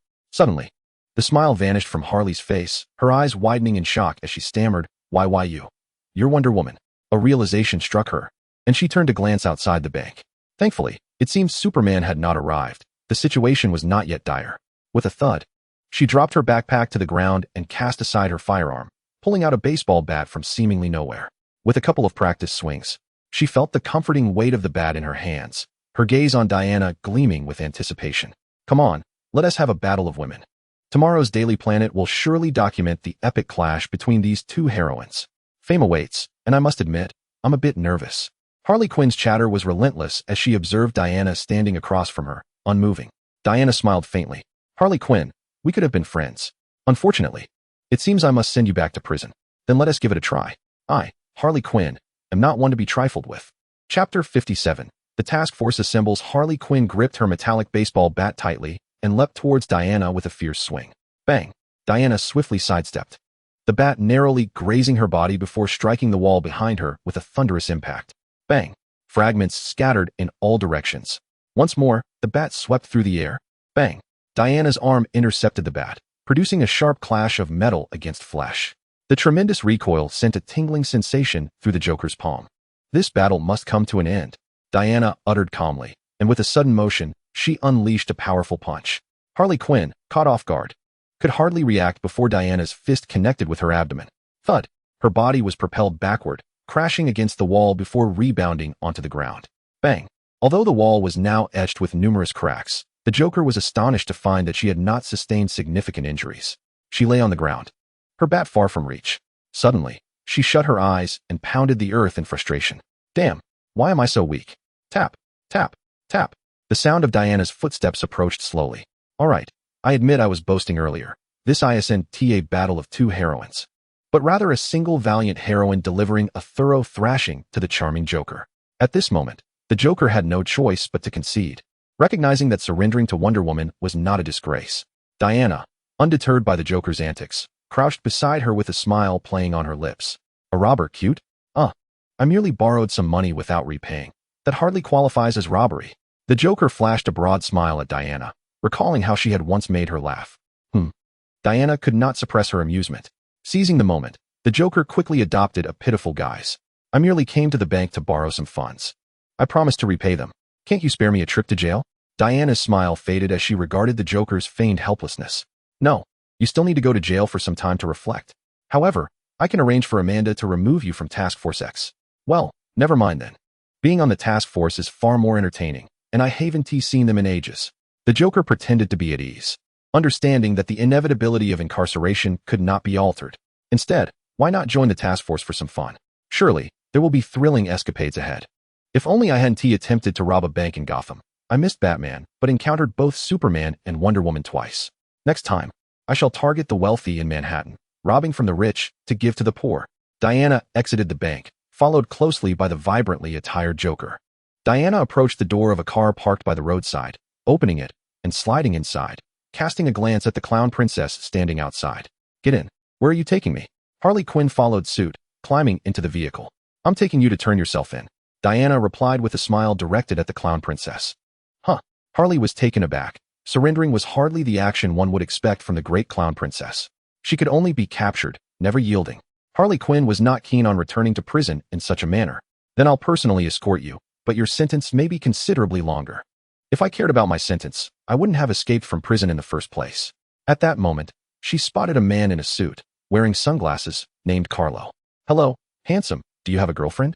Upon seeing Carlo's striking profile, Harley sensed an undeniable allure about him.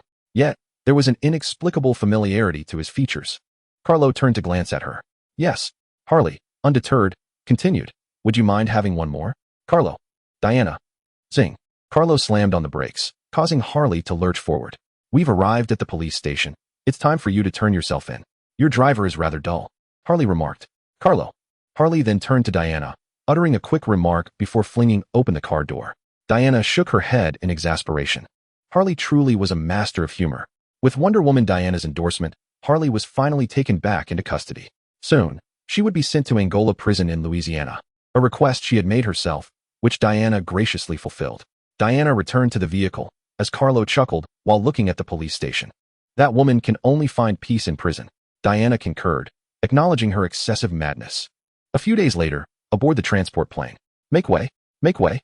Harley Quinn entered the transport plane, her backpack slung over her shoulder. The captain of the Boomerang squad was taken aback. What are you doing back here? I just wanted to borrow some money from the bank, but I ran into Wonder Woman instead. At that moment, Harley felt no disappointment, brimming with anticipation for the task ahead. Oh, I truly sympathize with you. I was brought in by the Flash as well, and when I get out, I shall teach him a lesson.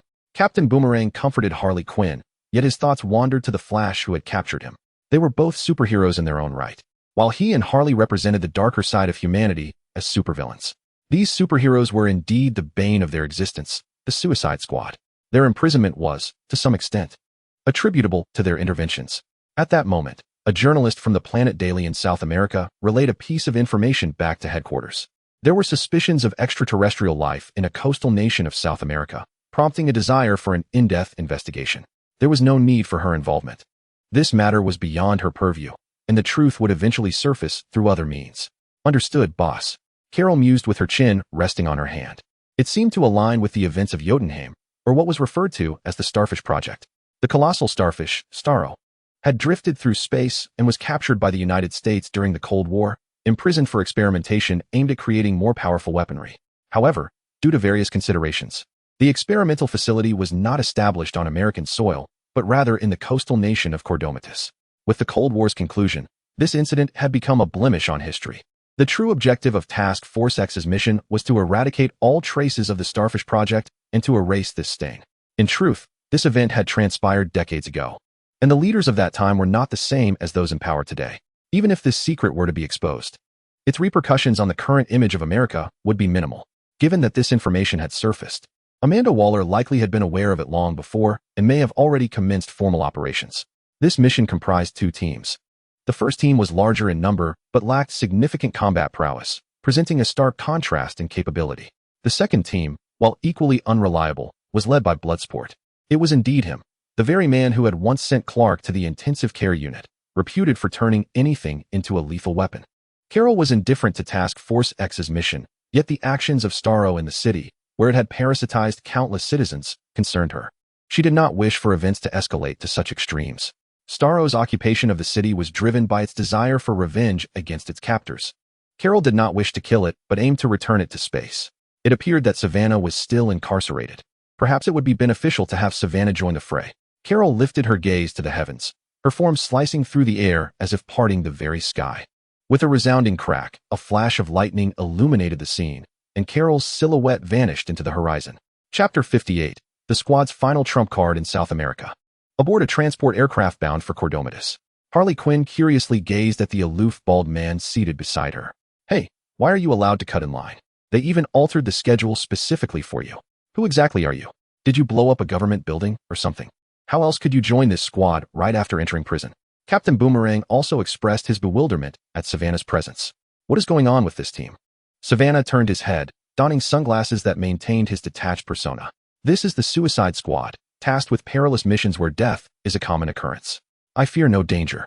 He adjusted his sunglasses, his tone revealing a calm confidence. Savannah surveyed the eclectic team before him. They are all exceptional talents. However, they do not seem particularly formidable. Amanda, that woman, truly lacks humanity. She excels at threatening us with our most invaluable assets. Aren't you all here at the behest of Amanda Waller? What? An invitation? Is it not coercion through our sentences? Upon hearing Dr. Savannah's response, the group could no longer contain their disbelief. Wait. Captain Boomerang hastily interjected, interrupting Harley Quinn. Have you been injected with a brain bomb? Dr. Savannah cast a nonchalant glance at the others. No, that device is ineffective against me. Damn it, that woman truly preys on the weak. Captain Boomerang slammed his fist against the thigh of the blackguard. Oh, for crying out loud, what are you doing? Oh, my apologies. Captain Boomerang quickly withdrew his hand. Dude, how did you end up here? Harley Quinn sensed that the bald man's aura was distinctly different from that of his seemingly foolish companions. You don't look like you belong in prison. So, what did you do? Robbery? Theft? Or perhaps you're a deranged serial killer. The blackguard speculated on Savannah's crimes. Dr. Savannah nodded at the grinning guard. I indeed killed someone. Captain Boomerang shrugged, pointing at the weasel seated next to the blackguard. That has nothing to boast about. He's killed 27. Those were children. The crime is even graver. Flag provided an explanation, but saying so does indeed evoke greater astonishment. Superman. What? Upon hearing that name, Harley Quinn instinctively perked up. Superman sent me to prison. Wow, you must be quite extraordinary. Only heavyweight criminals usually find themselves in his crosshairs. Captain Boomerang expressed a sense of reflection, while Harley Quinn nodded in agreement. Indeed, my last incarceration occurred after I was struck by Superman during a bout of road rage, resulting in my appearance in prison. Do you possess superpowers? Captain Boomerang suddenly recalled something and curiously turned to Harley Quinn. Harley Quinn hesitated for a moment. I am akin to the type associated with Batman and the Joker. Though I lack superhuman abilities, my combat prowess will undoubtedly meet your expectations. The wise one, however, slowly shook his head, clearly skeptical of the seemingly flamboyant Harley Quinn's combat capabilities. His disdain extended beyond her, as he regarded everyone in the transport aside from Flag with equal contempt. In his eyes, Savannah donned sunglasses merely for show, a quintessential poser. The blackguard appeared akin to an adolescent afflicted with delusions of grandeur, while Captain Boomerang was a loquacious individual. Not a single person in this group exuded composure. Tasked with such a challenging mission, they were all amateurs. Thus, the self-proclaimed expert, the wise one, had no interest in conversing with his teammates and merely closed his eyes in meditation. So, Dr. Savannah, what are your superpowers? I believe everyone would like to have some idea. Savannah turned to Captain Boomerang. You shall see. Prepare to jump. Flag's voice echoed, prompting everyone to begin organizing their gear.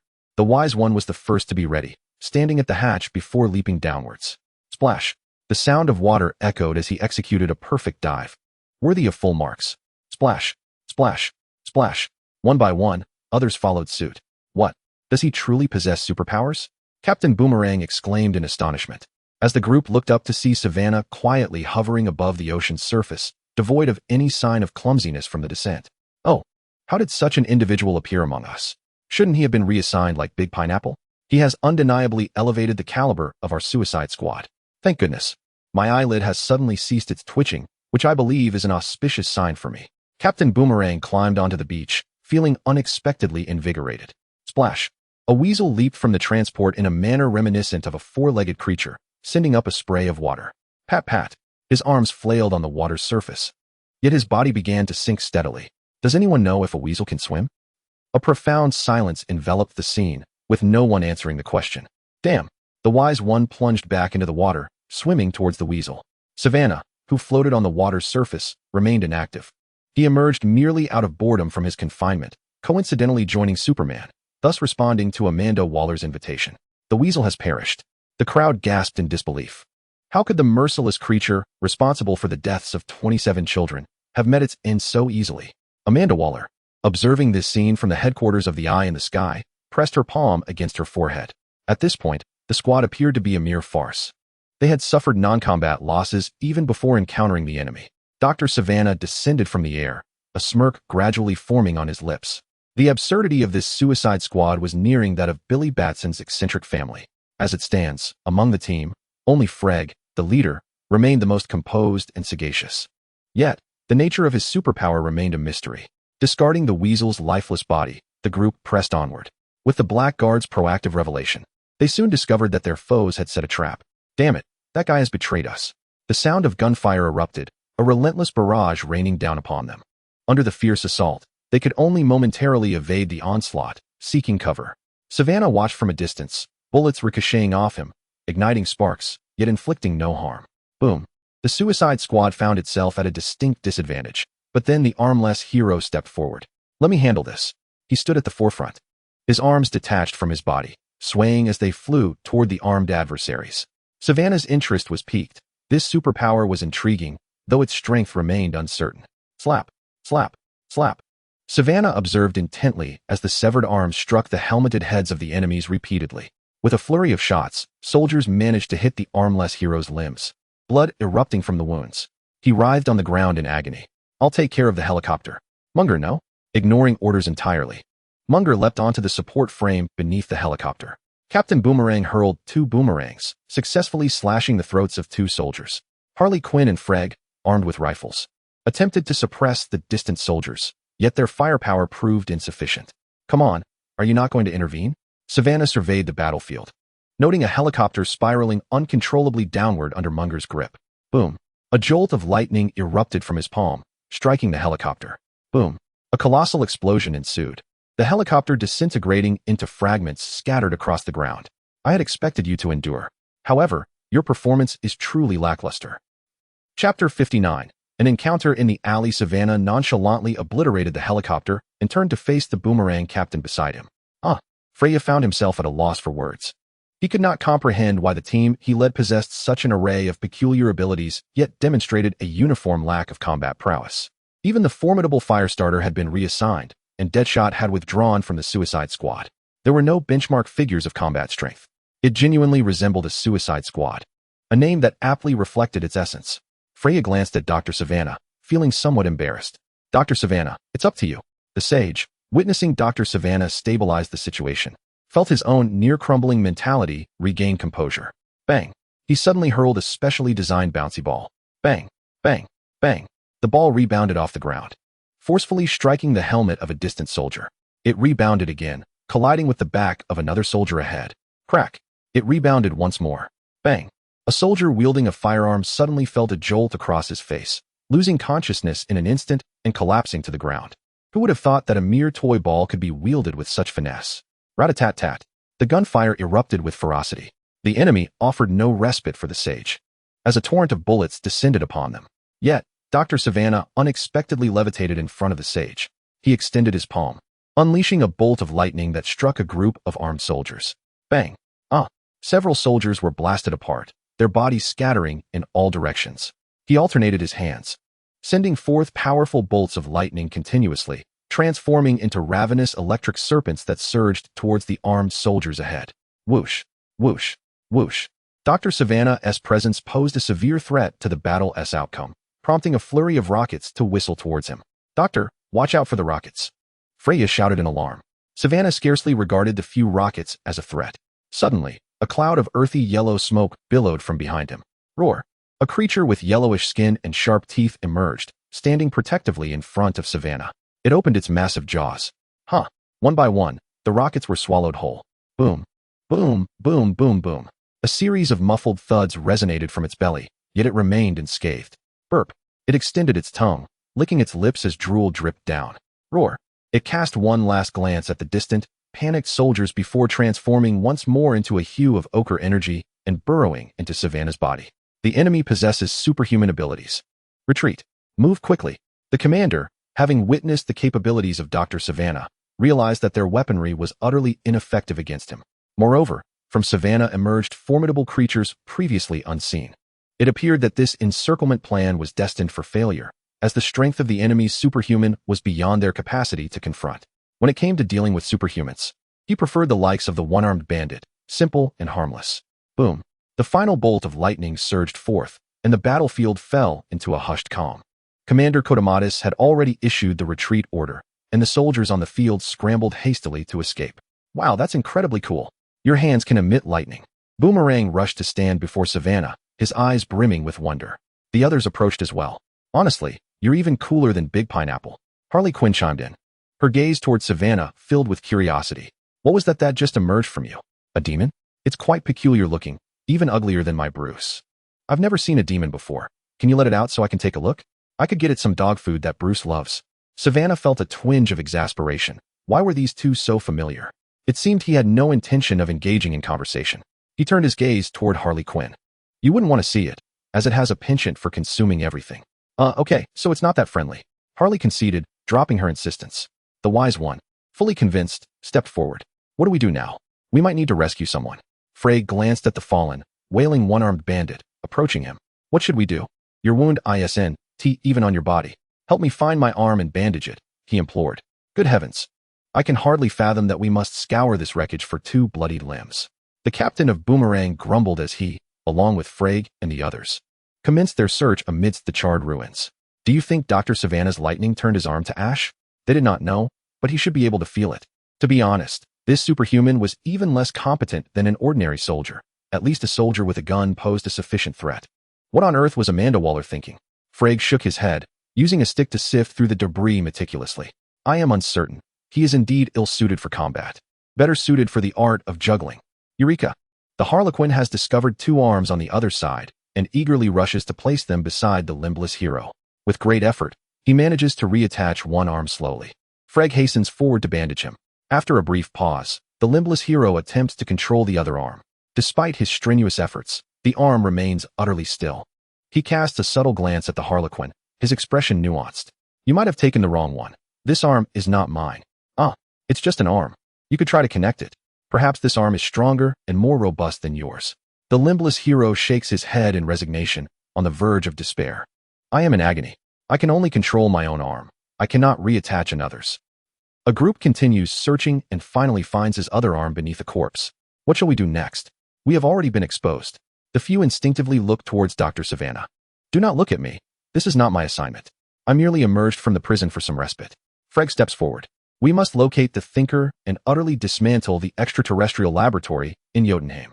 Very well, but I believe we need to leave him behind. The Harlequin glances at the limbless hero, who lies on the ground. After considerable searching, Frey and his team finally discover the resistance base of Kryptonite nearby. Thank you for your assistance. Frey shakes hands with the female leader. No need for gratitude. We are more than willing to create some trouble for Luna's government. The limbless hero remains here to recuperate. Frey, along with the Harlequin and others, successfully infiltrates the capital of Cordomitus with the aid of the resistance leader. However, the Luna government has learned of the powerful metahuman presence in Cordomitus, and the city has heightened its patrols. Soldiers are now patrolling every corner of Cordomitus, and a tight defense has been established around Jotunheim. Freg opts against a brute force approach. We require some civilian clothing to avoid drawing attention. But where shall we find such attire? The Harlequin pouts, glaring at Freg. In that case. Soon, outside an alley, Harley Quinn leans against the wall, her right hand gently brushing through her hair. She gazes at the passers-by. Hey, anyone fancy a beautiful encounter in the alley? A group of leather-clad youths happened upon Harley Quinn, pausing in their tracks. Girl, it seems you are in need of a man. Chapter 60, The Assault on Jotunheim. Indeed, I have a penchant for those with a distinct style. Harley Quinn licked her lips and turned, entering the alley behind her. Girl, you certainly have an eye for quality. The group slowly followed her inside. Bam, bam. Who goes there? Bam, bam, bam. The muffled sounds of bodies colliding echoed, accompanied by the anguished cries of men from within the alley. Heavy punches, elbow strikes. Bam, bam. Several men collapsed to the ground. As Freg and his companions exited the alley, they found several naked men neatly sprawled on the ground, seemingly asleep. The Joker donned a pair of sunglasses she had just acquired and strolled forward with an air of nonchalance. Freg and the others trailed behind her. Nice sunglasses. Your leather jacket is quite impressive too. The group arrived at the gentleman's club bar frequented by the Thinker. Are you sure our attire won't be too conspicuous? The sage inquired of Freg, glancing at his leather jacket. Of course, this style is quite commonplace in bars. Freg assured him confidently. The group engaged in light conversation while sipping their drinks, quietly awaiting the Thinker's arrival. The Joker swayed her body on the dance floor, showcasing her graceful movements. When she suddenly noticed a man with numerous trinkets adorning his head entering the bar, she danced her way over to Freg. Is that the Thinker? He looks like a Teletubby. Freg chuckled as he took a sip of his drink. Get ready to act. Captain Boomerang and Javelin rose from their seats, making their way toward the Thinker. At that moment, a burly man clasped the Thinker's shoulder, pressing a cold handgun against his side. Don't move, keep smiling. And consider me a friend. After a brief moment of surprise, the Thinker swiftly regained his composure. Freg quickly intervened. Wait, who is that next to him? The Joker pretended to casually pass by the two, discovering a gleaming handgun pressed against the Thinker's waist. Someone is attempting to steal our prey. The Joker sat beside Freg, tilting her head back to sip a glass of crimson red wine. A droplet of the vivid liquid trickled down her long, pale neck, gradually disappearing into the abyss below. Freg had no intention of relinquishing the Thinker to anyone. It appears we have competition. Prepare for a heist.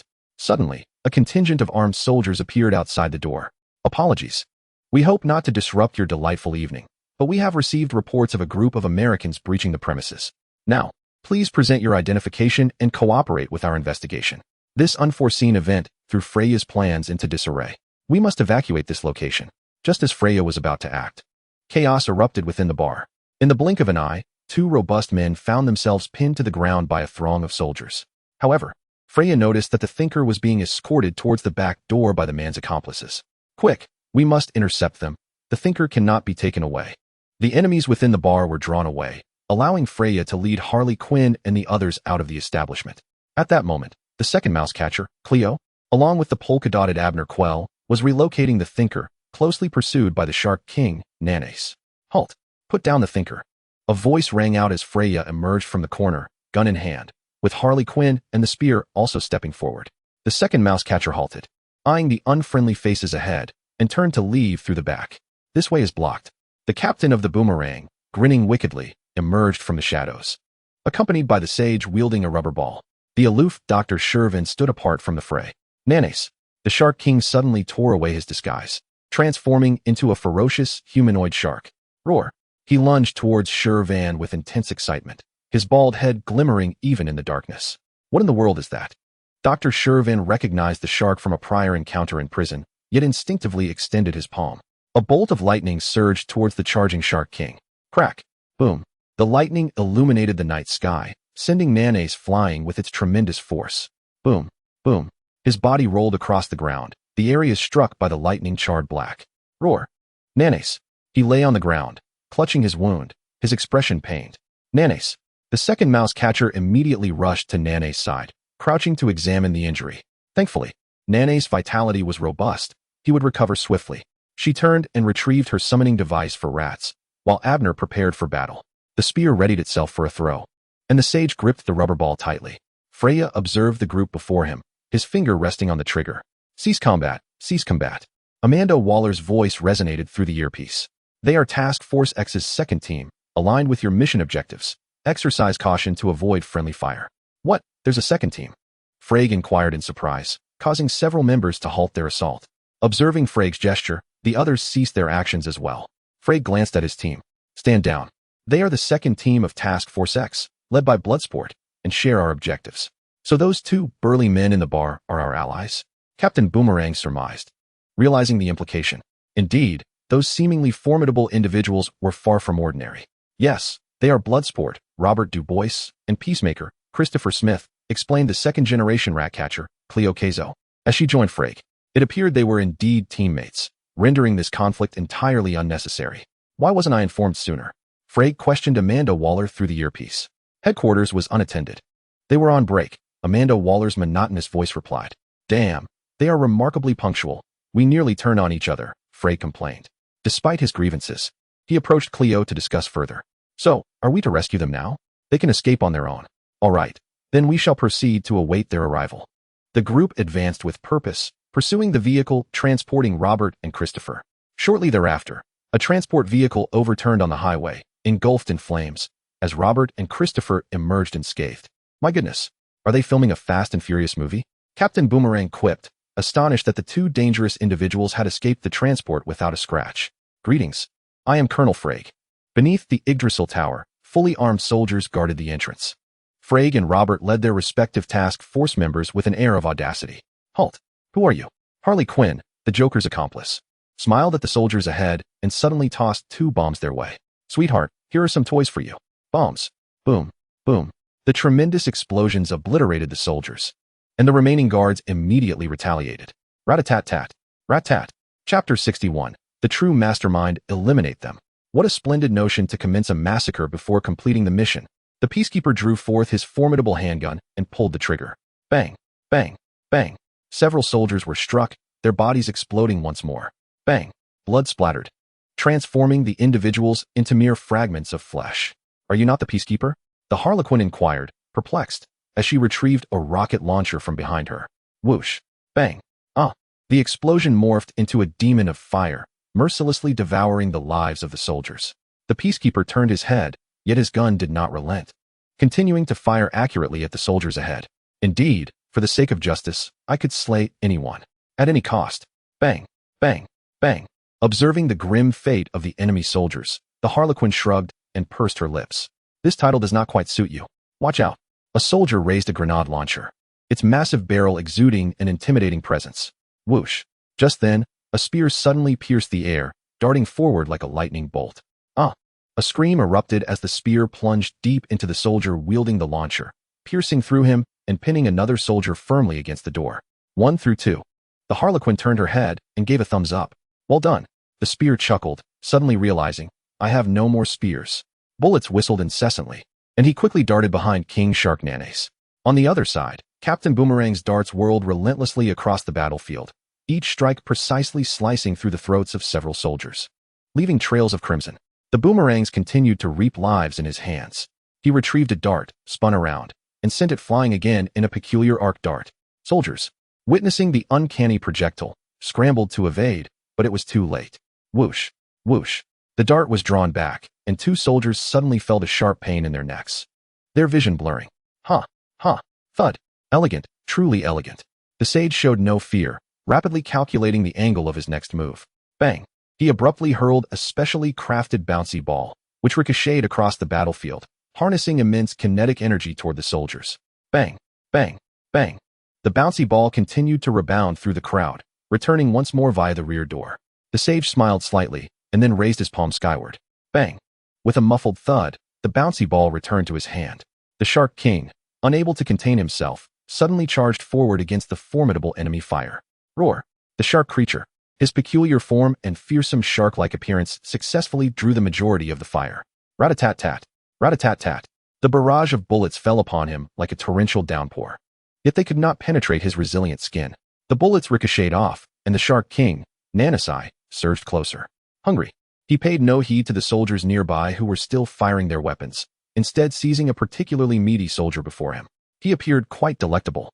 With a gaping maw, he exclaimed, crunch, crunch. The entire man was consumed in a single bite. Oh my, how revolting. He is certainly not a normal being. Captain Boomerang was taken aback by this scene. He actually devoured a person. They had even conversed on their way here, standing so close. Suddenly, he felt a wave of relief that he did not feast upon his comrades. Bloody Sport Robert glanced at the astonished Captain Boomerang and swiftly shot down the last enemy soldier. He was never human. The battlefield fell silent as all guards outside the gate were thoroughly eliminated. Freg looked at his team with satisfaction. It seemed that his team possessed considerable combat strength. They merely had not encountered an appropriate battlefield. As for Munger, who nearly harmed his teammates by crashing the helicopter, and the weasel that drowned, they were of no concern. Freg and Robert marched side by side towards the gate. Robert tapped Freg on the shoulder.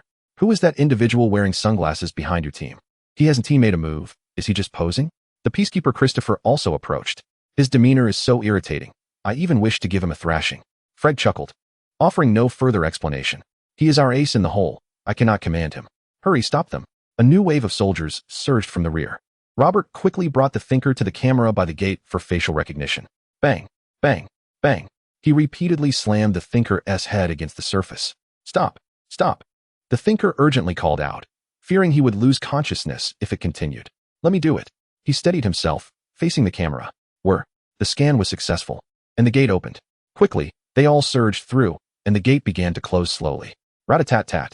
The relentless barrage of bullets struck the steel gate, igniting a shower of sparks. Bang. The gate slammed shut, and the members of the task force finally relaxed. A group commenced the installation of explosives, intending to utterly obliterate Jotunheim. Upon entering the upper experimental zone, a chilling sight met their eyes. Countless individuals, faces pressed against the glass, resembling starfish. Good heavens! What has happened to them? Cleopatra gazed at this scene, feeling a sense of horror creeping in. They had succumbed to the control of Starro, reduced to mere shells of their former selves. Who were these people? Among them were dissenters, journalists, the elderly, and children. The thinker of the Teletubbies began to unveil the truth. It turned out that the Starfish Project was a product of American ingenuity during the Cold War. They had captured the extraterrestrial entity, Starro, in space. In a bid to create a more formidable weapon, they brought the creature back to Earth for biological experimentation. However, considering various factors, the American authorities ultimately decided to establish the laboratory in the coastal nation of Cordomitus in South America. Now, with the Cold War long concluded, the thinker never anticipated that, at the brink of success, the United States would send operatives to annihilate Jotunheim. This cruel revelation shattered Freya's convictions, yet the Harlequin remained unfazed. Oh, well, this is indeed very American. After hearing the thinker's account, Freya immediately stepped forward. Bang! He abruptly extracted the hard drive from his computer, revealing evidence of the American Starfish Project. What are you doing, Freya? This matter cannot simply be buried. Humanity deserves to know the truth. Suddenly, the peace envoy Christopher raised his handgun, aiming it at Freya. I'm sorry, but I cannot relinquish the hard drive. Destroying all evidence is my task. The atmosphere grew tense as Captain Boomerang quietly gripped his dart. The Harlequin unexpectedly drew her pistol, pointing it at Christopher. Thankfully, I still have this. It may come in handy. In the conflict between the peace envoy and Freya, they would not hesitate to assist Freya. The few of them had become familiar with each other since the formation of the Suicide Squad, later forging friendships. Moreover, individuals like them, criminals from the prison, were indifferent to the potential leak of this information. The tension was palpable, hanging by a thread. Christopher contemplated how to swiftly eliminate Captain Boomerang and the Harlequin. Bang! Bang! A series of deafening explosions reverberated, shaking the ground beneath them. The group staggered, hastily dodging the falling debris from above. Bang! The tower trembled incessantly, as if a terrifying creature were about to burst forth. What time do you all usually read? Chapter 62, Superman and the Starfish. Bang! Rumble! At the pinnacle of the tower, a disconcerting descent began, causing the upper structure to tilt precariously. Christopher turned to the side, where Freg was poised to depart with a hard drive in hand. In a sudden burst of fury, he seized a fractured iron pipe and struck Freg forcefully on the back. With a whoosh, Freg felt an overwhelming force crash upon him, accompanied by excruciating pain, sending him sprawling to the ground. Thud! He fell heavily onto the floor. Hand over the hard drive. The peacekeeper advanced, intent on seizing the device. But Freg retaliated with a swift punch, landing a solid blow to the peacekeeper's face. Bam! The Peacekeeper was momentarily knocked down, but quickly rose to engage Freg in a fierce struggle. However, the disparity in their combat prowess and skill was glaringly apparent. Despite Freg's desperate attempts to safeguard the hard drive, he was repeatedly felled by the Peacekeeper's strikes. Suddenly, the Peacekeeper unleashed a powerful blow to Freg's chest, followed by an uppercut that struck his jaw. Bam! Bam! Bam! Freg's body was propelled backward, colliding with the unforgiving wall. He crashed to the ground, every part of him ablaze with pain. With great effort, he managed to rise, kneeling on the floor. Christopher vaulted over obstacles, charging in with astonishing speed. Whoosh! Whoosh! Whoosh! Suddenly, two boomerangs sliced through the air, appearing before the Peacekeeper. The Peacekeeper's pupils dilated in alarm as he instinctively leaned back. The boomerangs whisked past his face. With a vigorous motion, he swiftly regained his footing, but another whoosh echoed from behind him. Whoosh! He lunged forward, rolling across the ground. Clang! Clang! Clang! The sound of impact echoed as the boomerangs returned to hand. Apologies, Freg is our ally. I shall not permit you to harm him. The boomerang captain emerged from the shadows, wielding two spinning boomerangs. The Peacekeeper stood up, feeling a sudden sting on the side of his face. Wiping his hand across his cheek, he discovered crimson blood trickling down. Anger surged within him. For the sake of peace, I am willing to pay any price. In a swift motion, a large handgun appeared in his grasp. Bang! The bullet erupted from the barrel, hurtling toward the boomerang captain. Whoosh! Clang! Clang! The bullet collided with the boomerangs, sending them spiraling away. The boomerang captain swiftly ducked behind a wall, rummaging through his belongings to retrieve two more boomerangs. The peace envoy advanced with gun drawn, a spear suddenly slicing through the air with a terrifying sharpness. The encroaching atmosphere pricked at the envoy's skin. He leapt to the side with all his might, a sudden searing pain radiating from his shoulder. Bang! A bloom of blood erupted from his shoulder, staining his entire arm crimson. Leaning against the wall, he tore his clothing and tightly wrapped his shoulder with cloth. For the sake of peace, he would pay any price. In a sudden burst, he emerged from behind the wall, the muzzle of his pistol igniting with flame. Bang! The spear thrower, arm extended and poised to launch another projectile, was abruptly seized by excruciating pain. His arm had been pierced by a bullet. He quickly retreated behind the wall, wrapping his arm in cloth, beads of sweat cascading down his face. The peace envoy's marksmanship was indeed precise. Even if it couldn't rival a death shot, it surely wasn't far off.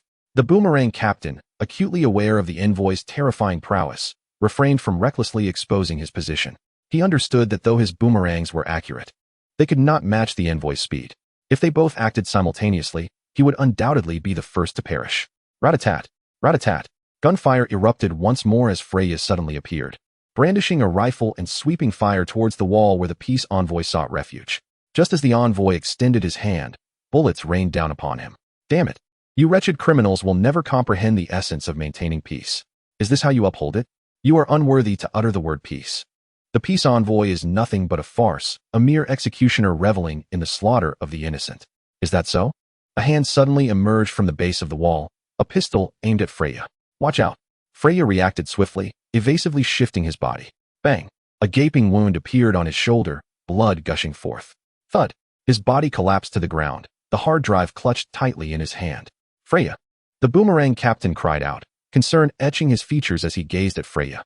Damn it! I won't let him get away with this. I won't let him escape either. The Joker suddenly arrived from the side, retrieving a rocket launcher from her back. I want you to taste this, War Envoy.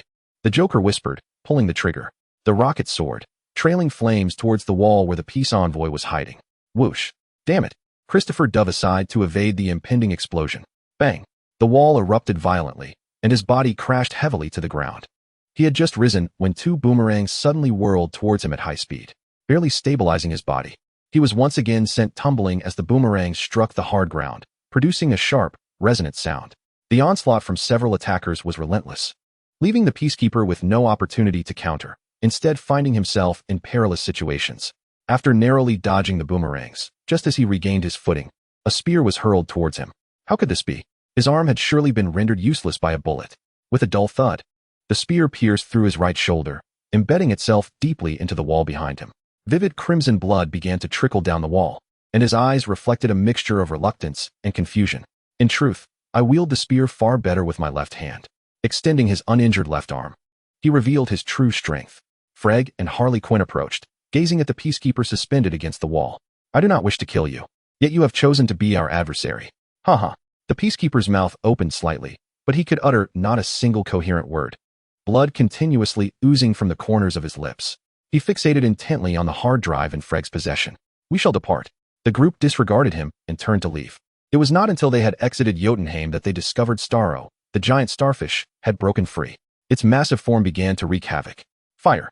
The chief of staff, Kryptonite, paid no heed to the Americans and immediately commanded an assault on the colossal starfish. A barrage of bullets rained down upon Starro as the bloody chaos began to assemble its formidable explosive weaponry. Boom, boom, boom. Suddenly, all ammunition hovered in midair as it neared Starro, coming to a silent halt. What is this? Everyone stared in astonishment, their eyes wide, fixated on the figure standing aloft in the sky.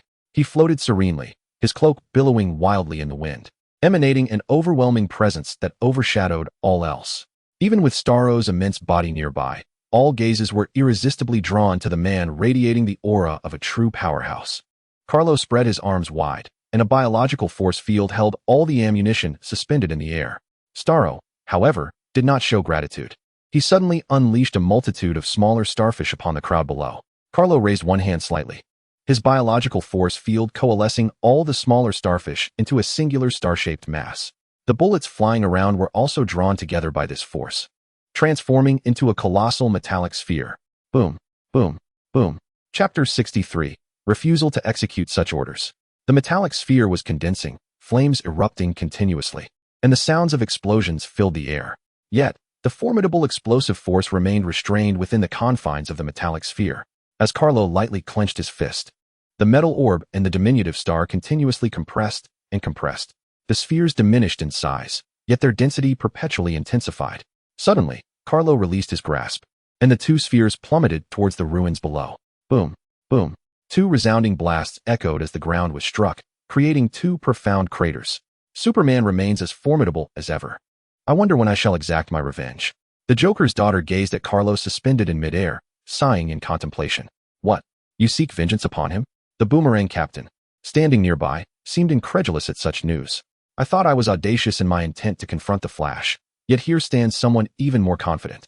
You actually wish to avenge yourself against Superman. Listen to me, abandon this dream. Harley Quinn dismissed his concerns nonchalantly. One must hold on to dreams. Who knows what may come to fruition? The boomerang captain shook his head.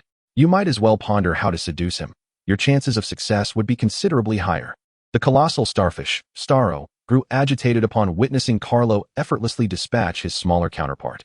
Recently freed, he was filled with animosity towards the humans who had imprisoned him. Roar! He suddenly lashed out with his flaccid limbs towards Carlo. Boom! A tremendous force compressed the air. The powerful wind surged toward Carlo. Carlo had no intention of retaliating against the starfish. He swiftly sidestepped, evading the attack. Suspended in midair, he regarded the enormous eye before him. Starro, I shall not harm you. I intend to return you to the cosmos. Ugh! The colossal starfish persisted, swinging its arms once more in an attempt to strike Carlo. Boom! Carlo dodged again, moving with remarkable speed to hover on the opposite side of the starfish. I understand. You two once gazed at the stars without a care in the world. I promise I shall not allow anyone to harm you again. Roar! The starfish fervently flailed its arms, striving to dislodge Carlo.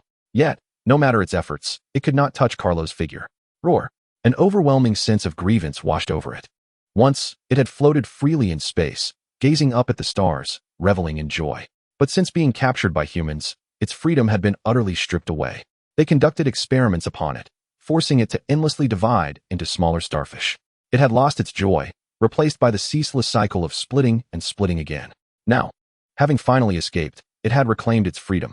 Yet, this was no longer the starry sky it once knew. Here, only the humans it despised and unfamiliar planets surrounded it. It was uncertain whether to trust the formidable figure before it. Although he bore a resemblance to humans, he possessed abilities that were distinctly different.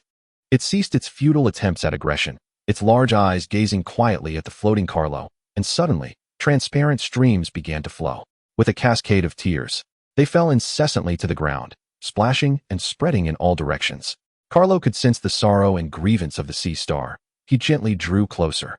Halting before its pleading gaze, Carlo's expression was earnest. Trust me, I shall bring those individuals to justice, ensuring they pay for all they have done to you. The sea star's eyes flickered. But you must not recklessly harm the innocent. They are unaware and have never wronged you. They are blameless. The sea star turned its large eyes, its arms dancing lightly. Carlo smiled warmly.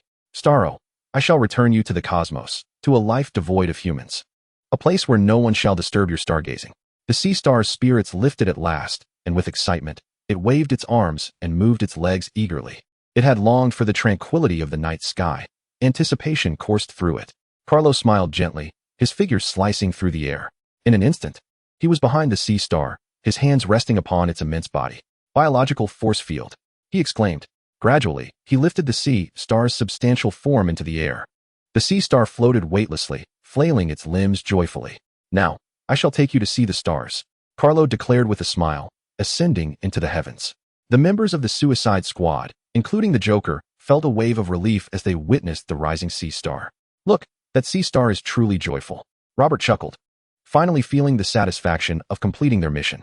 The Joker gazed at the sea star, her eyes sparkling with wonder. I, too, wish to have a sea star. Frege turned his gaze toward the nearby sea star planet. Look, there are plenty. You can pick one at any time. The Joker turned to look, involuntarily shivering. On second thought, their teeth are far too sharp. I have no desire to become a lifeless corpse. Frege then turned to the group of jubilant teammates. Folks, our task is complete. Congratulations on your reduced sentences, and do not forget to request some additional perks.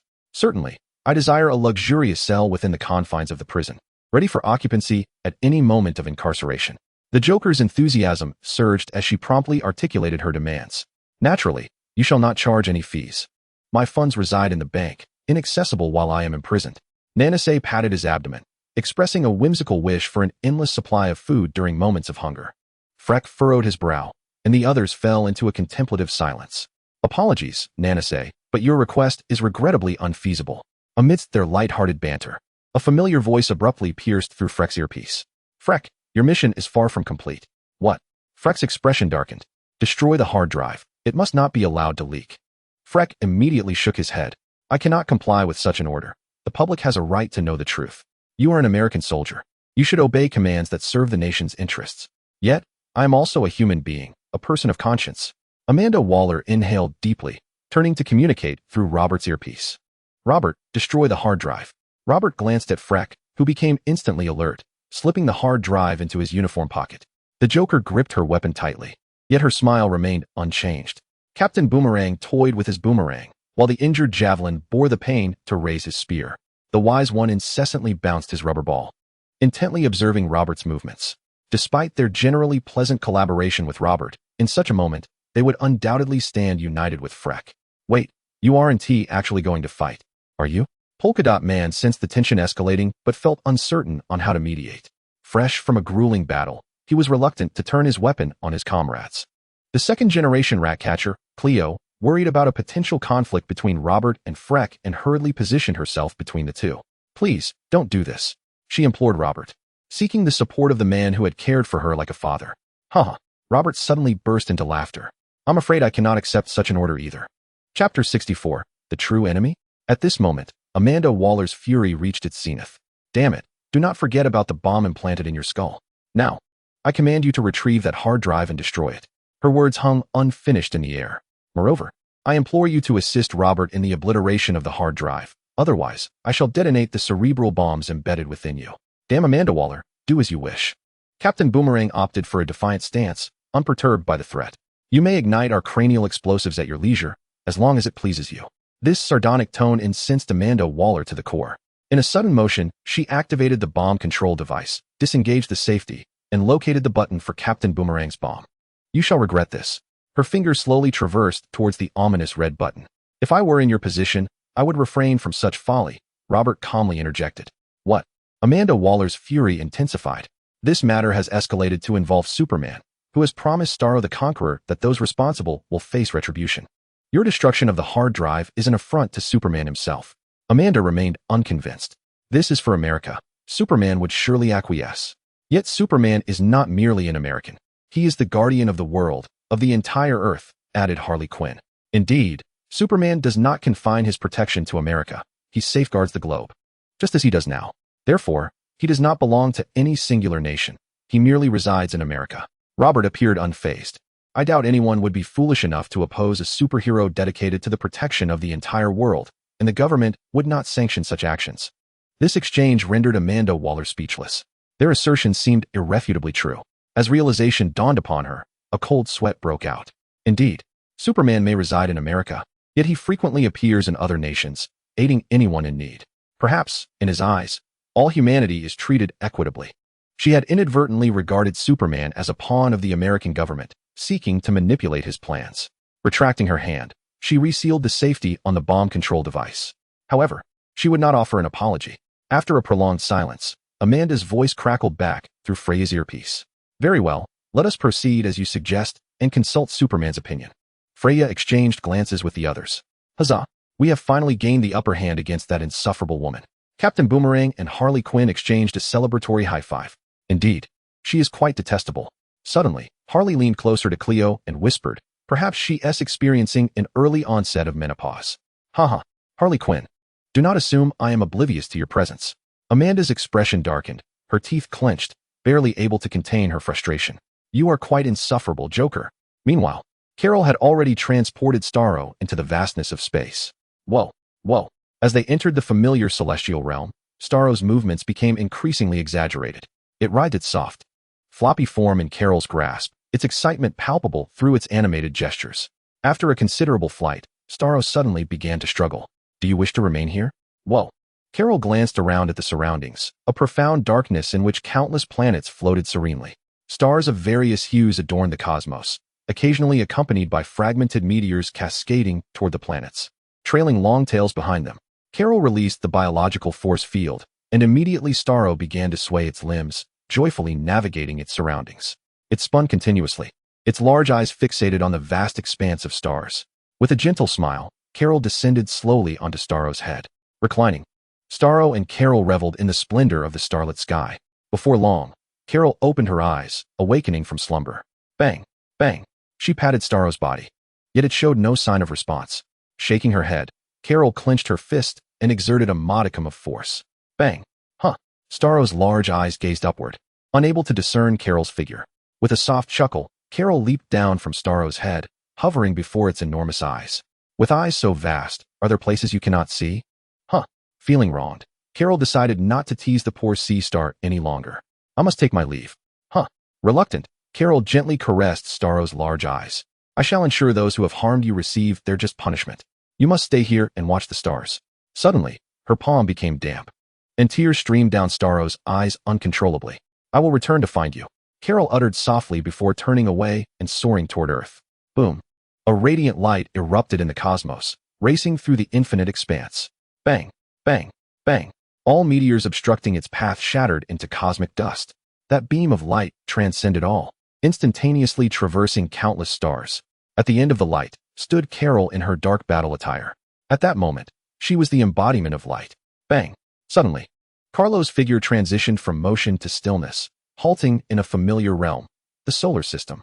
Gazing upon the immense sun before him, it radiated an exquisite brilliance and heat, exuding an overwhelming aura of destruction. It resembled a colossal fireball, bestowing boundless vitality upon the universe. Carlo turned around, his cloak billowing as if stirred by an unseen wind. Once more, he soared into the sky, following the sun's rays towards Earth. Boom. Light, I have caught up with you. Carlo did not linger. He plunged directly into Earth, almost instantaneously returning to Cordomatus. He hovered quietly in midair, observing Fry and the others in the city. Superman. The crowd rose in unison. Fry approached Carlo. This is the hard drive of the Starfish Project, containing its truth, and I intend to make it public. Fry held his breath anxiously, aware that Carlo's disposition would determine whether he could unveil the truth contained within the hard drive. Carlo nodded slightly. Hand it over to the Planet Daily. They will reveal the truth. He slowly turned his gaze towards the distant sky. Some individuals require punishment. Who? Fry exhaled a long breath. I will. At that moment, Harley Quinn approached, displaying her signature grin. She raised her hand and waved at Carlo in the air. Hey, Mr. Superman, do you remember me? A faint smile crept upon Carlo's lips. Of course, I remember you, Harley Quinn. You were thrown into prison by me during a road rage incident at the bank, correct? There's no need to remember such details. Carlo's gaze shifted to the figure of Dr. Savannah at the rear of the crowd. Savannah lowered his head slightly. Carlo sensed the tension and decided not to linger any longer. This is the nature of supervillains facing superheroes. Prepare yourselves. The true enemy has yet to arrive. Boom. Carlo suddenly shot into the sky, departing with a fierce gust of wind. Harley Quinn glanced upwards, watching as Carlo's figure vanished completely. What constitutes a true enemy? Chapter 65. The President's Dilemma. Robert shook his head as he observed the direction in which Carlo had departed. Perhaps these superheroes revel in the art of theatrics. You certainly did not express such sentiments when Superman was present. Robert, the mission is accomplished upon our return. I will petition for your sentences to be reduced. Thank you. And as for Cleo, I shall convey to the authorities your release. Summoning rats is not your fault. It is your superpower. Cleo was filled with excitement. Thank you, Colonel Freya. Freya, along with Robert and a group of team members, returned to the prison. Amanda Waller, having come to terms with reality, upheld her promise without faltering. A 10-year sentence reduction. This commitment successfully liberated the second iteration of the Ratcatcher from incarceration, even awarding him compensation for his time served. After all, the second Ratcatcher had not committed any egregious crimes. He was merely imprisoned for summoning rats. However, Harley Quinn, the Joker's accomplice, showed little interest in the sentence reduction. This marked her third incarceration for bank robbery, coupled with an escape attempt, and her sentencing adhered strictly to the maximum standards. Her accumulated prison term now exceeded 60 years. A mere 10-year reduction was insufficient for her to justify a single bank heist. Indeed, targeting the wealthy proved to be a more cost-effective venture, as even if apprehended, the penalties would not be as severe. Thus, she focused solely on negotiating her conditions within the prison, indifferent to her potential reduction in sentence. Conversely, Freya was deeply concerned for his team members. Through his insistence, Amanda Waller ultimately granted several of them reductions ranging from a few to several years. The Planet Daily. Good heavens, this material is astonishing. Editor-in-Chief Ray White gazed upon the contents of the hard drive, which meticulously documented the details of the Starfish project devised by the United States during the Cold War, including the inhumane experiments conducted on humans via the colossal starfish, Starro. The scenes within were utterly shocking. Oh, perhaps I should not be privy to this. Is this material truly meant for a news editor? He hesitated. Should the information on this hard drive be published, it would undoubtedly create a significant uproar.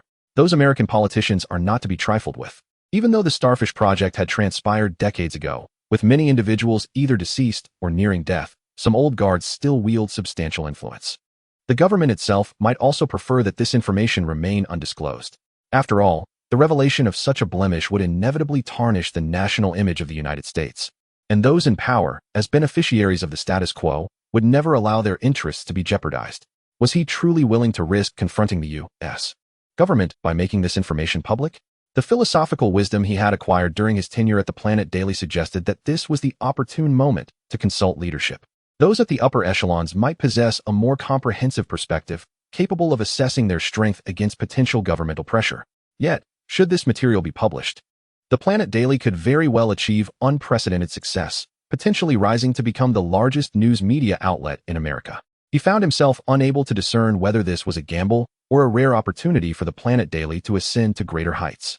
He retrieved his phone and dialed the familiar number. Hello? The voice of Snow Gray resonated through the receiver. Perry White steadied his excited heart and conveyed the situation regarding the evidence. I am aware of this matter. Feel free to disclose this evidence. The Amazon group is far more complex than you might imagine. Snow Gray's tone was calm and measured. For us, there will be no obstacles in this affair. At that moment, Perry White had never found Snow Gray's voice so enchanting. From the general manager's demeanor, it seemed that Amazon had some connections within the government, and the counterpart appeared to hold a significant position. Could it be a powerful congressman? All right, I understand. I will ensure this news spreads across America overnight. The Planet Daily will undoubtedly become the leading news media outlet in the nation. He excitedly hung up, his eyes gleaming with the impending glory of the Planet Daily. He was utterly indifferent to the potential negative repercussions this evidence might have on the United States. The government did not pay him a salary and even deducted his taxes, whereas Amazon's annual salary of $800,000 provided him with a contented life. Since the higher-ups could withstand the pressure, he was more than willing to release this information as a means of repaying the generous treatment he received from the group, as well as the kindness of his boss, Kal-El. With a heart full of gratitude and unparalleled enthusiasm for his work, Perry White promptly summoned the staff of the Planet Daily for a meeting. During the assembly, he unveiled the evidence and projected it onto a screen. Oh my goodness. This is an unforgivable crime. All parties involved in this plan must face legal repercussions. Louise stood up, passionately banging her fist on the table. Indeed, this scheme is utterly inhumane. It epitomizes the antithesis of humanitarianism. They must receive the punishment they deserve. A collective sense of righteous indignation filled the room. This malevolent plan had caused the loss of many innocent lives, elderly individuals, women, children, political opponents, journalists. All had fallen victim to the Starfish Project, with the number of deceased journalists reaching double digits. For those in the field of journalism, every brave predecessor who risked their safety to obtain news was a hero worthy of respect. The Planet Daily acted swiftly. After a night of tireless work, news regarding the Starfish Project inundated the internet the following day. This evidence clearly documented the crimes of the American government during the Cold War. The United States was in an uproar, and the media was bound to go wild. How did the Planet Daily manage to obtain this news ahead of others? Never mind. If we cannot be the first to capture the initial wave of attention, we shall settle for the remnants. The American government is thoroughly vexed by this sudden revelation. In the White House, President Trump sits comfortably in his swivel chair, casually pressing a button beside him. He massages his forehead with his hand. The Secretary of State approaches, hands tucked into his pockets as he saunters before the president. Mr. President, the domestic news media are fixated on the White House. They seek your explanation regarding the Starfish Project from the Cold War era. Damn it. Why has this information come to light? Who is responsible for this? Amanda Waller's Eye of God. She oversees and coordinates matters concerning the metahumans in America. Perhaps we should inquire of that insufferable woman, Amanda Waller. Why she chose to expose this? Has she been infected by that circus troupe? The Secretary of State clenches his hand and coughs discreetly into it. I suspect there's no need to ask her. She claims that this is also the will of the metahumans. The president appears incredulous. Aren't metahumans our superheroes in America? Why would they act in such a manner? The Secretary of State purses his lips. Though it's difficult to admit, this is merely our naive hope. Metahumans belong to no nation. They are the champions of all humanity, or rather, the entire planet. How can this be? I am still a fan. I purchased action figures of them for my young son. All right, Mr. President, please remain calm. You are no longer merely a fan, but the President of the United States. Knock, knock. A woman enters carrying a tray. Mr. President, your cola. Please, I beg for complimentary gifts. Let us all generate love and energy. 30 gifts or 800 requests for updates, and a chapter will be added the next day. No gift is fine. Being able to view it is support. Thank you. Chapter 66. Motherbox. The woman places the cola before President Trump. With a smile, he lifts the cup to his lips, savoring the taste with evident delight. He glances at the woman, his mood suddenly buoyant. Thank you. You are quite enchanting today. Oh, really? Too bad, I am not fond of elderly gentlemen. She teases, striding away with her long legs until her figure disappears from view. Only then does Trump redirect his gaze to the Secretary of State. Where were we? The Secretary of State raises his hands in exasperation. How shall we address the public sentiment? What are your thoughts? The Secretary of State slowly took his seat. With the situation having been exposed, the only course of action now is to hold the relevant individuals accountable. The public demands an explanation. It appears this is the only viable approach, and Superman has presented us with a formidable dilemma.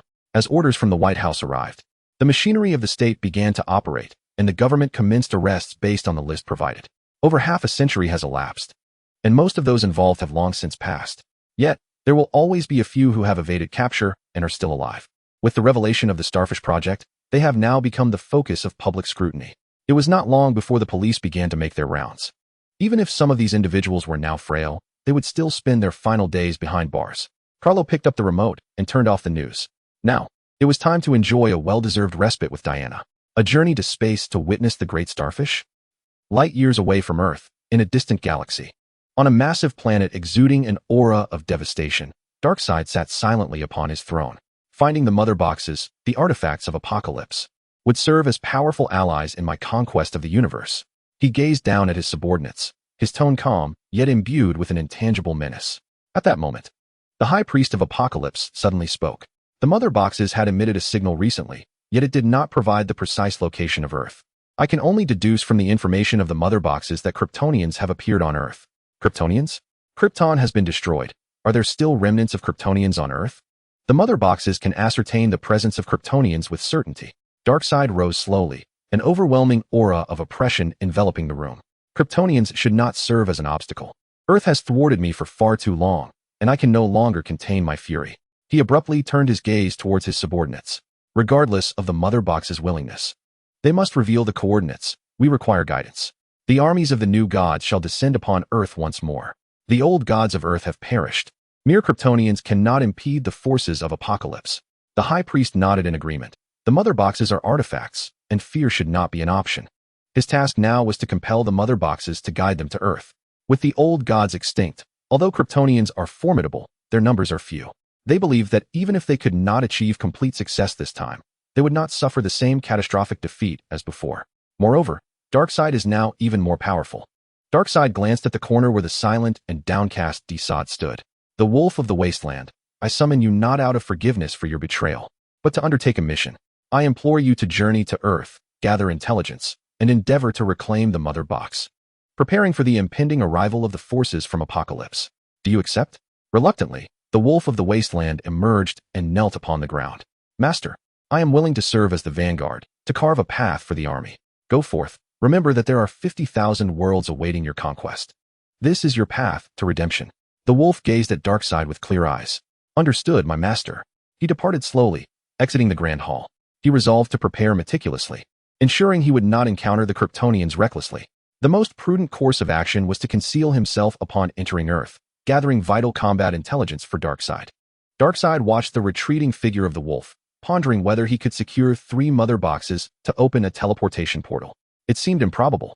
The Kryptonians would not permit him to obtain all 3. Darkseid clenched his fists, striking his throne with a thud, creating fissures in the armrest. Only the teleportation portals of the mother boxes could allow the Apocalyptian forces to reach Earth in the shortest time possible. Yet it appeared Earth would not grant them that opportunity. Darkseid's voice resonated with calm authority. In that case, we shall utilize our spacecraft for a space jump.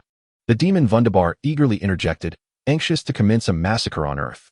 As long as we possess Earth's coordinates, we shall inevitably reach it, albeit with some delay. DCEU expressed unwavering confidence in the assault plan.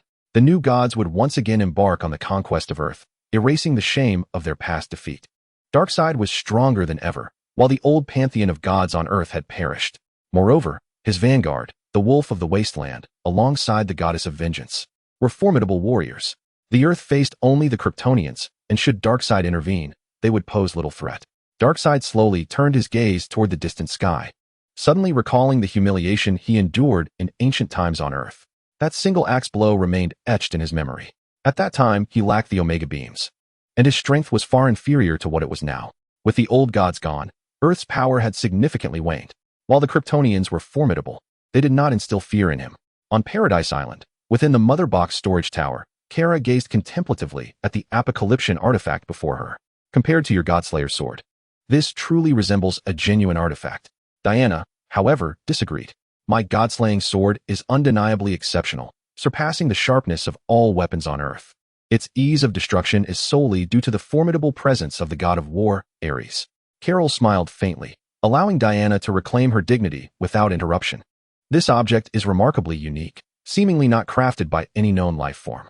Diana nodded in agreement. It is truly hard to fathom how 3 such mother boxes, when united, could obliterate the Earth instantaneously. This is because it is an artifact from Apocalypse, a realm fundamentally different from our own. Queen Hippolyta of the Amazons entered, accompanied by 2 warrior maidens. We have guarded the mother box since ancient times, yet we remain in ignorance of its true nature. Its enigma and power instill a sense of reverence, which has deterred us from delving deeper, lest we attract Darkseid's attention. I would never permit anyone to approach it.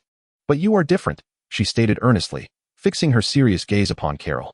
Will Darkseid return? Hippolyta inquired. He will undoubtedly come.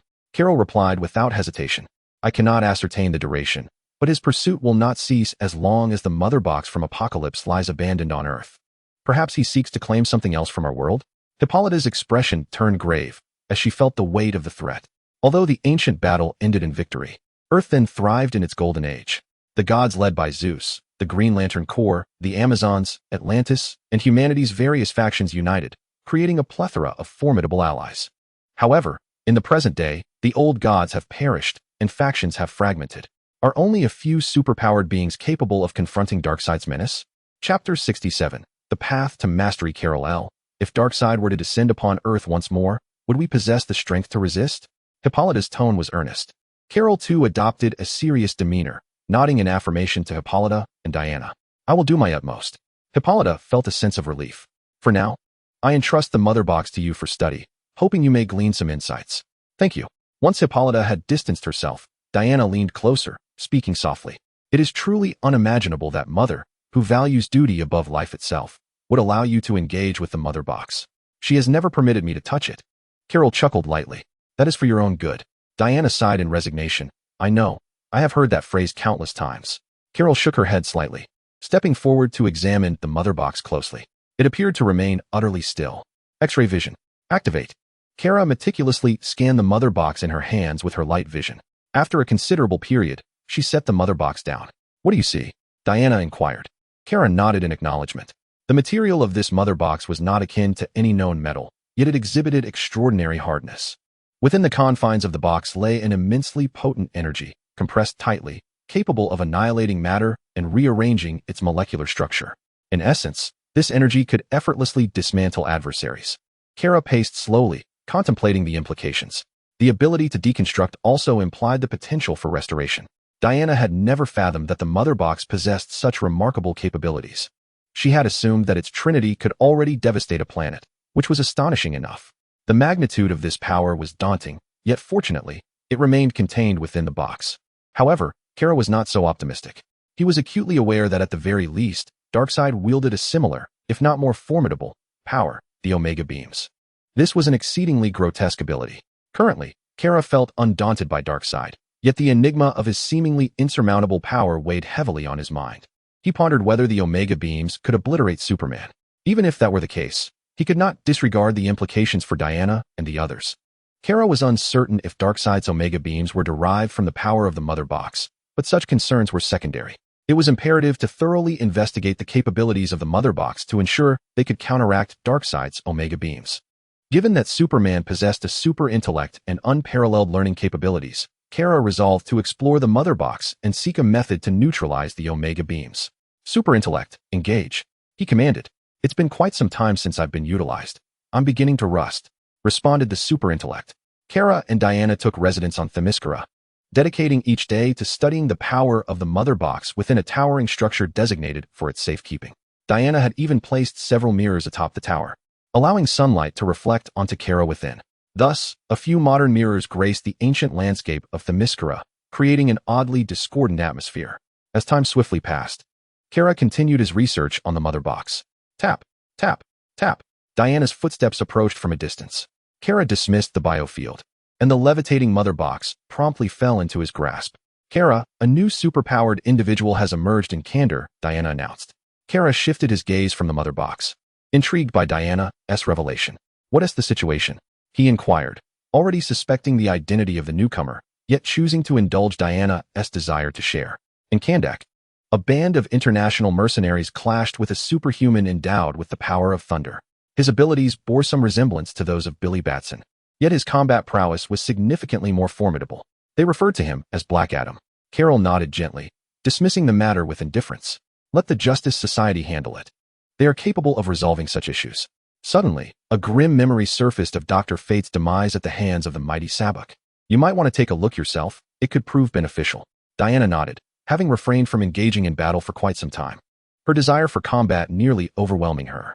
Had she not noticed that Black Adam had yet to display a malevolent side, she might have already sought him out. Furthermore, Amanda Waller dispatched Peacemaker on a clandestine mission, the Butterfly Project. It is a trivial matter. They can manage it on their own.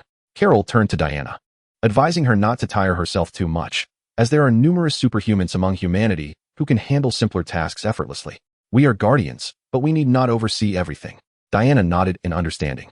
However, I relish the opportunity to confront evil. Carol felt a hint of exasperation, nearly forgetting that Diana was a fiercely combative warrior, having secretly honed her fighting skills from a young age. Diana tucked her hair behind her ear and leaned closer to Carol, fixating on the Mother Box. How is the research on the Mother Box progressing? Carol smiled. Suddenly, two golden beams shot forth from her eyes. Boom! The rays surged forth, only to veer sharply several times, successfully striking a nearby stone door. Bang! With a muffled thud, the stone door disintegrated, leaving only a cloud of dust in its wake. The massive stone door had vanished entirely. Diana's eyes widened in disbelief. What manner of power is this? Carol levitated the Mother Box using a biological force field, smiling faintly. This is my own Omega Beam, developed based on the energy operating principles of the Mother Box. Decompose, annihilate, resurrect. These are its functions. Carol felt a swell of pride in her research achievements. Although I have yet to test it, there is indeed a chilling sensation. Diana felt a shiver run down her spine. Given the trajectory of the Omega Beam, She realized she could not evade it. The destructive energy it harbored was exceedingly terrifying. She sensed that this beam far surpassed Carol's heat vision. The energy seemed poised to melt everything, disassembling all in its path. Confronted by such rays, she found herself utterly powerless to resist. Regardless of her formidable combat skills and physical prowess, her body is ultimately composed of matter. Against an adversary like you, I would stand defenseless. Diana felt a profound relief that Carol was not an enemy of Earth. Otherwise, the planet might face its darkest hour. Yet, she was equally astonished by Carol's capacity for learning. How did you acquire this knowledge? Is it merely from your incessant scanning of the mother box? Carol smiled faintly. I believe I can learn, and thus, I have mastered it. Turning to Diana, who seemed bewildered, Carol's expression grew serious. Diana, one must trust in the power of the heart. My heart tells me I can achieve this, and so I have. Diana regarded Carol with an expression akin to that reserved for a monster. You believe you can accomplish it, and therefore, you do? This seems utterly unfounded. Beneath the sea, in Atlantis, lies the repository of the mother box. Boom. The sound wave channel opened, and a beam of light slowly took form. Mara immediately became alert. Sensing sudden activity from the mother box, the iconic wolf horns of the Outback Wolf emerged from the teleportation portal. Earth, here I come. He reached for the mother box, but Mara suddenly charged forward. 2 days later, in Kandak, the dark sorcerer Shazam has returned to the world. Roar. His immense magical power rendered him nearly unstoppable. Roar. No one can thwart my return to power. Chapter 68. Leave it to me. The members of the Justice League, including Dr. Fate and Hawkman, unleashed a furious onslaught against the dark sorcerer Shazam, initially gaining the upper hand. Yet, they consistently failed to deliver a fatal blow. As time passed, they began to falter. Roar. Roar. Shazam bellowed in anger. The illusions cast by Dr. Fate were thoroughly vexing. However, they ultimately could not contend with me. Bam! He abruptly shattered the illusion.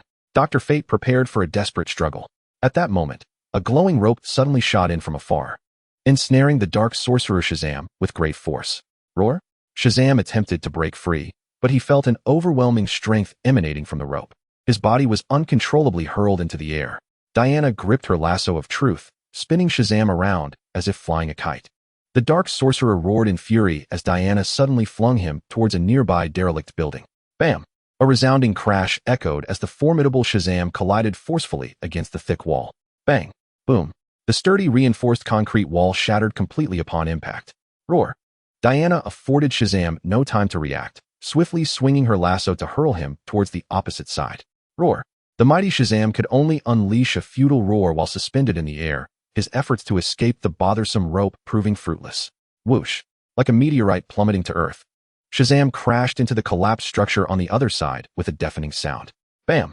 The building erupted as if struck by a missile, large stones fracturing and debris scattering, enveloping the air in a cloud of dust. Diana pulled on the lasso again, vaulting into the air. With all her strength, she swung her arm, and the ensnared Shazam was uncontrollably yanked upward. Ah! Diana let out a fierce shout, and Shazam began to plummet rapidly under the force of the pull. Roar! Shazam bellowed in fury, his eyes wide with rage. Bang! Bang! Bang! The colossal sounds reverberated through the city, and a massive pit formed in the ground centered around Shazam. The tremors felt throughout Kandor. Goodness, she is truly fierce. Hawkman gazed in disbelief at the astonishing Wonder Woman. Indeed, she is the goddess of war on Earth. A title well-deserved. Dr. Fate smiled slightly. It was unexpected for Wonder Woman to come to their aid, yet it was a delightful surprise, significantly alleviating their burden and averting casualties. They had assumed her combat prowess was comparable to their own superhuman abilities, merely elevated by her beauty and figure. To their astonishment, her power was evidently far superior. Roar! From the smoke emerged Shazam's furious roar. Bam! He suddenly leaped from the pit, disregarding the Justice League members, and charged directly at Diana. This woman had humiliated him, the mighty Shazam, who possessed the power of 6 demons, provoking a deep sense of shame. Yet, Diana stood undaunted. She retrieved her sacred sword and shield from her back, instantly transforming into a whirlwind as she lunged at Shazam. Roar! Shazam bellowed, delivering a powerful punch. Bam! Diana swiftly dodged, retaliating with a slash of her sword. Bam! Shazam howled in pain as a deep gash appeared across his chest. Roar! Shabak roared once more, launching a powerful punch towards Diana. Yet, Diana suddenly accelerated, transforming into countless afterimages. She unleashed a frenzied assault with her holy sword against Shabak, akin to a tempestuous deluge. Bam! Bam! Bam! Bam! Countless sword shadows enveloped Shabak, sending sparks flying from his form. Hellfire continuously erupted from Shabak's chest. Roar! Shabak howled, unable to withstand the relentless barrage of Diana's swift strikes. Diana's figure completely surrounded Shabak, and her fierce attacks manifested as myriad bolts of lightning that pierced through his body. So fast, too fast. Shabak could not perceive Diana's presence at all. With a final, air-splitting strike, Diana transformed into a blinding beam of sword light. In an instant, the sword light completely traversed Shabak's form. Bam! Roar! Diana slowly turned around behind Shabak, revealing a gaping void in the chest of the Dark Lord. Roar! Shabak! It seemed as if the Hell King heard the call, as Shabak's body began to visibly regenerate, the void in his chest healing rapidly. How could this be? Diana was taken aback, yet fear did not grip her. She gradually sheathed her long sword and gazed at the Dark Lord Shabak. Roar! Shabak extended his arms, and two massive pillars of flame erupted forth, the formidable hellfire engulfing Diana. Clenching her fists, she faced the oncoming inferno. She surged forward, her arms colliding instantaneously. Bam! A tremendous surge of divine power erupted from her arms, transforming into a powerful wave of destruction. Boom! The instant the divine power met the hellfire, it sent the inferno flying back. Boom! The sky was ablaze with fire, swept away by divine energy, charging towards the Dark Lord Shabak alongside the shockwave. Roar! He bellowed again, attempting to steady himself. Yet, he was hurled away by this overwhelming divine force. Bam! Bam! Bam! Bam! Bam! His body penetrated several buildings, the shattered debris burying him deep beneath the ruins. Diana stood tall, alert to the movements beneath the rubble. Roar! The Dark Lord Shabak's furious roar echoed once more from beneath the debris. Bam! The rubble covering Shabak exploded violently, and his battered form surged forth. Not dead yet. My heavens, what manner of creature is this? Hawkman could hardly believe the tenacity of this creature's vitality. The Atom Smasher was equally astonished. Initially, their assault against the formidable Shazam was vigorous, yet they ultimately realized that they had inflicted no significant damage upon him. Would Wonder Woman also fall into this same predicament? Diana's gaze toward Shazam grew earnest. I shall sever your head and see if you can still regenerate. She prepared herself once more for battle. Suddenly, Shazam let out a deafening roar, causing the surrounding air to sizzle. Hellfire erupted from his being, transforming the area into an inferno. Dr. Fate swiftly conjured an illusionary space to shield the innocent from the flames. As Hawkman and the others intended to advance alongside Diana to besiege Shazam, an unfamiliar male voice rang out. Leave it to me. Dr. Fate turned abruptly, realizing that within the illusionary realm he had created, an unfamiliar figure had appeared. Atom Smasher, Hawkman, and Cyclone all glanced upwards. Diana's expression brightened upon hearing the voice. You truly have come.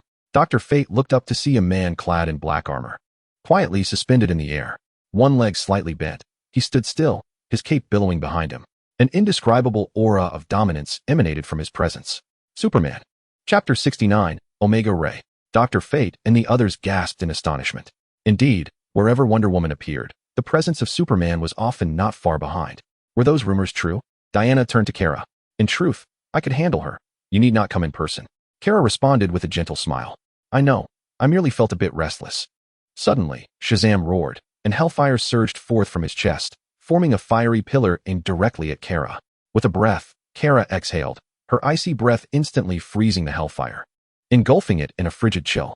The cold expanded rapidly, howling towards Shazam. Ice crystals began to form on his chest. He quickly retreated, finally escaping the reach of the freezing breath. Shazam regarded Kara with a wary glare, yet he charged forward nonetheless. The Dark Lord shall never yield. Kara's figure flickered and vanished in an instant from Shazam's sight. In a heartbeat, she reappeared before him, delivering a punch that loomed larger in Shazam's vision. The formidable Shazam King found himself unable to react as a powerful fist struck him squarely in the chest. Boom! With a resounding crash, he was instantly reduced to a mere speck. In a flash, Kara reappeared, having traversed hundreds of meters to position himself behind Shazam. You are too slow, he roared. Instinctively, Shazam attempted to evade the attack. With a horizontal kick, boom! Kara's ferocious strike shattered the air and landed heavily upon Shazam's chest. Another thunderous sound erupted as Shazam, filled with a sense of defeat, plummeted to the ground. Boom! A massive crater formed upon impact, with Shazam howling in agony from within. He managed to leap out once more, but his body was left battered and broken. Kara descended, standing before Shazam with an air of calm authority. He was overwhelmingly powerful. Was this the true strength of a superhero? Eagle Man gazed at Kara with awe. Kara, fixing his gaze on the Shazam King, spoke slowly, I have had my fun. It is time to bring this to an end. Surrender, or face death. With a defiant roar, Shazam surged into the air, hurtling away at breakneck speed. Boom. His velocity reached its zenith, swiftly creating distance between himself and Kara. He could no longer bear to confront the one who had extinguished all hope of victory. Sometimes, even villains find themselves in despair. After narrowly escaping from the depths of hell, he aspired to reclaim dominion over Kandak, only to encounter a cadre of superpowered beings from the Justice Society. Just as he was ready to obliterate the Justice Society, a formidable Wonder Woman appeared. A warrior imbued with genuine divine power. Despite his best efforts, he had barely managed to preserve his life against her, and he had not even commenced a third round of battle when an even mightier Superman emerged. This new adversary was astonishingly powerful, delivering a single punch that rendered the ancient Shazam King utterly defenseless. He was left to endure the onslaught passively. His recovery had significantly slowed, and his battered physique adversely affected his state. Continuing this fight would surely lead to his demise. He had no choice but to flee, even if it meant retreating into the depths of hell. In mere moments, the Shazam King had ascended into the distance. Kara turned to watch, and two beams of light suddenly erupted from his eyes. Boom. The golden rays swiftly pursued the Shazam King. He could sense the energy contained within those beams, a force capable of effortlessly annihilating both his body and soul. Boom. He swiftly veered into a nearby street, attempting to evade the onslaught of the ray. Boom. The ray, however, adjusted its trajectory and instantaneously struck his body. No. He let out a final, reluctant roar as his entire form erupted like ephemeral bubbles. The battlefield fell into silence. What was that? Hawkman was taken aback, never having witnessed such a novel ability from Superman. Dr. Fate remained unfazed. Superman is a member of the Justice League. The stronger he becomes, the safer the Earth is. The Atom Smasher and Cyclone approached Dr. Fate. After battling the formidable Shazam for so long, he was vanquished by Superman? Dr. Fate nodded. As you can see, he appears to have been directly disintegrated, along with his soul. He has grown even more powerful. Kara descended from midair, with Diana standing beside her. Dr. Fate approached the group. Superman, Wonder Woman, we are grateful for your presence here to aid us. Kara nodded slightly. It is our duty. Where is Black Adam? We have sealed him in a clandestine prison beneath the sea. His strength is considerable. We may find a use for him in the future. Hawkman instinctively questioned, why would we require assistance from that brutish figure who disregards life? It seems Hawkman harbors quite the grudge against Black Adam. Perhaps it pertains to an impending great war. The others were still puzzled, unable to fathom the nature of this future conflict. The world has already endured 2 world wars. Could the impending battle necessitate Black Adam's assistance against an alien invasion? Hawkman shook his head, swiftly dismissing the thought. He hoped they would never need Black Adam. The last thing he wished to encounter was that impolite giant. The city regained its tranquility, and Kara glanced at Diana. We should return to Themyscira. Why? Are we to study the Mother Box? No, I mean to say that the Mother Box may have already communicated with Apocalypse. During my recent research on the Mother Box, I discovered its ability to transmit messages across endless distances. I recalled a similar wave of energy that had spread through the cosmos some time ago. That must have been the message sent by the Mother Box. I wonder if Darkseid will descend upon Earth, and in what manner he will arrive. Kara turned to Diana. The Mother Box remains on Themyscira. Just to be safe, let us go directly there and stand guard. During this period, at least one of us must remain on Paradise Island, vigilant against the forces of Apocalypse seeking to seize the Mother Box. Diana felt a certain warmth in her heart at Kara's consideration for her mother and Paradise Island. But what of the Mother Box belonging to Atlantis and humanity? Kara pondered briefly. Perhaps we could enlist Clark's assistance. Diana shook her head, expressing doubt that Clark alone could keep constant watch over these matters. It would be wiser to involve Bruce and the Flash. Kara regarded Diana with a touch of surprise. Darkseid is formidable. Even Clark must remain cautious in his presence, lest they be swiftly overwhelmed. Well, it seems my considerations were lacking. Diana nodded, feeling a tinge of amusement at her previous thoughts. It would be best for Batman to continue his role as Gotham's guardian, apprehending criminals. In the face of such a powerful extraterrestrial race as Darkseid, Batman might prove too fragile. However, some of his skills could still be useful in restraining alien soldiers. Boom. Whoosh. Suddenly, the two ascended into the air, ripping through the atmosphere in an instant. 2 figures soared side by side toward Paradise Island. Darkseid, I am preparing. Will you come in person? Chapter 70. Light vision. Upon their return to Paradise Island, Kara and Diana received word from Bruce. According to his account, a winged humanoid creature had emerged in Gotham. Kara and Diana exchanged knowing glances. Parademons. They both deduced in unison that this might indeed be the vanguard of Darkseid's forces. It seemed that Darkseid had made his move. Yet, as Kara and Diana remained on Paradise Island, they had encountered no signs of Apocalypse attempting to claim the Mother Box. The Mother Box trembled in fear. Now that the threat had manifested, Kara resolved to take Diana back to the Justice League. However, prior to their departure, to prevent any risk of Apocalypse arriving on Paradise Island to seize the Mother Box, they sought out Queen Hippolyta. "Your Majesty, Apocalypse has descended." "What?" Hippolyta could scarcely fathom that Apocalypse had returned so swiftly. She nodded slowly, grasping their intent. "I see you wish to take the Mother Box." "Your Majesty, the Mother Box has long been a dangerous artifact of Apocalypse, vigilantly guarded by us Amazons. Allowing it to leave could divert their attention to us." General Antiope furrowed her brow. Hippolyta turned to her sister. "Since Apocalypse has arrived, we cannot protect the Mother Box here on Paradise Island. It poses a grave threat to us all." She turned her head to gaze at Kal-El and Diana, a gentle smile gracing her lips. "I have faith in Kal-El. He possesses the capability to safeguard the Mother Box. Nothing could be more secure in his hands." Diana laughed joyfully, pondering whether her mother would relinquish her grip. Given that she had always regarded the protection of the Mother Box as her solemn duty, she was certain that, had it been solely up to her, her mother would never have entrusted the Mother Box to her care. This was a mother's instinctive love for her child, intertwined with a flicker of doubt regarding her abilities. "Mother, thank you for placing your trust in Kal-El." She then approached her Aunt Antiope, tenderly caressing her arm. "Aunt, do not worry about us. Kal-El possesses the capability to protect the Mother Box. With him by my side, I am in no danger." Kal-El stepped forward, solemnly assuring, "Your Majesty, I shall protect Diana and safeguard the Mother Box." Hippolyta nodded gently, her gaze warm as she brought their hands together. "Go forth, my children. I believe in your capacity to accomplish this, to once again vanquish Apocalypse and Darkseid." Kal-El and Diana nodded, turning to stride towards the exit of the Grand Hall.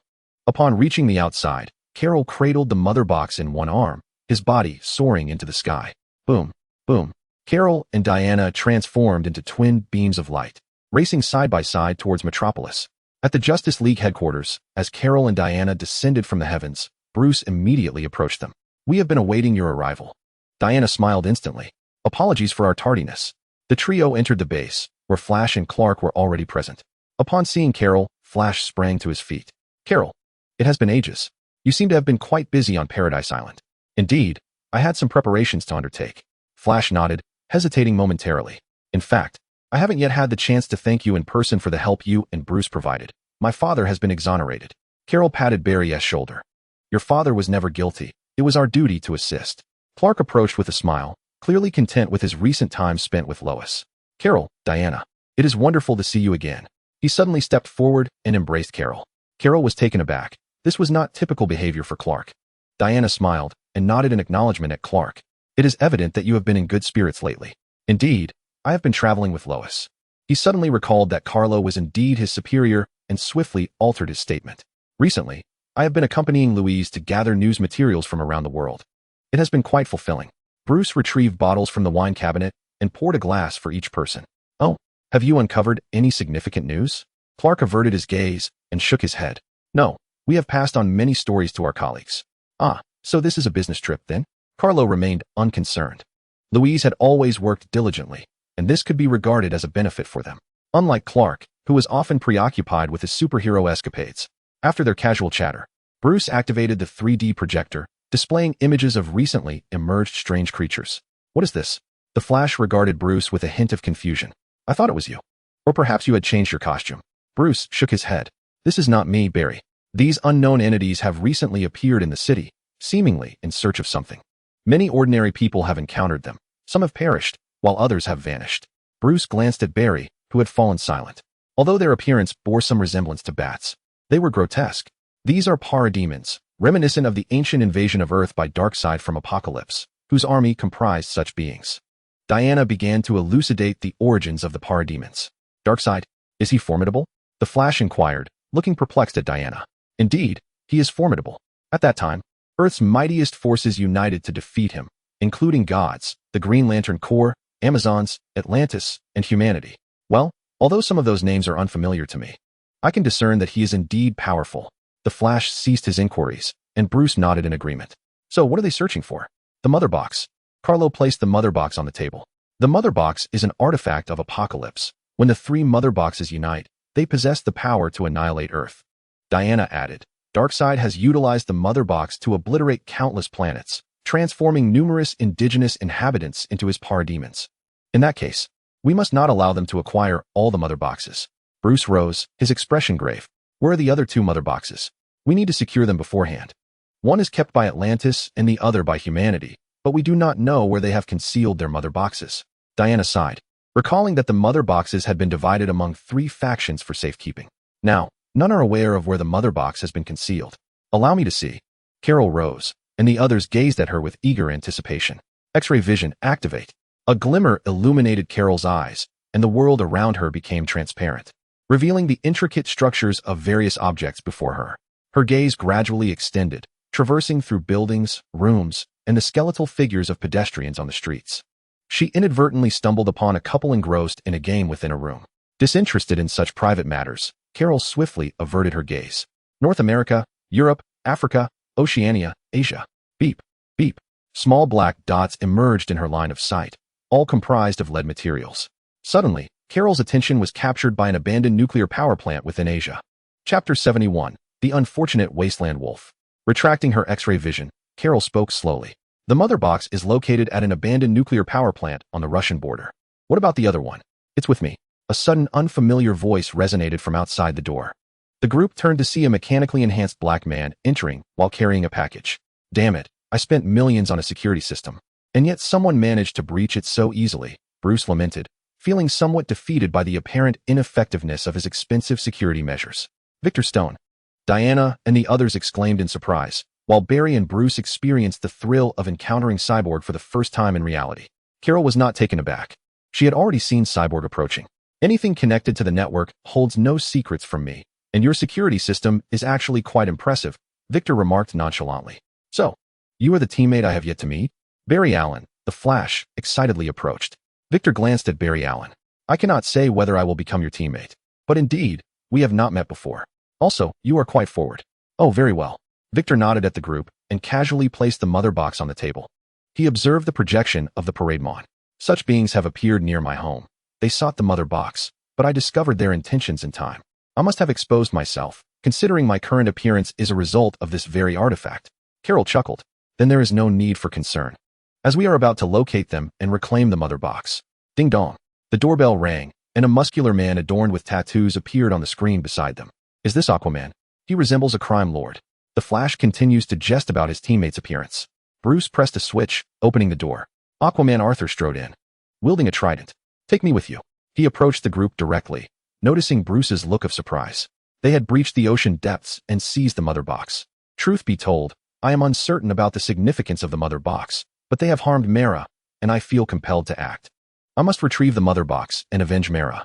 He spoke in one breath, awaiting the reactions of those present. All right, I confess that I should not have declined your initial invitation, but I now require your assistance to reclaim the Mother Box guarded by Atlantis. Noticing their unwavering gazes, he suddenly felt a twinge of embarrassment. If you are distressed about your $30,000, I can return it to you. Laughter erupted among the group. Enough of that. I can earn $30,000 in a mere moment. It seems the Justice League has finally assembled. Let us prepare for a grand endeavor. I shall show that two-horned creature the might of my trident. Aquaman Arthur brandished his trident. Is your harpoon truly formidable? Arthur regarded the Flash with an impassive expression. This is a trident, the weapon of my mother, forged from a rare metal found in Atlantis, not merely a harpoon. Oh, my apologies for the slip of the tongue. Barry quickly replied, intimidated by Aquaman's gaze. Meanwhile, at the abandoned nuclear power plant on the Russian border, a barrier enveloped the area, teeming with winged, demon-like soldiers soaring through the sky. In the expansive hall, Desad knelt respectfully on one knee. Before him stood a projection of Darkseid. Master, your servant Desad is prepared to welcome your arrival on Earth. Darkseid scrutinized Desad. What have you discovered on Earth? Master, there are 2 Kryptonians who have gathered some superpowered individuals to form the Justice League. He paused. Additionally, there are some ordinary superpowered humans. They pose obstacles to our conquest of Earth. Darkseid remained unfazed by this information. In his view, those ordinary superpowered beings could hardly sway the tide of battle. The ultimate conflict would lie between him and the Kryptonians.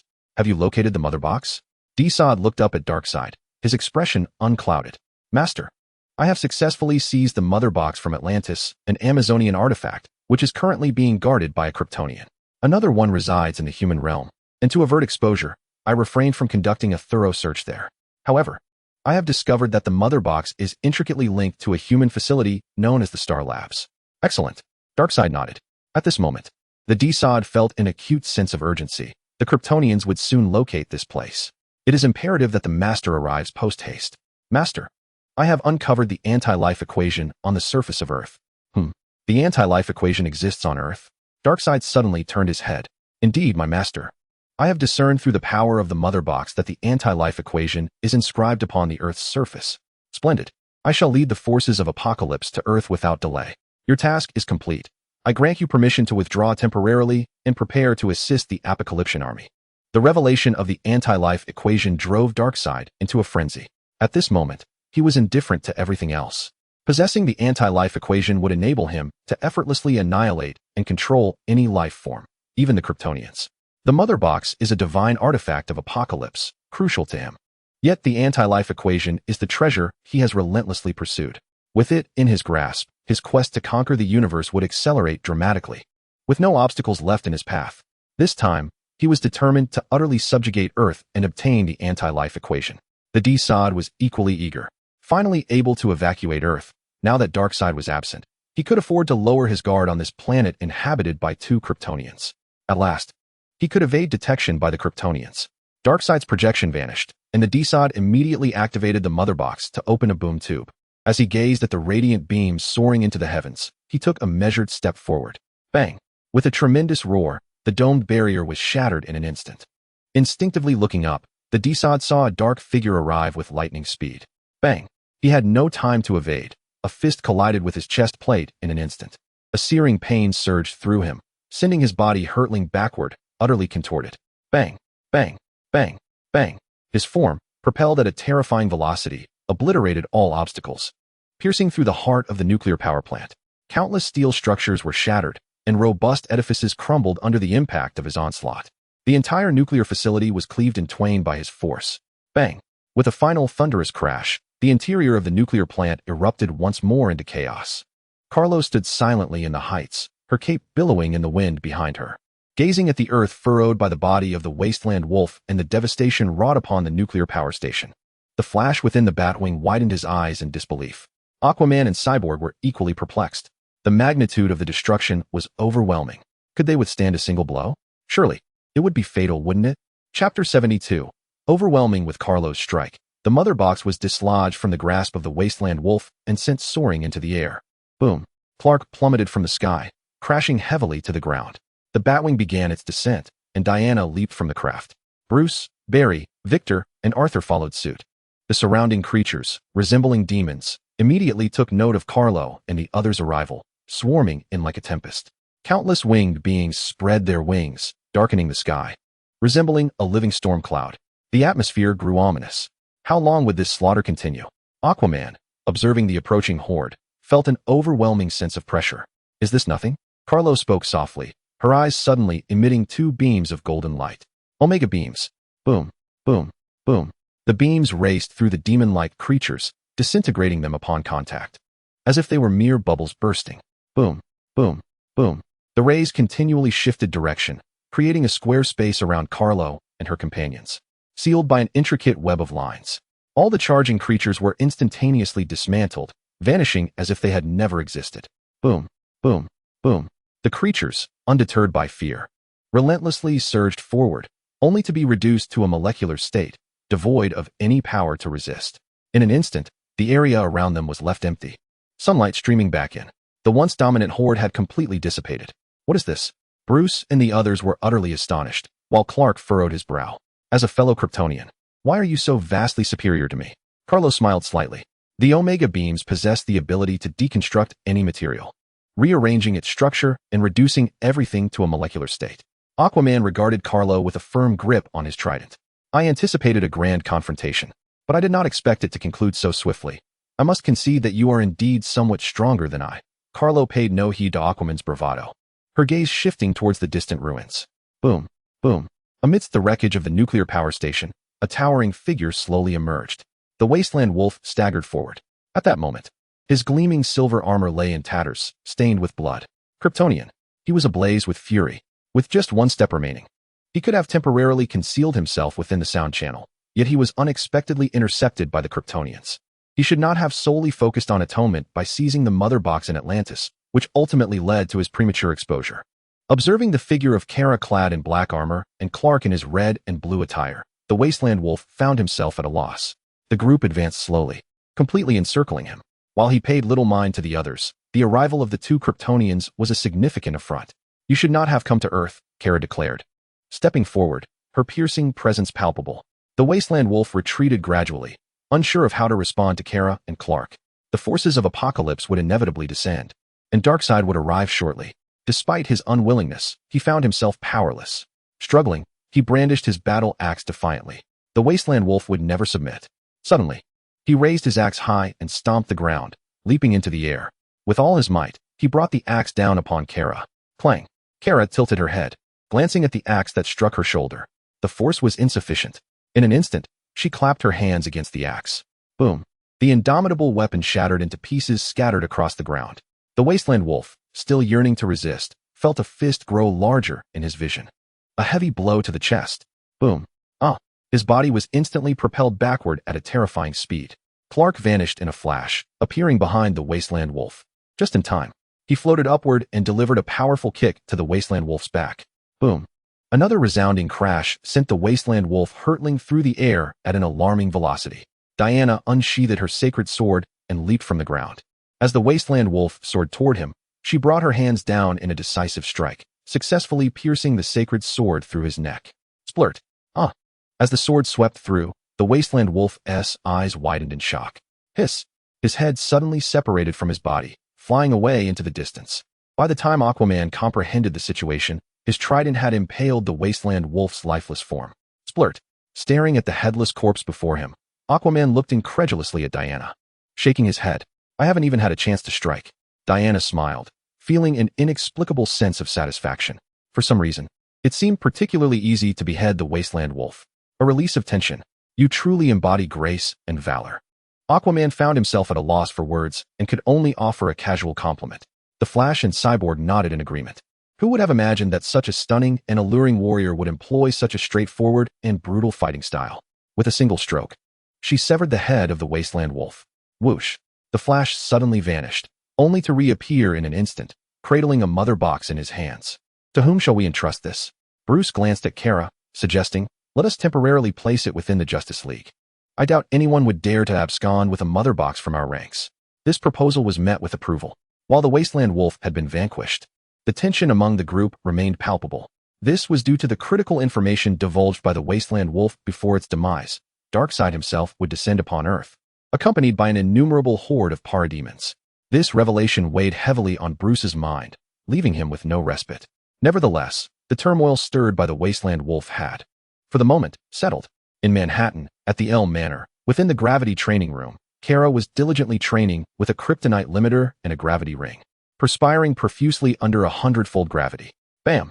Kara unleashed a powerful punch, sending an invisible shockwave crashing against the metallic wall before her. Boom! A deafening roar reverberated as the alloyed wall caved in, leaving a distinct imprint of her fist. Kara retracted her fist, calming her breath as she made her way down the corridor toward the lower gravity zone. Upon exiting the training area, she found Diana waiting. Having just completed her own training, Diana stepped forward, offering her a bottle of water. Bruce has just sent word of an unusual matter he wishes to discuss with us. Kara took a sip of water. He is indeed quite proactive. Diana chuckled. He is the busiest among us in the Justice League, ever vigilant for potential threats. Meanwhile, you are engrossed in your training, and we all have our own responsibilities. Bruce believes that lacking superpowers means his combat abilities will not see significant enhancement. Thus, he tends to the mundane affairs of the Justice League. Kara smiled. Bruce is always like this, striving to accomplish more. After showering and changing into casual attire, Kara and Diana promptly took a vehicle to the League's headquarters. Around the round table, everyone took their seats, while Aquaman continuously indulged in drink. Bruce approached and activated the projector, revealing a series of images. The images depicted a vast ocean, with the shoreline littered with mountains of debris. Bruce looked at his companions. This scenario has manifested in nearly every nation with a coastline. Such an abundance of refuse is indeed peculiar. Arthur, You must be aware of certain circumstances. Chapter 73. The Troubles of the Philadelphia Misfits. Arthur took another swig of his drink. This is the doing of my brother, ORM. He intends to lead the Ocean Kingdom in a declaration of war against humanity, and this is merely the initial step. The Flash hastily swallowed his snack. Wait, he plans to declare war on humanity? Has he considered our Justice League? Even disregarding us, has he taken into account the Justice Society and the various human metahumans? Aquaman silently regarded Barry Allen, offering no reply. Barry spoke again. Has he contemplated humanity's nuclear weapons, submarines, and missiles? Arthur shrugged. He likely hasn't. My dim-witted brother has never considered the ramifications of his actions. Clark handed Aquaman another bottle of beer. Thank you. He opened the cap and gulped it down. So, can you handle this? Rest assured, I will thwart him. Arthur signaled an okay. However, Kara slowly shook her head, casting a skeptical glance at Arthur. Yet, I have heard that you have recently been pursued by a pirate. Diana couldn't help but chuckle, her gaze on Arthur serious. If you require assistance, do not hesitate to ask. We are more than willing to help you. Ahem, ahem. Arthur sprayed his drink. They are not pirates. They resemble mercenaries more. The Flash leaned closer to Cyborg. Isn't their little difference? Cyborg gently supported his chin, concealing the twitch at the corner of his mouth. So, you were utterly powerless against a pirate? Kara exaggeratedly shook her head. This would lead one to believe that our Justice League cannot even contend with pirates. Bruce pondered for a moment before walking over to Arthur. He placed a hand on Arthur's shoulder. We are a team. Seeking assistance from comrades is entirely normal and not shameful. No one will mock you. Arthur immediately turned to Kara. Kara merely chuckled softly. I did not mean to mock you. I sincerely wished to lend a hand. Yet, you clearly just mocked me. In truth, I was inquiring if you possessed the skill of blue silver binding. If you did, your combat prowess would not be so feeble. Blue silver binding, what is that? A formidable technique. It seems you do not know it. It sounds rather childish, akin to entangling someone with a rope. It's utterly foolish. Arthur shook his head, sensing an ominous undertone. Despite humanity's incessant pollution of the oceans, your brother could certainly engage with them on equal terms. His methods were excessively radical.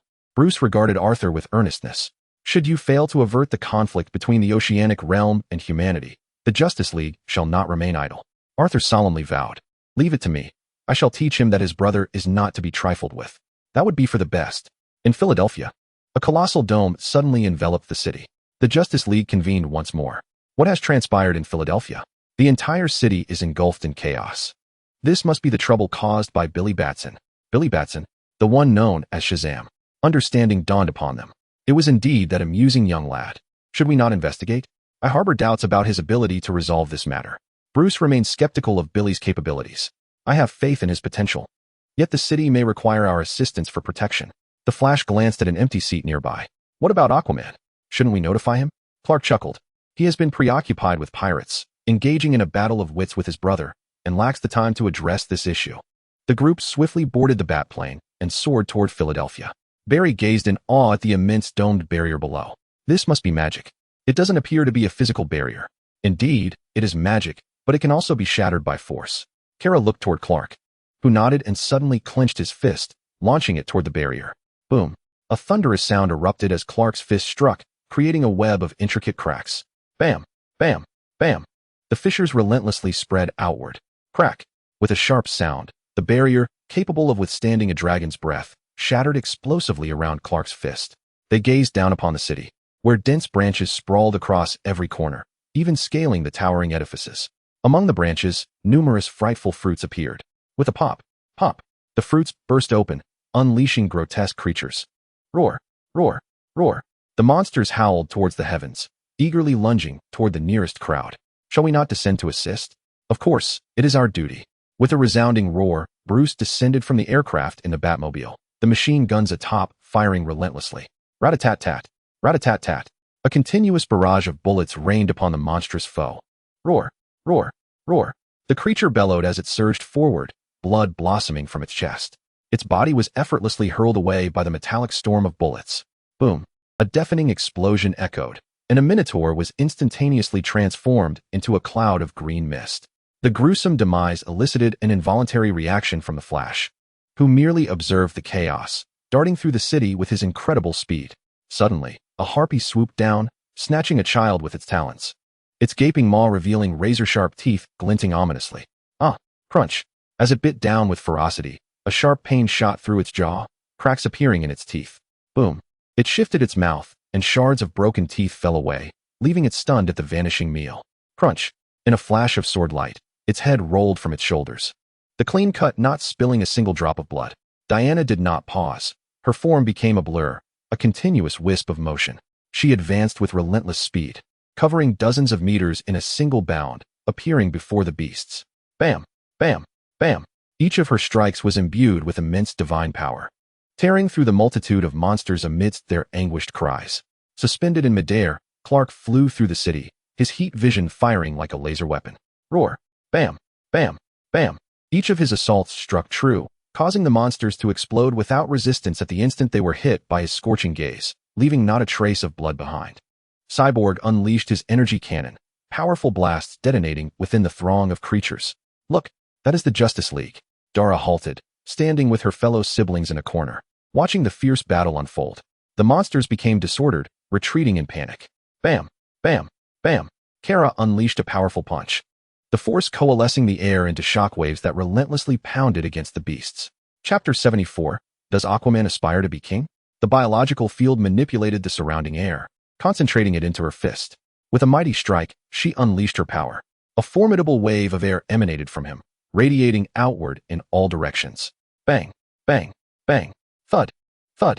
The surrounding monsters fell to the ground, yet not a single mark marred their bodies. Excellent. This technique is called the air vibration fist. However, the monsters continued to emerge incessantly from the world tree. Billy was engaged in a fierce battle with the vengeful goddess Calypso high above. Suddenly, Bruce halted beside Carlo. Carlo, we must destroy the world tree. Otherwise, these monsters will keep appearing. Carlo nodded. Leave it to me. With a swift punch, he knocked away a harpy that lunged at him and immediately soared toward the city center. Bang! Carlo's figure accelerated abruptly, vanishing in an instant. Bang! Arriving at the colossal stadium, Carlo's body came to a sudden stop, and a fierce gust of wind toppled the newly birthed monsters around him. Underneath the world tree, he grasped the sturdy trunk with both hands. The biological force field expanded relentlessly along the roots of the world tree. With a powerful surge, Carlo gripped the trunk tightly and pulled upward with all his might. Rumbling, the earth trembled continuously, as if Philadelphia were experiencing an earthquake.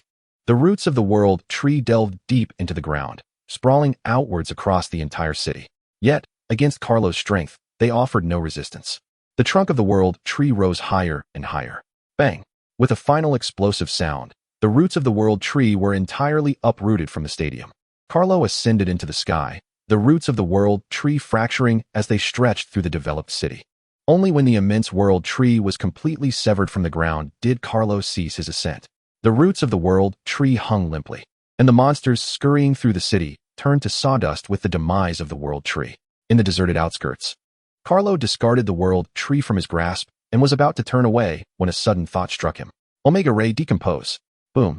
2 golden beams shot forth, striking directly at the trunk of the world tree. Boom. The trunk shattered, and the immense world tree transformed into countless tiny points of light until it vanished completely.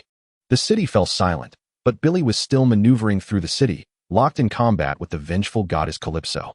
His combat prowess had indeed increased, yet the wizard's staff in Calypso's hand posed a significant counter to him. Indeed, although his fighting ability had improved, his wisdom remained a hindrance. Whoosh! He suddenly zipped past. Superman, Batman, please help me. Bruce glanced at Carlo and shook his head. He is indeed ill-suited for the role of a superhero. He ought to pursue thieves instead. Carlo, feeling helpless, clenched his fist, causing the air around his palm to twist in an instant. The air wave fist. Boom. An invisible wave of air surged forth, hurtling towards the advancing Calypso. Bang! As Calypso pursued Billy Bats in midair, she was suddenly struck by an unseen force. Her body tumbled from the back of the dragon, plummeting rapidly toward the ground. Thud! She crashed heavily, a trickle of blood escaping from the corner of her mouth. Radon! The dragon abruptly flapped its enormous wings, swooping down toward Carlo. Its colossal form exuded an overwhelming pressure. Carlo levitated, seizing the dragon's gaping maw. With a slight exertion, he executed a shoulder throw. The dragon's massive body was forcefully flipped, crashing downwards. Bang! The creature landed with a resounding thud, splintering with scattering about, fissures appearing on its body. Roar! It rose again, with Calypso swiftly scrambling onto the dragon's back. Only magic can vanquish magic. She suddenly brandished her staff, unleashing a lightning bolt of energy toward Carlo. The dragon, 2. Conjured magical flames, engulfing Carlo in a fiery embrace. Is that so? Yet your magic is far too feeble. Carlo hovered in midair, a biofield expanding before him. Boom. The ferocious magical flames and lightning struck an invisible barrier, abruptly halting before Carlo.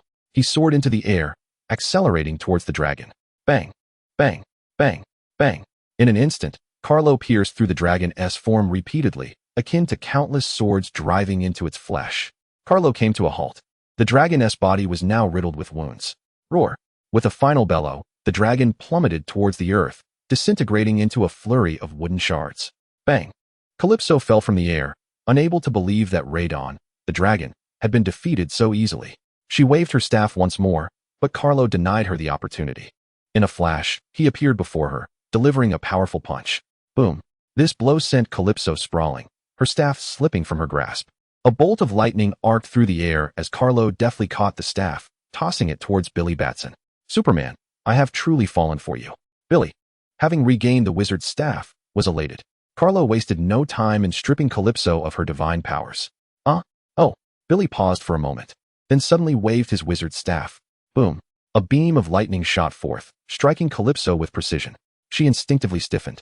My divine power, my divine power, she muttered frantically, her eyes rolling back before her body went limp. Carol and the others no longer lingered, turning to board the bat aircraft. Hey, don't you want a meal on me? I truly appreciate your assistance in cleaning up this mess. Billy called out from below. Carol glanced at him. Do you have any money? Billy suddenly realized. Oh, well, safe travels. Bruce approached the hatch, only to see Billy using the wizard's staff to restore the powers of his companions. He gritted his teeth. This wizard named Shazam must be a fool. The air he chose is truly peculiar. Clark and the Flash exchanged glances, understanding Bruce's thoughts. Clark stepped forward, gently patting Bruce on the shoulder in a gesture of comfort.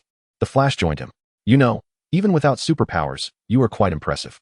Bruce was taken aback, turning to look at Carol and the others. What are you talking about? I am not envious. Diana pursed her lips. Of course, we are aware. The group nodded, and Bruce, resigned, walked toward the cockpit. I'll take that as you believing me.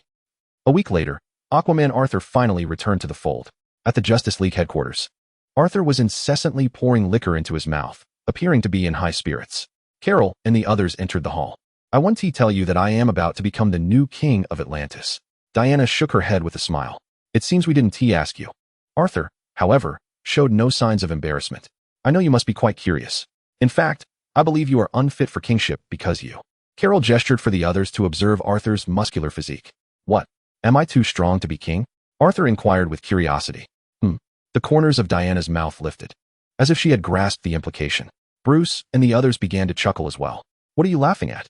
Clark asked with a light chuckle. Carol's point might be that you appear somewhat simple-minded, with brawn over brains, which makes you an unsuitable candidate for kingship. Arthur glared in response. And Carol did not deny it. You resemble a formidable warrior. Enough with the jesting. Carlo directed his gaze towards Arthur. How did you handle that pirate? Chapter 75. The king's rigorous training. Arthur appeared somewhat taken aback. Why do you inquire? He was merely an ordinary human, of no consequence to me. Clap, clap, clap. Carlo applauded with enthusiasm. He nearly bested you. You are indeed more benevolent than Bruce. Bruce interjected, am I truly that kind? Even if you dismiss his potential revenge, his actions as a pirate, murdering soldiers engaged in their duties, constitute a grave offense. He ought to be imprisoned, yet you seem entirely unconcerned. Carlo leaned forward suddenly, locking eyes with Arthur. Believe me, his father was slain before him. If left unchecked, he will harbor a vengeful spirit and seek retaliation at all costs. The hall fell into a profound silence, no sound escaping the lips of those present. How do you know all this? The king of Atlantis, Arthur, queried with a hint of confusion, sensing Carlo's deep understanding of the Manta Ray's situation. Carlo reclined back into the armchair. The planet Daily, it's mine, and my correspondents are scattered across the United States. Furrowing his brow, Arthur set down his bottle of wine. Is it truly that grave? Carlo chuckled lightly. He is no virtuous soul. Even the divine cannot expect him to relinquish his hatred. Diana nodded in agreement, casting a knowing glance at Carlo. Indeed. I too would find it impossible. Let us not forget, you have family. Your father is but an ordinary man. At this moment, the gravity of the situation dawned on Arthur. Although that individual was merely a common human, his combat prowess in the Manta Ray suit was formidable. Should he choose to lurk in the shadows seeking vengeance, Arthur might not withstand the onslaught.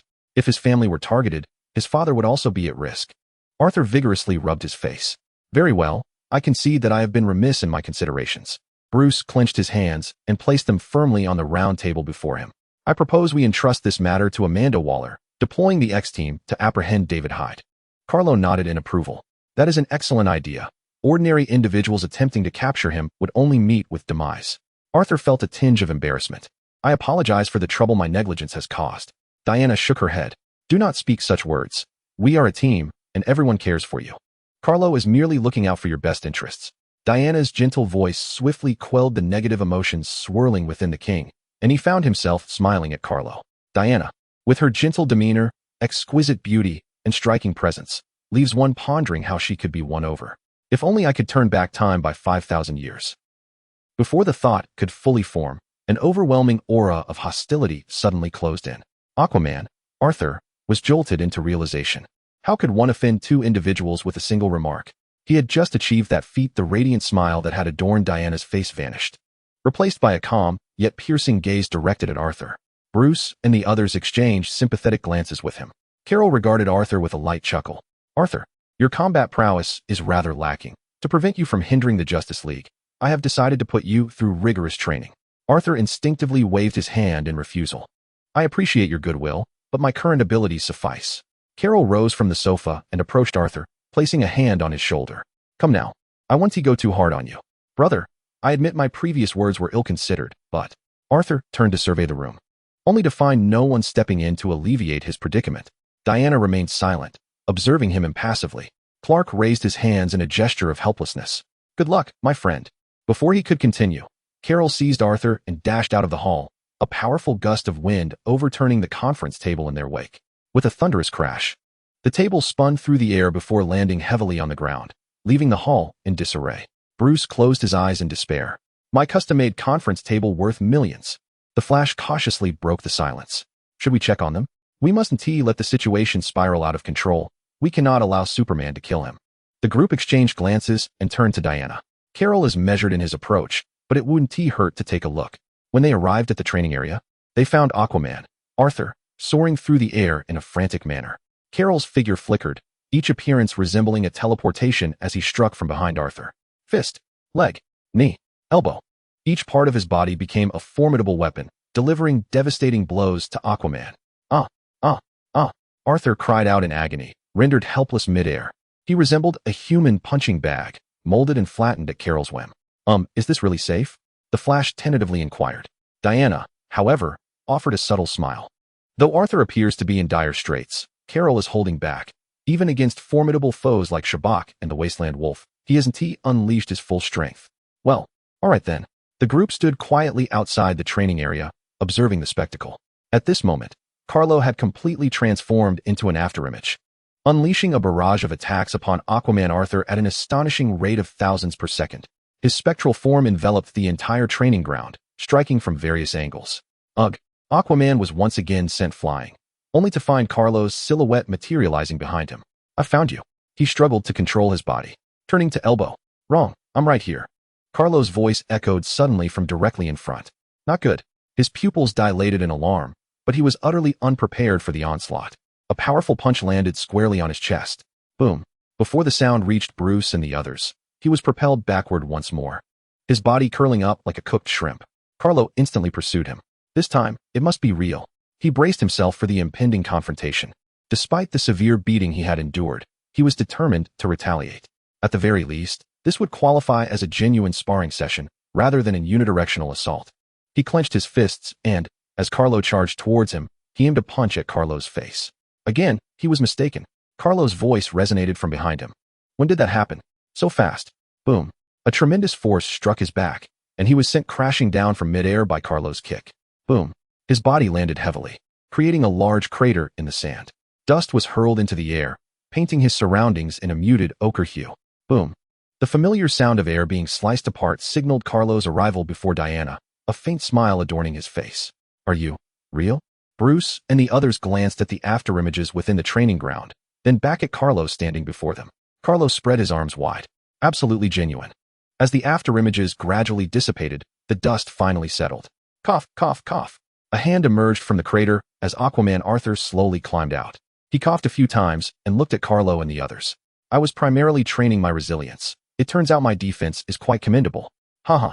The Flash couldn't help but chuckle, eliciting an immediate glare from Aquaman. Barry covered his mouth. He certainly did not wish to provoke this muscular giant. Carlo appeared somewhat perplexed. The training ground is remarkably tidy. Did someone sweep today? Bruce regarded Carlo with confusion, unsure of the reason behind his statement. No. Why do you ask? Because someone has been thoroughly embarrassed. Aquaman, Arthur, Steele, and Clark subtly raised their hands to cover their mouths. While Diana's lips curled into a smile, Bruce gazed at the swirling dust that had just settled, as if the scene had been renewed. Indeed, it was so. Chapter 76, Capturing the Manta Ray Crack. Something shattered, and the freshly swept ground seemed to be littered with crimson fragments. That was the pride of Aquaman Arthur. Bruce's strike felt more like a critical blow, instantly piercing the already wounded heart of the King of Atlantis. In Louisiana, at the Dream Prison, the X-Team assembled once more. Hello, is there going to be something entertaining this time? Harley Quinn greeted the group enthusiastically. Captain Boomerang tucked away his boomerang. You are truly insane. Our missions are fraught with peril. Amanda Waller is not so gracious as to allow us a leisurely excursion. Of course, that woman has always been this way. She cares little for our lives or deaths. Bloodsport flexed his wrists nearby. At that moment, Robert approached. My friends. Long time no see. Polka Dot Man exclaimed, somewhat surprised. You haven't been released yet? Of course. Although I have received a reduced sentence, my term has not yet concluded. Amanda Waller is not likely to easily part with such a robust workforce. His spirits were high since his last mission in South America. His daughter had begun to regard him as a hero, no longer rejecting him. King Shark Nanace was scanning the area for a familiar figure. Stop searching. Cleo has been released. Robert shouted to Nanace. Nanace's mood dulled slightly as he glanced at Harley Quinn beside him. Gulp. He unconsciously wiped his mouth. Sharkman, you don't want to eat me, do you? Harley Quinn quickly stepped back, eyeing Nanace warily. Nanace doesn't eat friends. Harley replied. So you only eat those who are not friends? With everyone gathered, they followed Frag into the meeting room. Tap, tap, tap. That familiar footstep was unmistakably that annoying woman. Captain Boomerang turned to Harley and whispered his complaint. Laughter erupted among them, but Frag maintained a serious expression, feigning ignorance. What are you discussing? Amanda Waller entered the room and activated the projector. We were discussing this mission. Amanda Waller dismissed them, pressing a button on the remote.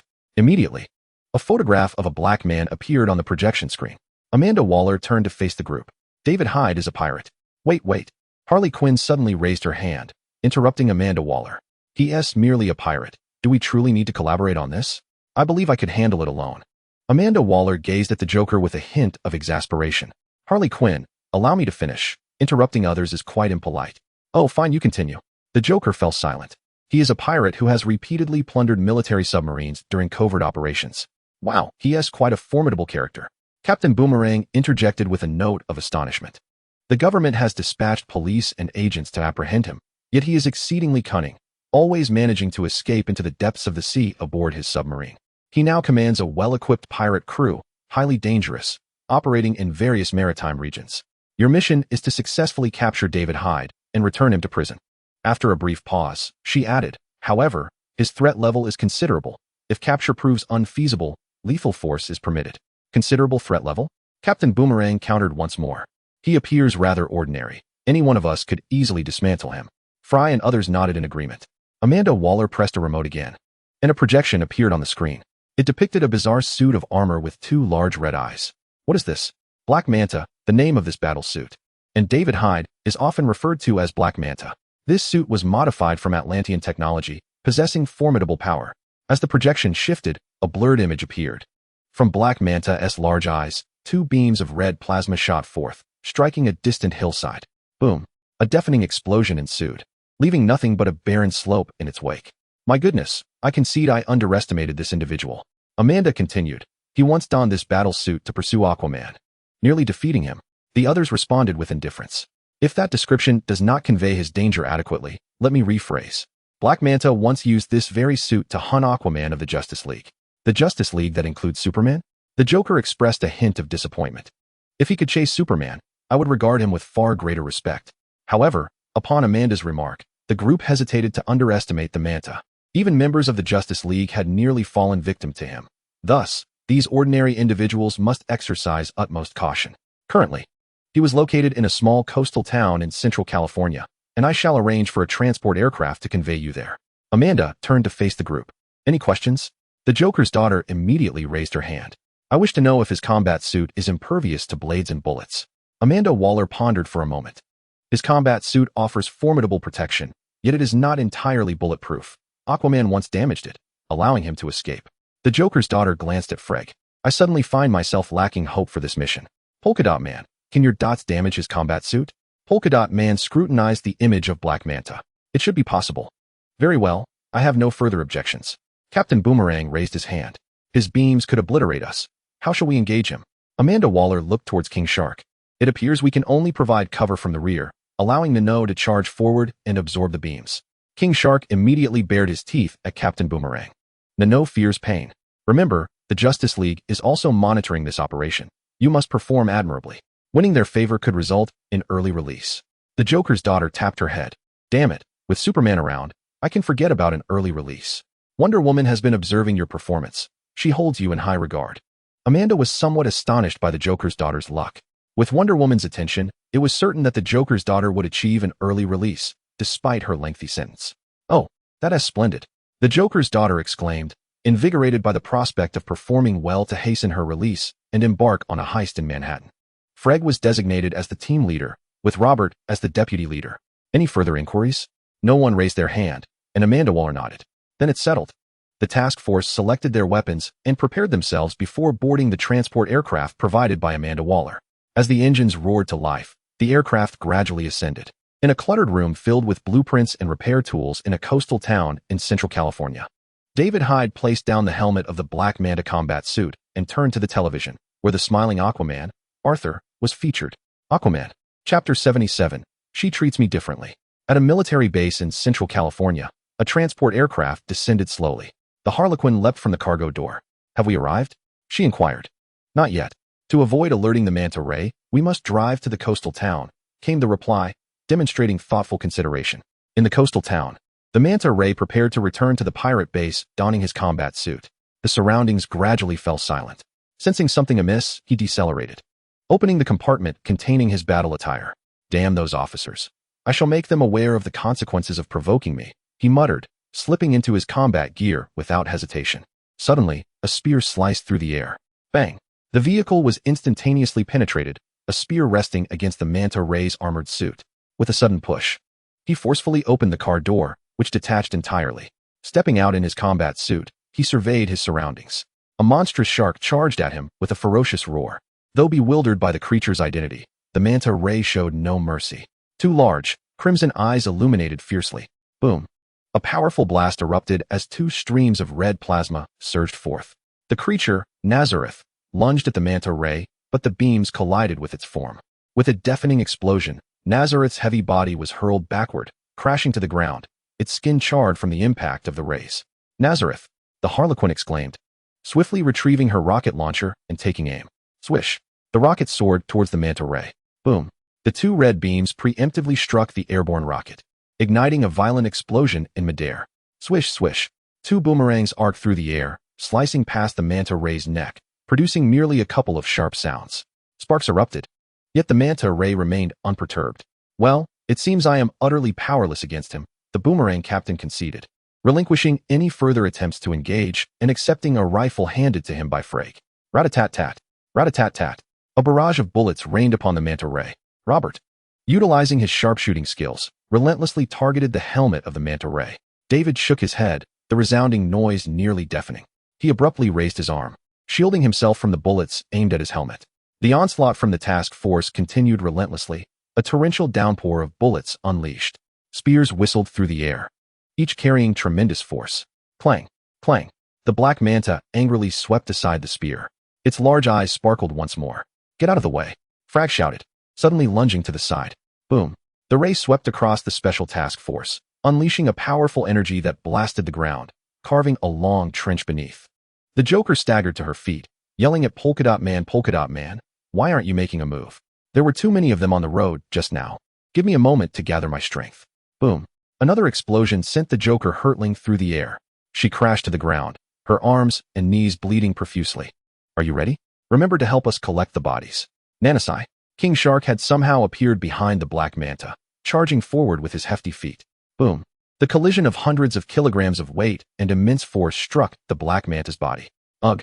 The Black Manta cried out in pain as it was propelled high into the air. It crashed heavily to the ground, creating a pit where it landed. Nanasai, well done. Harley Quinn gave King Shark a thumbs up, pulling out her alloy baseball bat and swinging it fiercely. Clang! Clang! Just as the Black Manta began to rise, it received 2 heavy blows from the helmet. Ugh!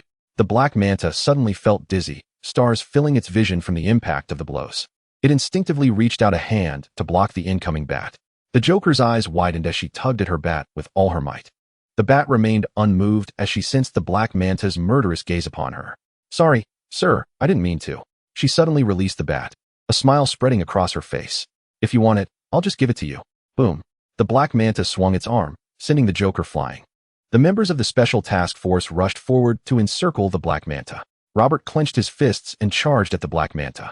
Boom. The Black Manta delivered a punch, its tremendous force rendering Robert utterly defenseless as he was sent flying backward. His body rolled several times on the ground.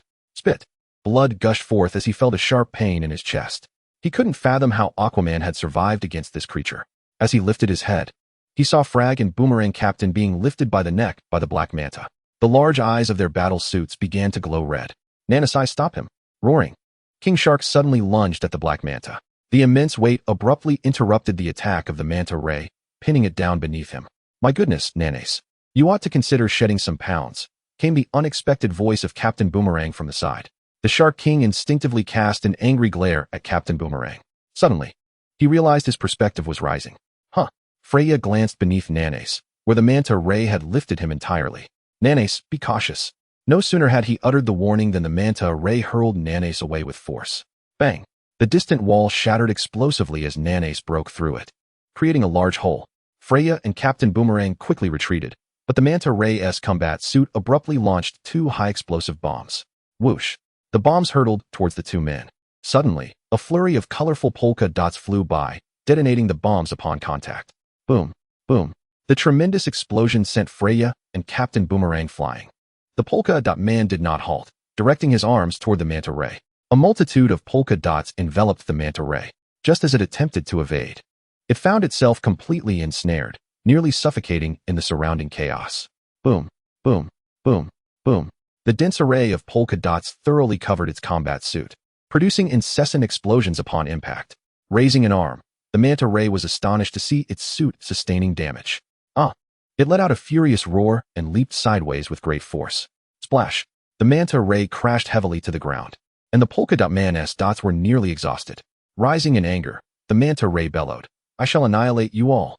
Its eyes glimmered as it gazed at the approaching Harley Quinn, wielding a baseball bat. You shall be my trophy. Harley Quinn beamed a broad smile. How is that possible? The Manta Ray's eyes flickered with red light, yet the plasma rays failed to fire. It finally noticed the severe damage inflicted upon its combat suit, rendering its fighting capabilities inoperable. Suddenly, it turned to Harley Quinn as her bat swung fiercely towards its face. Bang! The Manta Ray was struck with dizziness and collapsed limply. Captain Boomerang lay on the ground, giving a thumbs up to Harley Quinn. Upon seeing his approval, Harley Quinn flashed a radiant smile in return. Captain Boomerang felt a momentary daze. This woman is quite captivating.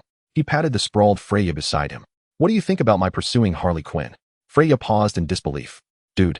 She smiles at everyone like that. Don't get carried away. Captain Boomerang gazed at Freg, shaking his head solemnly. She is different with me. Chapter 78, The Arrival of the Apocalypse. Freg stared blankly at Captain Boomerang. Are you serious? Of course, within the task force, we share the deepest connection. She enjoys conversing with me and often smiles at me. She treats everyone this way. She is the Joker. I shall prove you wrong. Captain Boomerang rose confidently. I have envisioned our future together. Executing missions in the task force, escaping prison together, robbing banks, and then returning to incarceration. I believe this is the most exhilarating life. The Joker thrives on excitement, does she not? Freg was utterly shocked. Man, I think I should suggest to Amanda Waller to transfer you to Arkham Asylum upon our return. They excel in treating mental illness there. Captain Boomerang agreed. That is a splendid idea. Harley Quinn has worked as a psychologist there. Freg. At that moment, the Joker approached, dragging one of Black Manta's legs. Captain Boomerang inquired, what are the plans after the mission? Harley Quinn appeared puzzled. Isn't it returning to prison? If possible, I would like to invite you on a date. Harley Quinn chuckled, resting her hands on her chin. You with me? Absolutely. The Joker glanced at Captain Boomerang, who had just struggled to his feet, looking quite disheveled. I would love to say you are a good person, but you are in prison, which clearly indicates otherwise. Captain Boomerang nodded. I know you prefer bad boys. Your ex was quite wicked. Harley Quinn shook her head. Well, I admit that if you can help me give Superman a good beating, I might consider you. Captain Boomerang was momentarily taken aback, staring intently at the Joker. Perhaps not. Haraha. Nearby, King Shark, Nanace, burst into hearty laughter while others could barely suppress their amusement. Hey, what are you laughing at? Harley Quinn hoisted her baseball bat onto her shoulder. I thought there could only be one Joker in this world. Robert peeled off Black Manta's battle suit and turned to the Joker. And now? Now, I have another clown friend. Ahaha. Nanace laughed heartily, disregarding Captain Boomerang entirely. Captain Boomerang.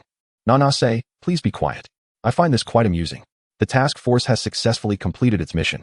And as the team returned to Belle Reve Penitentiary via helicopter, Amanda Waller awaited them at the gate. Welcome, everyone. For accomplishing your mission, returning to prison hardly seems worthy of such fanfare. Naturally, we were not as jubilant. My mood soured further upon seeing her. Amanda Waller stated, regardless of your feelings toward me, I must inform you that you may have a new mission. She led the group to a conference room and activated a familiar projector. The members took their seats. A formidable army from Apocalypse, led by Darkseid, is poised to invade Earth once more, and your collaboration may be required. What? Surely I misheard. Are we to combat extraterrestrials? Are there still aliens on Earth? Captain Boomerang questioned, as was his custom. Amanda regarded him with a stoic expression, as if he were a simpleton. Superman, Blue Beetle, and others will be involved. Very well. I shall refrain from interrupting you. Amanda continued. The creatures that recently appeared on Earth are soldiers from Apocalypse. She pressed a remote, and images of the parademons illuminated the screen. They bore a slight resemblance to Batman. Though they may look somewhat similar, they are not him. Are these aliens formidable? Robert inquired, raising his hand. Indeed, they are quite powerful. These parademons are the most common soldiers of Apocalypse. According to the Justice League's research, they have achieved a basic level of invulnerability. Conventional weapons cannot harm them. Only high-powered armaments will suffice. How many such troops will they deploy? It could be in the hundreds of thousands, or even millions. Amanda replied, uncertainty evident in her tone. Should they indeed arrive, nations will mobilize their armies in response. If I were to slay the alien leader with my boomerang, would this war not end immediately? Yes, but you are incapable of such a feat. Your darts cannot even affect the ordinary parademons. Amanda surveyed the group. This mission is currently tentative, as we cannot ascertain their arrival.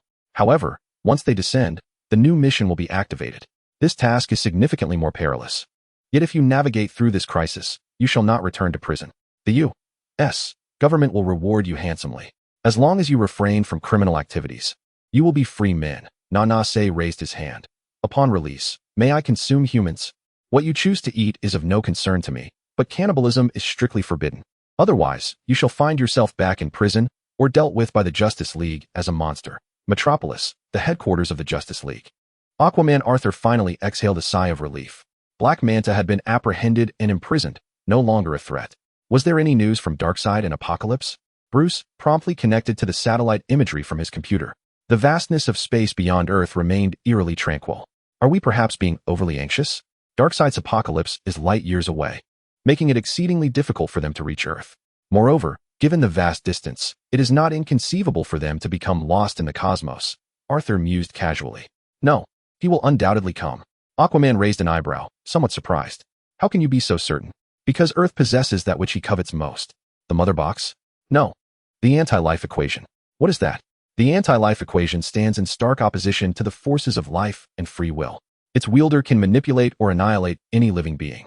This is a most alluring prospect for Darkseid, who seeks to conquer the universe. Bruce and the others furrowed their brows.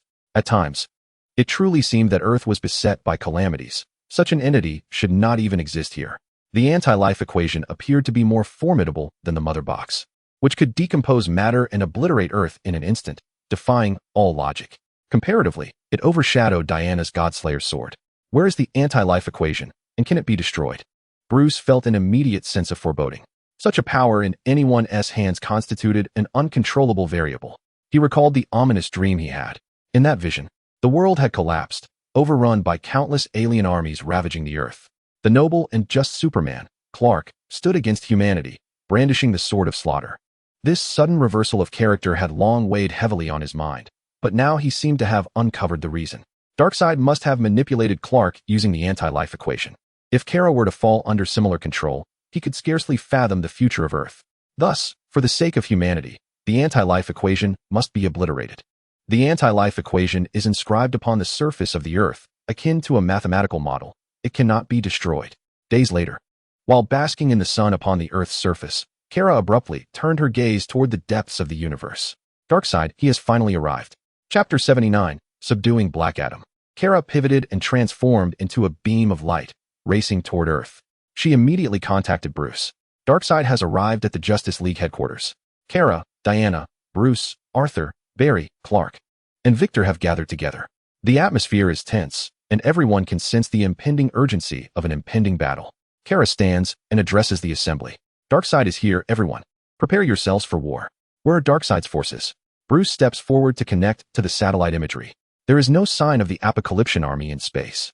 The satellite can only observe near-Earth space, unable to scan the entirety of the solar system. Kara nods gently. I can see them. Their ships are approaching the solar system. How many ships? Countless. What is our strategy? Bruce inquires, voicing the concern that weighs heavily on everyone's mind. Kara gazes at the assembly and opens a map of Earth within the 3D projection before them. His gaze gradually shifts toward the western United States, to the location of Nevada. This is the most suitable battlefield. The Basin Desert? Indeed, nearly 200,000 square miles. Ample space for our final confrontation with Darkseid. May I ask a question? The Flash suddenly raises his hands. Can we intercept them before they reach Earth? How would we do that? I can only assure you that I can hold off Darkseid. What about nuclear weapons? The technology of Apocalypse far surpasses that of humanity. Their ships are shielded. I do not believe nuclear weapons can halt them in space. In the void of space, humanity can only launch missiles, which likely would not inflict significant damage upon the Apocalyptian vessels. However, their energy cannons could precisely strike our military bases and nuclear facilities from orbit. Very well. It seems we must prepare to confront them on Earth. We need to transport the Mother Box to the Basin Desert before the battle begins. Darkseid's army will surely follow. Will they attack humanity across the globe?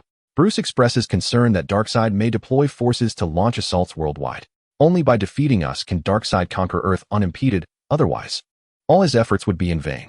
Moreover, on Earth, the alliance of humanity with Atlantis and the Amazons does not render us without the capacity to fight back.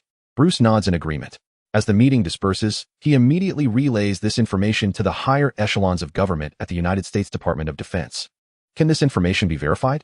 The Secretary of Defense turns to Amanda Waller.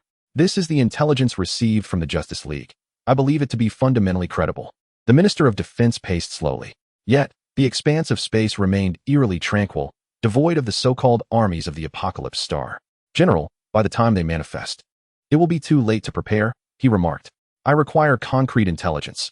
I cannot report unsubstantiated claims to the President. Then, please ensure that you remain vigilant in monitoring space, so that we may act decisively at the first sign of trouble.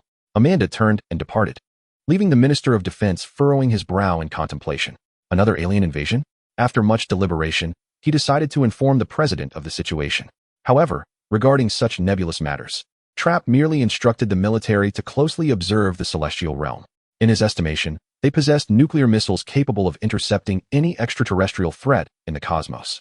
Perhaps it was due to an overindulgence in cola of late, but Trapp maintained a rather nonchalant demeanor. In Kahndaq, within the depths of an underwater prison, Black Adam was awakened by Dr. Fate. A new crisis is looming on Earth, and we require your assistance. Black Adam's expression remained impassive, his formidable physique exuding an aura of intimidation. I have no interest in saving the world. Dr. Fate nodded in acknowledgement. Before you decline, I believe you ought to meet someone. Very well. Since you have freed me, I shall not return to my prison. Shazam! With a resounding boom, a bolt of lightning descended from the heavens, striking Black Adam with uncanny precision.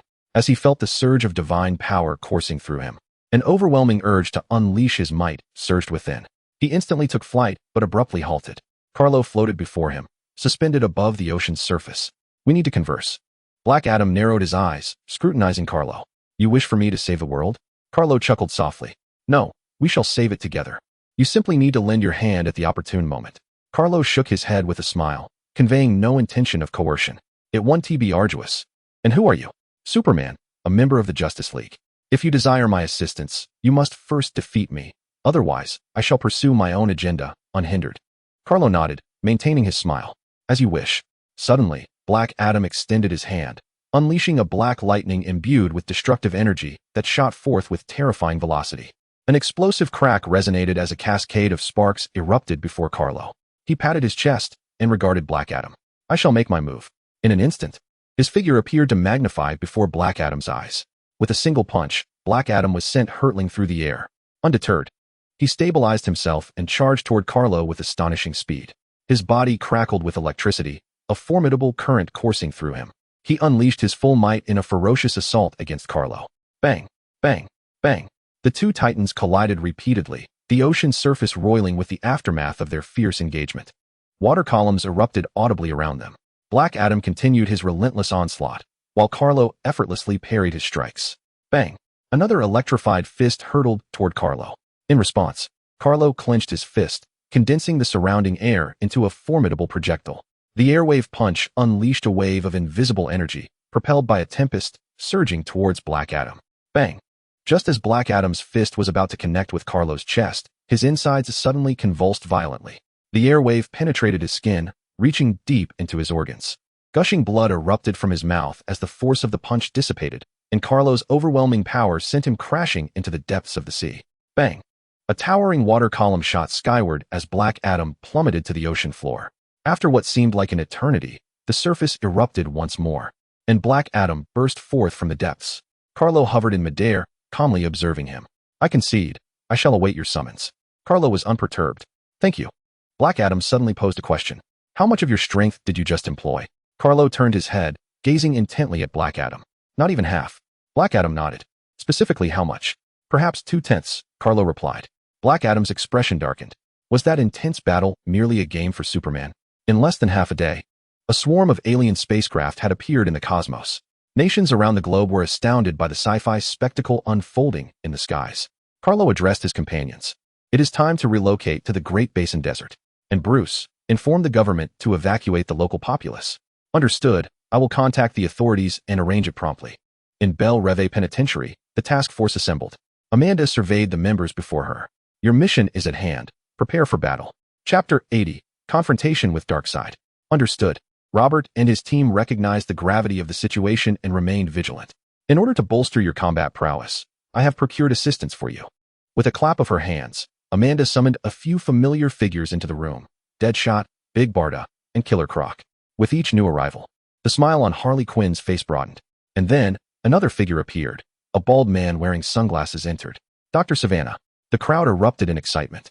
His power is formidable, capable of unleashing lightning and summoning demons. Following the guidance of Superman from the Justice League, Dr. Savannah would join the fray, collaborating with the task force in battle. Dr. Savannah silently nodded in acknowledgement. Now, let us select our equipment. Under Freck's leadership, the group proceeded to the training ground, where an array of weapons was displayed on the training platform. Various firearms, rocket launchers, and grenade launchers dazzled Harley Quinn. She casually picked up a grenade launcher, admiring its imposing barrel more with each glance. Such a powerful weapon truly captivated her. Deadshot stepped forward, standing tall before Robert. I've heard that anything in your hands can transform into the most lethal of weapons. Robert, refusing to be modest, raised his chin defiantly, their faces nearly touching. I hear you are also the world's premier marksman, capable of eliminating foes from any angle? Deadshot chuckled. We could put that to the test. The last time I sparred, it was with the Peacemaker, and he nearly fell to Harley and the others. Deadshot shook his head with a smile, and suddenly seized a handgun from the training table, firing at the target. Bang, bang, bang. Sparks flew, switching weapons. Bang, bang, bang. Again he switched. All the bullets struck almost precisely the same point. Robert, unwilling to be outdone, mimicked Deadshot's actions. Wow, their competition ended in a draw, yet both awed their teammates. Let us see who truly excels on the battlefield. What is this? Harley Quinn did not concern herself with their contest. Instead, she busily adorned herself with weapons.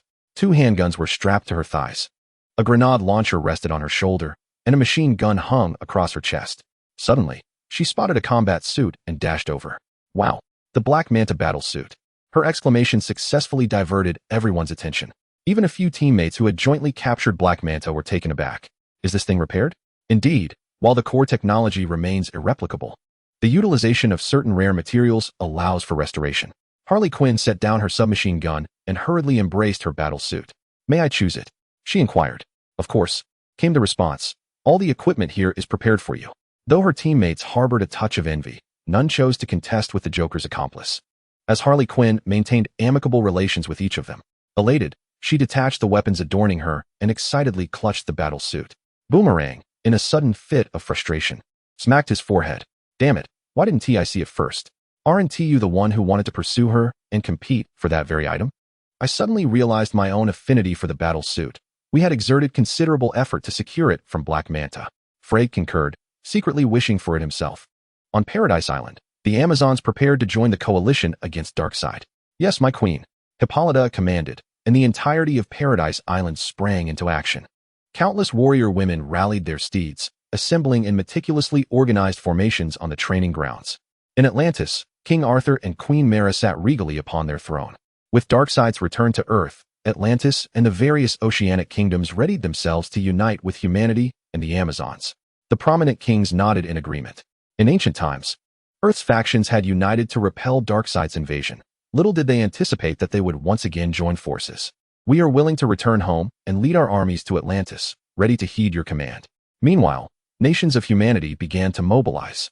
Faced with Darkseid's formidable extraterrestrial forces, they chose to temporarily set aside their conflicts, prioritizing the defense against Darkseid. In the White House, President Trump sipped cola while gazing at the Secretary of Defense. Can aliens withstand the might of great America's nuclear arsenal? The secretary furrowed his brow. Mr. President, I must inform you that the technology from Apocalypse may surpass that of Earth. However, we must make an attempt. If we can annihilate a significant portion of their forces in space, it would alleviate pressure on the Justice League. The Secretary of Defense ceased further persuasion. Very well, Mr. President, though I disagree, I shall execute the orders. Under the President's directive, a military base in the United States became abuzz with activity. After rigorous scrutiny and password verification, Trump pressed the button to launch the nuclear missile. Boom. With a thunderous roar, the missile silos of the nuclear launch base opened, unleashing a hypersonic missile equipped with a nuclear warhead, which soared into the sky at an astonishing velocity, heading towards the cosmos.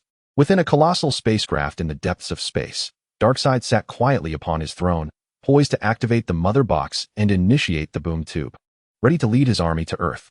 Suddenly, a missile hurtled towards the fleet at breakneck speed. However, Darkseid's expression remained unchanged. Boom. A massive fireball erupted amidst the fleet in space, radiating blinding light and heat.